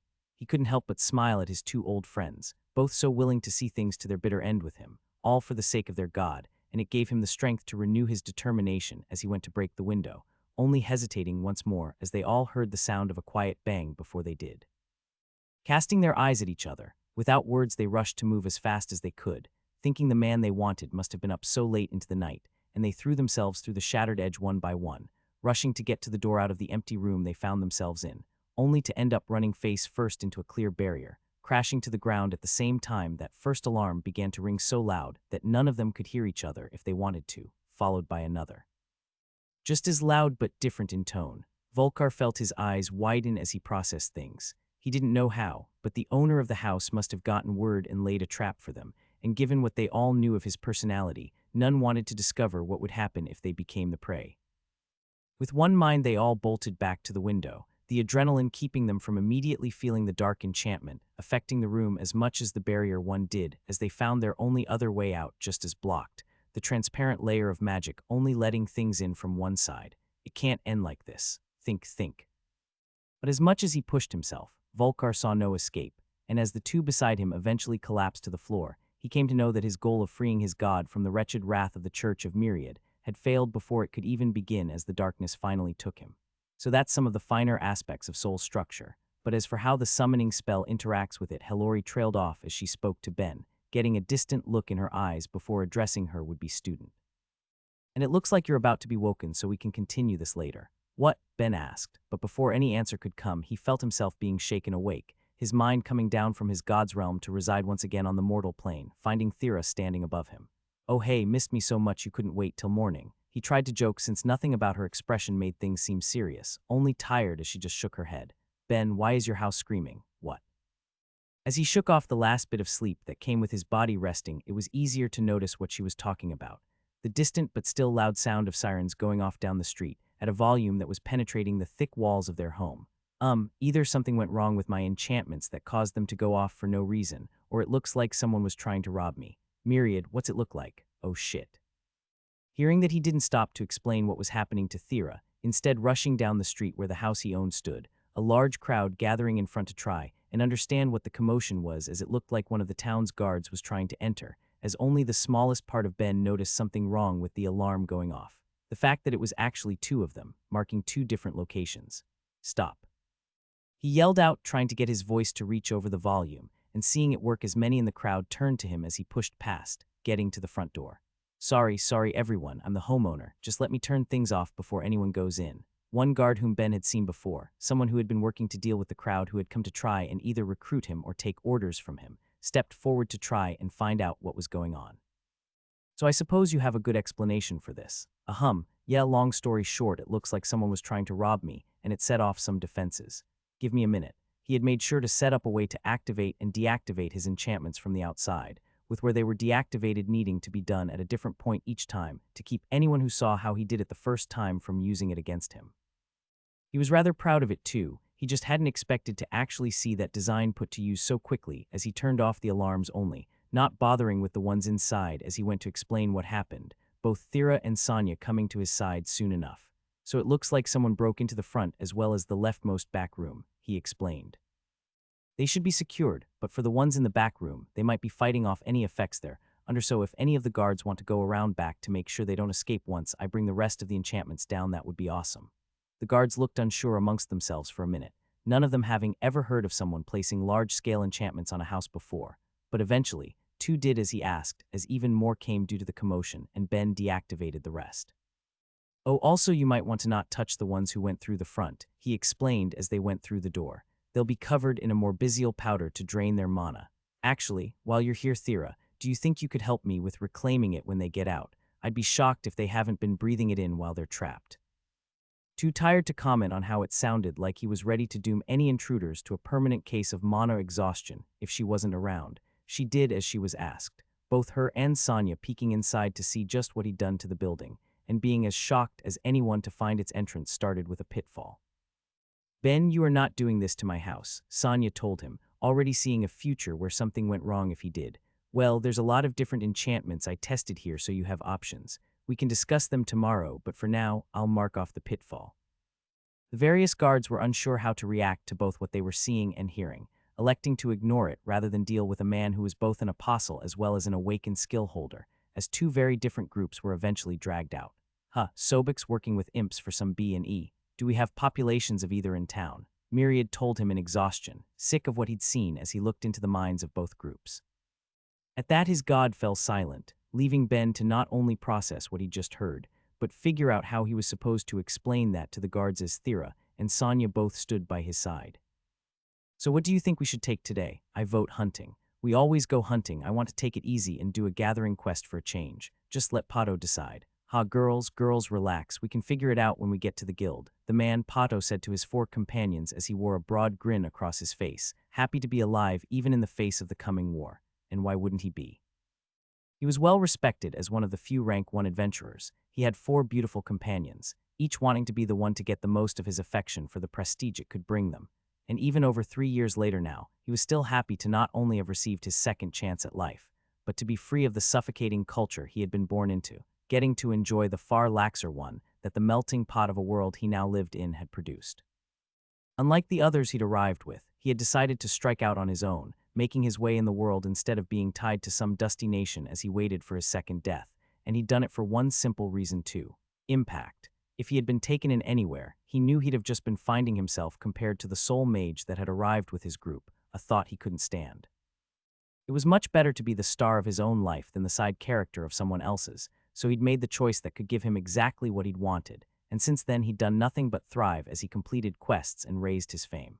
Pato called out the guild worker the moment he and his group came in, waving him down with zeal as he tried to return it with his most winning smile. I was hoping you'd come in today. We received an interesting quest that was looking for you specifically. Ah, you know I get plenty of those cakesy, he told her, waving it off. So is it actually interesting, or just something the guild's trying to tempt me with by dressing it up as interesting? I mean, it might be interesting, she told him, leaning in close. A couple of deep woods expeditions have found something bizarre and we need someone to look into it. Well, both of them actually, 'cause there's two and you're the only one in the guild with an awakened space magic. Do it for me. She batted her eyes at him as she always did when she wanted to be playful and pulled a laugh from him. Tell you what, I'll do it if you grab drinks with me this week. What do you say? I'd say your companions look ready to shoot death rays from their eyes at the thought. Bah, they knew they'd have to share me when they joined up, and how could I not want to share some company with a beauty like you? What do you say? All it is drinks. She pretended to think for only a moment before giving in. All right, just drinks for now so long as you work hard on this investigation, she told him happily, fine to take the date and even happier knowing the task would get done. Got it, I'll be back at the end of the day, so look forward to it. With that he left the guild, knowing his companions weren't pleased but not particularly caring. He cared about them plenty, but they all knew that they wouldn't have gone for him if he didn't have his awakened skills, so he had no issue with flirting with others in turn. He wasn't out looking for true love. After dying once, he just wanted to have the best second life he could. As he opened another hole in space, they found themselves close to their first destination, and immediately they could tell something was wrong. Pato may have had the least experience as an adventurer in his group, originally only being valuable for the power he provided, but after a few years of work in the field, he was able to sense something that the others could put into words. There's no sounds from a single creature, said Galda, their primary hunter tracker and an elf hybrid. I'm not sensing anything that could be considered an animal anywhere near us other than some bugs. There's not even any smaller ones making their way through. Hearing that assessment, they all tensed up as they started to approach their final destination on foot, carefully watching the area as they did. None of them knew what to expect, but there was no reason for any area of the untamed lands to be so uncomfortably empty, so completely devoid of any life but the plants around them. Pato kept himself at the ready, prepared to either fight or escape with his spatial magic depending on what the circumstances called for, but after an hour of carefully observing the situation where nothing happened, they finally came across the anomaly they were sent to investigate. Infinite hells, one muttered as another grasped their hands together and began to pray as Pato could only stare on, trying to make sense of just what they were seeing. It wasn't that it was hard to understand, it's just the purposes behind it were all but indecipherable to him as he looked at the pounded earth around him where no plants would grow. The soil dyed a new color as small mountains of bones were piled up around something. Be it a monument or a throne, he couldn't say. All he saw was a wall that towered over the woods with a single empty seat built into it to look down on the world below. Red, one of the girls muttered, and it took a second for Pato to even register it. What? The ground, Galda told him, looking pale as she carefully dug down into the earth. Even a foot down, it's all still red. Ah, I'd say it's more of an off-brown, he told her half-heartedly, trying to ignore his own worries and lift the mood while at the same time having no clue where she was going with that, considering all else that there was around them. No, if you can use your nose you can tell, this was definitely all red. What's she going on about in all this? He asked himself until he did as she said and smelled the air, understanding immediately. It was blood. The ground had been stained with so much blood it had seeped in a foot deep, changing the color of the land itself all around them. It was then and there he decided that for that part of the quest, they were done and tore open a hole in space to leave as fast as possible. All of them felt shaken and unsure about what they'd just seen as they moved on to the next area of investigation, not needing to take notes of the last one with it permanently lodged in their minds as they went, unable to shake the feeling of danger that such an environment had invoked for them as they traveled to what they believed would be a far easier area, where all they needed to look into was some unusual plant growth. Pato opened portals one after another, feeling eager to get it done with to get home and enjoy the strongest alcohol he could find, only to be able to tell he'd reached their destination without needing to ask the others as he opened the next tier, trying to understand what he was seeing. All around them, thousands and thousands of trees were growing, a huge mix of species of plants that could only exist on that patchwork planet, with each of them exhibiting the same unnatural trait. On every single one of them, there were at least some branches that were growing unnaturally straight, bending at right angles to form squares and cubes of all sizes in a way he was sure couldn't be natural. Maybe we found a plant mage's garden, he asked hesitantly, not really believing it. It wasn't that it was impossible, he just didn't see the point, and there was more oddness that he couldn't put his finger on as he looked around. Still, it was less immediately worrying than the last area, so while staying on guard with weapons in hand, they started walking around. Unlike the prior stretch of woods, this one seemed full of the smaller life you would expect, with rodents and insects, flying reptiles and birds, along with any other small creature to exist in the world that wouldn't fit those categories, all making their homes there. Every tree was filled with nests.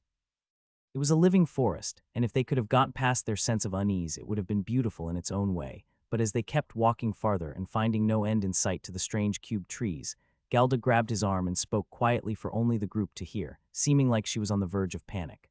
"Pato, we need to get out of here right the fuck now." "What is it?" he asked, gripping his staff to try and prepare for any attack she might have detected. "These cubes are everywhere, and there's no way this is safe. Let's get out of here before anything happens to us too." He felt himself relax since it seemed like it was just the nervousness getting to her as the others tried to calm her down, even as they felt nervous themselves. "Don't worry so much, it will be fine. Yeah, it's just some trees. Except it's not just trees," she hissed. "Open a portal, and you all can actually look around while I'm safely on the other side of it if you don't believe me." Not seeing any harm and ultimately beginning to want to get out of there himself, Pato did as he was asked, opening a portal for her to step through that was at least close to the gate if anything happened, and then looking around, trying to see just what she was talking about as it all fell into horrified place. With the branches being so clear, it was easy to miss out on the smaller details, with that large one being right in front of their eyes, but as he looked past it, others started to emerge. While not all of them, some of the trees were growing leaves that were misshapen in a way that could only be square, or at least nearly there, and that wasn't all. There was plenty of life around and plenty of nests in the trees, but when he looked, there was always one on each that was unusually angular no matter what creature made it, and bigger than all of the others that would be on the same plant. It was as a chill ran down his spine, and he was already forcing the rest of his teammates through the portal that his eyes focused in on something completely unrelated to the plants around, small swarms of bugs flying through the air in geometric patterns, that he resolved to take a break from his hunts for a while as they all fled, going home to drink away their memories after giving their reports and dreaming of bloody thrones and fields of cubes. Myriad sighed in Ben's head as he worked. "Maybe it wouldn't be shocking since I've usually got around 15 minds devoted to it, but as long as it doesn't happen before I manage it with Connect, I'll be happy. I cannot stress how annoying that would be if I manage to awaken the skill I'm using specifically to avoid leveling other skills before I manage it with the one I'm trying so damn hard for. Yeah, so does it at least grow in any cool ways when it does awaken?" "Fair enough, then ignoring that, what do you think of this so far? Do you think it's something an unawakened enchanter could manage to replicate?" Ben asked as he laid the finishing touches on the item he'd been working on, laying back and pinching the bridge of his nose to try and deal with the ever-present headache that had come with his mind splitting. "That's fine, it just needs to be at least reasonably possible for others to make, otherwise there's no point in even putting in a patent." He thought back as he sat back up, lifting the item to admire it in detail. It was fairly heavy by virtue of exactly what it was, dozens and dozens of thin layers of crystal sheets, each of them having dense layers of enchantments on them that were connected through thin morabysial threads to link up the various spell effects placed on each one. The edges of each sheet were carefully blended together to make it a solid object without disturbing the magic bound within, with the only thing left to do being playtesting. Ben attached the entire block to the underside of a bigger quartz slab that had already been designed with different enchantments, as well as marked areas for running one's mana through, and watched as it lit up, the game he'd made seeming to function perfectly as he tested it. It was an extension of replicating Pong for Thera to try all of those months ago that he'd kept working on, making more and more games as he went with each one needing different levels of complexity. There were other simple ones that could be made by adding the enchantment to a sheet of crystal like Snake or Brickbreaker or different endless runners, but the more complex he wanted to go, the more problems there were to sort out until he didn't have the space on a single crystal. He dealt with the scaling issue at first by layering and connecting quartz sheets to keep anyone from becoming too big to fit everything, but eventually that stopped working too, otherwise the stack would grow unreasonably tall and unwieldy. From there was only one thing he could do: optimize everything. His goal was to make it in a way that a standard, unawakened enchanter could, meaning no building them in a way that required multiple minds like blending enchantments, and no large varieties of them either since the number of Connect holders was still small. It was an incredibly interesting, stimulating problem for him that made it all the harder to keep from putting every mind in his head to it, but in the end he could say he was satisfied as he'd successfully made a 2D platformer. "Man, I am so freaking good at what I do," he muttered to himself as he played through the levels, his headache forgotten with his sheer joy. "And this is just for when I'm trying to do something I could reasonably make money off of. What could I manage when I actually put my all into it?" something to think on for if I ever take summoned enchanter. The name would at least hint I'd get good experience from making things from my old world, right? What are you talking about, Myriad? I slept without going to your realm not too long ago. Hey, it's fading on its own. Fine, fine, you win. I can't right now and you know it, but I promise to tonight, okay? After making breakfast for Thera and Sonya, Thera walked up to him, placing her hands on his cheeks as she ran a variety of spells through him and looked at him with concern. You didn't sleep last night. Ah, yeah, I got a little too invested finishing my last project, but it's done and I already promised Myriad I'd sleep tonight too, so no need to worry. All right, and the headache, still there but getting better. I'll live. She bit her lip as she looked at him, deep in thought and far from comfortable that he was still feeling the after effects from leveling parallel thought. Maybe we should visit Vividus, she eventually told him. We could bring my dad to make sure she doesn't try anything funny while she has a look at you, so it would probably be fine. Don't worry too much, he told her as he leaned in to kiss her goodbye. If it hasn't gone away in a couple more weeks, then we can start off with visiting Lux instead. I was already told it's likely just my body needing time to adjust to the massive change, and in the grand scheme of things, it hasn't been that long. I don't know. Even if I'm not 100%, it has been getting better, so there is progress. Instead of worrying about that, swing by the shop when you're done later. I'm going to need to test something, but there's a non-zero chance it tries to kill me. He'd meant it mostly as a joke, no matter how accurate the statement was, but it left Thera burying her head in his chest. How can you be so unbelievably stressful? Part of my appeal. I won't do any of the dangerous bits till you get there, and honestly I might not even be able to get to that point by the time you're done. I still have a lot of work on it to do. Fine, fine, just don't go getting yourself killed while I'm not around to patch you up. After unintentionally yet successfully adding a new point of stress to Thera's day, they both parted ways, each off to their various tasks. Ben's first stop was popping by the Adventurers Guild, meeting Cecily, and handing over all of the information he needed to for the patent of his latest game. But from there, it was back to the shop where he was invested in finishing up a month-long project. He'd learned a lot while making an arm for Kelf, and he needed to see just what he could do with it to meet his future goals. From there, it had been days of working on designs, creating and experimenting with different composite materials with his magic, and finally constructing the various parts, making what felt like miles of artificial muscle fibers, composite bones, and a skin substitute, with it finally being time to put it all together. The ambidexterity that had long since merged into his crafting skill was showing its continued value as he cut materials with one hand, casting his magic with the other as half the minds in his head focused on putting everything together and constructing the enchantments for it. It was proving to be long, grueling work, but it at least had the benefit of not needing to replicate any organs within it, meaning he could use the space for other redundancies or to lighten it overall. With the biggest drawback being that this is nothing like how a Nux's body was put together, but I can only use what I know, I guess. It was when it was done, the form resembling that of a stone ape before him, that he let himself sit back and rest, none of his minds doing anything but meditating as time passed till he eventually heard the door open. When he turned to it, he'd originally just been expecting Thera, but received a pleasant surprise in the form of who was with her. Falk, good to finally have you back. They kept you for the long end of things, huh? It was busier than expected. More important than that, boy, how long has it been since you've been asleep? What? I missed last night. Why? You look like crap, and I've seen you go a lot longer without rest to be looking that bad with only missing a single night. Damn, there goes my hopes of a touching reunion between teacher and apprentice, Ben muttered as Thera spoke up for him. He's already promised to get some proper rest tonight, uncle. Don't worry. Why is everyone so insistent I get some sleep? If you say so. Falk eventually gave in as his focus shifted to what Ben had been making. So why don't you catch me up on whatever chain of events led you to making whatever that thing is? Oh, this, Ben asked, happy to change the subject, and more than happy to talk about what he'd just worked so hard on. You're looking at my first attempt to build a body that can house a soul. Actually, perfect timing. In case anything goes wrong, we should probably go to the training grounds before I shove a soul crystal into it. Think you can carry it for me, Falk? It's gonna be heavy. Why would you make something you can't carry yourself? I can, but I'm just so tired, Ben said, shooting his teacher a pitiable look to try and get out of dealing with the weight of his own creation, as Falk eventually gave in, unable to deny his own curiosity on just how well it would work out. Leaving the shop closed, they carried it out to the empty fields beside the town that people were allowed to use for training the more dangerous aspects of their skills, picking an area far from anyone else practicing in the land as they sat the body on the ground, both Thera and Falk standing at the ready as Ben went to its back. Now, before anything starts, I'm just going to beg you guys to try and not destroy this if anything goes wrong, pretty please. We'll see how it goes, Thera told him, her staff at the ready as Falk just shrugged.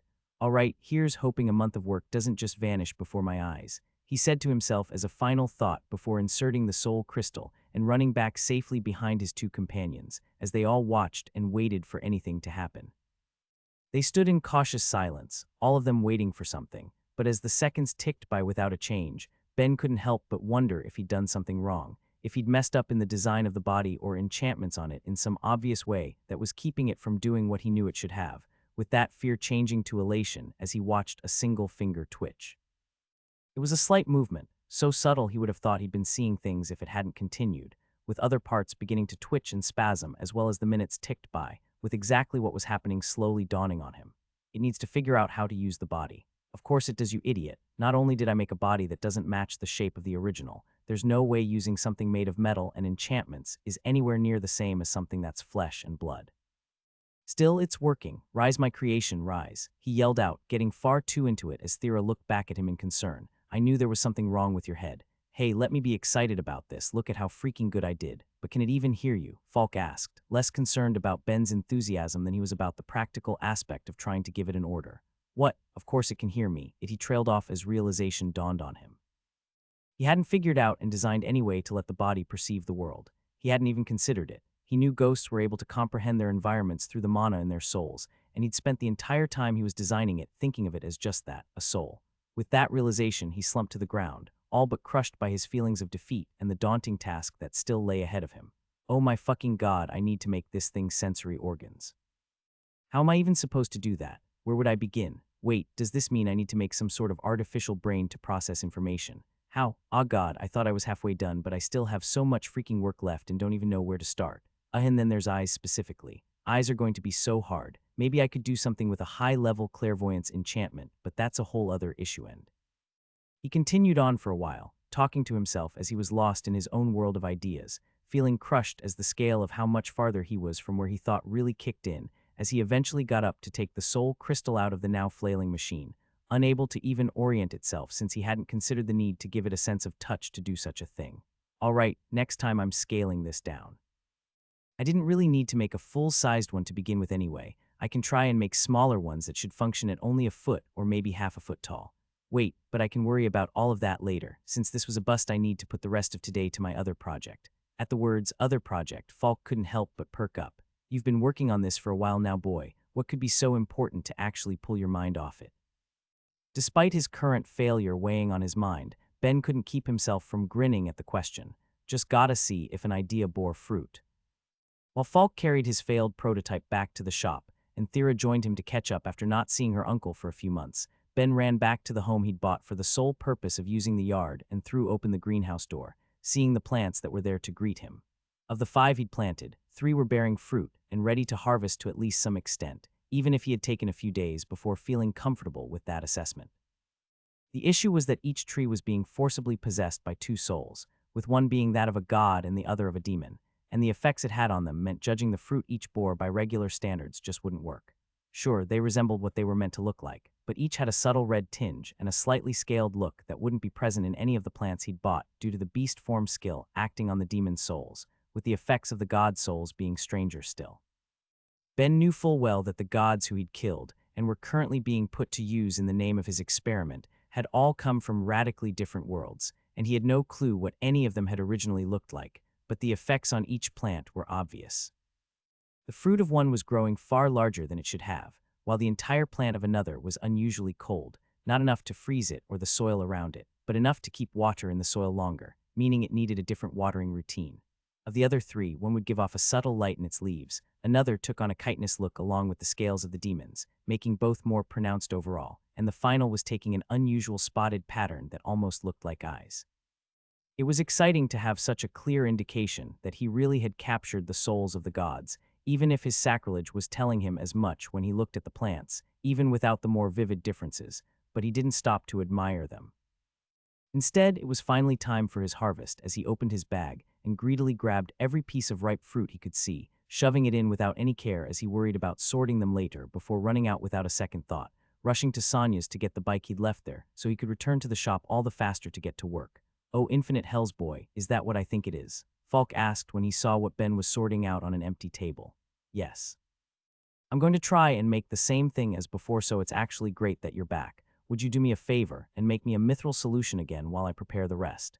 He didn't wait for his teacher's answer, instead running to grab the alchemy tools he'd need as he began squeezing the juice out of each fruit, keeping them separated by type to test whether they'd give different effects based on the plants and gods they came from. You know, it was shocking enough when you first told me you were doing this, but to see you actually put it into action, Thera said as she watched, trailing off in the end as words failed her. You really will do anything, huh? Hey, come on now, you make it sound like I'm doing something wrong. But you're no, forget it. Even if it felt wrong, she didn't know where to begin when it came to actually expressing why, and since it could act as an extended punishment for the gods who may have doomed the world she lived on, she wasn't going to argue too hard for their sake. She'd just think of it as the ends justifying the means and leave it at that. Cool. I guess I shouldn't be tasting any of the fruit right now, since I'm going to be seeing if the potions have any effect on my attribute growth later, but I'll have to snack on a few tomorrow. Oh, I should also plant the seeds to see if coming from a parent plant that was possessed by a god's soul had any effect on the future offspring. To be clear, boy, are you even sure these are safe to eat? Falk asked. We're talking about gods. Don't you think that they might be able to poison these out of spite, even if they're just souls? That is a good question. I should be able to handle poisons well, but that might not be enough, and even if it is, I want far more people than just me drinking it. Hey, Myriad, are you around? What do you think? Okay, noted, but what about the prospect of being poisoned? Awesome, he says they should be safe. That still sounds less certain than I'd like if I'm going to have any, Thera told him, backing away from the drinks for the time being as Falk looked at the potions he was making. I suppose I'll take the risk if Sonia doesn't mind me sleeping in your living room tonight. I'd rather have a couple good healers around if anything goes wrong. I'm sure she'll be thrilled. We'll have to let her know there will be another mouth for dinner then. That just leaves one more person to drink a potion. He trailed off as he thought about who he could ask that might be discreet. His first thought was Sonia, but he didn't really want her having one just yet on the slim chance something was wrong. So then who did that leave? He could have asked Sashel or tried to force it on Sko, but they were all still in the woods helping the Demidmans, so among his acquaintances in town, who could he turn to? Do you think Cecily would want to try one? After he and his teacher down their own without feeling any immediate negative effects, Ben raced to the guild, knocking on the guild leader's door and getting a quick answer. Come in, she said, only looking up from her paperwork as he entered and wearing a very tired expression. Ben, if you're going to tell me you have another patent already, you can go back. Even with all you fill out, it's still such a pain. He was the only one in town that made her work in the capacity of a craftsman guild head to such an extent, an area that was far from her expertise considering she got the role for her work as an adventurer, but she was able to relax slightly as he came not with more work, but an offer. Nope, I was just wondering if you'd be willing to test something for me, he told her casually as he worked out just how much he wanted to explain. Like one of your bikes again, or maybe a weapon. She asked, her eyes lighting up as he shook his head. No, nothing like that, a potion. Oh, she sighed, visibly deflating. I'm willing, but no offense, can't someone else help you? Ah, well, that's where it gets a little complicated. See, it's something I want to keep a secret for the time being, and there's a small chance it's going to be poisonous. You're losing me, but also a chance it will act as a strengthening potion, and you've regained my interest. What attributes will it strengthen and for how long? If it works, all of them and permanently. As he said it, the pen fell from her hands as her mouth hung open before she got herself under control, grabbing her head as the edges of a migraine started to form. Fuck, that's going to be even more paperwork than when you solved the passive magic issue, isn't it? Actually, no, he told her, easing her worries. It's complicated, but this isn't really something people other than me can take advantage of at the moment. Oh, is this an apostle thing or an otherworlder thing? She asked before a look or realization dawned on her. And is this why I started losing to Sonia in all of our spars? It's technically not because of this, and let's call it an apostle thing for now and leave it at that. Either way, it could also end up doing nothing. Me and Falk have both had some and didn't feel any immediate effects, but that doesn't mean there won't be any later, and I need a third person just to tell me if there's any change to their status, and if there is, how much of one, so I can know the overall effect to expect based on ingredients. If you say no, it's not a big deal though. I'll just need to put off testing for a while before I can use it on myself. She hesitated for just a minute. While she wasn't thrilled at the prospect of being poisoned, the idea of getting any free boost to her attributes was too good to pass up, and eventually she just held out her hand for Ben to give her a bottle, hesitantly taking a sip before her eyes widened in surprise. Hey, this is good. Like, it's really, really good. She'd had plenty of potions before in her days as an active adventurer, and of the type that would be consumed orally, they were usually inoffensive at best. What she'd just been given, on the other hand, tasted sweet and bright. If she hadn't been told about the potential for some vague poisonous effect, she would have wanted more. The primary ingredient is a fruit juice, and thankfully, the process in making it didn't ruin the flavor. If you feel anything wrong, go to a healer or Sonya's place right away for some help, and you should probably let one of the staff members here know to alert someone to check on you if you don't show up tomorrow. But honestly, I'll be by early enough to hear how it went that I'll know if you didn't show. Fingers crossed for good news, though, he told her as parting words, running off before she could be concerned about anything. He'd said to spend the rest of the day with his teacher and two favorite healers. No concern to him, even if he had been poisoned in his quest for some easy strength. Running down the mountain as it crumbled, faster than his body would ever want to move, he could see his freedom close by, an exit that helped each ache and pain vanish from his mind, the blood pouring from his gaping wounds not even a distraction as he lunged, only for the trial to have one last nightmare in store.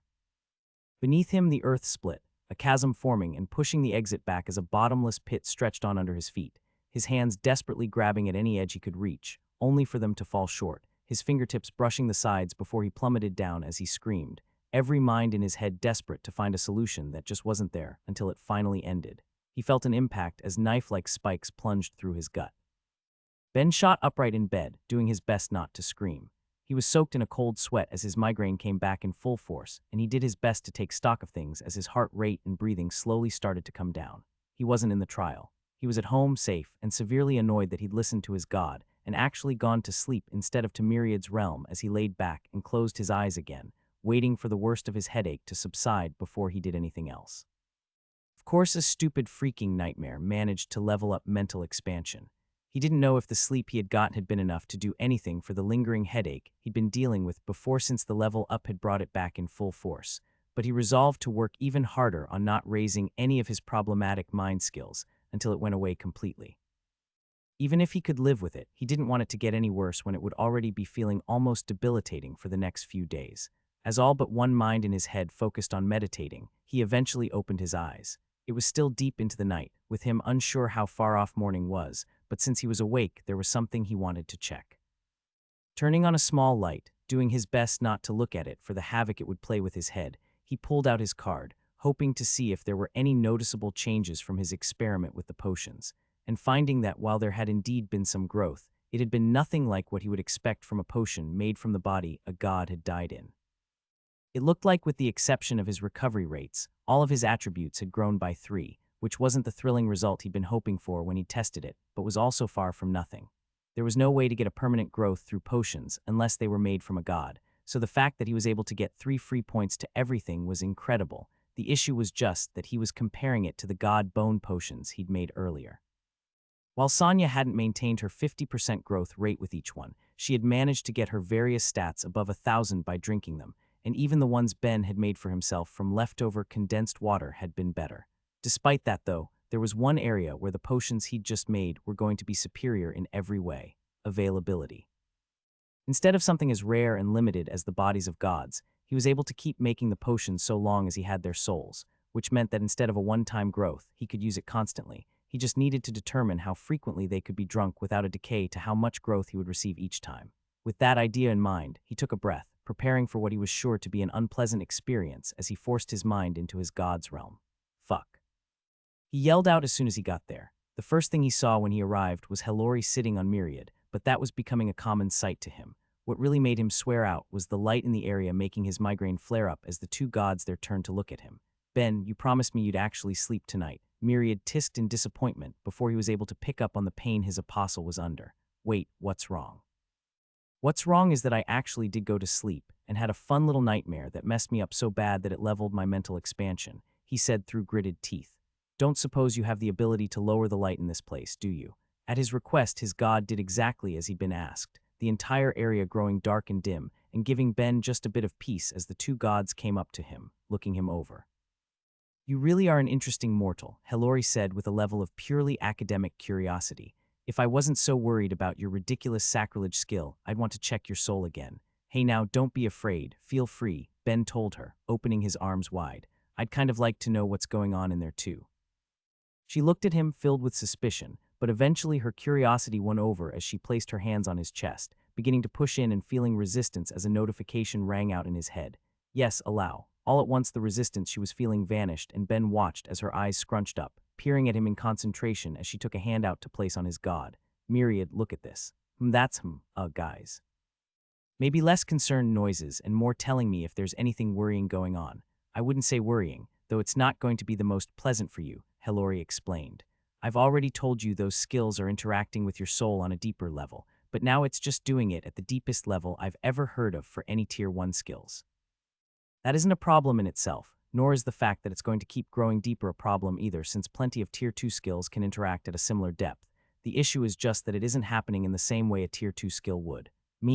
Meaning instead of having it happen instantly, my best guess is that it will be maybe 8 months before all of the strain you're under vanishes. Hearing that, all he could do was look at her blankly for a minute. Are you saying I'm going to have this migraine for another 8 months? I've already been dealing with a constant headache for months now. He didn't want to be grouchy, but the pain was making it hard to deal with.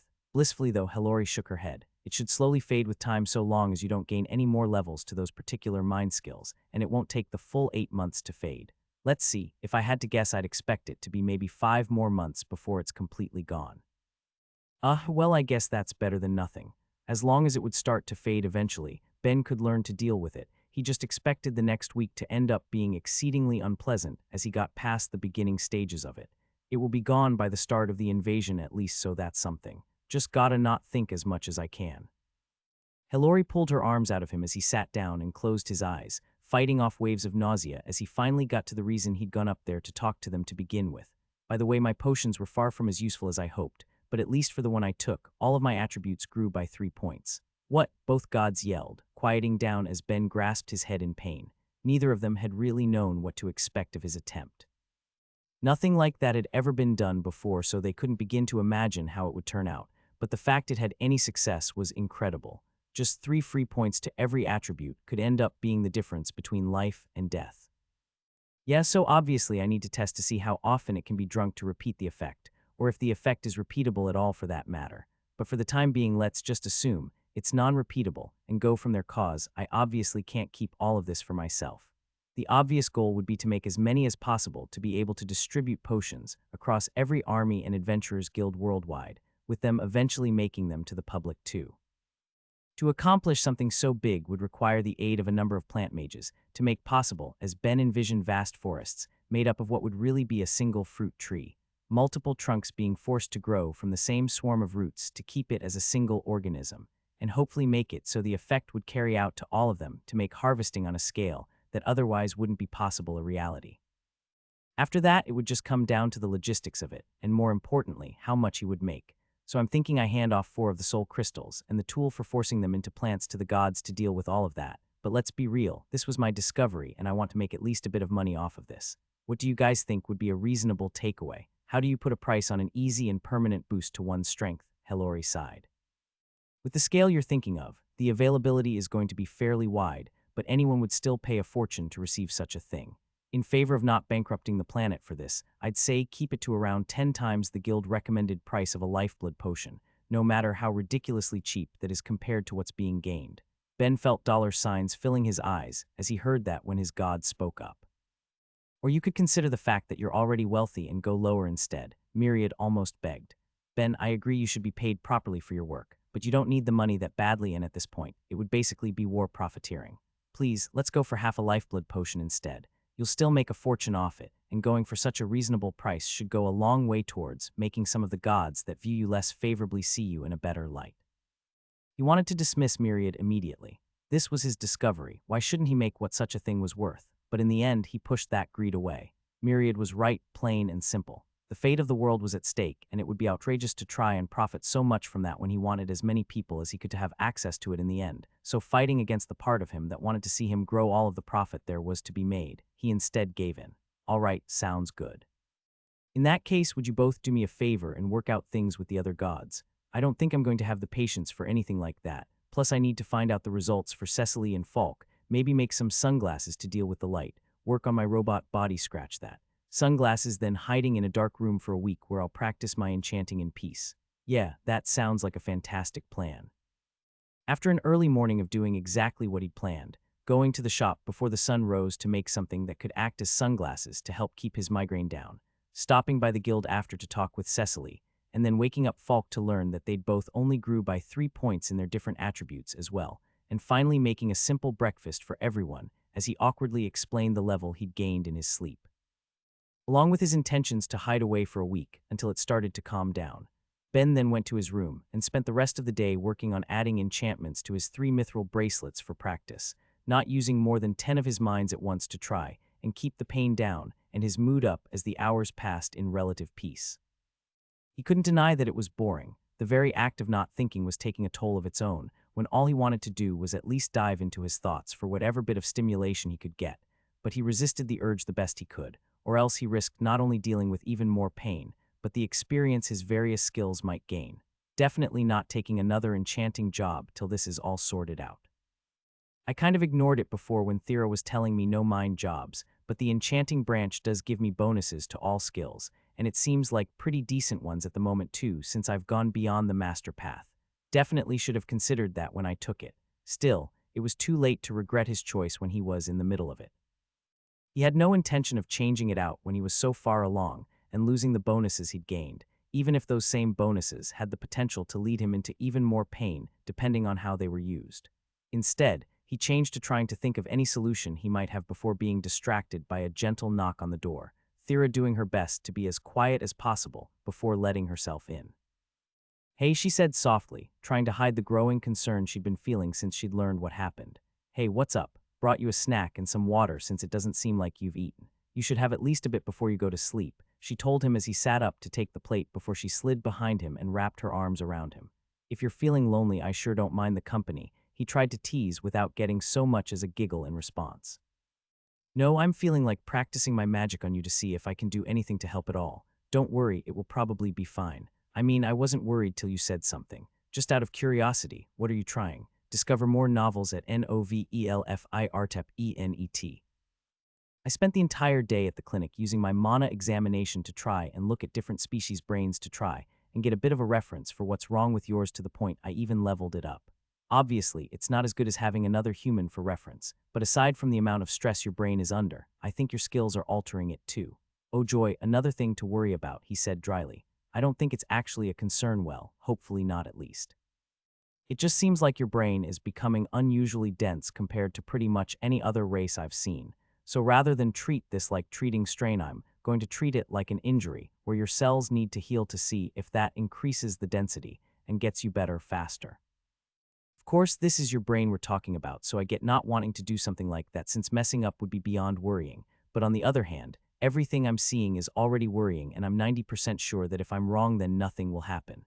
He could see that this was coming from a place of concern and agreed without a fight. "In that case, magic away. Who am I to argue with my primary healer?" Having agreed, he let himself lean back on her as she cast her magic, enjoying her company in a comfortable silence as the time passed until she needed to go. "Any better? Honestly not sure," he admitted. "Any change to my brain might not be enough compared to whatever needs to finish happening with my soul. Well, I'll keep trying for the rest of the week. For now, get some sleep, Ben. You probably won't get another level like that, so it's healer's orders." All right, will do." "Have a good night." He leaned back in bed and closed his eyes, having no desire to sleep after how it had gone the previous night, but wanted to risk it anyway as a means of escaping his headache.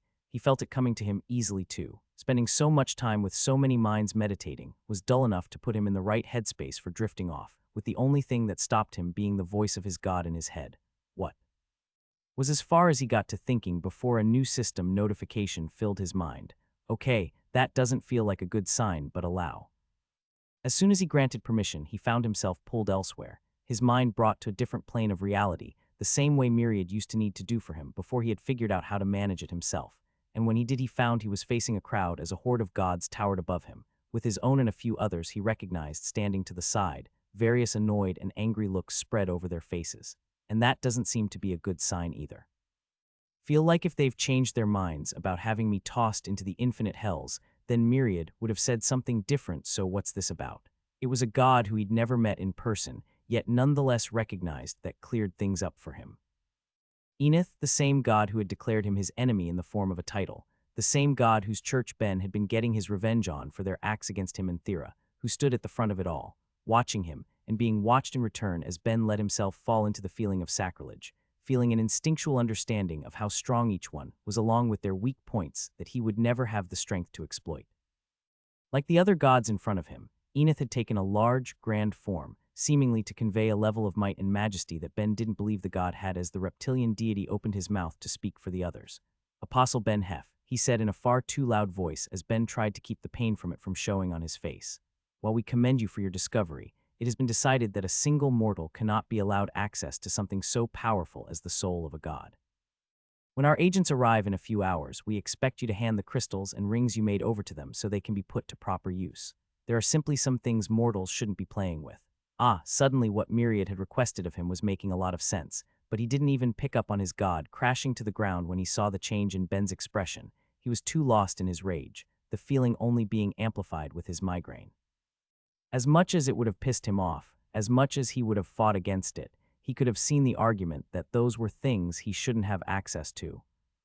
He knew there were differences between a soul that had achieved godhood and a soul that hadn't that might make it concerning for a mortal to just possess. But if it was a problem, that was something that not only should have been addressed when he'd first gained them, it was something that had nothing to do with the tools he'd made to force them to inhabit the various fruit trees he'd bought. The fact they were demanding those as well pointed to one inescapable conclusion. They were still planning on going through with what he suggested, they were just cutting him out. So this is how gods act, huh? They want something, they just take it. Ben spat, rage in his eyes as he couldn't believe they were even bothering to try and dress things up as them doing what was right. That's the sort of being that all us lowly mortals are supposed to be giving faith to, someone that will see something shiny in the hands of another and go to grab it for themselves. This isn't just any random thing. Different God said, speaking out to hide the feeling he and many others were picking up from Ben, a feeling they couldn't understand but knew they didn't like. We're speaking of divine souls. Oh yeah, you were all clamoring to get them before now, weren't you? He responded, voice dripping with sarcasm. Just an absolute coincidence that this little meeting is happening after I've found some use for them, isn't it? You can't keep something like that for yourself with the world at stake, another told him sternly. Mortal greed can only know so much before responsible parties step in. I'm sorry, keeping for myself. Mortal greed. Fuck you, he told the crowd, seeing the expressions of each god warp to hear such a thing from a mortal for what was the first time for most of them. That's not even worth dignifying with an argument. You know exactly how I was handling it, and you should all know that it was beyond reasonable.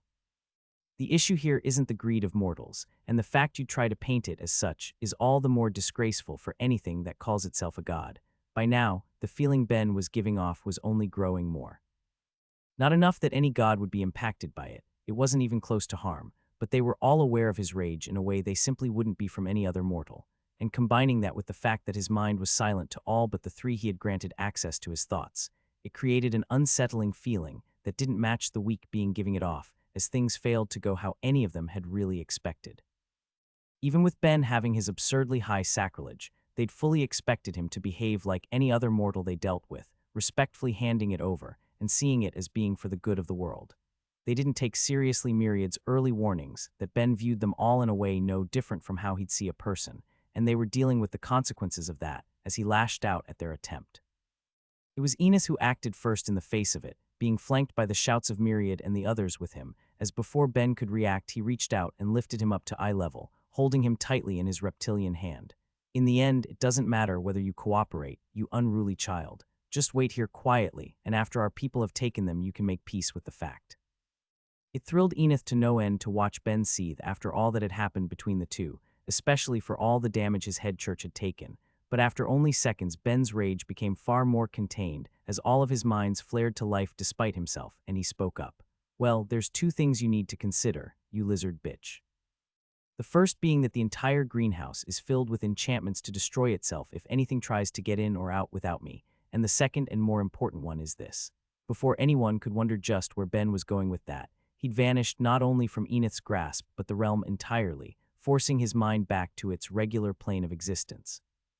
The moment he opened his eyes and found himself back in his bed, he got out of it, speaking aloud in the hopes that the effect he wanted would activate properly for the various gods of the world to see. Allow all gods to see into my mind. Combining the rage he was feeling with his persistent migraine, Ben was in no mood to just let himself be robbed silently just because it was a group of so-called gods doing it. The very thought left him disgusted as he got dressed to leave, hearing as hundreds of notifications rang out in his mind from every watching deity being able to tell exactly what he was off to do. Deny all, I don't give a shit about what any of you have to say on the matter, he spat as he started stomping out, only for the single god he was willing to lend an ear to finally speak up, to put it mildly, also to put it mildly. No, he'd specifically opened his thoughts up to any watching gods to make them see that the choices they made had consequences and that he wasn't playing around. As soon as he got to the greenhouse, he'd made he was going to be activating all of the defensive enchantments to destroy it, and let the souls it contained move on rather than let himself be treated like that. A goal Myriad wished to stop. He understood exactly why his apostle was so mad, and if it was anything else he'd be less inclined to stop him. Whether those other gods truly believed that they needed to take what Ben had discovered for the good of the world, or had simply gone too far and been blinded by greed at the thought of having such a handy tool, it didn't matter. He just needed Ben not to go through with it. It was too useful to let it be destroyed. Even if the potions it made could only be used a single time, that meant a single bit of quick and easy growth for millions of people, and every god knew the chances of them not working twice were incredibly slim.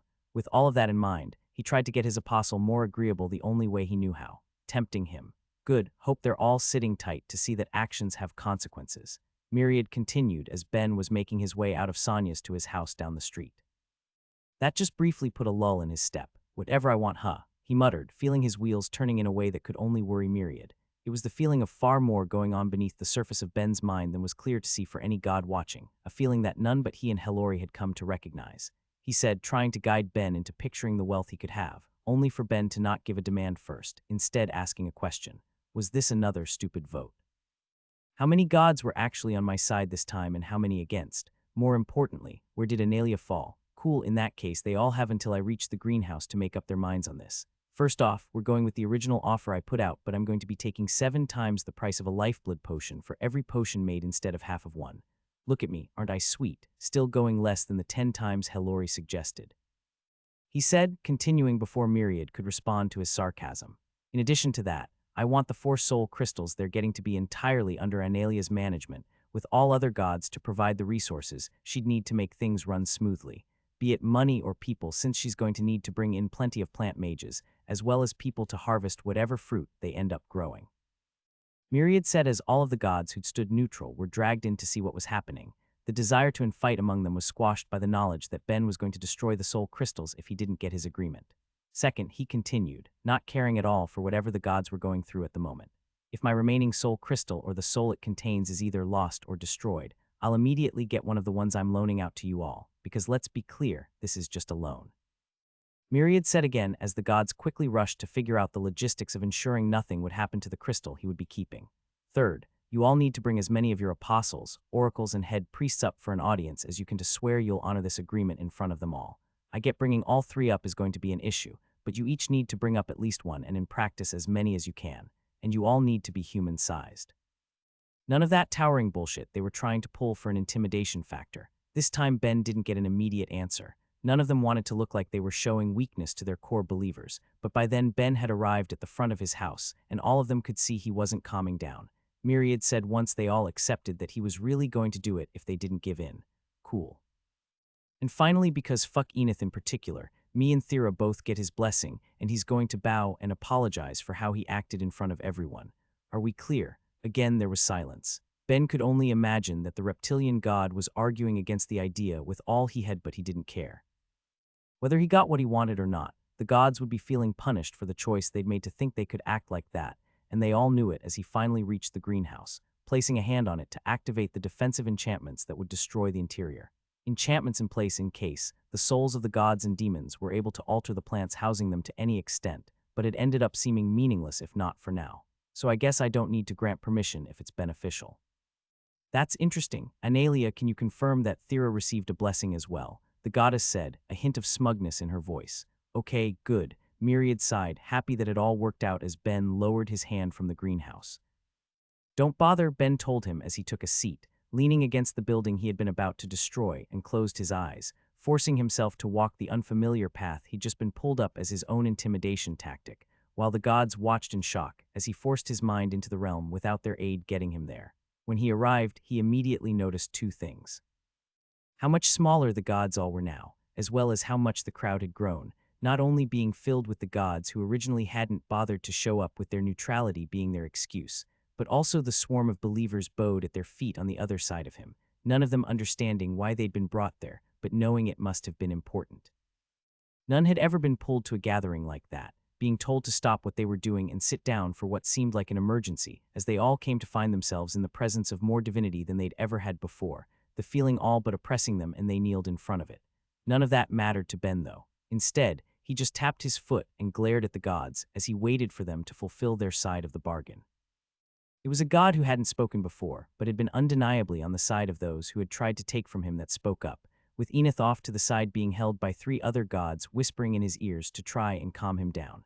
Priests, oracles, and apostles, the gods started, trying to maintain the dignity he couldn't help but feel had been stripped away for needing to obey the will of a mortal. I am here to speak as a representative, as you all stand witness to the agreement between the gods and the apostle of Myriad, in exchange for giving. Loaning us 4 soul crystals, items that can be used to strengthen the people of the world, which I created and figured out how to use, which he is responsible for, the god spoke, trying not to grit his teeth at the constant interruptions. We here all vow this. The remaining soul crystal is the apostle's sole possession. If anything happens to it, be it lost or damaged, he will receive back one of the ones he has loaned out. Additionally, we will all work together to ensure that the goddess who will be handling them specifically, Analia, can put them to proper use, and the pay for each potion they go towards making will match 7 times the standard price of a lifeblood potion. Have you all bore witness to this? Mutters of agreement went up among the believers, none of them understanding what a soul crystal was or what they'd agreed to witness, but knowing they needed to remember exactly what they'd been told. Good, the god said hesitantly, having no desire to deal with what was to come next, but knowing he needed to get on with it for the sake of strengthening the world.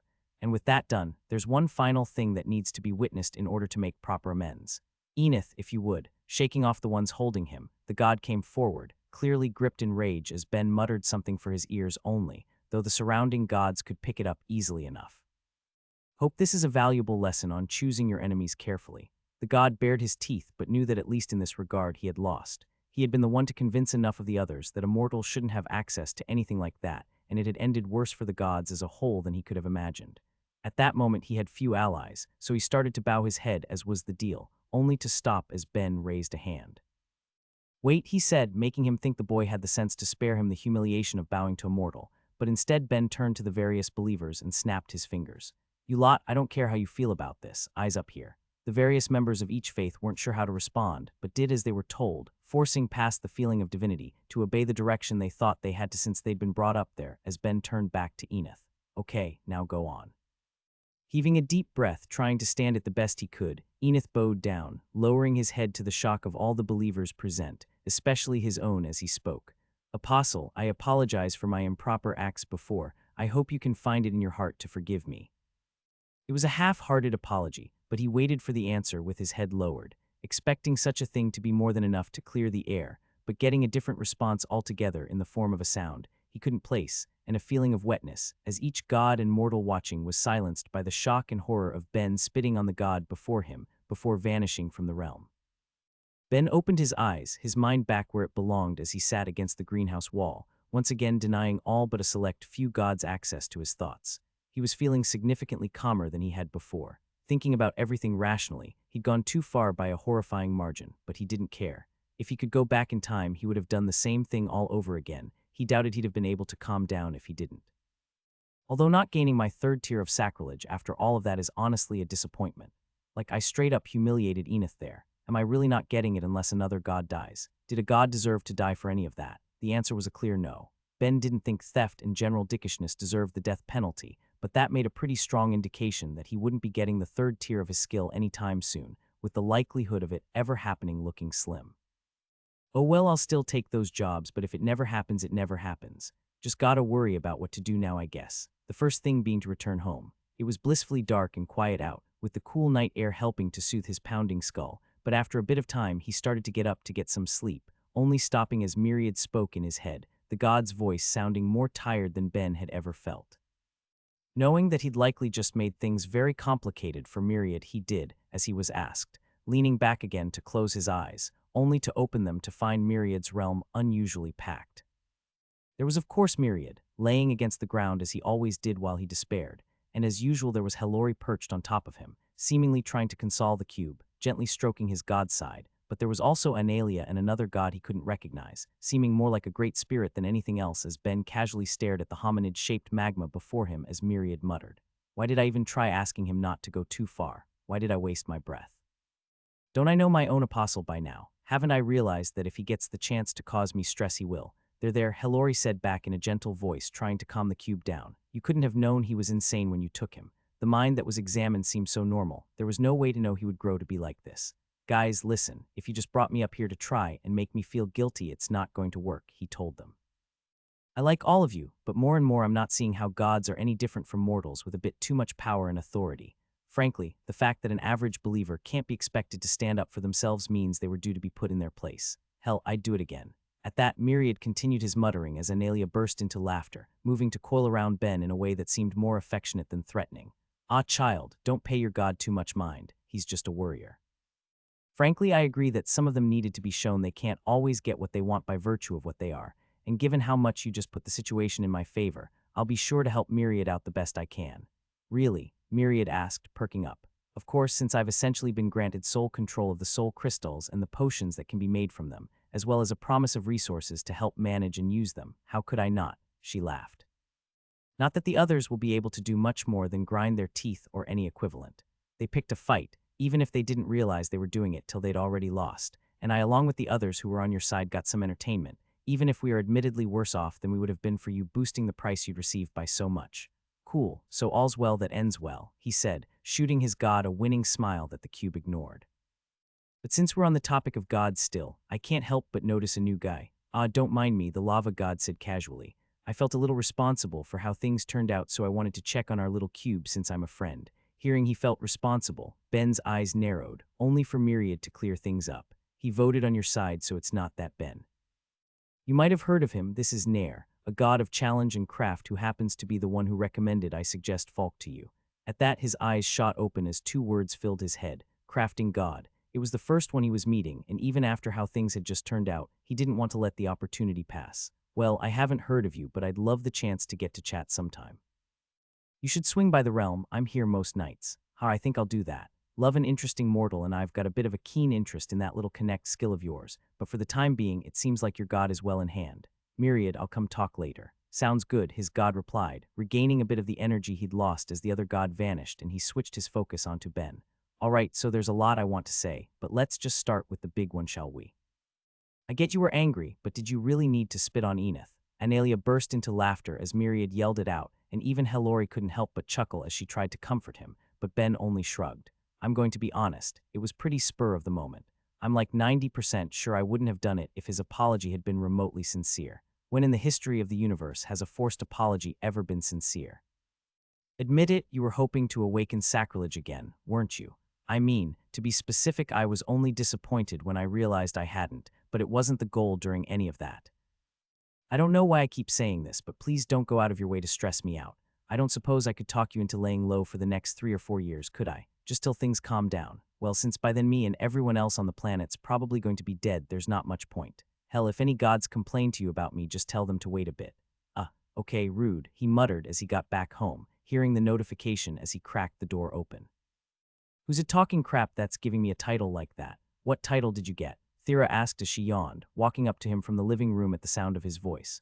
Oh hey, it's the Mad Apostle this time. Honestly, I feel like someone's trying to get me attacked in the streets again with this. More importantly though, why are you up? It was still late into the night, and she'd clearly been sleeping at some point, dressed in a nightgown that he tried to keep his eyes from being pulled to.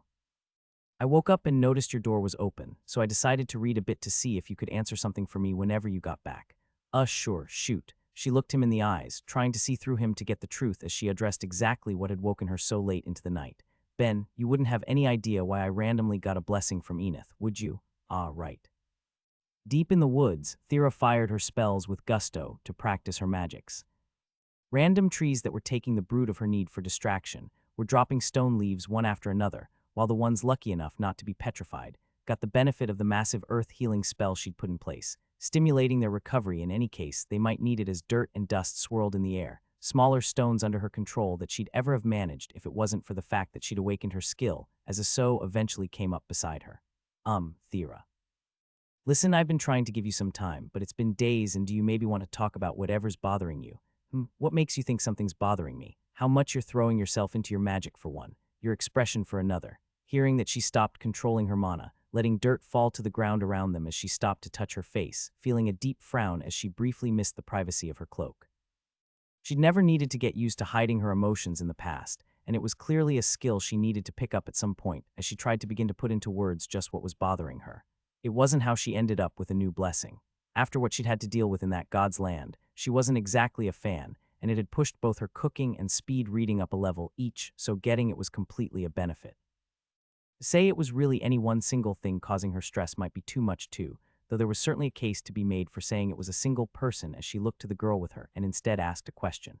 So, what would you do if someone you loved was absolutely insane? Why's Ben insane? I mean, this isn't necessarily about Ben, she muttered as her friend laughed. Well, Sonya's sane and your uncle seems normal enough. Is there anyone else in town who would be stressing you out like this? Fine. Ben's insane because he's far too prone to getting in trouble, and it's stressing me out. After a week, he was finally at the point that light wasn't making his headache worse, but what was going on in his head was still a source of stress, as she couldn't help but worry about any long-term effects his brain would have to deal with for going through all of that for so long, and that wasn't even considering what she'd learned had happened between him and a large fraction of the world's gods. She couldn't imagine anybody acting like that. The fact he had without even considering the consequences left her with a headache of her own as she kept worrying she'd wake up to learn he'd faced some sort of divine retribution. At her concern, though, Aso couldn't help but laugh. Come on, I mean yeah, getting hospitalized by a system effect was downright bizarre, but how much trouble could he get in? Oh, you have no idea. She wasn't going to spread around half of the madness he'd made her and her family aware of when it came to his life, and she pinched the bridge of her nose while she thought about it. I think I need a vacation. A nice long one where nobody tries to kill anyone and I get nothing but peace of mind.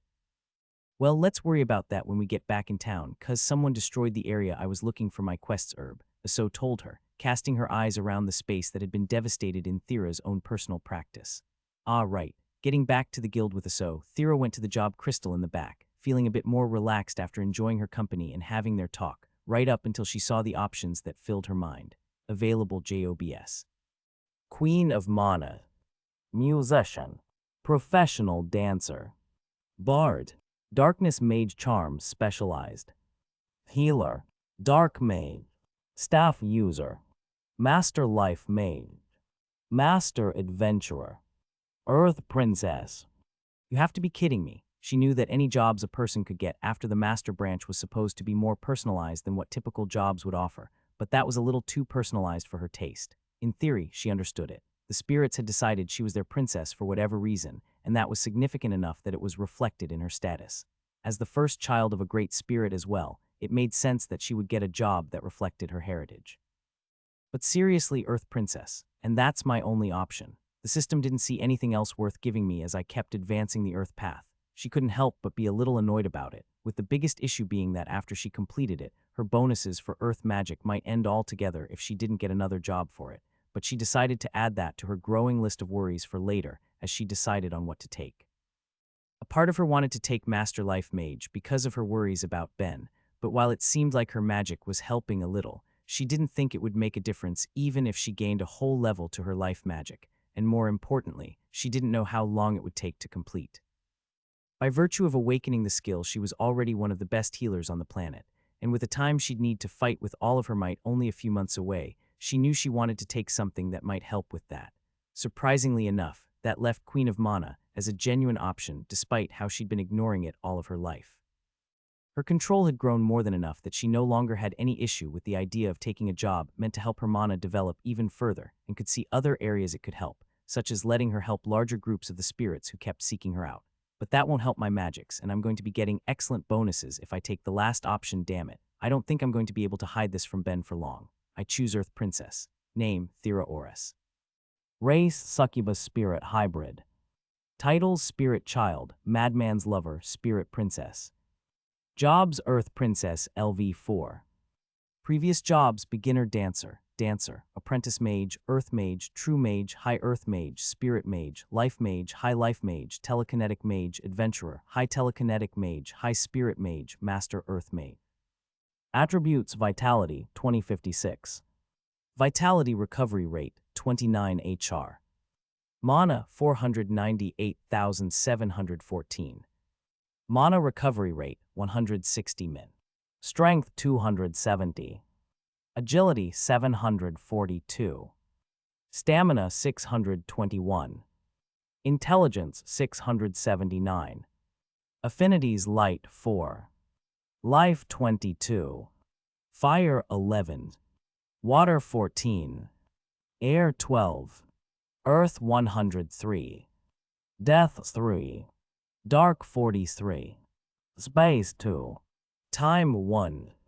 Resistance is light 5. Life 9. Fire 11. Water 16. Air 12. Earth 35. Death 13. Dark 42. Space 7. Time 8. Bless skills spiritual earth magic LV0. Charm magic LV4. Passive skills world speak plus. Coordination LV4. Bind. Mana recovery rate enhancement LV3. Earth sense LV2. Active skills calculate LV1. Dance LV4. String instrument LV3. Woodwind instrument LV3. Cleaning LV1. Staff wielder LV1. Meditation LV2. Speed reading LV4. Spiritual life magic LV0. Telekinesis LV7. Dark magic LV7. Spirit empowering LV8. Cooking LV1. Mono examination LV3. Blessings Analia's blessing. Elvat's life magic blessing. Quox's blessing. Eneth's blessing. Trials trial of Analia and Talona. Damn it, she sighed. This seems like a really good job too. Why, what did you take? Aso asked as she popped up behind her.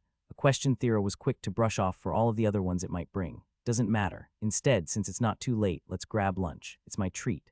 With Aso successfully distracted by the prospect of free food and company, Thera did her best to enjoy the rest of the day while trying not to let every point of stress on her mind pick at her. Never mind, this isn't a good job, it's an incredible one.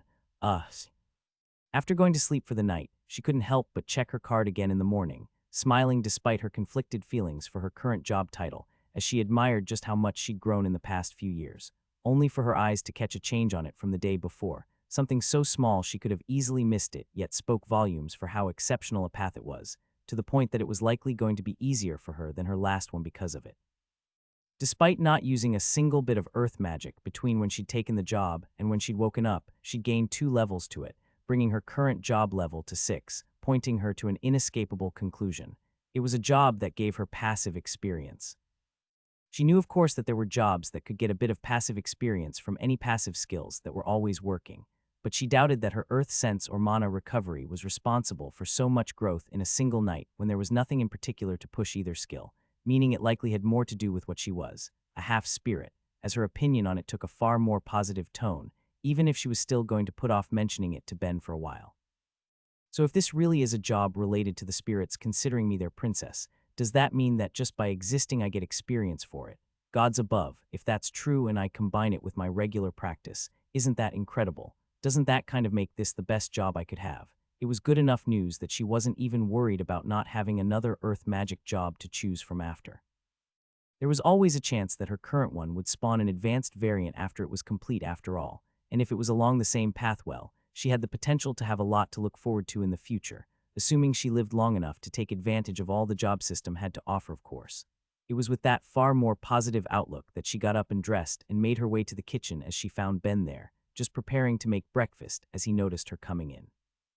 "Oh hey," he said, giving her a happy smile that she returned. "Hey, are you okay to be out here?" "Yeah, but I think I'll still take another week before going back to the shop. Forging isn't exactly quiet, but I need to do something other than sitting and trying to recover in my room or I'll go insane, hence breakfast." "All right, well, give me a second and I'll give you a hand," she told him, tying her hair back as she tossed some of the ingredients he had out in a frying pan as she watched it with spatula in hand. Even with having made it to the first level of the skill, she didn't feel as comfortable as she wanted to be with cooking, some of her earlier failures still in her mind, so her focus was fully on what was in front of her, only pulled away as she felt her boyfriend's lips on her cheek as she jumped in surprise. "Ben," she elbowed him as he laughed. "No flirting while cooking, you're going to get burned." "Ha, sorry, I couldn't resist. You just looked a lot more relaxed today." "MMH, maybe if my boyfriend didn't pick fights with gods while he has a brain on the edge of exploding, I wouldn't need to worry so much," she told him with a sigh, hearing a chuckle coming from behind them as her aunt made her presence known, going up to Thera and wrapping her arms around her to comfort her niece. Well, since Ben hasn't been smited yet and his brain's still working against all odds, I'd say you shouldn't stress too much about it either. Also, it looks like you have mail. She saw the letter in Sonia's hands and felt a small bit of joy as she recognized the handwriting. Until recently, the small bit of mail she'd been receiving had come exclusively from her parents, but despite the trouble that had come with their visit to All Faith, she was now getting some from 3 other sources too as she opened the letter from Yuzu, the first few pages being a happy ramble as it seemed like the other girl wrote as much as she enjoyed talking, with the smile slipping at what it contained in the end, an invitation for both her and Ben. It was something that needed proper thought before she could even begin to consider responding, and as much as she wanted to keep it from him, it was an offer he needed to be aware of. She just did her best to take comfort with the fact that she was sure he would personally decline, but it didn't stop her mood from dropping as a pit formed deep in her stomach. Holy crap, what else can I add to my bracelets to pass the time? Maybe I could mix a fire enchantment with an air one so it will spit out flames if I scream through it. No, wait, Sonia would be pissed if I started a fire by mistake. Maybe I could set it up so that all 3 of them would shoot out a ball of dirt or metal that's passed through them. I mean, I could technically do both so long as I don't actually test either, and there really is the option of just repeating enchantments at this point. But man, I'm so bored. Even if he wasn't as poor off as he had been when mental expansion first leveled up, he was still far from being in top shape, planning on spending another week cooped up at home rather than face the far too loud world, with the only issue being how unreasonably dull it all was. He had been practicing his enchantments the best he could considering he didn't have a wide variety of tools to test them on, and he'd finished off crates of books in that time, both ones he'd bought in previous trips to Analia and All Faith, as well as the ones that had started coming in from the guild that he was getting for free for being a rank 1 adventurer, but they were only able to distract him for so long before he wanted to do something despite his pounding head. Myriad buddy, tell me there's an easy solution to this I'm just not seeing, he muttered. And I get that, but what I'd really like is a quick fix that would let me think without feeling like there's an ice pick wiggling around in my brain. Don't care, I stand by it. The cube sighed. Yeah, it's just a few more months of suffering. I'll live, though the quality of life leaves something to be desired. Tired of enchanting and reading, he grabbed a blank piece of paper to begin drawing something, not having any subject in mind but needing the change of pace, when a knock came to his door and Thera poked her head in, moving to sit on the edge of his bed. Oh hey, sorry I didn't hear you guys get home. Didn't realize it was so late, but if you give me a minute I'll get dinner started. You don't have to worry about that. I still want you to take it easy for a while so I can bring you a plate later. Actually, there's something I want to talk about, she told him, looking unusually serious before she continued. All right, so you know how I got a letter from Yuzu this morning. Well, she made me us an offer, one I personally hope you'll turn down. What's the offer then? She wants us to join them for taking on the Earth Tower. Ben froze as soon as the words left her mouth. The Earth Tower, one of 11 magic-themed trials, considered to be both bigger and more challenging than the standard trial of a god, though he knew little else on the topic. She didn't need to ask him to turn it down. He had no interest in even considering it if not for one overwhelming issue.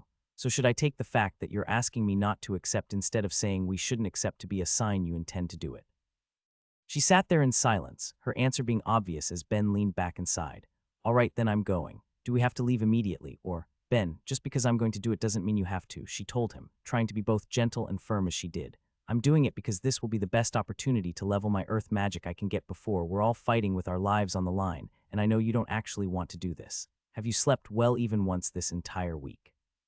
She asked, fully knowing the answer was no. He'd been trying to sleep properly instead of spending each night in his god's realm like he normally would in an attempt to escape his headache, but he was racked with the same nightmares he'd been having since he'd escaped the trial, making it only a marginally better experience than dealing with his headache, even if it did leave him spending too much time exhausted from it. Thera, how am I supposed to not go with you when I know you're going to do something like that? Trials are dangerous. How could I possibly be comfortable knowing you were going to go do something like that alone? But I won't be alone. I'll have Amy and Yuzu and Jake there. In fact, it's hard to stress just how much worse off you'll be compared to everyone else there. It's an earth magic trial, Ben. I don't think I need to remind you just what magic you lack. I didn't think Yuzu had it either, though. She's a third-tier skill holder. It doesn't matter that she doesn't. Her teachers probably just want her getting the reward. Compared to everyone else, you'd be at a massive disadvantage. Then why did they even extend me an invite? Thera, even if it's known for being a hard trial, it's not like it had anywhere near the death rate of the last one you did, she finally admitted. When they were looking for people to fill their 2 empty slots, I guess they thought of us because of my power and the fact that you can be resourceful. But that doesn't matter because you're in no shape to be doing it right now, mentally or physically. Plus, the rewards you'd personally get aren't even close to what the rest of us will if we get to the top. Probably not the time to be asking why this trial is going to discriminate against me. Okay, but there's one important thing you're forgetting, he said as he gently cupped her face in his hands, bringing her eyes to his. We're a team. If things were reversed, then you wouldn't want me doing this without you, would you? That's not fair, she sighed, leaning her head against his. I'd be a lot happier if you didn't do it. And I'd be happier if you didn't either. But if this is something you can't pass on, then it's something I can't either. MMH, you really are impossible. It's part of my appeal. Your appeal is going to get yourself killed, but okay, fine, I'll let them know. We do have a month and a half before they plan on challenging it anyway, so you need to put your all into being in top shape for it, understood? Yes, ma'am, good, 'cause if you get yourself killed in there, I'm killing you, she said as she got up to leave the room. It will be a while till dinner, so get some rest if you can. You still look exhausted. As she left, Ben laid back in his bed, closed his eyes, and forced himself into the realm of his god, finding Myriad had company. I knew you'd be coming up here, so I brought him over for the talk since he's been wanting to chat with you anyway, Myriad sighed as he gestured to the god Nair beside him. So what is it you want to ask first? He didn't try to talk his apostle out of it. He knew the boy would stubbornly insist on going since Thera was going to as well, but it was obvious that there were gaps in his knowledge that needed to be filled, all the more clear from his talk with Thera. Well, I guess the first question is changing to why you thought it would be best to grab another god for this. Hi again, by the way, wasn't expecting to meet up so soon. Our dear Cube came to me in a rush as soon as he caught wind of what you were going to be doing. As for why, I was the primary designer on all of the major tower trials. That pulled Ben's attention like nothing else. Even if he didn't know much about them, he understood that they were a huge deal as far as the trials of the world went, with the fact that Nair was the lead designer denoting his importance. So I take it you're kind of a big deal as far as crafting gods go. Ben asked, his eyes shining as he did. You could say that, Nair said smugly as Myriad went to explain. You could say he has first mover advantage. Aside from the fact that as a god of both challenge and craft, he's unusually suited to making trials, he was also one of the first gods to settle this world, being the first of the crafting gods in particular. Wait, Ben told them, feeling connections forming in his head as that information joined with other things he knew. Does that mean? It does, Nair told him, a large grin forming in the magma that made up his face. You're going to regret admitting that, Myriad muttered as Ben went on. You're one of the creators of the system as a whole. The primary architect, in fact, the god told him, feeling a swarm of questions fill Ben's mind as his original reason for going up there slipped away. How did you make it? Was the main one that came out, causing the god before him to take a more subdued attitude. Sorry, consider that a divine secret. Why, also a divine secret. Why, there's just some things mortals aren't allowed to know. Surely your god has told you that before. Sure, but in the past, it was about things with world-destroying implications. Wait, don't tell me the way the system was created could be used to destroy the world. Or does the system, as it currently stands, have some sort of deadman switch in it? I could see designing it in such a way that it would access the user's mana for some large-scale destructive spell.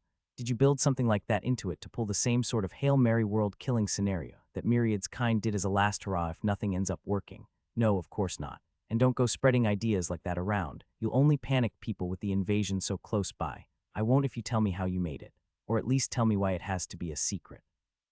Nair turned to Myriad, feeling the weight of the apostle's curiosity as the cube sighed.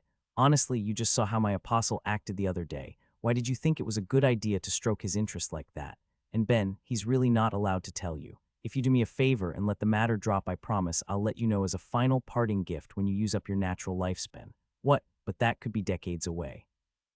At least tell me on my deathbed in general, since that seems like it will come a lot sooner. Don't like hearing how casual you are about that, but fine.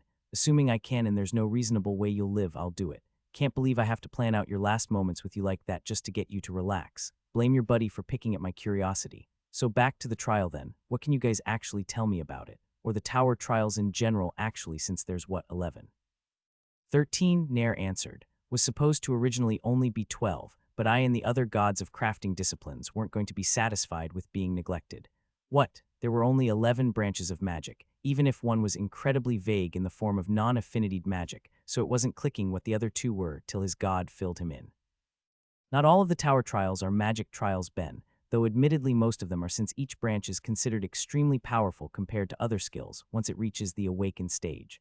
One that you're missing is Warrior's Tower, a trial to test the challenger's combat skills, as well as one I know you've heard of, Craftsman's Tower, which I was actually hoping to talk you into taking, Nair said, leaning in towards Ben. If you put your all into it, I'm sure you won't disappoint. Well, before I even consider the prospect of throwing myself into any more trials than the one that Thera's doing, can you guys at least tell me whatever I'm allowed to know? or maybe even more than I'm allowed to know. I promise I won't squeal on you both, and it's not like the other gods can even look into my mind to see if you gave me any hints." His request was flatly ignored as Nair started to explain. The gist of it is pretty simple, even if there's only so much you can be told.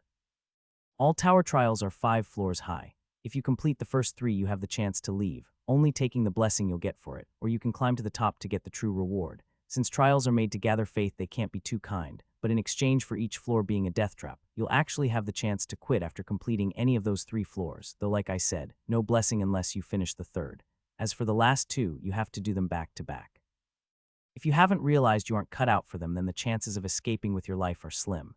It sounded a bit more reasonable than what he'd just gone through at least, even if he was still feeling suspicious of it. And why was Thera saying I would be getting worse rewards than anyone else? Genuinely, what does this world have against me? It doesn't have anything against you, Ben, and saying your rewards will be worse is only partially accurate, Myriad explained. If you complete the 3rd stage and leave, you'll just receive the Earth Pantheon's blessing, which is honestly already an excellent one. But if you go beyond it, anyone who has an awakened Earth Affinity skill will receive a level to it on top of it.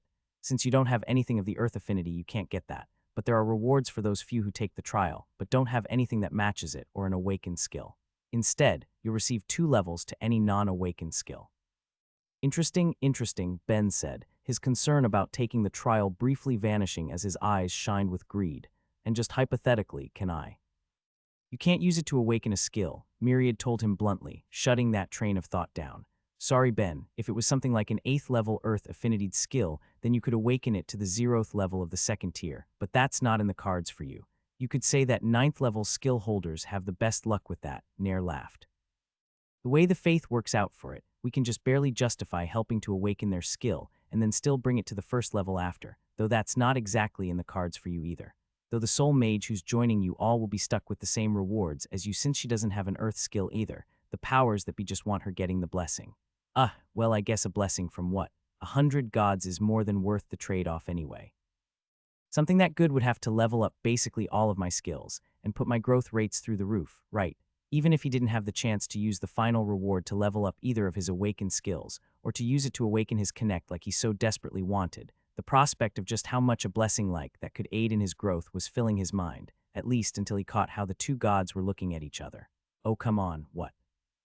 Was I wrong to think that when you say I'd get the Earth Pantheon's blessing, it would come from all of the Earth Affinity gods? Is it just a couple of them or something? Not exactly, Nair started awkwardly before turning to pass explaining off to Myriad. You're technically right in that it's coming from all of the Earth gods. It's just that the final blessing doesn't work out to being equivalent to each one of those giving you their full blessing. Ben could immediately see where that was going as he put his head in his hands. Okay, so then what is it the equivalent of? It's still quite good. It matches the standard blessing of 10 gods, so it's nothing to turn your nose up at. Ben just stared at the 2 before him blankly, waiting to be told it was a joke, only to watch them both turn away from his gaze. All right, I've decided. I'm bringing atheism to this world because that's bullshit. Ben, listen. I know you guys get plenty of faith for these trials, Myriad. You've told me as much before. Are you jerks really having mortals putting their lives on the line so you all can skim a bit off the top to save for yourselves?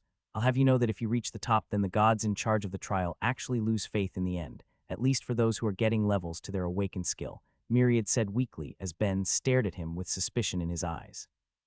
And what about people who just quit at the 3rd floor? Well, in that case, the gods get more out of it in the end. Of course they do, and when you stack up how much they get for themselves from people either making it to the 3rd floor or dying going farther up compared to how much they lose from people making it to the top, how much farther do the gods come out ahead? The silence from both Myriad and Nair spoke volumes as Ben felt his headache coming back in full force as he got to once again confront the difference between what mortals would put in from what gods would give out. Even if that faith was going to be used for the world as a whole in the end, he couldn't help but think that if the world survived and the size of the rewards didn't grow to match what mortals were risking, then he really was going to start an atheist revolution on the planet. That night, Ben once again decided to give up on getting any proper sleep, instead spending all of his time in his god's realm, thinking of how he wanted to approach the problem that was the coming trial and making plans with the little info he had on the topic, trying to figure out what he'd need to have the best chances of surviving with minimal injuries. He'd need to pack plenty of food, of course, and potions too to be on the safe side. Even with both Thera and Yuzu around, he didn't want to risk needing them but not having them. He also needed to pack something to sleep in as well. He didn't know how long to expect the trial to take, but he didn't want to go into things and regret not having something as simple as a proper blanket to rest with if there was the chance that completing the trial would take days. Then it came down to the tools he would need to make, tools that would need to be based entirely off of his own conjecture about what the trial would entail. On that account, he at least had a bit of luck, namely the knowledge of what the earth floor of the dead god's trial contained, but he couldn't trust that alone. There were going to be 5 floors of this for them to get through, and he tried to envision how he could imagine earth magic being used, knowing full well that he would end up missing something. It mostly just came down to manipulating the earth itself to varying levels of complexity, the more intricate spells that could be done with it, depending on how it was combined with other affinities. But that didn't mean he wouldn't put his best in, as he got up and jotted down some ideas before leaving a note for Thera and heading to the shop for the first time in far too many days. It was still dark out when he left, meaning it was nice and peaceful as he made his way through the cool streets before finally arriving as he opened up and began heating his forge. The first thing he did was going to be small but important to keep him working, as he grabbed what bits of wax he could find and shoved it into his ears to help block out any noise from his work before he began.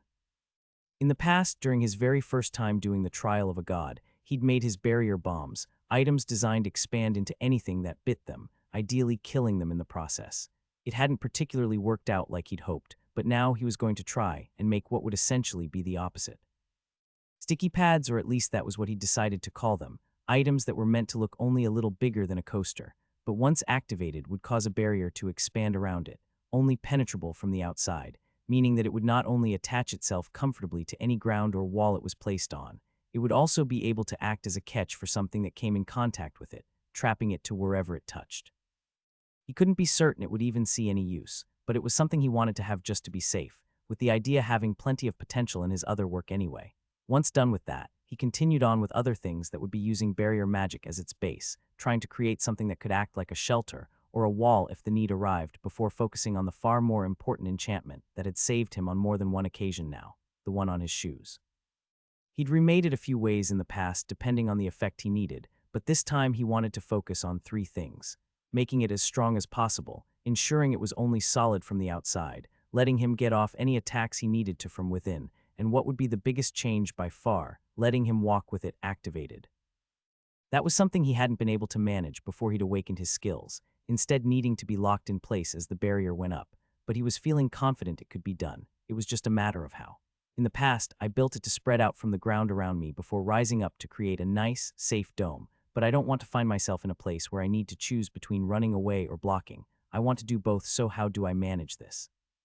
It was a far harder problem than making the sticky pads as he racked his brain, doing his best to only push the half of his minds he was letting himself use, as he fiddled with making the enchantment on a smaller scale to try and test out different options as he did, experimenting with having the barrier expand and contract in different ways, depending on both any external stimulus as well as depending on how he ran his mana through it.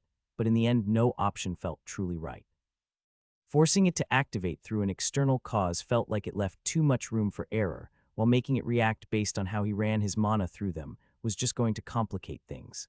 What he wanted was to set off the enchantment, and then be able to run without having to think about anything else, no matter how many minds were currently squeezed into his head. It was with that goal that he started pouring through his skill library, hoping to find something that would inspire him, only to come up blank there with the solution elsewhere, namely within his own status. The bind skill, the skill that linked him to Thera, ever pointing him in her direction if he let himself notice it, was a hard skill to use for enchanting, but he had figured out how to put it to work, mixing it with other skills to let it act as a tracking device by adding it to an item and a compass. But the skill wouldn't just detect where its counterpart was in one of the cardinal directions. For those who possessed it, it pointed in elevation too. That was the key to making it work, making enchantments on both feet, adding a small, simple spring to the soles of his shoes to let them feel if they were being compressed by him standing on the ground, and setting up the enchantment to work off the foot that was firmly planted, letting him move around with which shoe governed the final effect, switching with every step. He did need to clean it up a bit, designing it to react in the event both of his feet left the ground while he had them on, but that was a much smaller fix as he tested them out, putting them on to walk around the shop with the enchantment activated, and seeing Falk had arrived as he was working, his teacher giving him a small wave as he pulled the wax from his ears and walked over. "Wasn't expecting you back for another week, boy. You feeling better?" Not exactly," he said truthfully. "Honestly, I could have used some more time to try and recover, but it looks like I'm going to be having some pretty crazy plans in a bit, and I don't want to waste a minute of the time I have trying to recuperate.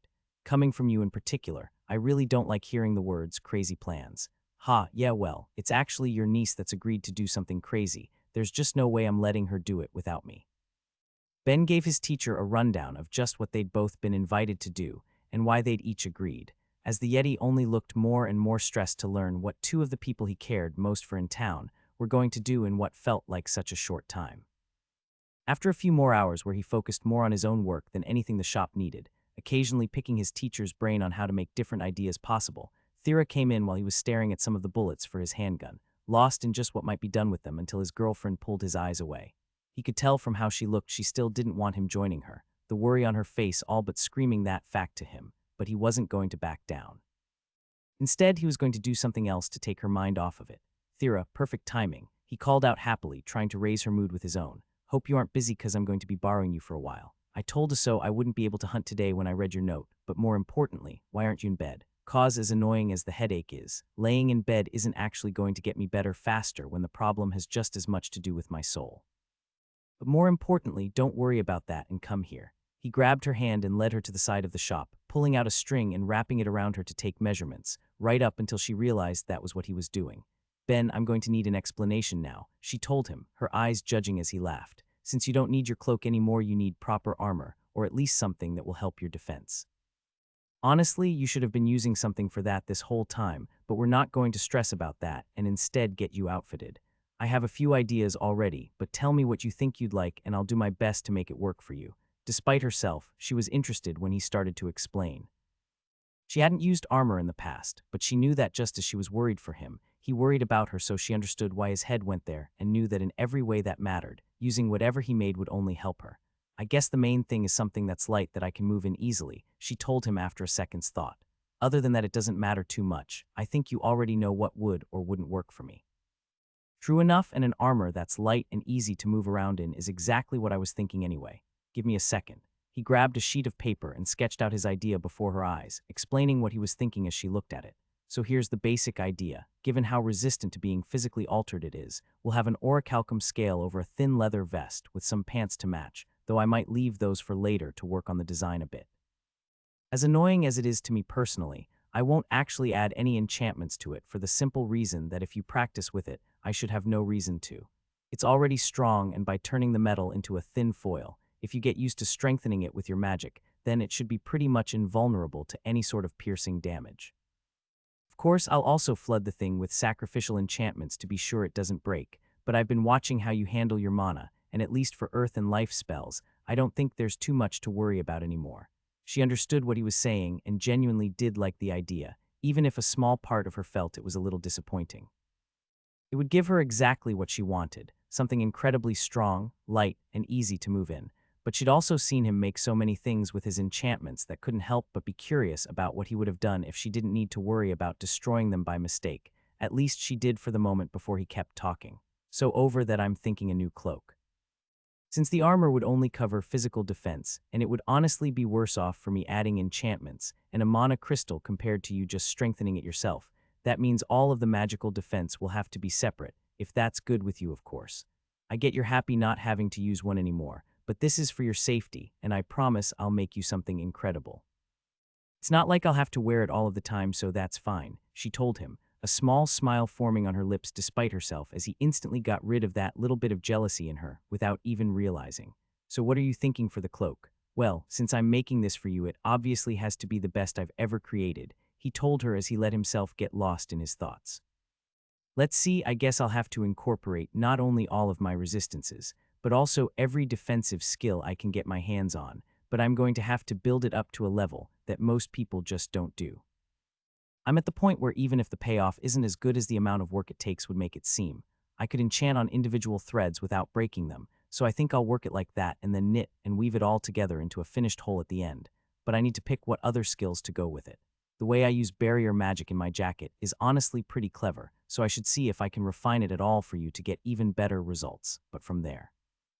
She listened to him ramble on, not paying any mind to her uncle or the rest of the shop as she let herself rest her head on his shoulder. Listening to Ben lose himself in his ideas as he worked felt natural, and she enjoyed hearing him so passionate about it, especially when that passion was directed at her. She just wished it wasn't attached to the fact that he intended to follow her into whatever danger she faced. But beyond that, we need to talk about your staff. What about my staff? The one he'd made her was working well, a testament to both her growth in her magics and Ben's in his ability to make them, even if it was a little plain, but he just looked at it and shook his head. I've put it off since that one's been holding up well, but I want to make you something exceptional, and since it's ideally not going to break anytime soon, I want your input on how it looks. Back when he'd made her one from the wood of the dryad trees, as well as her golden hair and a collection of other rare and valuable materials, Ben had expected it to last a while. Of course it had managed that, lasting longer than even he would have expected without him around to maintain it, but that was part of the issue. When he'd made it, he'd never expected to be trapped somewhere else for months. Of course, his skill had also improved significantly since he'd created that minor masterpiece, to the point that what he now made for the purposes of being a temporary fix was just as good, but he would accept that no longer. He wanted to make her something as he pushed his skills to their absolute limit again, and he could see in her eyes that her excitement at the prospect was the perfect distraction from her worries as they gleamed with anticipation, thinking of exactly what she wanted from a staff. In the end, all that really mattered was having something that worked without breaking, but she couldn't deny the small voice in her that wanted more than that, even if it was embarrassing to actually say out loud. I mean, I guess beyond just having it work, I'd kind of like something that looks cool, she mumbled, finding herself embarrassed to even ask such a thing, but couldn't deny the small bit of jealousy she felt seeing other mages. When she'd seen the last staff Ben had put his all into making her, she couldn't deny that she'd been thrilled to have something more visually interesting than the plain ones that she'd been using before and since, and she wanted that again. Ben, for his part, just looked mildly amused as he smiled back. Who do you think I am? Of course it's going to be cool looking. I'm thinking I can coordinate it with the armor and cloak I'll be making you too, but we can go over the designs a bit over lunch if you're feeling it. He was doing his best to raise her mood with her interest, and it was working. That sounds great to me. Awesome. Hey Falk, your lovely apprentice is taking a prolonged lunch break. I'll bring you back something tasty when I'm done. Without waiting for an answer, they went off, discussing exactly how to leave Thera satisfied and enjoying just a few hours of the day in peace. Oh God, time flew by way faster than I thought it would. Crap, there's still so much I want to do. His god told him. No can do. We have that fancy library letter and everything. I'm not going to waste it by not spending at least a couple weeks reading up on whatever I can. He and Thera never did end up putting the letter they'd received from Ulil and Vasta to use, their time after getting it being a combination of being too busy mixed with a desire to just get home. But now that they were going there for the trial anyway, they planned on taking advantage of it, leaving for the gate the following day, and at the speeds Thera liked to travel, likely getting there in only a few hours. He'd already made her armor, with it being the simplest by far. It had forced him to push his magic skills, leveling up destruction in the process, but other than that it didn't need any complex enchantments or means of construction. All it came down to was layering the thin, tiny scales of orichalcum along the light leather that was being used to both hold the metal bits and keep it from irritating Thera's skin as she wore it. It wasn't as if Ben had been leaving it for the last minute, quite the opposite. Though he'd been working on a number of other projects and weapons to help them as they faced their coming trial, he'd been slowly figuring out how he wanted to put together what would be her two main items, experimenting with enchantments and blending materials, making composites of composites, and pushing his calculate skill as he stress-tested how each different end product turned out. Working out the math on how each varying ratio affected different factors, that by the end of it he was almost surprised he hadn't leveled up the skill, not that it mattered. He had everything he needed to make some incredible items, so with that frame of mind he got started.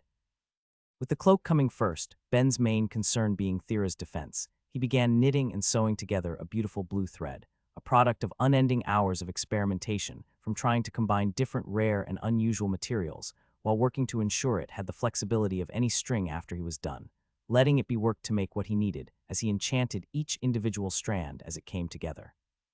Taking a mana potion when needed to let him keep up with the work rather than take a break as he connected to dozens of different enchantments at once, only leaving one mind to meditate, while he told himself that was probably fine in order to create something spectacular as it all came together.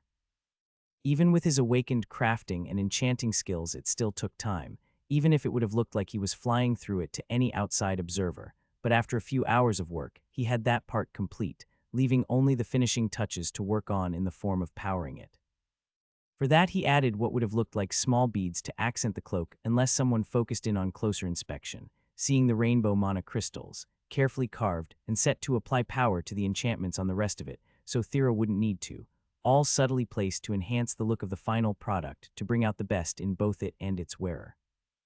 It was only when that was done, and he knew he had no possible way of making it better, that he stopped, letting himself have a few minutes rest to recover his mana before focusing in on the project that was going to be her staff. The last one he'd put so much work into had included wood from the tree of the Dryad's Grove as well as more abyssal, and this one would be the same, the only thing lacking being the unique properties of her golden hair to try and draw the mana through it without letting it break. While he wouldn't be using the entirety of the last branch he had for it, taking only half, he was combining it with dozens of different powders, using bones and scales and horns along with other woods and rare stones that his teacher would never have let him play with so liberally if the end product wasn't being used for his niece, all in an effort to give it the massive strength it would need to stand up to any spell. Unlike in the past, he wasn't adding his resistances to it to fight against her magic, weakening it to let the staff last longer. Her control was still far from perfect for her unawakened ones, but even there he'd seen enough improvement that he was comfortable giving it only the sacrificial enchantments it would need as he used his material skill to alter its consistency, making it workable like any heated metal as he hammered away at it, despite the fact that even any casual observer could tell that it was largely organic compared to the other ones he'd made. With the finishing touches being added to match the look of the armor she'd be wearing while using it, a blend of more abyssal and orichalcum in the same small scales twisting around its surface to both help direct her mana, as well as give it additional strength in the event that she ever needed to put it to use not as a mage, but by taking advantage of her staff wielder skill. And with that, both were done, the grand products of a month of work to give the girl he loved the best he had to give. He waited for a moment, patient to see if the system had more to announce, but shrugging as it stopped at that, still incredibly satisfied to have gotten the level, even if a part of him hoped it would have been enough to push one of his awakened skills to greater heights. Maybe if I cracked into high ultra rare it would have, he thought, looking at the items with the limited form of analysis his crafting gave him to see both were only at the middle grade. It wasn't surprising he hadn't broken into high yet, even if more and more of his items were being rated in the middle, but with how much work he'd put into those two, he couldn't help but think that even if he hadn't achieved it yet, he was close. "Boy, I can see the wheels turning in your head and you sure look like you're thinking something stupid," his teacher said from the side, bringing Ben back to reality. "Not that stupid," he said in his defense. "I was just wondering how close these are to being classed as high ultra rare is all. You've got to admit, even if I didn't make it, I can't be too far off. If someone else said that at your levels I'd call them a fool," but his teacher trailed off as he looked at what Ben made. He was confident in calling it some of the boy's best work by a large margin, and it couldn't help but warm the Yeti's heart that he'd reached such heights for his niece. Normally you wouldn't even be making it to the middle grade of ultra rare if you didn't have your skill at the 5th level of its awakened form, and even then it would be considered lucky. That's not mentioning that most people would need to be using an awakened skill with it. I'm not going to say it's not possible for you to get to the high tier of it, as is since you constantly surprise me, but I don't think your chances are great unless you get another awakened skill that would actually give it some benefits. Ben couldn't help but grimace hearing that. While his crafting did have some sharpening aspects to it that he could use to enhance bladed weapons, that was far from the main point of the skill, meaning that it wouldn't do much to get him there. And as for his enchanting, while it did have some spells associated with it, all of them were by their very nature significantly worse than what an equivalent level of different magics could pull off, meaning that they wouldn't do much for him either. And that's not even considering my sacrilege. Honestly, what a rip-off. From what he'd discovered so far, the skill itself gave some control over how gods could interact with him, a clearer sense of both divinity, as well as weaknesses in the divine or objects and individuals closely tied to worship, and it seemed to let him see the faith in people, or at least that was what he was assuming. None of which were qualities that he could figure out how to incorporate into weapons, barring the few times he'd added the entirety of the skill to something as practice, since he'd hoped doing so would count as the sort of acting against the gods that the bonuses from both his heretic and divine heretic jobs needed to give a boost to his crafting and enchanting. He wasn't sure it was actually doing anything, of course, and other than seeing how adding sacrilege to a knife had made it a lot easier to kill the forbidden gods, he wasn't sure about just what sort of effect he could expect from doing that. Although on that note, I wonder if distributing weapons with my highest level of sacrilege on it would be enough to help bump my skill to the 3rd tier. I mean, maybe if someone goes and kills a god with one of them, I'll get a bit of that sweet, sweet experience by association. It was just a thought, relax. He thought back, brushing off his god's worries while at the same time filing the idea away to think on later. All of it was worries for later, really. Ben knew it was late, his teacher only sticking around to see the outcome of his 2 big projects, and he'd wanted to get home to see just how much the woman they were for liked them.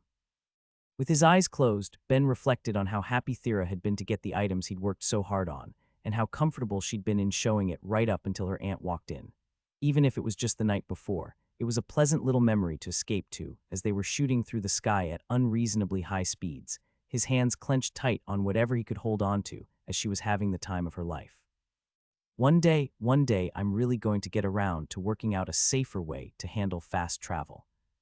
It was a promise he made to himself each time they flew what was made to be a cart through the air, and it was a promise that kept ending up on the back burner in favor of other projects that needed to be done. But like so many other things, it was an idea that some of his extra minds could fiddle with in times when he didn't have much else going on, at least until he felt their speed start to drop as Thera brought them down. Landing them outside of the city to drive the rest of the way in normally before entering the gate.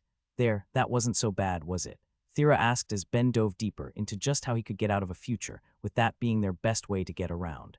I'm pretty sure in theory I can severely reduce how the enchantments on the gates work if I can use the blending method with every branch of awakened magic, he muttered.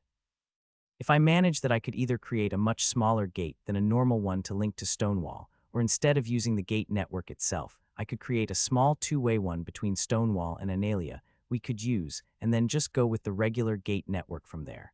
That seems reasonable, right? Sounds a lot less fun though, Thera told him as she went through not the gate to the magic towers, but instead to her homeland, taking the detour in the hopes of getting Ben whatever help she could before they were going to put their lives on the line as she made her way to her family's home, getting past the guards and letting themselves in. Her goal was her Aunt Lux. If anyone was going to be able to help Ben with the issues in his brain, she was the best choice short of going to talk to Vividus, but despite all of the work there was to do for war preparations, it was Pelinia who saw them first, locking eyes and running over with her arms open. Thera held back a sigh, knowing that her mother was going through a lot as each nation in the world worked to prepare the best they could, and she was ready to put up with her need for attention, but it wasn't her daughter Pelinia grabbed, but Ben as Thera watched blankly from the side. Mom, what the actual hell? Just need to make sure our golden ticket feels appreciated, she said, giving her daughter a wink before moving to give her a hug as well. You wouldn't believe the sort of political power that's coming to the nation as a whole since we've been put in charge of Ben's little discovery. What do you both say? If we hold a quick ceremony, then by the time I'm ready to retire, you'll be in an excellent position to use this cute boy as a tool if you want to be elected in my place. Admittedly, some people have been vocal about you having the right to compete for the throne in any future election, but if you promise to keep your term to only a century or two, I think you'll be a shoe-in to win. Ignoring the fact that I really don't want to take over your position, me and Ben aren't getting married, so can you drop it? She was still keeping their relationship a secret from her parents despite the months it had been going on by now, but it still didn't stop her mother from asking about it each time they met. MMH, you'll wear down eventually, but fine. So were you here to buy more materials? Your father is out at the moment, but as long as it isn't about anything special, I can have someone bring what you need. We're actually here for Auntie Lux if she's around. She should be with Saren in his room right about now, I believe. Why? Ben's brain is in the middle of exploding, so I wanted to see if there was anything she could do. Her mother looked at Ben blankly when she heard that, but he just shrugged. It sounds worse than it is. It's not going to kill me. If you say so, I have some time, so you both go on ahead and I'll have someone bring lunch up. Thera, Ben, it's so nice to see you both. Lux spoke as soon as they walked in, carrying Saren over and giving Thera a hug. Auntie Lux, it's so much nicer seeing you than Mom, you know that, she said as she hugged the great light spirit back before getting hold of Saren. And hi Saren, you've gotten so big, just look at you. Having grown big enough to have a card made for him, they were able to confirm that his dark resistance was high enough that Thera could safely touch him so long as she had her brace, and the toddler's small horns glowed all the brighter as he reached up to touch Thera's face. Hi. It was a single word from the toddler, but it immediately made Thera start to gush. Oh my gosh, you're starting to talk too. Has he managed to learn any other words yet, Lux? Phew, I'm told that after they get the hang of their first couple, the effects of world speak really start kicking in, so in another month, or so I'm hoping he'll be going on non-stop, she said as she held out a finger for the child to grab. So are you both going to be here for a while, or is it just another quick visit? Just a quick one for now, sorry, she said. I was hoping you'd take a look at Ben if you can. His mind tore itself apart a while ago, and he's still feeling the effects. I'm sorry, what? Lux asked, looking at Ben in confusion as he shrugged. Thera's making it sound worse than it is, he told her. I mean, yes, my minds did tear themselves apart, and yes, I've had a pretty constant headache for months because of it, but I've got it on good authority that it will get better on its own. Yeah, and I just don't want there to be any permanent damage as we wait for it to get better, Thera shot back. Lux, I'm sorry, but can you look at this maniac's brain to see if there's anything you can do about it? Even as she was being asked, Lux was already reaching out to Ben, grabbing his head at first before eventually sinking her arms into it, making a shiver go down Ben's spine as he experienced a strange feeling he couldn't quite put into words, a feeling of things being touched that normally never would be as Lux spoke up. Oh, I really don't like whatever's happening here. Why is your brain under so much strain? And why is it compensating by trying to create even more brain tissue? Ah, it's a bit of a funny story, he said awkwardly, as he explained the side effect of his mind skills pushing what was possibly a little too hard while his soul was busy playing catch-up as it tried to compensate, with Lux looking more and more horrified as he spoke. All right, I have absolutely no idea how you've managed to keep pushing your brain to the point that you get so far in 3 different skills, but we're going to brush past that for a moment as we look at the problem. Thera, I take it you've been trying to heal him from what I'm seeing. I have, he says it's helped a bit, so I figured you might be able to do a bit more. MMH, maybe I can, but honestly I'd recommend talking to Vividus, not me, she told them. She'll be far more specialized in this, I'm sure she'd be able to help more than I can. Rather not, Ben told her. After what happened last time, I think I'm happier just to wait it out. Infinite hells, what did she do? Lux asked, having no idea how their last confrontation with Vividus turned, leaving them both to catch her up as the great light spirit started to swear. Okay, I'm talking to Abruz and Funa about this when they're back. You're right, don't see her. Gods above, I wish I understood what made her like this. So can you do anything, Auntie? Thera asked again, willing to seek out Vividus if it really came to it but wanting an alternative. Just give me a moment. Lux seemed to concentrate as the mana in the room grew thick, prickling at Thera's sense and Ben's in particular as most of it was taking place in his head, with the feeling stopping after a few minutes, along with a small but noticeable improvement to his headache. All right, I've corrected every bit of minor damage I've seen from the strain and have upped your brain's tissue production, so it's going to be getting denser in there, but that shouldn't have any major impact as things stand. Otherwise, I would just say to come out here again in another month or 2, and I'll check you over.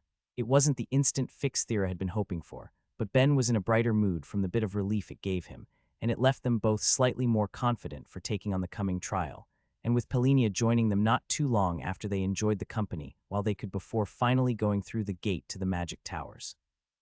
Like any location that was important to all races of the world, the magic towers were built on a coast, ensuring that both terrestrial and aquatic races could access the trials, with all 11 buildings being constructed with one side on land and the other in the sea, giving easy access to each of them. The city itself was interesting too. Being built around the trials, it had become a hub of magical research in the world, as buildings were constructed for the purposes of study, training, and other works that would lead to the development of magic as a whole. Despite that and the deceptively bustling streets, the city itself had a relatively small population. Sure, there were dorms for students who'd come from afar to train there, as well as apartments and some houses for those who preferred to live close by, but the city itself was relatively small, making it easy for individuals to live in different gate cities, only coming over when they needed to for work or study. It was as they drove through it, the cart drawing eyes from many who were curious to see it moving without an animal to pull it along, that Ben couldn't help but turn to Thera and grin as she went to humor him, knowing exactly what had raised his mood so high after arriving. Yes, I'm happy your designs seem to be doing well out here. Amongst the many going through the streets, they were seeing far fewer carts like their own compared to different means of transportation. Bikes and lots of them as people pedaled around, making it clear that that particular patent had taken off in the city, with the chances it had spread beyond that all the greater for how people would go in and out of it. It was as they were going, Ben staring to see how each bike they passed was built to judge their quality compared to what he could do, that they made it to their first stop and went inside. It was an embassy like the one they'd been in during their time in All Faith. The succubi and incubi, within all wearing braces on their arms like Thera, was to keep their passive effects from getting to anyone who might not be able to resist them. Up at the front desk, they showed the letter they'd gotten from Pelinia only a few hours earlier to get them 2 rooms as they were handed keys, and led to where they would be staying before dropping off their stuff to go to their main destination in the days, until they were going to be throwing themselves into danger, the city's library, home to the bulk of the world's magical research. After getting directions, they walked the streets, Ben doing his best to ignore any shop that looked like it had anything interesting in order to get to their main destination, a building that by all accounts managed to be more impressive than the 11 towers they could see poking into the sky off in the distance. Really, it was a group of buildings, but only one really mattered, as they saw 3 large rectangular ones on each side of the enormous pyramid in the center as they went within, seeing rows upon rows of shelves, each filled to the brim with books as signs pointed them to different areas, both denoting where information on different branches of magic were kept, but also information that was tangentially related that could help in the use of magic, such as biology and chemistry too. Ben wanted to take it all in, having no idea how he was ever going to read as much as he wanted, even with the ridiculous speed he could currently manage as he silently bargained with himself, trying to decide just how far he could go. I have 30 minds in my head, but even if I'm not using all of them, I can at least use 25 at a time, right? That shouldn't make my headache worse or get me a level in anything, right? Then I could read more and it will be fine. It was an internal debate he thought he'd be struggling with his entire time there, only being temporarily silenced as they went to the front desk, the letter from Jake's teachers in hand with Thera speaking up. "Excuse me, we received this from the Archmage Ulil and non-affinity mage Vasta. We were told we could use it to gain access to up to the 3rd floor." The librarian took it, giving it a look over and pulling out a book to compare the signatures against before handing the letter back and smiling. Well, aren't you both lucky? Neither of them gives out many recommendations, so I'll just need your cards for a moment."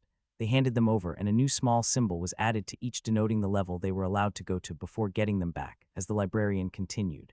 "You'll just have to show it to the guards when going upstairs, but besides that, is there anything else I can help you with while you're here? It's our first time coming by, so is there anything we should know?"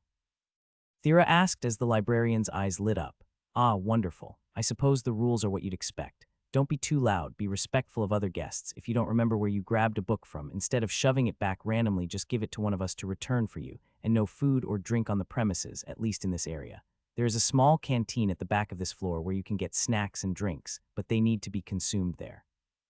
As well, you probably noticed the 3 buildings surrounding this one.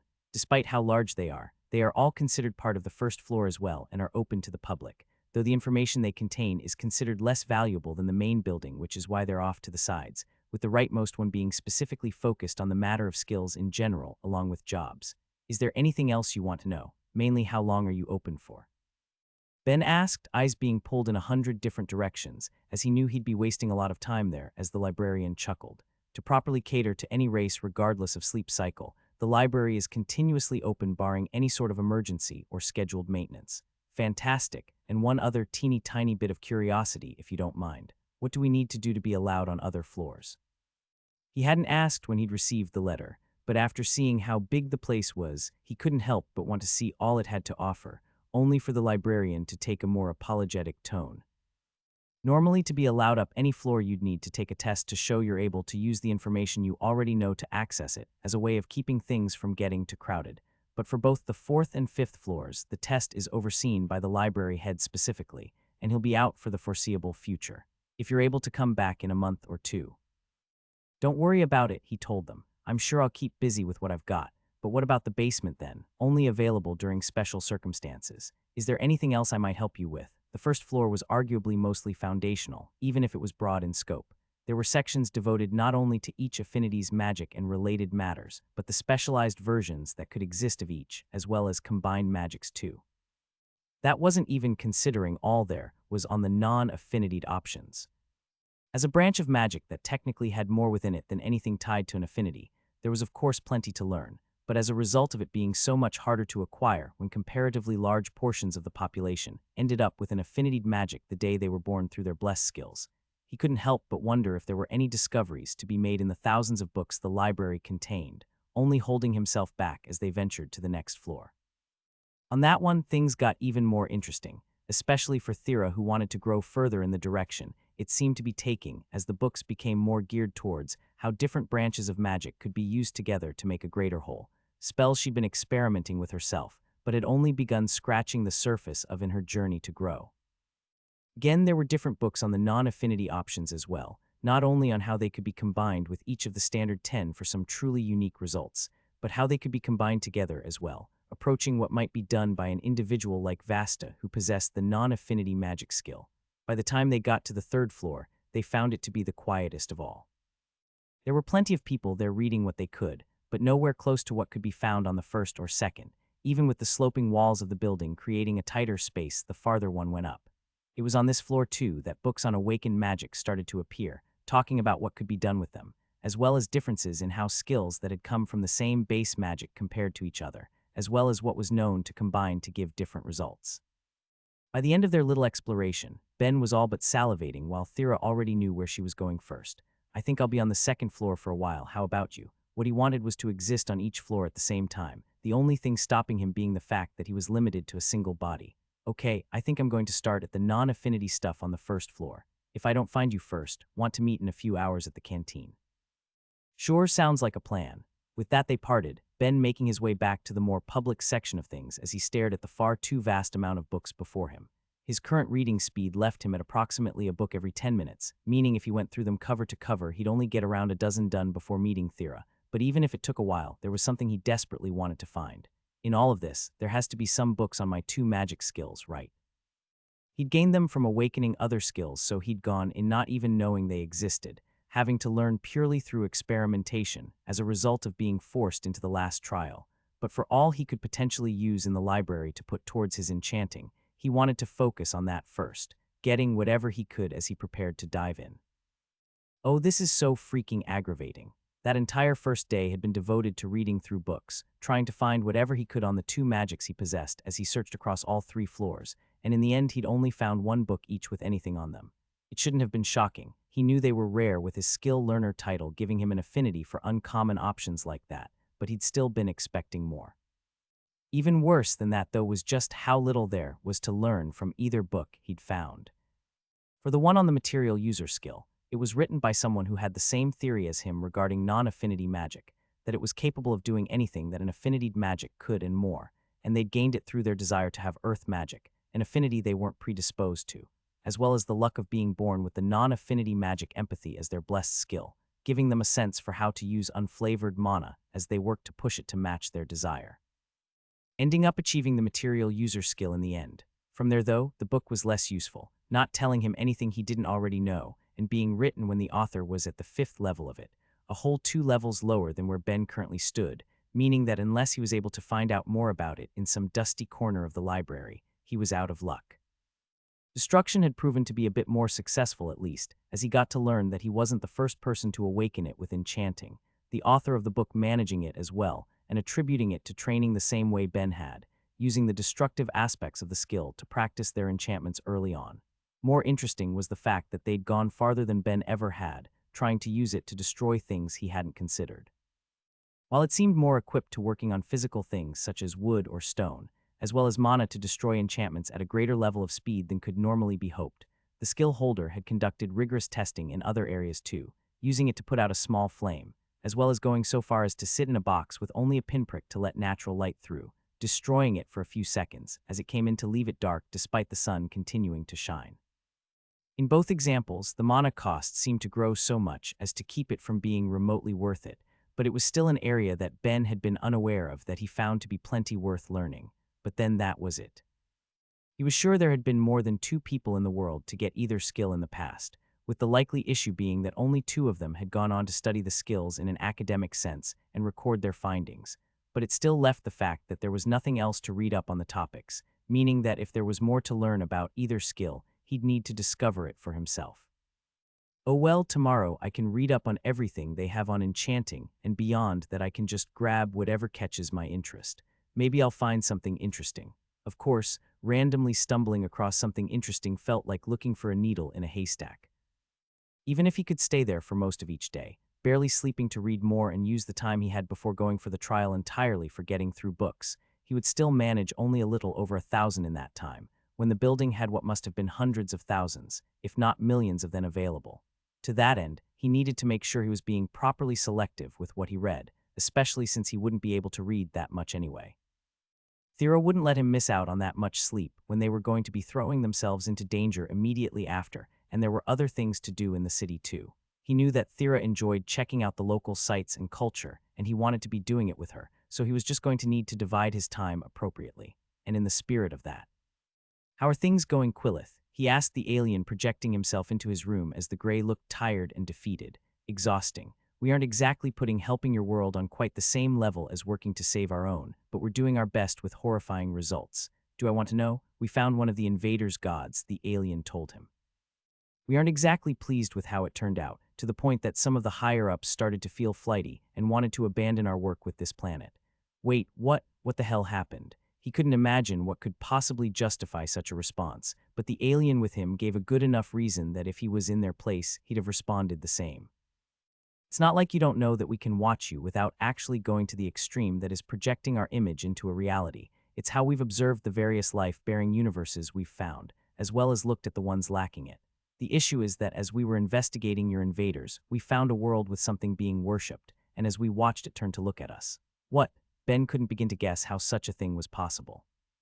The Grey weren't even in the universe in any real sense, and if whatever they saw was really that powerful, then Ben was happy to just call it a game over as things stood, but Quillith spoke to calm him down. We believe it actually isn't as bad as it sounds, but to be cautious, we won't be viewing that world again.